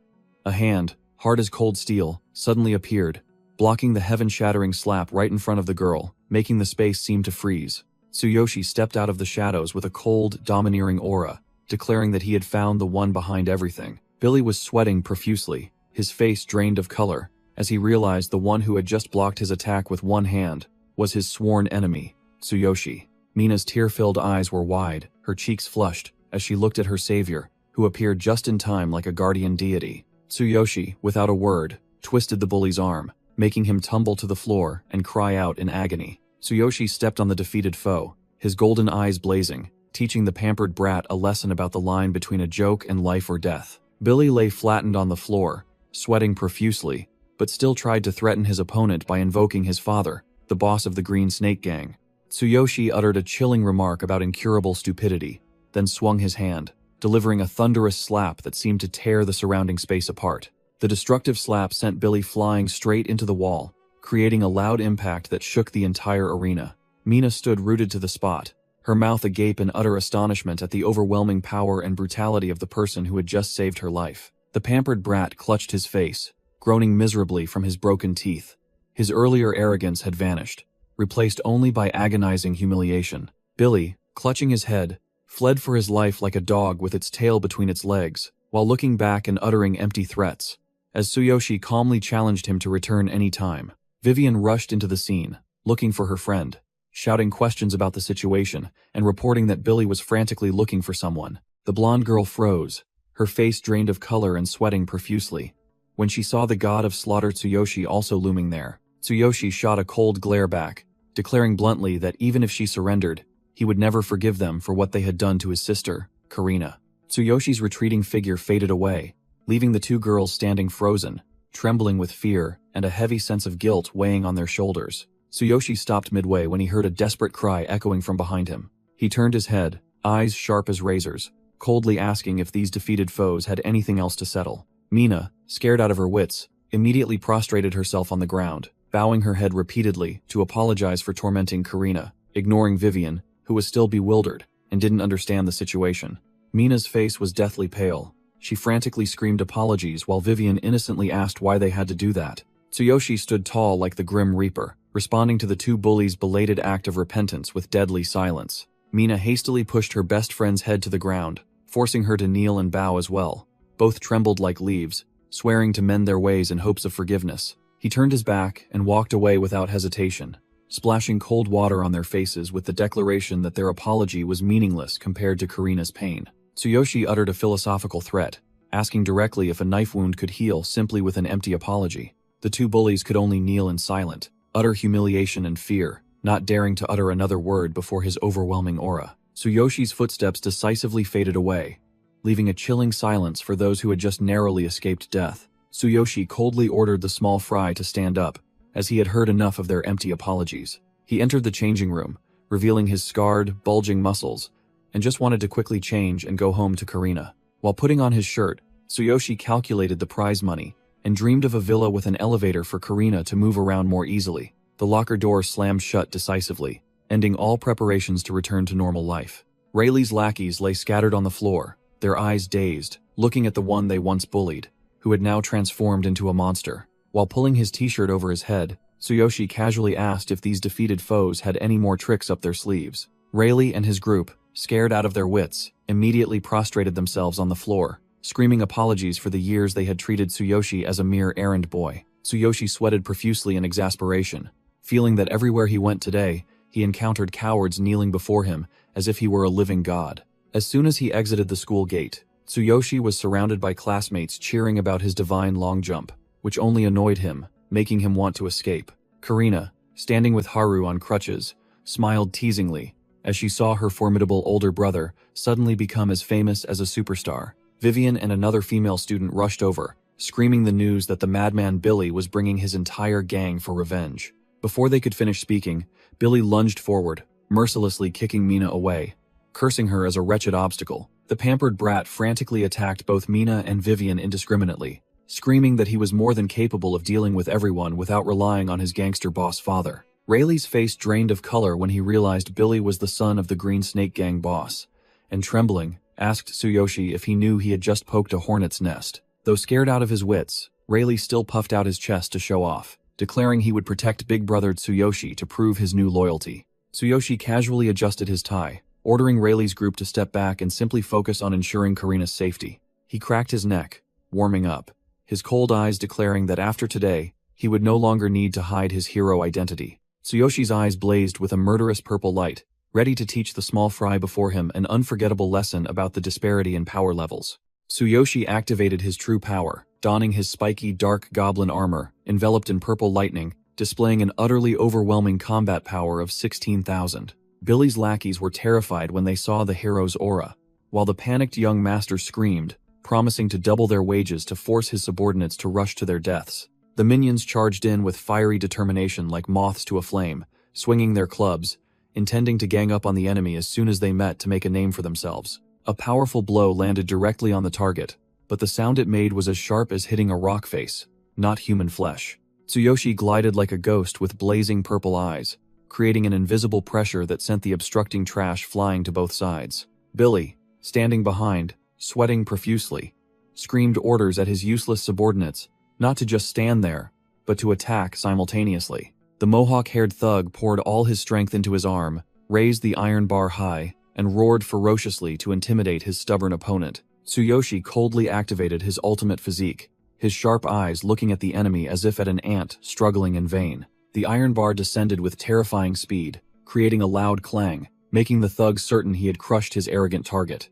He was overjoyed, screaming and boasting of his achievement, thinking he had just scored a major victory by defeating the monster before him. His joy was short-lived as he watched in utter horror as the iron bar in his hand was bent and twisted like a noodle after colliding with the diamond-hard body. Tsuyoshi closed in, enveloped in a dark, murderous aura, uttering a sarcastic remark that made the enemy realize the absolute disparity in power. Tsuyoshi delivered a powerful, purple, energy-infused punch to the enemy's face, shouting, "Take this!"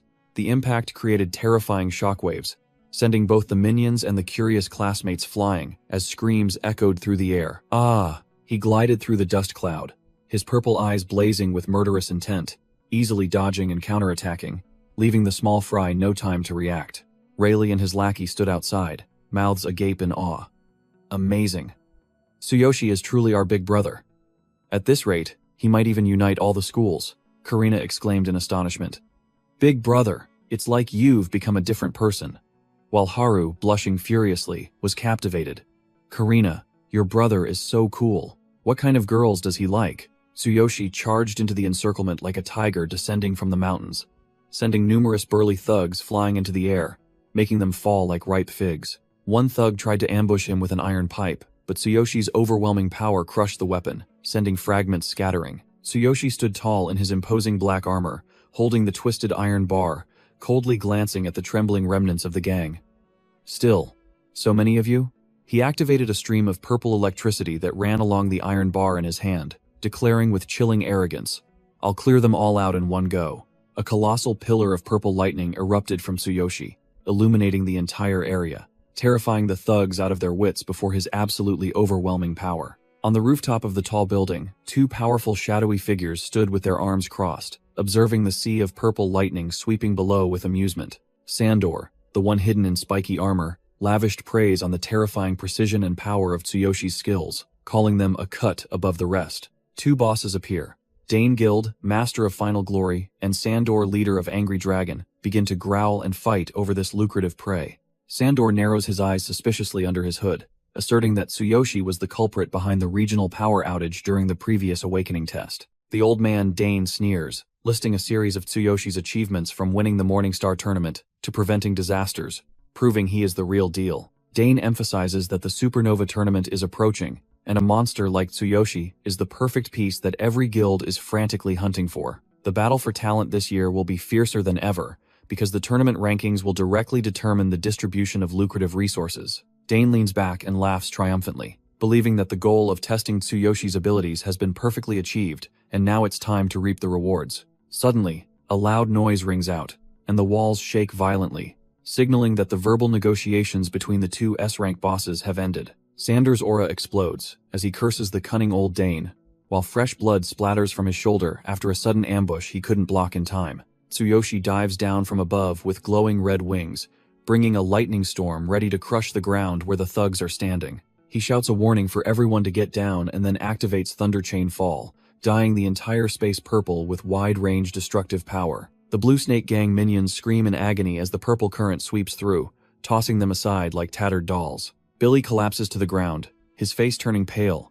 as he witnesses the world of difference in power between an ordinary person and a true hero. Tsuyoshi stands tall amidst the rubble and the defeated, radiating an overwhelming aura that leaves Billy looking up in utter despair. He swings the iron bar in his hand with wind-tearing speed, delivering a warning blow aimed straight at the trembling ringleader's head. The iron bar stops right at Billy's nose, making him break into a cold sweat as he feels the Reaper's scythe graze his face by a hair's breadth. Billy lets out a frustrated roar and punches the ground, completely broken and disillusioned by his opponent's irresistible strength. Tsuyoshi coldly orders him to get lost, making Billy tremble and stammer in obedience, losing all the arrogance he had as a bully earlier. The cowardly Billy runs for his life, while Tsuyoshi remains in a victorious pose as people gather around to check on him. Mina blushes furiously and runs over to thank him profusely for the earlier warning, but Tsuyoshi only dismisses it as a trivial matter.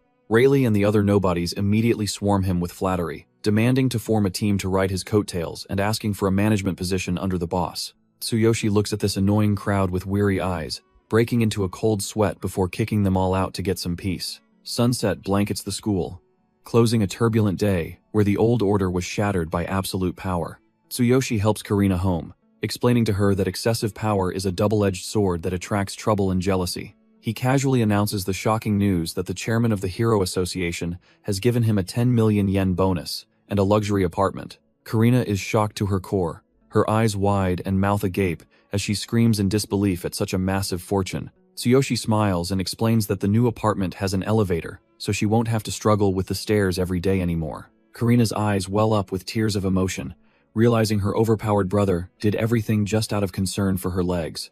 Tsuyoshi silently accepts the thanks with a slight smile, his gaze fixed firmly on the future he has secured for his family. Tsuyoshi lightly taps Karina's forehead, asserting that taking care of his sister is his responsibility as a brother, so she shouldn't be so formal. As the siblings are walking home, Suzuki blocks their path and calls his name with a serious expression, as if he's about to collect a debt. This mustachioed old man suggests taking some time to discuss the upcoming Supernova tournament. Tsuyoshi invites the guest into their cramped rented room, calmly pouring tea for the chairman. Suzuki accepts the cup of green tea and offers polite thanks, but his eyes are still observing the siblings' poor living conditions. Tsuyoshi confirms their difficult situation and asks directly about the most important issue, whether the bonus villa has an elevator for Karina. Suzuki gets overly enthusiastic and demands they move immediately, but Tsuyoshi's blunt refusal leaves the old man embarrassed and sweating. The atmosphere grows heavy as Suzuki looks at Karina and curiously asks about the cause of her leg condition. Tsuyoshi recalls the horrific past when their parents were killed,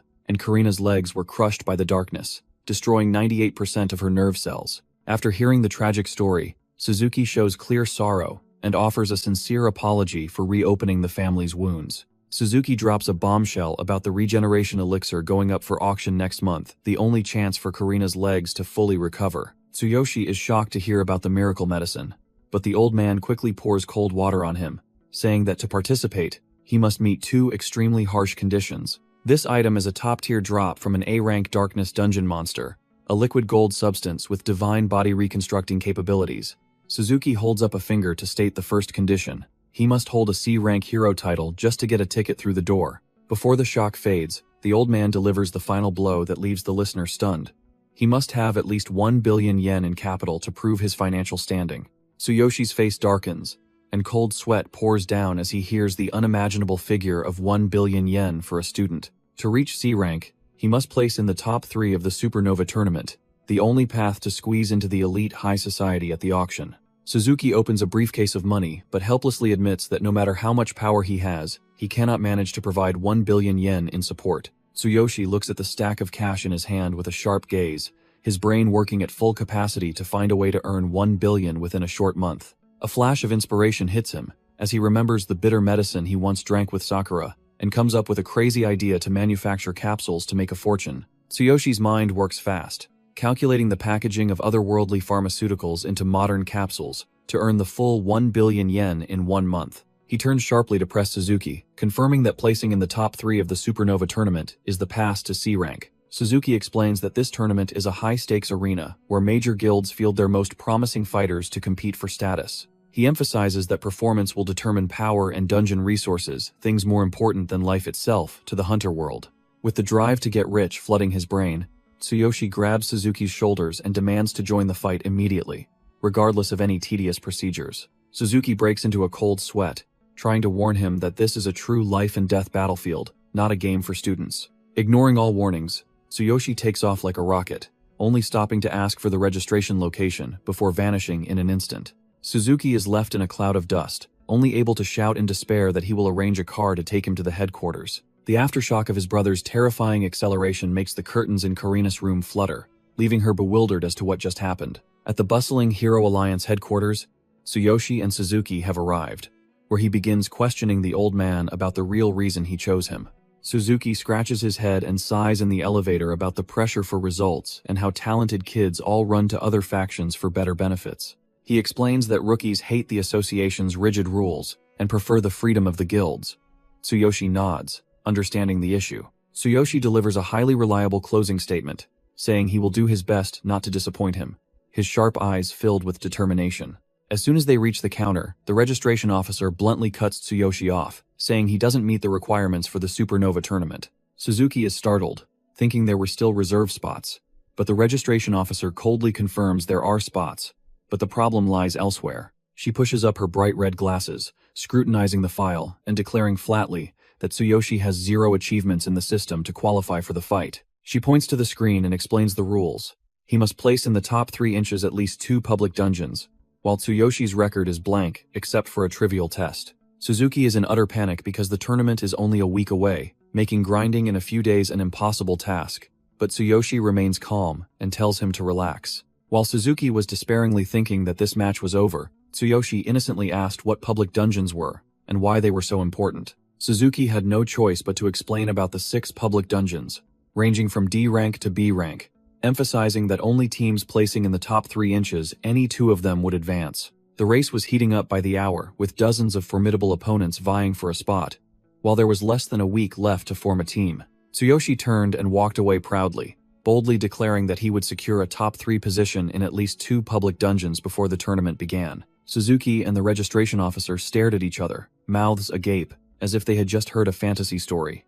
The chairman broke out in a cold sweat, while the woman sarcastically called him a boastful fool. He adjusted his tie and walked out the door with the air of a superior, telling them to hold on to that last seat because he would soon prove who the real fool was here. As soon as he was out of sight, Tsuyoshi immediately activated the endless path, his eyes glowing with excitement as the perfect time to slip into the other world had arrived. He plunged into the spatial vortex with the clear intention of plundering crafting recipes and grinding to level 15 before returning to slap those people in the face. A colossal surge of energy swirled and swallowed him, opening a gateway between 2 worlds. The light dissipated, revealing the majestic landscape of Carnio, the city belonging to the alchemy genius Kevin, in the other world. Standing before the massive mansion, Tsuyoshi set the insane goal of single-handedly clearing all 6 dungeons to reach level 15. The system unexpectedly flashed a red error, warning of a 3-day limit due to a debug error, making Tsuyoshi click his tongue in annoyance, but he still accepted this difficult challenge despite the extremely high risk of being permanently stuck. The next morning, bright sunlight shone down on the base in the other world, signaling the start of a busy day of grinding. Sakura stretched, greeting the new day in a charming 2-piece nightgown, her voice sweetly addressing her master. Tsuyoshi was already decked out in his cool full black armor, and he uttered a greeting full of hidden meaning about their time apart, leaving her bewildered. Without letting her question him, he immediately ordered her to prepare their gear, as a major situation needed to be dealt with right away. Sakura's attitude changed in an instant. She saluted militarily with full vigor, ready to set off and serve her master.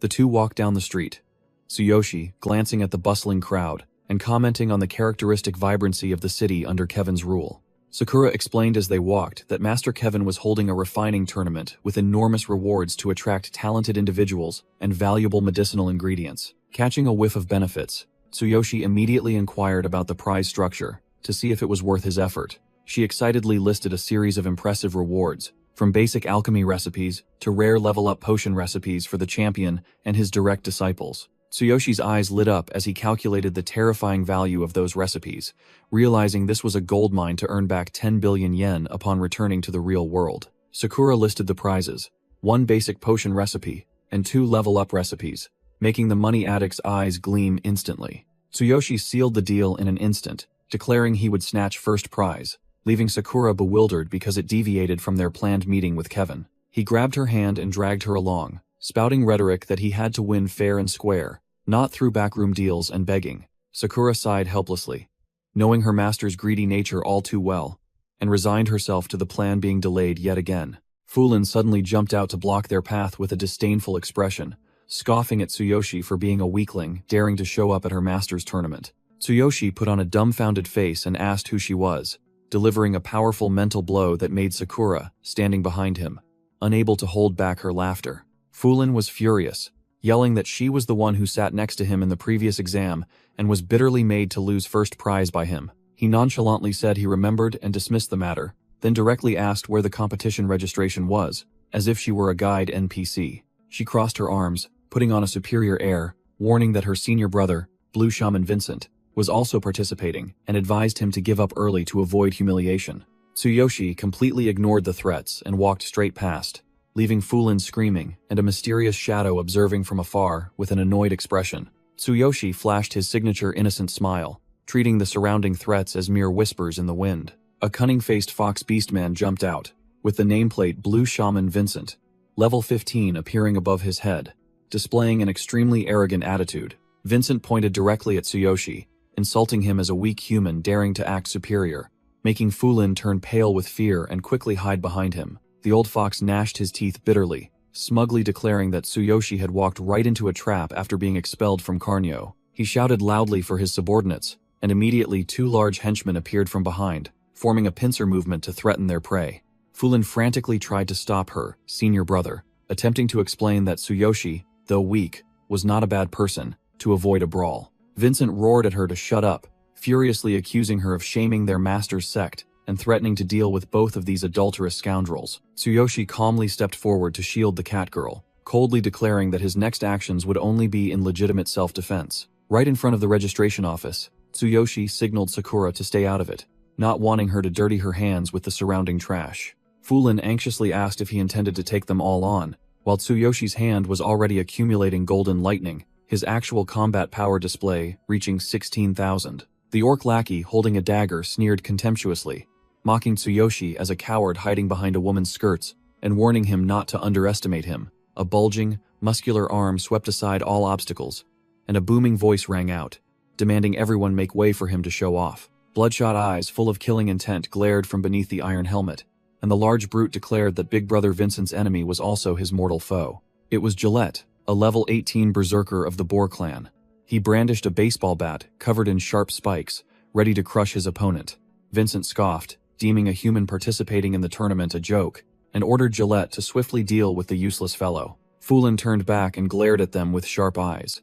She couldn't believe the shamelessness and depravity of these corrupted fellow disciples. The old fox, Vincent, revealed his lecherous nature, disparaging Fulin's mixed blood, but craving to have some fun with her body. Fulin flushed crimson with disgust. She screamed at him, calling him a pervert, and threatened to tell Master Kevin about his depraved behavior. Vincent maintained a terrifyingly calm demeanor, reassuring his henchmen to act freely without worrying about the consequences. The old fox's face twisted into a cruel expression, his golden eyes glowing as he declared he would personally deal with his own master if necessary. Fulin gnashed her teeth in anger, accusing the wretched senior brother of always finding excuses to bully her just because of his cheap title. Gillette swung the spiked bat with a lecherous grin, declaring he would finish off the human trash and then turn her into his plaything tonight. Tsuyoshi coldly stepped forward to shield Fulin, his steady back radiating an overwhelming aura as he reassured her not to worry. Tsuyoshi's eyes flashed with a deadly blue light. He growled, calling the idiotic boar and that beastly senior brother animals to their faces. A terrifying surge of pressure erupted from Tsuyoshi, forming a shockwave that swept through the area, and he coldly declared that no one would escape. The wild boar Gillette's eyes widened in horror, sweat pouring off him as he perceived the tangible killing intent rushing directly towards him. Crash! A terrifying explosion of icy energy blew away everything around, sending the small fry flying like ragdolls. Tsuyoshi used his bare hand to block the full-force strike of the spiked bat, causing Gillette to panic utterly at this absurd physical strength. His blue eyes glowed brightly in the darkness. Tsuyoshi looked down at his enemy as if at a mere insect and ordered the monster to retreat. The system announced the activation of Ultimate Physique, enhancing his hands. Tsuyoshi crushed his opponent's morale with overwhelming absolute power. Purple lightning violently erupted from the impact. Tsuyoshi easily crushed the power of his opponent's attack with overwhelming strength. 2 orc lackeys trembled, clutching their daggers, stammering in horror as they witnessed the towering shadow of death before them. Fulin covered her mouth in shock, while Sakura looked at her master with utmost adoration, exclaiming that his power surpassed imagination. A beastman in the beastman crowd gaped, unable to believe that the high-level Gillette couldn't even touch a human. Gillette gnashed his teeth, sweat pouring down as he tried to gather all his strength to salvage his last shred of honor. The boar's eyes glowed with a crazed red light, and he roared, charging forward with an all-or-nothing mindset. Boom! Tsuyoshi activated his maximum lightning aura, creating a green energy explosion that swept away all fighting will in the surroundings. Vincent was utterly panicked, screaming orders for Gillette to rush to his death and cowardly promising protection. A blinding flash of light tore through space as Tsuyoshi's counterattack struck, crushing all enemy resistance. As the dust settled, Tsuyoshi emerged, looking incredibly cool with the black cold light blade in hand, his glowing blue eyes leaving a cold trail of light in the air. Tsuyoshi stood tall like a god of death. Behind him, a massive purple-black energy explosion ripped through space, asserting his superior power. The boar, Gillette, realized in horror that he had been trapped in an isolated space, a high-level magic that only true monsters could create. He looked up at the deep purple sky with wide, bulging eyes, cold sweat streaming down as he felt the scythe of death at his throat. Brilliant purple lightning bolts streaked across the sky, accompanied by a piercing crackle, signaling the moment of judgment for the weak.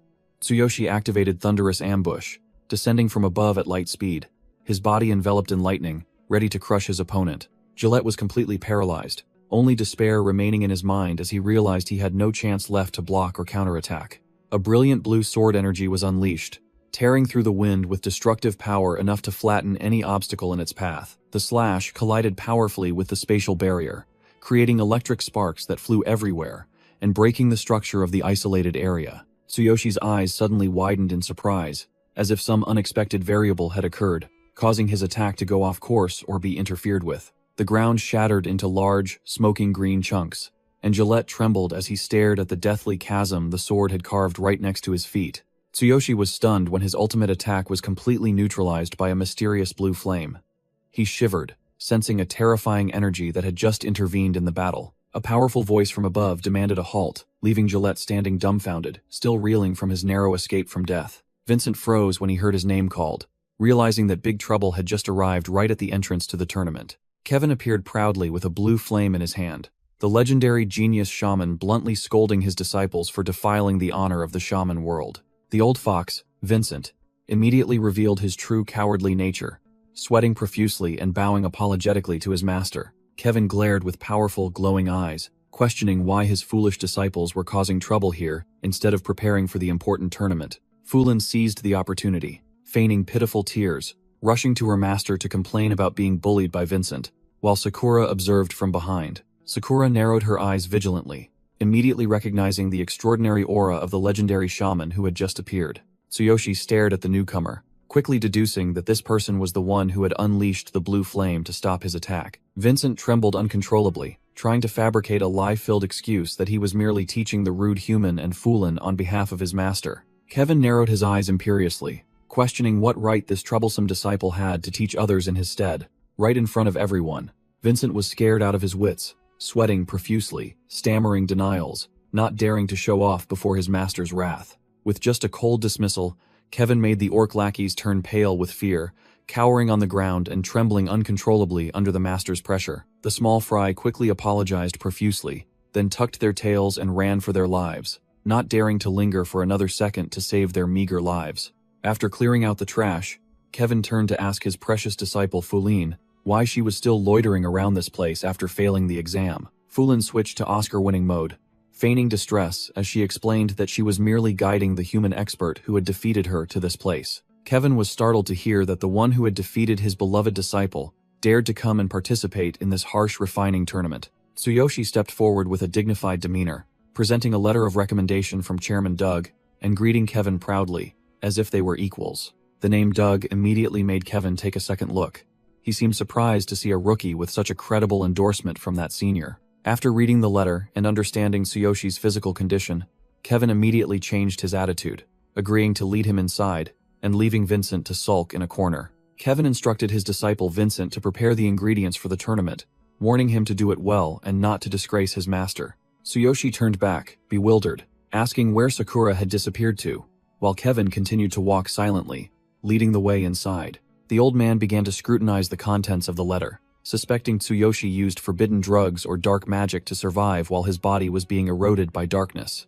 Tsuyoshi calmly requested to be called by his name, recounting his feat of venturing alone into the darkness with his abnormally tough body, completely unharmed. Kevin's steps halted immediately, freezing for a few seconds upon hearing that this young man dared to solo the dead zone. The old man spun around, his eyes wide with disbelief that a human kid dared to venture alone into that deadly place. Tsuyoshi scratched his cheek, admitting that he was originally a warrior, But because of Chairman Doug's arrangement, he decided to try his hand at being a shaman for fun. Kevin broke out in a cold sweat when he learned this kid had casually defeated Fulin, hastily interrogating him about which master had taught him such formidable alchemy. Tsuyoshi gave a faint smile and declared bluntly that he had no master, relying solely on his wild survival instincts. Old Kevin was completely shocked, trembling as he wondered if he was facing a genius monster far beyond his own level. Kevin did a 180-degree turn in attitude, nodding in acknowledgement of his impression and gesturing for Tsuyoshi to follow him. Both entered the dark passage, but in Kevin's mind, a fierce struggle was raging.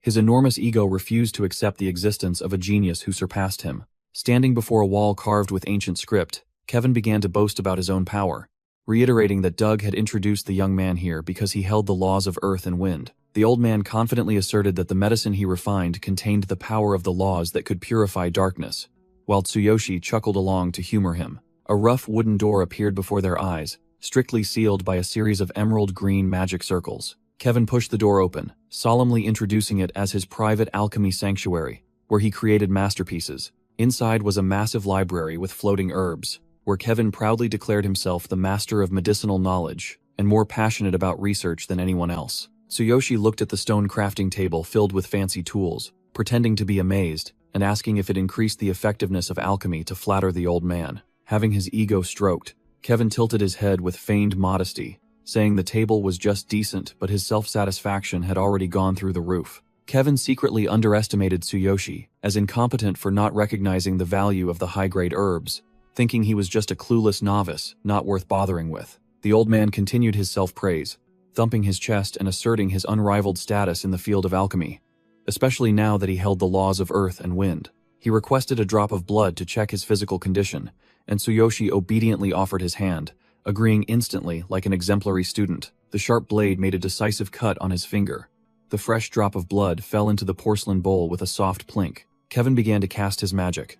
A surge of green energy flared around him, his eyes glowing with power. Tsuyoshi narrowed his eyes, observing the strange green wind, secretly comparing it to the blue flame from before to analyze if this was the effect of the laws. The entire space around them trembled as the energy swirled like a tempest, engulfing the old shaman who was concentrating intensely. The dark red drop of blood touched the surface of the liquid, spreading eerily as if signaling an impending ill omen. Kevin's face changed drastically in horror, as he clearly recognized the traces of darkness, the smug smile on his lips instantly vanishing. Old Kevin broke out in a cold sweat, seeing Tsuyoshi still standing tall like a monument, secretly thinking that if it were anyone else infected with such dense dark energy, they would have gone mad ages ago. Tsuyoshi continued his innocent act, scratching his head and asking a naive question about whether his health seemed quite dire. Realizing ordinary medicine was useless for this difficult case, Kevin decided to go big by using the power of the law to purify, ordering him to turn his back.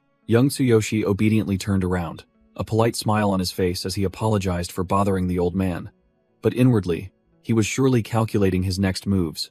Kevin's wrinkled hand began to gather energy, a powerful surge of jade green energy erupting, signaling a high-level skill about to be unleashed. A complex magic circle appeared in midair, combining the power of the laws of earth and wind, swirling violently as if to crush everything in its path. The old shaman poured all his strength into pressing his hand, filled with law energy, through the magic formation, striking directly at Tsuyoshi's sturdy back. Tsuyoshi frowned, sweat beginning to bead on his forehead as he felt a searing heat coursing through his body, a pain like being roasted from within. Realizing this darkness was more stubborn than expected, Kevin gritted his teeth and poured more mana into the magic formation, determined to purge the remnants of darkness at all costs. Kevin warned that the energy within Tsuyoshi was too stubborn, so he would inject more power, telling him to endure the pain because it would soon be excruciating. The old shaman showed no mercy, unleashing an extremely powerful strike that made the magic circle explode with dazzling blue light, sweeping across the entire room. Tsuyoshi stood firm as bedrock at the center of the energy storm, darkness spewing wildly from his body, resisting the old man's purification. Tsuyoshi gritted his teeth, feigning agony, but inwardly he sneered, for this level of pain was nothing compared to the hell he had endured. Kevin smugly boasted that even he had to take a stimulant to endure it. Then, with an air of superiority, advised him to consider this pain a lesson in cultivation. Not wanting to prolong the act, Tsuyoshi secretly activated his ultimate physique, establishing an internal defense to completely block the pain. The effect was immediate. Tsuyoshi's face relaxed completely, and he sighed in relief, as if a 1,000-pound burden had been lifted, which struck observers as odd. Kevin was startled and terrified, breaking out in a cold sweat as he felt a bizarre power brazenly resisting his law. The old man's eyes turned cold and calculating. He judged this human kid to be a seed of disaster and decided immediate precautions were necessary. The cunning old man Kevin took the opportunity during the treatment to secretly implant a secret seal into his opponent. This deadly magic would activate and send the victim to their death whenever he wished. His wrinkled hand retracted the blue energy, signaling that the purification process and the trap setting had been successfully completed. Kevin clasped his hands behind his back and turned away with a nonchalant expression, as if he had done nothing suspicious, then asked about his prey's condition after thoroughly erasing the traces of darkness. Tsuyoshi checked his body, secretly admiring the power of the 12th law of earth and wind that the old man had just unleashed, while curiosity about the ultimate power of the first law began to spark in his mind. He quickly put his mask of obedience back on, bowed profusely in thanks, and offered gold coins as a reward for the senior's healing efforts. Kevin immediately waved his hand, refusing out of respect for Chairman Doug, then changed the subject to the upcoming potion crafting tournament and probed whether the kid still dared to participate. Tsuyoshi nodded without hesitation, confirming his participation, and since he had ranked first in the selection exam, Kevin granted him special permission to join the tournament, which was about to begin, without any further preparation. The old man's eyes suddenly sharpened, and he growled a warning that there would be no favoritism here. Even his beloved disciple Vincent would have to fend for himself like everyone else. Tsuyoshi humbly replied that merely participating was an honor, while Kevin turned his back and walked away with an arrogant smile, secretly appreciating the audacity of the one who had once defeated Fulin. Kevin led the way towards the dazzling light, ordering his prey to shine brightly and display all his talents in the upcoming tournament. Both entered the vast main arena, where the roar of the crowd echoed like thunder, signaling that a slaughter was about to begin. Fulin appeared with an arrogant attitude, crossing her arms and declaring that her master had entrusted her with supervising him, so he'd better listen. The dark-furred cat girl cast a suspicious glance, taunting him by asking if the beast woman who accompanied him had abandoned him and fled.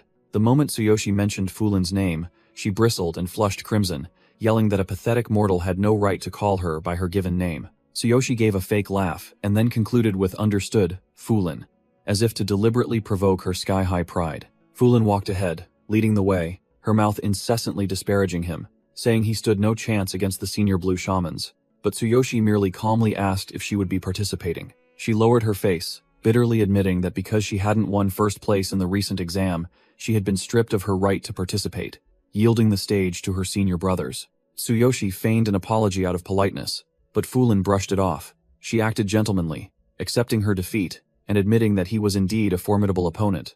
Tsuyoshi looked up at the sky with sharp eyes and an unusually calm expression, completely unconcerned by the surrounding pressure. The entire vast arena appeared, with towering stone pillars and neatly arranged crafting stations awaiting the contestants' performances. Fulin gestured with her chin towards the crafting table, warning him that she had prepared it, so he'd better take care of it and clean up thoroughly after use, like a janitor. She continued to act superior, reminding him not to embarrass her, as this was a knockout round that would send half of the weaklings home. The beastmen crowd below began to whisper and gossip, looking down on the presence of a human and speculating that he had bribed his way into participation. Fulin stood beside Tsuyoshi with her arms crossed, coldly telling him not to bother with the small fry, as they considered a human's presence here an anomaly. Tsuyoshi unexpectedly leaned close to Fulin's ear, making her flush crimson. He advised her to carefully observe the blue shamans to learn from the enemy. He gave a confident smirk, and then concluded by thanking Fulin, continuing to provoke the proud cat girl's sky-high ego. The announcement blared throughout the arena, officially commencing the competition with the first round being a test of herbal medicine knowledge. The announcer declared the first round a herb selection challenge, causing the beastmen participants below to clamor confidently that this was their specialty field. Drax, a level 17 blue shaman with a fierce appearance, stood with his arms crossed, looking down on everyone, and openly disdained the difficulty of this beginner-level task. This burly man quickly realized this wasn't a simple herb-gathering contest, but a high-level judgment test for a grand shaman. Drax scanned the situation and determined that only Vincent, the true disciple of the genius Kevin, was the only worthy opponent to stand in his way in this race. He smirked arrogantly, confidently asserting that the remaining white shamans were merely trash, not on his level, and not worth his concern. While he was lost in his delusions of grandeur, someone slammed into him from behind with a thunderous blow, making his entire body tremble, breaking out in a cold sweat from the shock. Drax whirled around, his face flushed with anger, and roared, cursing whoever dared to walk without looking and bump into him in the middle of this huge stadium. Tsuyoshi scratched his head and chuckled innocently. He profusely apologized for being so preoccupied looking for a seat that he accidentally bumped into the moving block of meat standing in his way. Realizing the one who bumped into him was the human from the rumors, Drax looked at Tsuyoshi's warrior armor with contempt and sarcastically told him to go get a consolation prize and leave.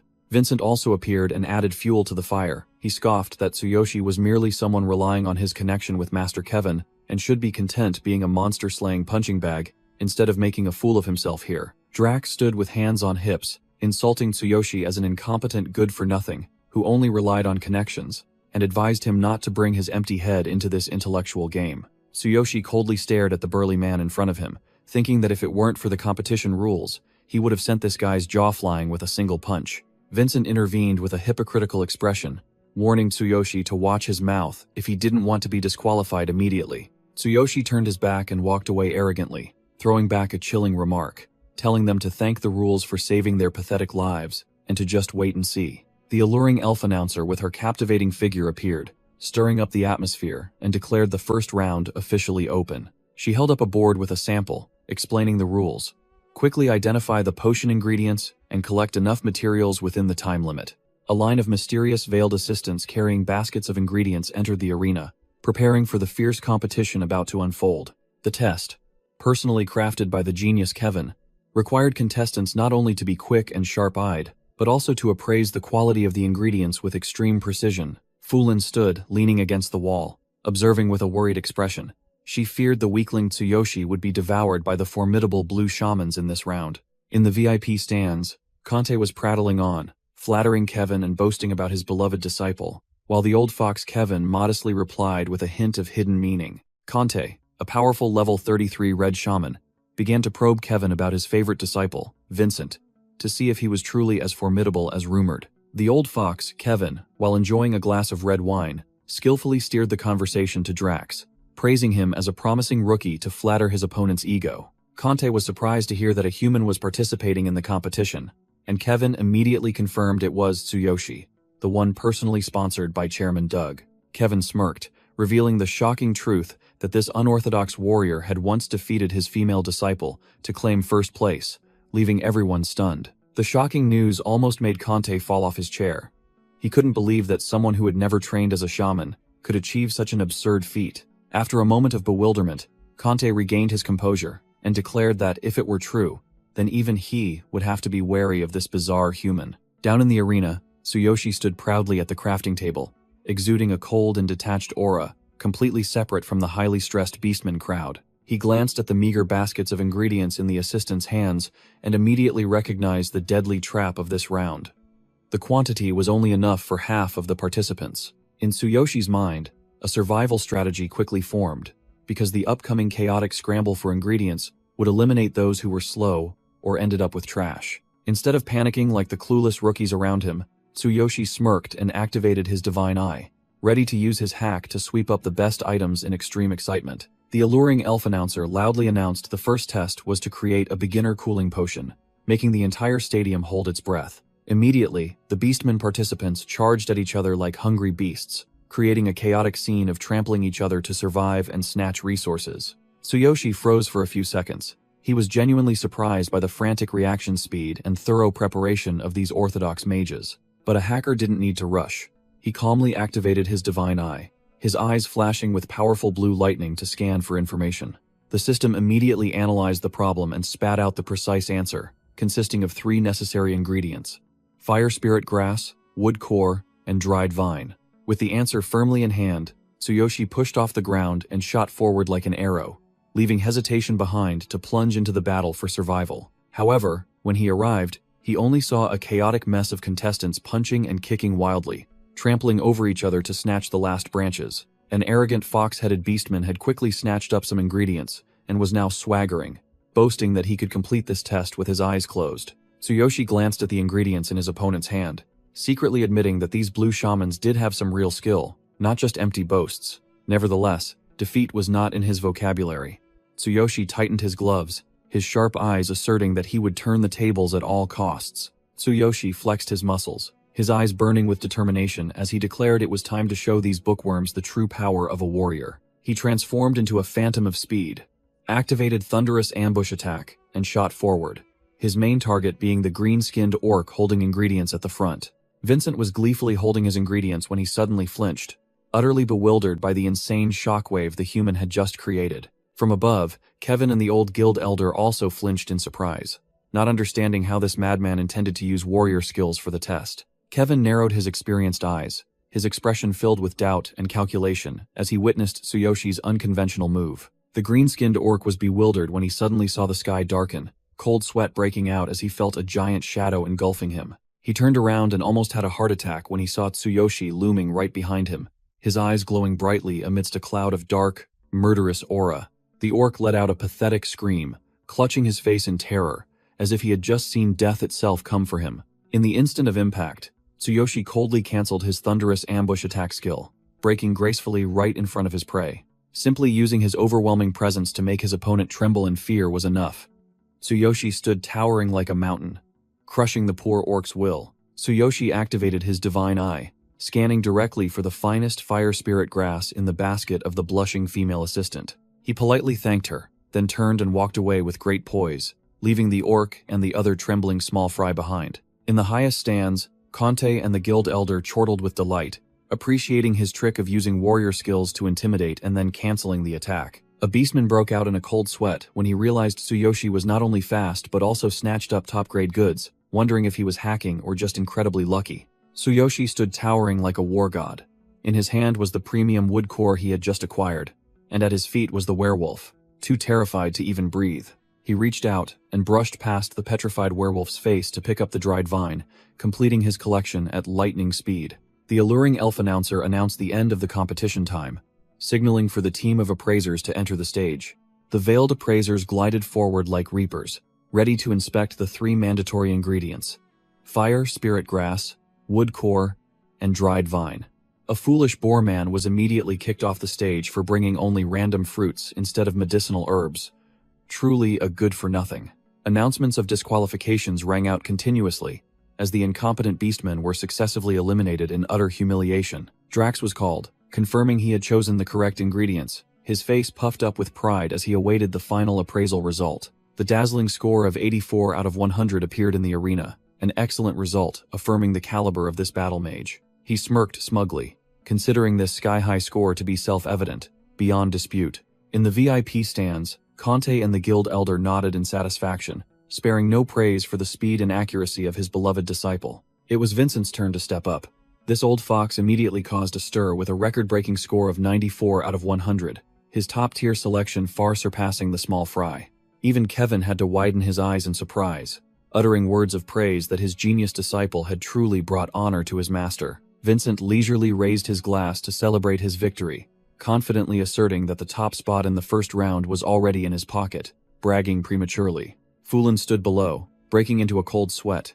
While her mouth criticized humans as weak, her eyes were filled with anxiety as she urged him to perform well. Tsuyoshi stepped forward with the cold aura of a destroyer, presenting a set of shimmering materials that caught everyone's attention. The shrouded appraiser took the items, clicking his tongue in doubt about the true quality of this human magician, despite him choosing the right materials. The material stone emitted a deep purple glow, its energy fluctuating so violently that the surrounding space trembled, signaling a top-tier item. The appraiser was terrified, drenched in sweat as he feared the measuring device would short-circuit from that overwhelming energy source. Kevin lost all patience.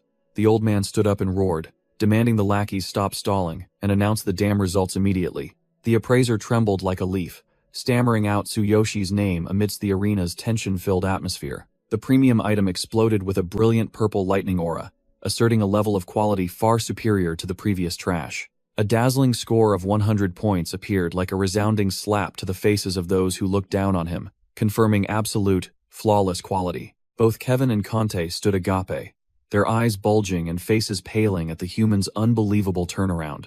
Vincent stood frozen in the stands, unable to believe that he and Drax were being humiliated and left in the dust by a mere mortal. Fulin's face turned beet red, her hands covering her mouth in shock as she witnessed the unbelievable performance of the teammate she once called weak. Tsuyoshi smirked arrogantly, completely satisfied with the divine eye's analytical power, and ready to crush every upcoming challenge. The test staff clutched their heads and screamed in panic, unable to believe someone achieved a perfect score amidst such chaos. The appraiser held up the scoring device, tremblingly confirming a perfect 100 without a single minor error. Even the red shaman Conte broke into a cold sweat, admitting this kid possessed a talent for selecting materials on a cosmic level. Kevin stood up with a stern expression, casting aside his usual mocking smile to re-evaluate the monster he had just discovered. The old man's eyes flickered with curiosity, eagerly anticipating how much more hidden power this kid was concealing. The hot elf announcer held up the board, officially commencing round 2 with the task of refining an intermediate invisibility potion. Just as Tsuyoshi placed his hands on the table to prepare, a familiar voice called out, startling the rookie. Fulin crossed her arms, trying to act like a cool senior to praise him, but her blushing cheeks betrayed her true feelings. Tsuyoshi smirked confidently, showing he had grasped the core of the exam, while the catgirl standing beside him acted like his protector. Fulin's eyes suddenly widened as she shouted furiously, realizing this madman intended to fight empty-handed without even pulling out a magic staff. Tsuyoshi scratched his head and laughed it off, nonchalantly admitting to the catgirl beside him that he had completely forgotten to bring a magic staff. He broke into a cold sweat, remembering the crappy staff Doug once lent him. He was in trouble now because his stats were all muscle, while his mana was dirt poor. Fulin stood agape and screamed, unable to believe her teammate would attend a shaman exam empty-handed like a total amateur. The catgirl's face turned beet red from a mix of anger and embarrassment, yet her hands began gathering brilliant gold mana to save the fool's skin. Fulin shoved her high-quality magic staff into Tsuyoshi's hands, calling him an idiot, while shyly asserting he was lucky to have her protection.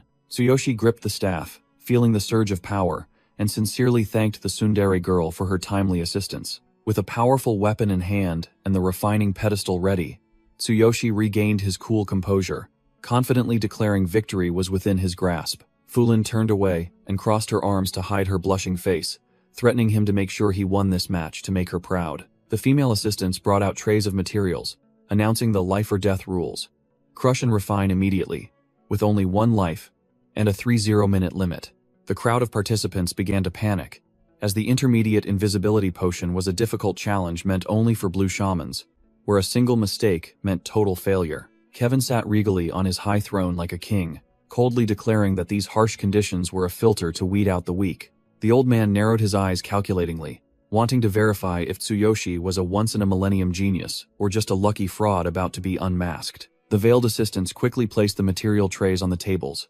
A heavy tension filled the arena as 0 hour arrived. Drax stood tall, with his arms crossed and an arrogant expression, overly conceited about his level 17 status and blue shaman title. The old fox Vincent also tilted his chin up defiantly, acting like he was top tier despite only being level 15 with unverified skills. Tsuyoshi was the complete opposite of those empty vessels. He calmly thanked the assistant upon receiving his items, exuding the aura of a grandmaster. The masked assistant's face turned bright red, and she waved her hands in embarrassment, having never seen a participant so gallant and handsome. The elf announcer raised her hand and shouted energetically, officially starting the 30-minute countdown for the life or death alchemy battle. Kevin maintained a serious face with glowing eyes, asserting that this crushing psychological pressure would cause the weak-willed to self-destruct immediately. As soon as he finished speaking, a noob participant panicked and pumped in too much mana, blowing up his materials and being bitterly eliminated right at the start. A trash participant began screaming at the female assistant, blaming her for ruining the materials instead of admitting his own pathetic skill level. Drax sneered contemptuously, holding a glowing potion bottle and preaching that this refining profession was far too sacred for such fools. Vincent joined in with a cunning, smug look. While controlling a stream of azure mana, he seemed to enjoy the chaos of the small fry. Both empty vessels began flaunting their skills, as Drax and Vincent simultaneously activated brilliant mana auras to intimidate the entire arena. Drax exerted himself to crush the materials into fine powder, using only mana pressure, proving he had some actual skill, rather than just knowing how to brag. Vincent entered the most critical fusion stage. His status window displayed 1060 mana, a fairly impressive number for level 15. Drax broke into a cold sweat, his smile vanishing as he realized that Old Fox's mana was even higher than his own 880, despite the lower level. Conte sat on his high throne and turned to Kevin, appearing impressed to discover that this old man's disciple had been hiding his skills all along. The Red Shaman highly evaluated Vincent's potential, asserting that with this much mana and skill, he was on the verge of ranking up. Kevin only gave a cold, arrogant snort. He admitted Vincent had innate talent, but his combat mindset was still far too naive and green. The two grandmasters, Kevin and Conte, sitting on the high platform, began to wonder why they couldn't see the protagonist or feel any aura from him. It turned out Tsuyoshi was still standing there like a wooden statue in the middle of the arena, leaving Fulin beside him bewildered as to what he was planning. Conte frowned and warned with a serious tone that if he didn't make a move right now, he would definitely be late, and it would be game over. Kevin looked on with doubt. Even this old fox couldn't sense any mana fluctuations from him, as if he were a powerless person just stalling for time. The divine eye scanned the opponent's stats. Drax was struggling with a grade D invisibility potion, while Vincent showed superior class with 1060 mana and steady progress. Tsuyoshi admitted his measly 510 mana was just a grain of sand compared to those shamans. He predicted Drax would only produce grade C trash, while Vincent might reach grade B. Fulin couldn't stand the sluggish attitude anymore and went wild, her face turning beet red as she screamed at her dazed teammate that only 20 minutes remained. Being shaken until he was dizzy, Tsuyoshi remained calm as a cucumber, scratching his head and telling her not to distract him at this critical moment. Finally, the monster awakened. Tsuyoshi activated a dark purple aura around himself, admitting warrior mana wasn't enough, but he had his own overpowered way of playing. A massive purple energy pillar shot straight into the sky, tearing through space and making the gloating Vincent and Drax jump in terror at the horrifying pressure. Drax sneered contemptuously, evaluating his opponent's mana flow as merely insignificant, on par with a mediocre white shaman. The old fox Vincent chimed in with a villainous face, declaring that the other guy's dominant performance in the previous round was nothing more than a lucky fluke. Conti laughed mockingly with pity, asserting that Tsuyoshi's mana hadn't reached 600, and regretting the wasted talent for choosing ingredients in the hands of an incompetent person. Kevin sighed in relief, thinking he had worried for nothing. He judged Tsuyoshi wasn't skilled enough to be concerned about, but grudgingly praised his boldness for daring to compete. Fulin broke out in a cold sweat, her face filled with extreme bewilderment. She couldn't believe her eyes, as this teammate was clearly much more formidable during the assessment test. Drax cast aside his disdain, his sharp eyes declaring it was time to unleash the signature technique his master had secretly taught him for this tournament. He gritted his teeth and bit his tongue hard, causing fresh blood to splatter as he performed the painful sacrifice ritual. Drax accepted losing half his HP to activate advanced mana amplification, frantically pushing his mana stat to an astonishing 1,180. The crazed mage turned to challenge Vincent, asserting that he had now surpassed that fox and would no longer create C-grade trash products. With a surging, fiery red power, Drax raised his magic staff high and roared the command fusion to begin the ambitious refinement process. The crowd gasped in astonishment, unable to believe their eyes as a genuine B-grade intermediate invisibility potion had just been produced. The finished potion emitted a dazzling, spotlight-like aura, confirming its top-grade quality and blinding everyone.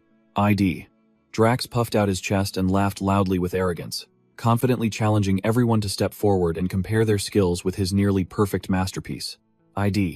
Conti looked down at Kevin with a disdainful gaze, confidently asserting that victory in this tournament was already secured for his favorite disciple. Kevin maintained his composure, secretly assessing his opponent's blood sacrifice for mana skill as a risky but formidable move. The Mage Grandmaster sneered, deeming that B-grade potion mere naive child's play, insufficient to intimidate him. Kevin's eyes were as sharp as razors, mocking Conti as a fool for daring to underestimate his meticulous preparations. From above, Kevin decisively waved his hand, igniting his disciple Vincent to begin his destructive performance against the opponent. Vincent appeared with an air of excessive confidence, carefully holding a vial of sparkling blue liquid in his hand. The old fox flashed a sinister grin that stretched to his ears, his eyes glinting with the look of someone holding a deadly trump card. Vincent stepped out with an air of superiority, a haughty smirk on his face as if to declare this stage his own. A brilliant blue flame erupted in the old fox's hand, emanating terrifying pressure from the law of the Earth Phoenix, causing the surrounding space to tremble. Conti gasped, sweat pouring down him as he realized the formidable item his opponent had just unleashed far exceeded his expectations. He trembled, unable to believe his eyes, stammering as he recognized it as a rare flame purely extracted from the laws of earth and wind. Vincent smirked, revealing this was a gift his master Kevin had bestowed upon him for his free use, a power that took 7 arduous days to extract. He activated the flame immediately during the fusion stage, as taught by his master, causing his mana to surge to a formidable 1,530. The entire arena shook violently at this supernatural phenomenon. The ID crowd, utterly bewildered, thinking another B-grade potion had appeared. ID. Vincent laughed wildly, raising his finished A-grade intermediate invisibility potion high and challenging anyone to surpass this masterpiece. ID. Tsuyoshi calmly observed, realizing both opponents were going all out to force the potion's grade higher, and he knew he couldn't hide his true skills any longer if he wanted to win. System warning: insufficient mana. ID. Tsuyoshi decided to activate his ultimate physique to enhance his mana limit, preparing for a classic comeback. ID. Tsuyoshi decided to go big, activating his ultimate physique to push his mana reservoir to its absolute limit, aiming to crush all opponents. A violent pillar of purple light erupted, accompanied by a sky-shattering roar, signaling successful skill activation and an immediate increase in mana capacity. The displayed number surged to 9,660 mana, causing the entire arena to tremble under the terrifying energy pressure emanating from him. He proudly raised his magic staff, creating a third consecutive supernatural phenomenon, many times more intense than the previous two. ID. Fulin broke out in a cold sweat, unable to believe that the weakling in her eyes was now emitting such terrifying mana waves. His figure stood tall amidst the lightning storm, leaving everyone utterly bewildered, unable to comprehend what kind of terrifying secret art could hack mana like this. ID. Vincent was also stunned, admitting that even the laws of earth and wind he was so proud of couldn't create such a formidable effect. The ID. Priest, commander of the orc tribe, trembled as he looked up at the sky, wondering if such an absurd supernatural phenomenon truly existed in this world. The purple lightning energy condensed into the form of a giant dragon, roaring menacingly with immense power in the sky. ID. Kevin and ID. Conti simultaneously gasped, realizing this was the legendary S-grade supernatural phenomenon that would bring divine punishment. ID. Tsuyoshi stood firm in the eye of the lightning storm, the system signaling that mana calibration was complete, preparing to unleash skills to crush the ingredients. The ingredients were perfectly crushed 100% in an instant, magical dust exploding everywhere, demonstrating absolute control over force. He shouted, "Begin fusion," summoning a giant lightning dragon that descended from the sky with immense power, causing space to crack. The ID. Priest. Commander's face went pale, and he shrieked about the appearance of the divine lightning punishment that could blow away anyone unprepared. ID. Kevin broke out in a cold sweat, unable to believe his eyes as this madman dared to face the S-grade potion crafting challenge bare-handed, without using protective potions. The system displayed a cheat game notification, asking ID. Tsuyoshi if he wanted to use the ID. Divine King's Hammer to absorb all the incoming lightning damage. ID. Tsuyoshi smirked triumphantly, realizing he didn't need to use his ultimate physique to endure the attack, but could leisurely hack the game with top-tier equipment.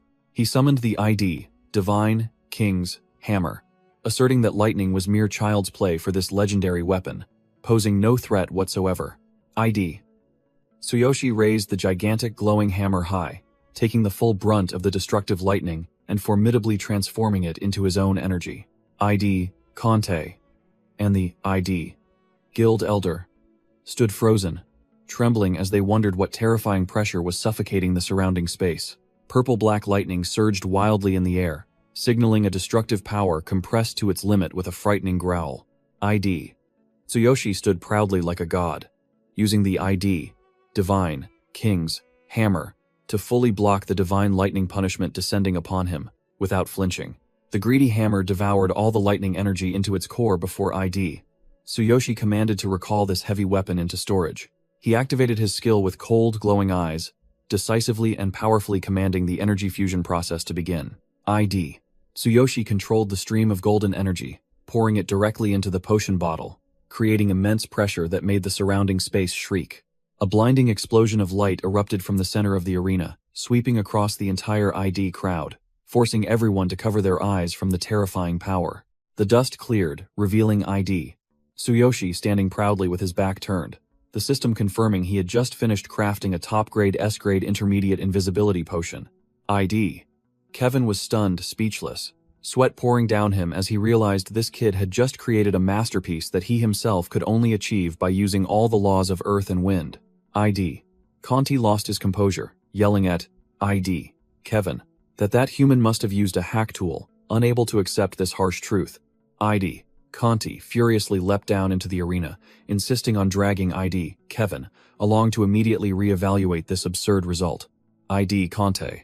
And Kevin activated magic flight, soaring straight down into the arena. Conte roared in denial that an insignificant white shaman could ever craft an S-grade item. Vincent also jumped up as if scalded, vehemently accusing Tsuyoshi of cheating because even his master couldn't do this so easily. The Beastmen crowd below, emboldened, started to act up. A loud-mouthed Orc adventurer, demanded that this human's limbs be severed and he be permanently banned for daring to surpass them. Fulin suddenly stood up amidst the chaos, crossing her arms resolutely and loudly defending Tsuyoshi, stating she could vouch for his true strength from the previous exam. The elf announcer broke out in a cold sweat at the tense situation, hastily passing the buck to Kevin for the old man to make his own judgment. Tsuyoshi stood proudly amidst the encirclement, holding the ultimate potion in his hand, his face cold as he challenged the judges to go ahead and check whatever they wanted. Conti landed and pointed directly at Tsuyoshi, exposing that he and Kevin had observed his mana reservoir was barely at 600, making it utterly illogical to create an S-grade potion. Conti raised his magic staff, which was accumulating energy, forcing Tsuyoshi to accept an on-the-spot mana measurement test to prove his innocence. Before Tsuyoshi could react, Conte shouted loudly and immediately activated the mana measurement spell. A green light from his staff began sweeping rapidly towards his opponent. Tsuyoshi maintained a cold expression outwardly, but inwardly, his mind was racing with calculations, knowing that if he couldn't maintain his mana disguise, his trash label would be exposed instantly. Tsuyoshi smirked arrogantly, bluntly declaring to the old man opposite him that he saw no reason whatsoever to hide his power. Conte slammed his magic staff onto the floor with a loud thud, grumbling as he ordered the brat to do it immediately so he wouldn't have to listen to any more irritating platitudes. The old shaman's eyes widened defiantly, his hand gripping the glowing staff tightly, determined to use his magic to expose what he believed to be his opponent's worthless abilities. Tsuyoshi began activating his internal reactor, his sharp eyes glinting with a blue light, as surging mana began to leak out, accompanied by a piercing hum. Conte roared like a madman, his face contorted with excitement, forcing Tsuyoshi to unleash all his mana so he could show the whole world his pathetic level. Amidst the rising blue light, Tsuyoshi maintained a dangerous half-smile, subtly reminding the old man to open his eyes wide and measure accurately. Boom! A fierce surge of blue energy erupted from Tsuyoshi's body, creating immense pressure that swept away all surrounding doubt. The entire arena trembled before the colossal pillar of light engulfing the stage, dazzling the spectators below and leaving them gaping in astonishment at the magnificent sight. Conte frantically raised a hand to cover his face, sweat pouring off him as he realized the mana reading wasn't gradually increasing, but shot straight to maximum in an instant, shocking him to his core. Tsuyoshi now resembled a pure entity of dazzling light, calmly declaring that this was 100% of the power he had unleashed. The magic staff in Conte's hand vibrated violently, emitting a groaning sound as if it were about to shatter under the overloaded energy flow. A piercing crack echoed as the gem on the staff's head split open, unable to withstand the terrifying pressure from the monster's mana. A colossal pillar of blue light shot straight up into the sky, piercing the atmosphere and submerging the entire arena in a dazzling aura. Conte's face was drained of all color, sweat pouring off him as he mournfully lamented his treasure shattering right before his eyes,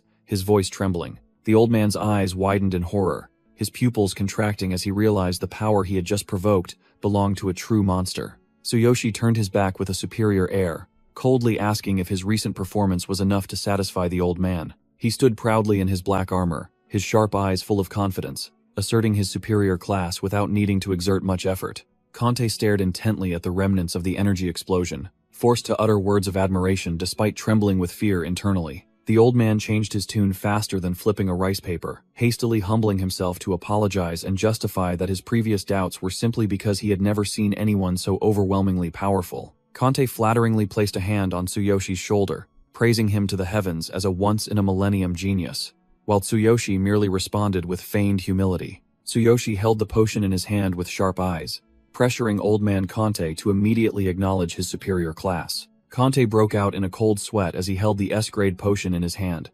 stammering to confirm its authenticity to save his old life from the terrifying pressure. The red shaman raised the potion high into the air, loudly challenging the crowd to see if anyone dared to step forward and protest. Drax and Vincent's faces were drained of all color, hastily bowing in defeat, knowing they had just encountered an unbeatable monster. Conte gripped the potion tightly in his hand, decisively concluding the match to prevent any further complications.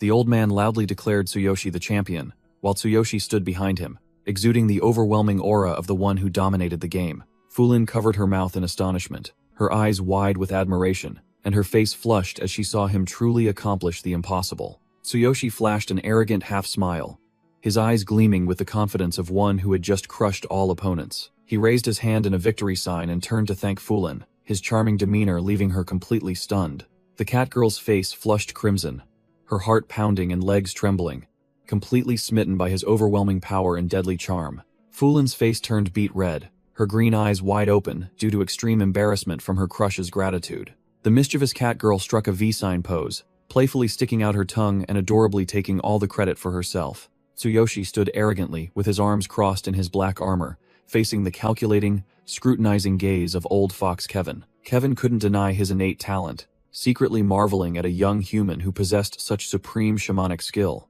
He stared intently at the S-grade invisibility potion in his hand, bitterly admitting that he, a legend, had been utterly defeated by a mere kid. The old man's silhouette gradually faded into the light, his mind still pondering the boundless growth potential of this young monster. The red shaman's true nature was revealed with a crimson killing intent. He secretly swore to mobilize all forces to make Tsuyoshi vanish from this city. Fulin gleefully brought out a sparkling treasure chest, declaring it a reward so valuable it was worth risking one's life for. The chest sprang open, revealing 3 rare potion recipe scrolls: a circulatory stimulant, a nutrient potion, and a high-grade mana potion. Tsuyoshi smirked triumphantly, quickly calculating in his head that these secret recipes were more than enough to earn him the 1 billion yen entrance fee for the auction. Tsuyoshi seriously questioned Fulin about her decision to refuse to become Kevin's disciple, as he well knew her shamanic potential and mana reserves were formidable. He smiled masculinely and gently patted the young girl's head, asserting that he was a warrior, so she didn't need to worry too much. Fulin's face turned beet red from her crush's head pat, her eyes resolute, as she declared she'd rather find her own path that suited her better. The girl looked a little sad, hesitantly asking for confirmation if he was really planning to leave right now. Tsuyoshi outlined his overwhelming itinerary. Recover, meet Sakura, return to the old world to grind for 1 billion yen, and then come back here to continue the game.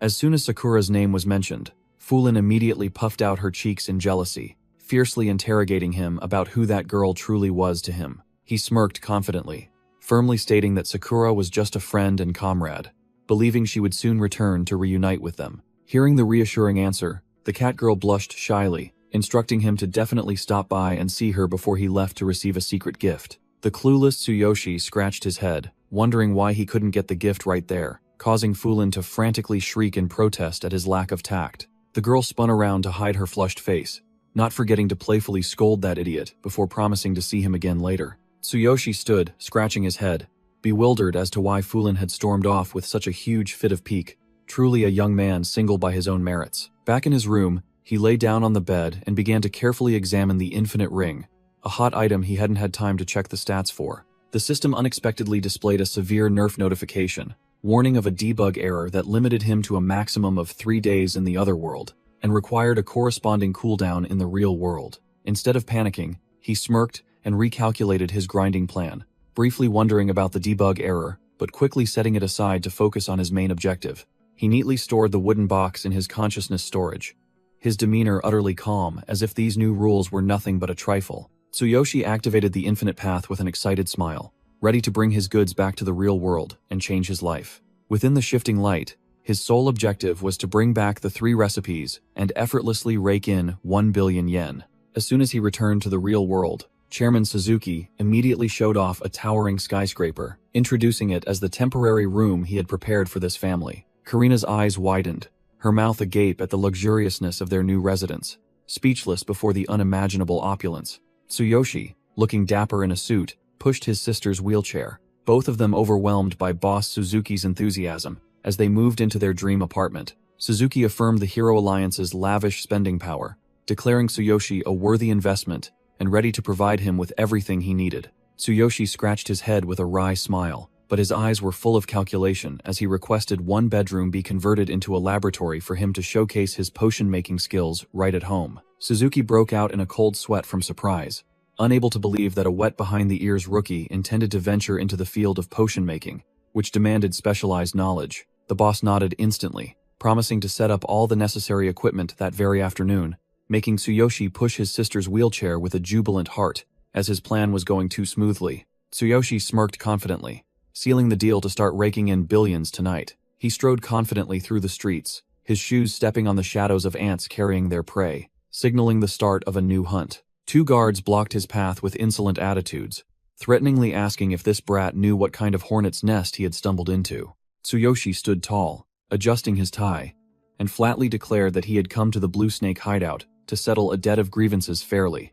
The guards sneered at his arrogant attitude, warning him to be careful not to lose his life, then gestured for his identity, daring to bring himself here. He coldly stated his name, Tsuyoshi Tsukishiro, his eyes as sharp as razors, ready to flatten this trashy gang. Tsuyoshi's footsteps echoed powerfully on the floor, each decisive beat signaling the arrival of a hunter, not prey. The minor guards were swept aside like trash by a powerful hand, clearing the way for the protagonist to enter. The minion wearing a gold chain bowed deeply in welcome with a fake smile, smoothly saying that the boss was waiting.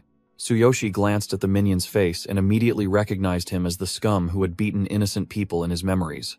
He smirked disdainfully at the sudden respectful attitude of the gangsters, wondering what despicable scheme they were hatching behind that polite facade. The minion led the way subserviently, guiding Tsuyoshi, who carried a briefcase full of money, deeper into the corridor leading to the boss's room. The big boss's room door swung open, and the minion gleefully announced that the VIP debtor had delivered himself. The Blue Snake Gang boss sat grandly in his chair, his stats showing him as a level 24 warrior with over 14,000 combat power, much better than the lackeys. Tsuyoshi stood proudly in the enemy's lair, making a sarcastic remark about the noisy, chaotic atmosphere of this motley crew.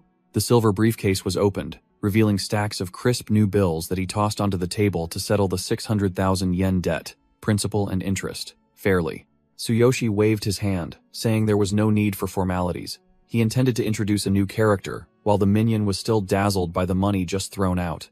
The tense face of the Blue Snake underboss appeared on the stats screen, a paltry, level 10 tank with 2,300 combat power, sweating profusely. Next was the crazy wolf leader with his gleaming gold tooth, level 21 and 11,200 combat power. He tried to force a welcoming smile, but sweat poured down him like rain from the invisible pressure. Tsuyoshi activated his divine eye, scanning them once, then smirked, judging the numbers 2,300, 11,200, and 14,100 to be decent enough compared to ordinary trash. He coldly cut to the chase, asking what this gangster roundtable meeting was ultimately trying to pull, his face devoid of any fear. The Blue Snake Gang boss suddenly stood up, making the underboss jump nervously. The atmosphere in the room became tense as a taut string at the unexpected move. The boss broke out in a cold sweat, realizing Tsuyoshi had seen through the true strength of all 3 of them with just a glance. He was utterly bewildered, and considered this kid a mysterious monster. The boss tried to compose himself, gestured invitingly, and declared he would get straight to the point instead of beating around the bush with such a dangerous individual. He turned his back. His tone completely changed as he admitted that both the Blue Snake Gang and the Crazy Wolf owed Tsuyoshi a great favor. He clasped his hands together with the most serious expression he could muster, humbling himself to propose burying old grudges and wanting to befriend someone he knew he couldn't touch right now. Tsuyoshi was slightly surprised by the 2 notorious underworld bosses' quick change of face, faster than flipping a rice paper pancake. The Blue Snake Gang boss sat grandly but spoke apologetically for his foolish son, Billy. He affirmed that he had sent his troublesome son to another city for self-improvement, ensuring he would no longer have a chance to cross Tsuyoshi's path. The Crazy Wolf leader, standing beside him, also broke out in a cold sweat, hastily taking responsibility for the insolence of his subordinates. Tsuyoshi narrowed his eyes, assessing the situation.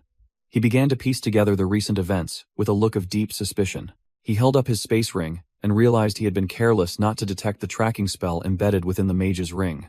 Tsuyoshi coldly declared that his debts with Billy and the Crazy Wolf had already been settled fairly with violence and blood, so no apologies were needed. The boss chuckled with relief, pushing the money back towards Tsuyoshi to show his goodwill in wanting to erase their animosity. Tsuyoshi kept a cool head. He insisted on settling the debt fairly, and questioned the real reason behind this sudden friendly charade. The boss reluctantly confessed that Tsuyoshi's reputation and strength had spread so far that even Suzuki had taken notice, making the entire underworld wary and eager to curry favor. The two underworld magnates did a 180-degree turn in attitude, shaking hands and smiling, claiming camaraderie with Tsuyoshi because they didn't want to get involved with a protected genius. Tsuyoshi broke out in a cold sweat at this unexpected fame but was secretly glad he wouldn't have to lift another finger against the small fry. As he turned and walked away, the tough-looking gangsters immediately bowed 90 degrees, seeing him off like a VIP, inviting him to return and visit like family. With the annoying business concluded, Tsuyoshi summoned a briefcase from his space ring and prepared to return to his main task, potion crafting to level up. He moved to a bustling commercial district under the scorching sun, heading straight for his next target. Inside the pharmacy, the bespectacled shopkeeper was sprawled out, reviewing ledgers, muttering about hoarding rare herbs for profit. Tsuyoshi entered with a refined demeanor. He politely inquired about purchasing some potion ingredients, but his eyes remained vigilant. The shopkeeper didn't even bother to look up, waving his hand to dismiss the customer to the discounted section and treating Tsuyoshi as an annoying brat disturbing his nap. Tsuyoshi wasn't having it. He pulled out a list and put the shopkeeper in his place, by subtly reminding him of the reputation of the region's largest store to force him to serve. He presented a request to buy all 15 types of ingredients on the list, making the shopkeeper's eyes widen in extreme surprise at the VIP customer's willingness to spend. The shopkeeper broke out in a cold sweat, his eyes bulging as he stared at the long list, stammering repeatedly if this kid was messing with him. Tsuyoshi smirked arrogantly, his sharp eyes confirming that he was completely serious and had no time to joke around with small fry. His hand slammed against the wall with pressure, forcing his opponent into a position where they had to obey the commands of the one in control. He opened the briefcase containing 9 million sparkling yen in cash, dispelling all doubts and offering a long-term partnership that dazzled anyone who saw it. The shopkeeper looked up at the towering medicine cabinet, his head spinning as he realized this kid intended to clear out the entire stock of 15 of the most precious ingredients. The glare of the money hit the shopkeeper's face, dazzling him.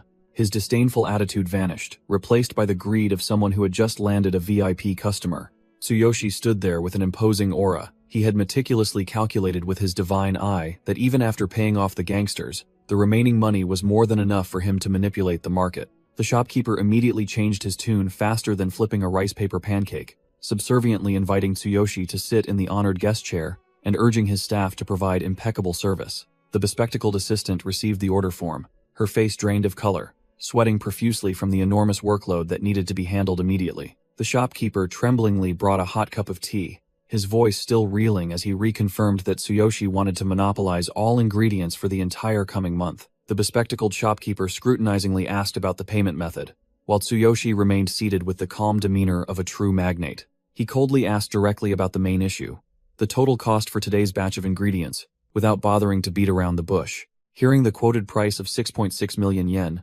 Tsuyoshi slammed the briefcase containing 9 million onto the table, shutting down any doubts with the massive deposit. He presented an exclusive contract, forcing the shopkeeper to supply goods only to him at a fixed price for the entire coming month, strictly prohibiting sales to anyone else. The shopkeeper's hands trembled with joy as he held the stack of money, nodding vigorously at the terms, thinking he had stumbled upon a bargain from the extravagant young master. Tsuyoshi smirked triumphantly.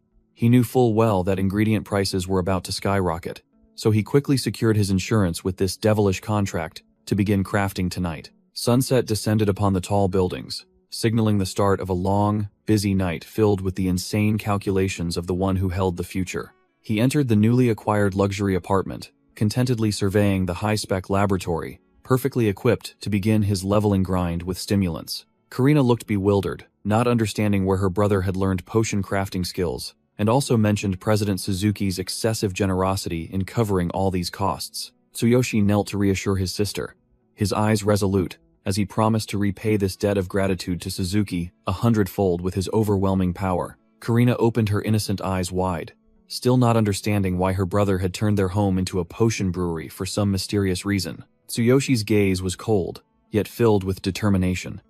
He asserted that all this elaborate preparation was merely to fulfill an important oath from his past. Memories flooded back, contrasting sharply with the harsh reality of her iron-braced legs, and he vowed to bring back the radiant smile his poor sister once had. Karina blushed in confusion and asked him to repeat himself, as she seemed to have missed her big brother's affectionate words while lost in her own thoughts. Tsuyoshi gave a confident smile and turned to walk away, telling his sister to sit tight and wait for the miracle he was about to create. Ignoring Karina's pampered calls, he slammed the door shut to avoid being disturbed, declaring he needed absolute space to focus on his grinding. Left alone in the lab, the smile on Tsuyoshi's lips grew more arrogant because the performance was over. Now, it was time for the real work. Snap! With a stylish flick of his fingers, he activated the system, pulling out piles of high-grade materials from his divine consciousness storage and spatial ring like a true mage. As the test tubes bubbled over a blue flame, he began calculating the formula for the circulatory stimulant with absolute precision. Sitting regally in his chair, Tsuyoshi silently marveled at the divine eye's broken power, as it automatically analyzed and guided the refining process like high-end game hack software. The divine eye activated, and Tsuyoshi's golden eye flashed, scanning all hidden data to begin the super-analysis process. He sat prominently before the lab table, holding a tattered recipe in both hands that contained priceless knowledge regarding the golden ratio between ant grass and green vines. With hands as steady as a surgeon's, Tsuyoshi poured the two solutions together with millimeter precision at a 1:3 ratio, his tongue licking his lips in excitement. He shoved the beaker into a crappy heater, muttering disdainfully that even with crude tools, a master could still produce a masterpiece. Tsuyoshi stood up and adjusted his collar, smirking as he explained that the commoners of this world only knew how to heat things up and pray for the potion to succeed. A flash of arrogance appeared in his cold eyes, for the chosen one never accepts the risk of failure inherent in ordinary chemical reactions. He pulled a basic wooden staff from his divine consciousness storage. A piece of trash in the eyes of others was a master key in his hands at this moment. He swung the staff to perform an exclusive fusion technique, integrating mage magic into the chemical process, causing the entire room to glow with mysterious purple energy. The progress bar jumped wildly from 30 to 90%, and the temperature hit a peak of 100 degrees Celsius, proving the overwhelming fusion speed between science and magic. The furnace signaled completion amidst a cloud of white smoke, and Tsuyoshi excitedly announced that the first batch of potions was ready to have its divine effects verified. Tsuyoshi held up the test tube containing the golden liquid, deciding to use himself as a guinea pig to test the hot new product. Without a moment's hesitation, he tilted his head back and downed the bubbling potion with the cold face of a science madman. The effects were instantaneous. The system confirmed absolute purity, along with recovery and damage reduction stats that were absurdly high. He clenched his fist in excitement, firmly stating that the trashy pills of this world could never hope to compete with an otherworld formula. However, the taste was so foul, it made him break into a cold sweat. He immediately decided he had to compress this liquid into capsules to make it easier to swallow. Ambition flashed in his eyes as he watched the machine begin the packaging process, opening a path to inescapable wealth between the two worlds. Tsuyoshi unleashed his power, using magic to manipulate a series of test tubes to mass-produce the basic circulatory stimulants. The next day, at the entrance of a C-rank dungeon, a group of rookie adventurers were complaining about the lack of good potions and the strength needed to grind. To avoid unnecessary trouble, Tsuyoshi equipped his masking cloak, a toy that helped him hide his identity and face from the prying crowd. In the mysterious guise of a black market merchant, he pushed his cart straight into the busiest hub to begin his campaign of fleecing the adventurers. As soon as Tsuyoshi set up his stall, the narrow-minded adventurers swarmed around to mock him, viewing him as a delusional wandering merchant for daring to hawk potions on the street. The winged helm adventurer sneered with utter contempt, asserting firmly that this market was the exclusive playground of 3 major corporations and that street goods were just trash. Ignoring the gossip, Tsuyoshi calmly held up a pill, beckoning the crowd with the confident tone of someone holding hot goods in his hand. The crowd began to whisper and gossip. Though the winged helm adventurer was skeptical, he still loudly claimed he knew exactly what quality goods looked like. With a challenging look, the winged helm adventurer stepped closer, questioning whether this product of unknown origin could even stand a chance against the products of the 3 giants. Tsuyoshi calmly introduced the broken features of the circulatory stimulant. It restored health, restored energy, and even reduced damage when attacked. An incredible combo deal. The moment the price of 24,000 yen for 6 pills was uttered, the winged helm adventurer's eyes bulged in shock, screaming that this price was even more extortionate than brand-name goods. 20,000 yen for 10 pills. The winged helm adventurer slammed his hand on the table with a bang, shouting at the top of his lungs to kick out the dishonest merchant for daring to sell something unverified at such an absurd price. The entire crowd behind him joined in, cursing it as the scam of the century, and threatening that someone hot-tempered would flip the stall if he didn't disappear. Flashing an arrogant half-smile, Tsuyoshi threw down his trump card, a free trial right on the spot. and if the goods were fake, they could wreck his shop as they pleased.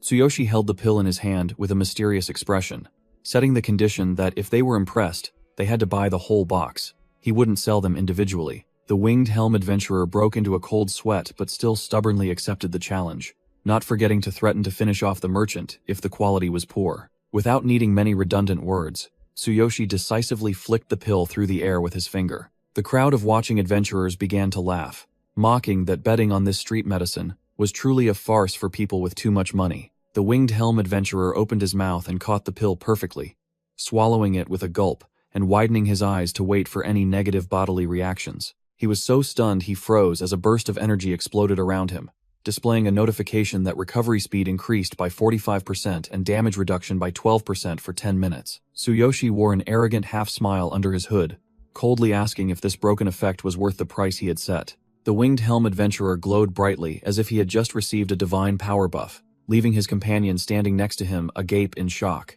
He muttered an analysis in his head, realizing that market goods only restored 10%, while this was several times stronger and even reduced damage, far surpassing the level of the three giants. His attitude flipped faster than a pancake. The winged helm adventurer held out his phone, begging to buy 10 boxes, immediately, using his hero certification. The payment machine let out a crisp beep, and 240,000 yen evaporated from the customer's card in exchange for 10 fresh boxes of medicine. The winged helm adventurer radiated a brilliant aura, turning to ask about tomorrow's sales schedule with the satisfied face of a true addict. He stood tall amidst the crowd, the golden light from his body shining onto the faces that were staring in shock. The entire crowd exploded like a disturbed beehive, scrambling forward to demand a chance to test the medicine while threatening to get violent if it was fake. Only 5 sample pills remained on the plate, turning the area into a life-or-death arena for those with the fastest hands. A red bandana adventurer and a buzz-cut adventurer quickly seized the opportunity, shoving the pills into their mouths with a high-risk, high-reward expression. The red bandana adventurer swallowed with a gulp, sweat pouring down his face like rain during the moment he waited for the medicine to take effect. The buzz-cut adventurer also squeezed his eyes shut, swallowing the golden capsule whole with his nerves stretched tight like a bowstring. The violent explosion of energy made all 3 test subjects shine as bright as headlights.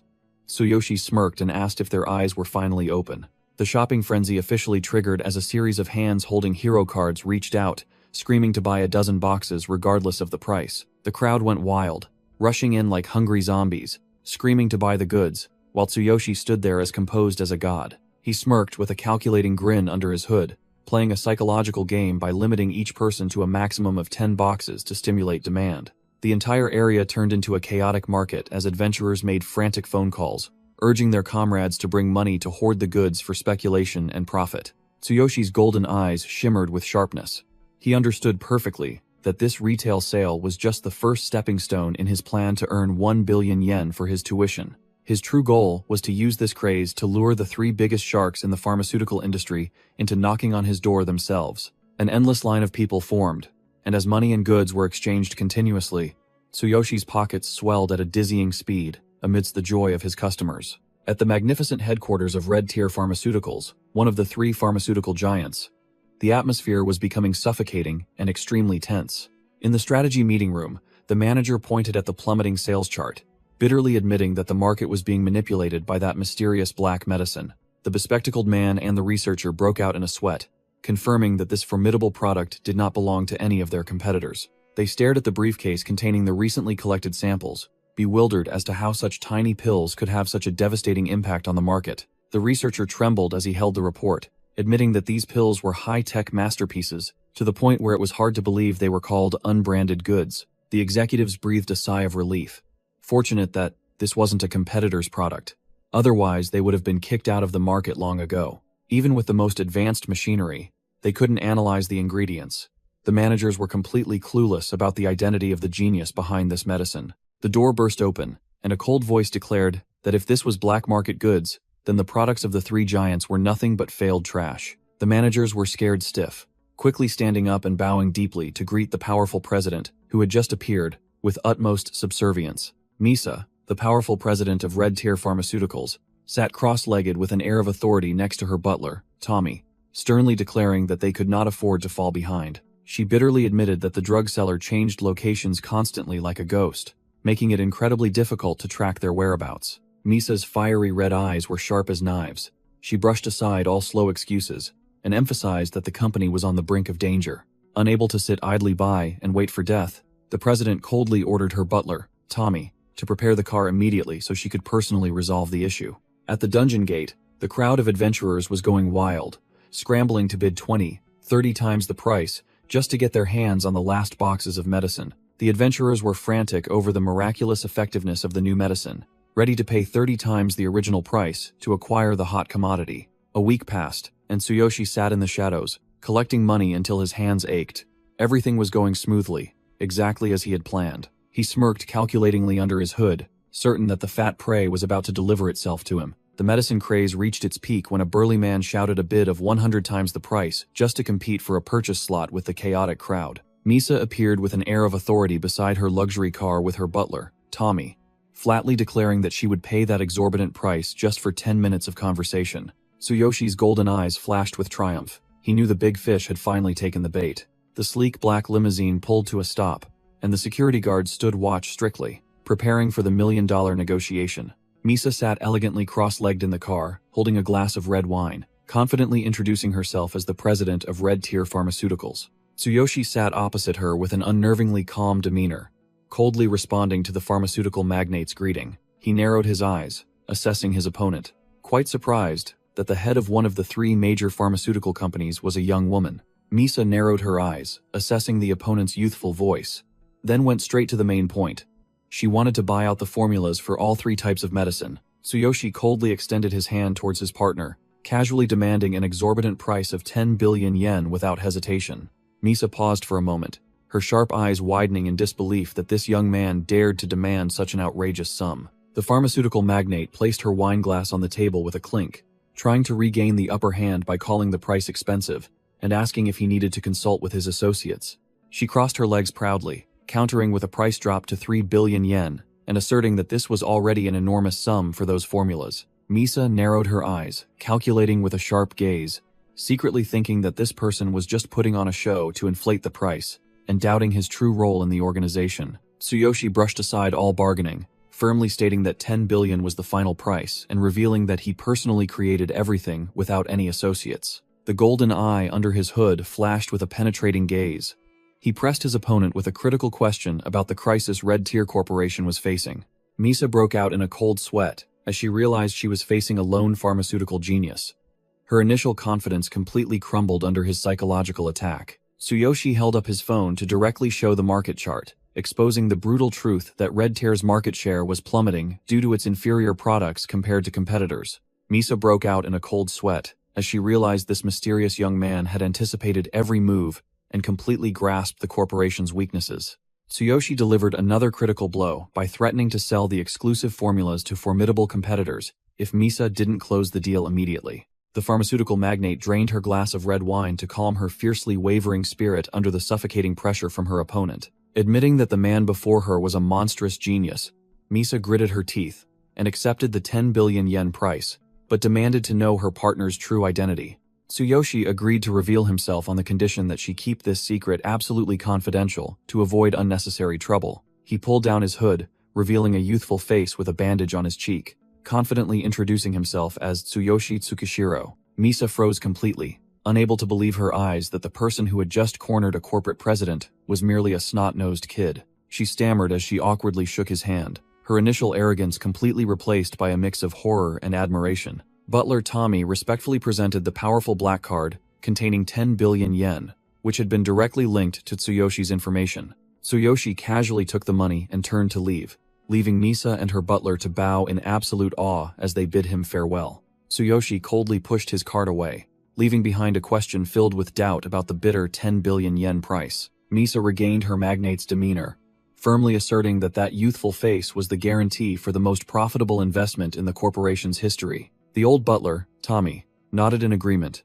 placing his absolute trust in his mistress's keen eye for people. He spared no praise for her decisiveness and wisdom, a regal aura fully inherited from her late father. Misa smiled proudly, gently signaling the old butler to stop his flattery and focus on the important matter at hand. The magnate stepped into the luxury car, immediately ordering the entire board of directors to be summoned to launch a full-scale counterattack to sweep away all competitors in the market.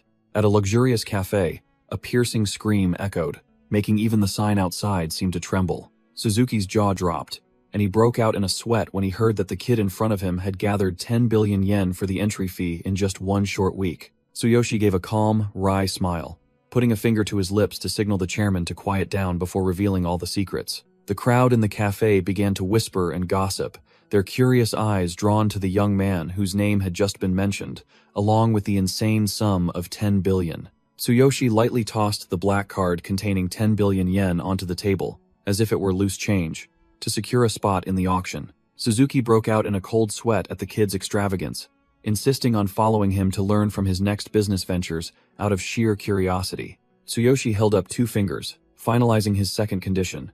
He wanted to climb to rank C by placing in the top 3 of the New Star tournament. The chairman sighed, explaining the complicated process. To compete, one had to grind public dungeons at least twice to achieve a record. Suzuki poured cold water on the idea, announcing that the registration deadline was tomorrow, asserting that no one could grind levels in such a short time. Tsuyoshi took a sip of tea with an overbearing demeanor, his eyes gleaming with confidence as he declared that one day was more than enough for him to conquer the virtual world. Night fell upon Tsuyoshi's luxurious apartment building, where he prepared for his next insane schemes. Karina hugged her pillow, her eyes crinkling with joy over the soft bed, and obediently wished her brother good night with a radiant, happy face. Tsuyoshi stood silently by the door, looking at his sister with a rare gentle gaze before closing off this peaceful space. He walked into the darkness with iron resolve, preparing to grind the public dungeon tomorrow morning to increase his strength. Tsuyoshi sat on his bed and activated the endless path, determined to escape being stuck at level 12 to prepare for the big game. He clutched the ring in his hand, vowing to bring the golden rebirth potion back for Karina, even though the system warned he only had 3 days to dominate this map. A surge of teleportation energy enveloped Tsuyoshi, his face hardening with a firm promise to help his sister stand up once more. A peaceful medieval townscape appeared, where Tsuyoshi had just arrived to execute his rapid leveling plan. Tsuyoshi was fully equipped with formidable spiked dark armor, boasting a combat power of 16,000, but he paused, unable to find his assistant Sakura to plan with. He mused, admitting a harsh truth. In this world, without Sakura handling logistics, he was like a snake without a head. Tsuyoshi stood by the window, gazing out at the night, reassuring himself that she would surely return by morning once she heard he had won the prize. He looked up at the star-filled night sky, and began to wonder if Sakura was out partying with any friends nearby. A flock of black crows with blood-red eyes suddenly appeared, signaling impending trouble. The black crow swooped down at dizzying speed, its bloodshot eyes seemingly monitoring Tsuyoshi's every move. The black crow plunged down like an arrow of death, its bloodthirsty red eyes aimed directly at its target. Tsuyoshi gasped in alarm as he felt a deadly killing intent bearing down directly on him. A terrifying explosion ripped through the ground with a resounding roar, sending dust and smoke billowing everywhere. Tsuyoshi parried the attack, gritting his teeth in vigilance against the sudden magical ambush from the hidden assailant. As the smoke cleared, a winged silhouette was revealed, descending with a look of disappointment at failing to one-shot its prey. The Nightbird magician revealed herself, boasting a terrifying combat power of 51,000, and admitted that capturing him would be tougher than expected. Tsuyoshi tightened his grip on his hammer, causing lightning to crackle, and wondered what the hell was going on. He stood firm amidst the rubble, suspecting that the tenacious northern assassins had come seeking revenge once more. The female villain flirtatiously complimented Tsuyoshi's eyes before signaling her accomplice to act. Tsuyoshi's eyes widened as a human assassin with a combat power of 30,500 suddenly lunged from his blind spot to gang up on him. Clang! Sparks flew as the enemy's razor-sharp dagger was blocked by godlike reflexes in the nick of time. The system blared a red alert as Tsuyoshi activated Ultimate Physique to boost his reaction speed. He was horrified to realize this assassin was level 30, with a combat power of 30,500. Tsuyoshi's golden eyes narrowed in tension. He admitted that without the buff from Ultimate Physique, his life would have been forfeit. The human assassin revealed himself with a grotesque jawbone mask, his eyes radiating a crazed bloodlust as his sneak attack failed. The Nightbird magician hovered in midair, letting out a surprised gasp upon seeing her prey still standing after the assassin's treacherous blow. Realizing the cramped terrain was too disadvantageous for fighting 2 high-level monsters at once, Tsuyoshi immediately retreated to widen the distance between himself and the enemies. He landed with a crash, shattering bricks and stones, while simultaneously activating Ultimate Physique, channeling all explosive power into his legs to prepare for the next engagement. The assassin duo took the high ground. The magician spread her black wings, while the assassin clutched a venom-coated, sickly green dagger, poised to strike. Tsuyoshi looked up with sharp eyes, quickly analyzing the situation, and determining that he couldn't escape these persistent hounds, forcing him to fight to the death. He pointed his massive, black cold light blade directly at the enemies and coldly declared, "I don't recall ever offending you." The Nightbird magician stood there with a superior expression, casually stating that this was merely a hired job, and the unlucky boy just had to take it. The masked assassin began to question his life choices. He couldn't understand how a level 12 warrior could dodge his infallible sneak attacks. The sorceress covered her mouth, sneering contemptuously, believing that his dodging of magic was mere luck, and confident she would soon capture her prey. A whoosh tore through the air as Tsuyoshi shattered the rooftop for a tactical reposition, sending bricks and stones flying everywhere. The assassin unleashed a treacherous snake hit, but Tsuyoshi was out of his league. He immediately retaliated with a hammerquake, sending the magician reeling in the air. The magic circle shattered under the overwhelming power. The Nightbird magician cried out in horror as her attack was easily blocked like child's play. The assassin stared wide-eyed, sweat pouring down as he realized his target continued to dodge attacks like a slippery eel, completely beyond his expectations. Tsuyoshi emerged from the smoke, his blue eye glowing brightly, and coldly retorted, asking if those amateurs thought he would meekly surrender. He raised his sword high, summoning the skill Thunder Chain Fall, filling the surrounding space with deadly voltage, ready to sweep everything away. The two enemies panicked, hastily retreating to evade the destructive lightning stream, descending upon them with a terrifying explosion. Tsuyoshi unleashed lightning, but the Nightbird magician managed to erect an energy shield to block the attack. She sneered, claiming that if his level were just a bit higher, she wouldn't have escaped unscathed. The jawbone-masked assassin lunged with his glowing green dagger, scoffing that Tsuyoshi was merely a level 12 brat, and his struggles were only adding to his futile pain. He unleashed the Raystorm skill from above, creating countless wind-slicing slashes to shred his prey into 100 pieces. Yet Tsuyoshi stubbornly resisted. The magician wasn't idle either. She launched a barrage of deadly pink energy beams, accompanied by a saccharine reminder not to forget her presence. Tsuyoshi moved at dizzying speed to dodge the projectile rain. He flinched as a beam of light grazed past him, the situation becoming extremely perilous. Blood trickled from the corner of Tsuyoshi's mouth. He gritted his teeth, wondering if taking on two superior-level enemies at once was truly an impossible task. The two enemies relentlessly pressed their attack, making Tsuyoshi struggle to defend himself. The magician tempted him, saying his survival until now was a miracle, and advising him to meekly drop his weapons and surrender. Tsuyoshi's eyes blazed with murderous blue lightning. He coldly retorted, asking who would bother listening to them, then decided to gamble his life to summon the Divine King's Hammer. The system blared a red alert as the Divine King's Hammer was summoned.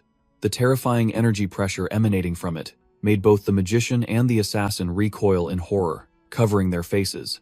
A fierce golden lightning bolt erupted, throwing everything into disarray. Tsuyoshi hovered in the eye of the energy storm, making his enemies realize he had been hiding a monstrous power all along. Tsuyoshi's eyes widened in utter astonishment as he recognized a familiar voice echoing across the fierce battlefield. Kevin suddenly descended from above like a god, unleashing secret grand magic with an aura that overwhelmed all heroes. A surge of green energy pierced his defenses, making Tsuyoshi cough up blood. His body violently convulsed from the fatal blow delivered by the most unexpected person. Tsuyoshi gritted his teeth, enduring the sky-piercing pain. His eyes still burned with determination, but were mixed with utter bewilderment. He screamed his master Kevin's name in shock, realizing that the one who had just dealt such a cruel blow was the respected teacher he had always trusted. Under the cold moonlight, the aftershocks of the attack tore through the town's peaceful night sky, signaling a tragedy that had just begun. Kevin looked down with cold, scrutinizing eyes, revealing that implanting the secret into Tsuyoshi was precisely to verify the origin of that monstrous power. Tsuyoshi clutched his chest in pain, his heart shattering as he realized all his master's previous care and teachings were nothing but a deceitful act. Old Man Kevin revealed his cruel, cunning true colors, sneering at Tsuyoshi's naive foolishness for daring to trust anyone in this brutal continent. The Nightbird magician also trembled in fear at Kevin's appearance, while the old man declared that Tsuyoshi had no escape with his battered body. It turned out the human assassin and the Nightbird magician had conspired beforehand to trade for a rare limit-breaking potion, preparing for this dirty scheme. Kevin stood tall and arrogant like a tower, sneering as he revealed that he had planted a trap in Tsuyoshi's chest back when the boy was a powerless nobody. Tsuyoshi gritted his teeth, filled with resentment, his eyes still disbelieving as he asked the old man what he had done wrong to deserve such cruel betrayal. The cunning old man leaned close to his former disciple with a sinister smile, completely dismissing the boy's innocence with a condescending and contemptuous attitude. Kevin's true face revealed his despicable jealousy.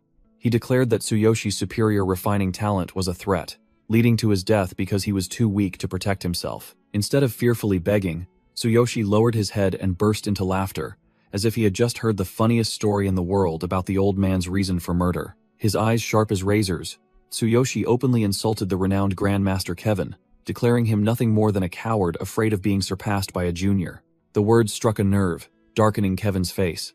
The old man was speechless, unable to utter a sound before the arrogance of the one currently in his grasp. Enraged by shame, Kevin roared furiously and unleashed a green lightning strike with extreme killing intent, aiming to crush the insolent brat's brain. Tsuyoshi clutched his bleeding chest, his eyes still resolute as he faced death, showing no intention of giving up against the fatal blow. Fulin, disregarding the danger, rushed straight into the eye of the energy storm, shouting loudly, begging her master to stop and spare the enemy's life. Kevin paused for a moment, the old man's eyes flashing with surprise, mixed with annoyance upon seeing his favorite student dare to venture onto this battlefield. Fulin trembled, clasping her hands in supplication, belittling Tsuyoshi as a harmless shrimp to evoke some pity from the old man. Kevin narrowed his eyes in contempt, scoffing at Fulin's foolish and naive compassion for a worthless human. Fulin broke out in a cold sweat, her eyes wide with fear as she heard the chilling warning and threat of punishment from her own master. Without holding back, Kevin swung his staff,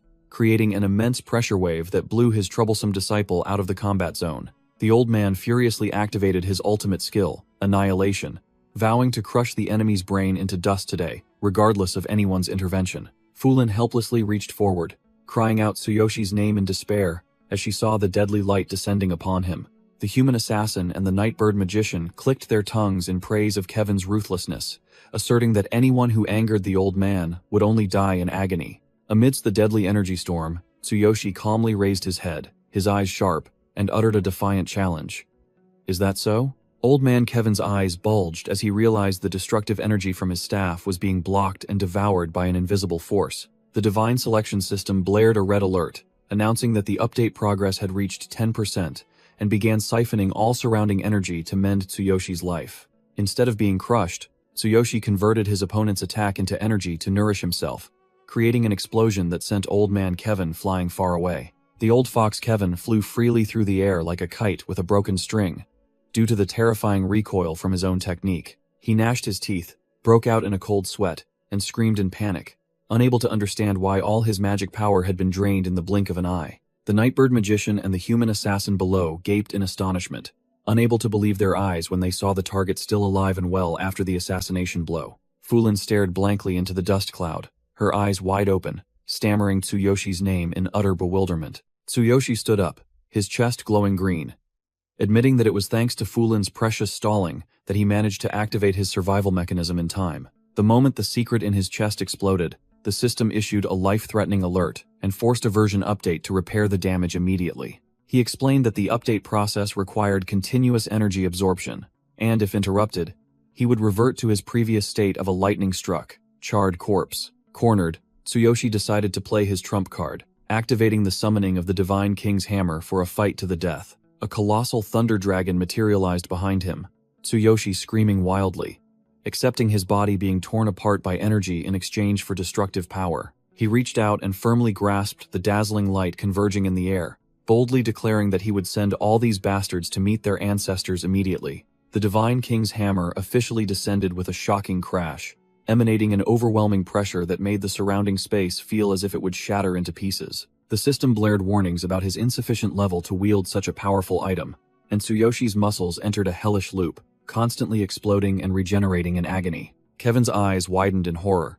He couldn't believe the kid in front of him was still standing firm and recovering at an astonishing speed while his body was being torn apart. The old fox began to tremble as he sensed the unstable yet absurdly powerful aura emanating from the hammer, cold sweat streaming down his forehead. The disciples hastily shouted warnings to their master.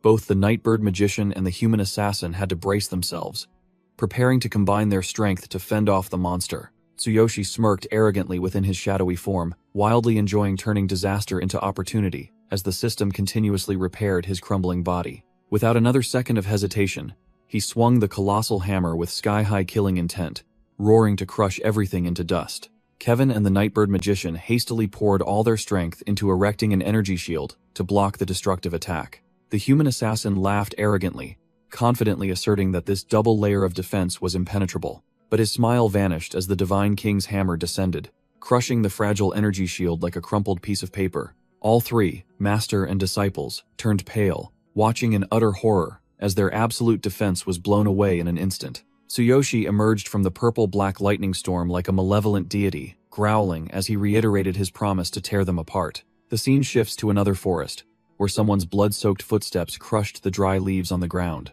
The gloomy and cold forest scene signaled a brutal purge silently taking place.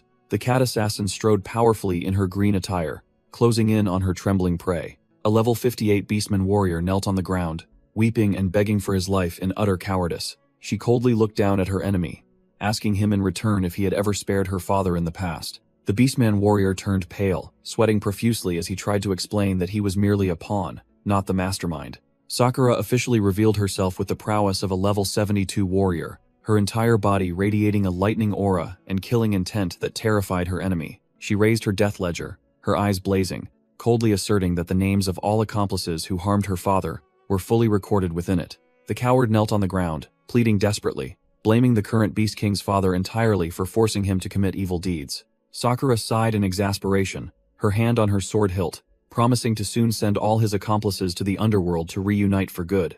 Knowing his life was at its end, the Beastman warrior roared in despair, drawing his sword and charging forward for one last desperate fight, despite his old wounds not yet healed. A sharp swish echoed. Sakura unsheathed her sword mid-air, beginning her deadly performance as energy petals bloomed. She darted like a purple flash, unleashing her ultimate skill, Flower Storm, sweeping across the battlefield at a speed imperceptible to the naked eye. Sakura sheathed her sword with a cold expression, disdainfully saying that the way he called her young lady made her feel nauseous and gave her goosebumps. The warrior collapsed upon recognizing the inherited ultimate skill, Flower Storm, while Sakura calmly crossed his name off the ledger and prepared to hunt her next target. The cat assassin coldly collected the items dropped from her enemy's corpse, muttering a vow not to let any traitor escape. Her face changed color, her pupils contracting as she sensed a terrifying pressure that had just erupted nearby. A colossal purple lightning pillar tore through the sky and ground, completely destroying the fortress's architecture with widespread destructive power. Fierce energy beams bombarded the ground, signaling the critical condition of the power's wielder at the heart of the storm. The surrounding space was distorted by raging purple electrical currents, the booming explosions sounding as if they would tear apart the eardrums of anyone nearby. Tsuyoshi let out a pained scream as the Divine King's hammer's power ravaged his body, the bone-piercing agony making him feel as if his soul was being incinerated. The system blared, red alerts continuously as his body's damage level reached 60%, his bones constantly shattering and regenerating in a hellish loop. The Nightbird Magician and the masked assassin broke out in a cold sweat, trembling as they wondered how a level 12 individual could exude such terrifying pressure. Kevin roared at his panicking subordinates, asserting that it was merely a life-sacrificing skill and ordering them to pursue and finish off the enemy. Tsuyoshi swung the golden Divine King's hammer, tearing through the air to create sharp green wind blades accompanied by a piercing zaza sound. He lunged at the human assassin like a nightmare, growling that he would crush the man's throat in an instant and told him not to hold a grudge. A blue lightning bolt erupted with a tearing shoe sound as the attack was unleashed at an invisible speed. The assassin's face contorted in horror within the crimson space. He stiffened, realizing he couldn't move even a single finger. The system warned of the divine weapon's absolute paralysis effect, as Tsuyoshi swung his hammer down on the enemy's head, coldly asking if the man was tired of living to dare approach him. The colossal hammer, carrying immense weight and destructive lightning, struck its target directly with an earth-shattering explosion. A brilliant golden pillar of light shot straight up into the sky.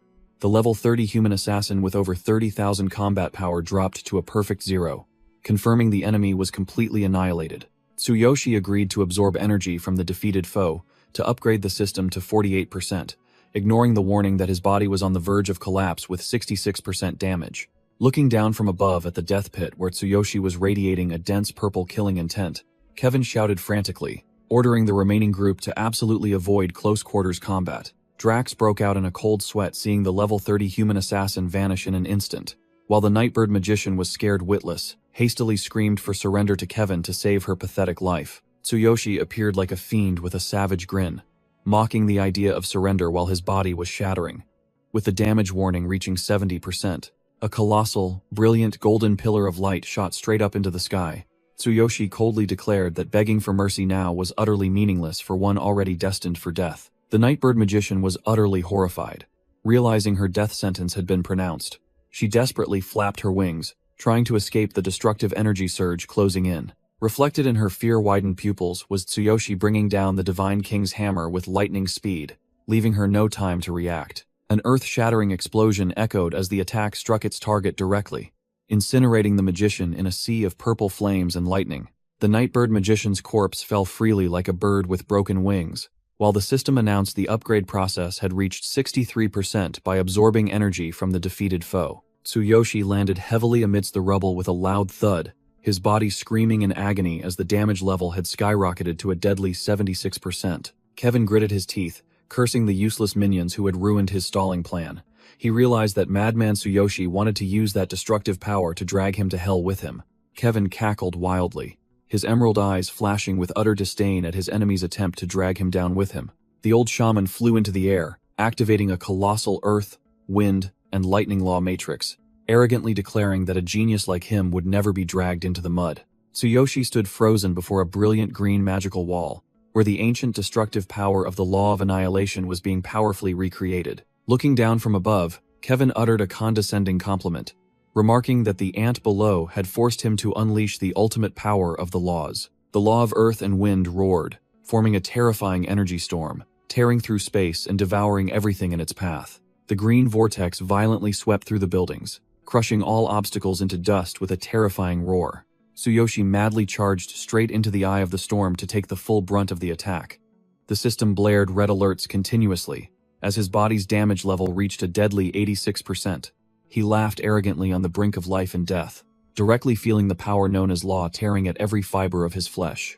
Tsuyoshi decided to go all in, sacrificing his life to forcibly unleash 30% of the Divine King's hammer's power, pushing his body to a 93% damage limit, and leaving him with only 30 seconds before complete annihilation.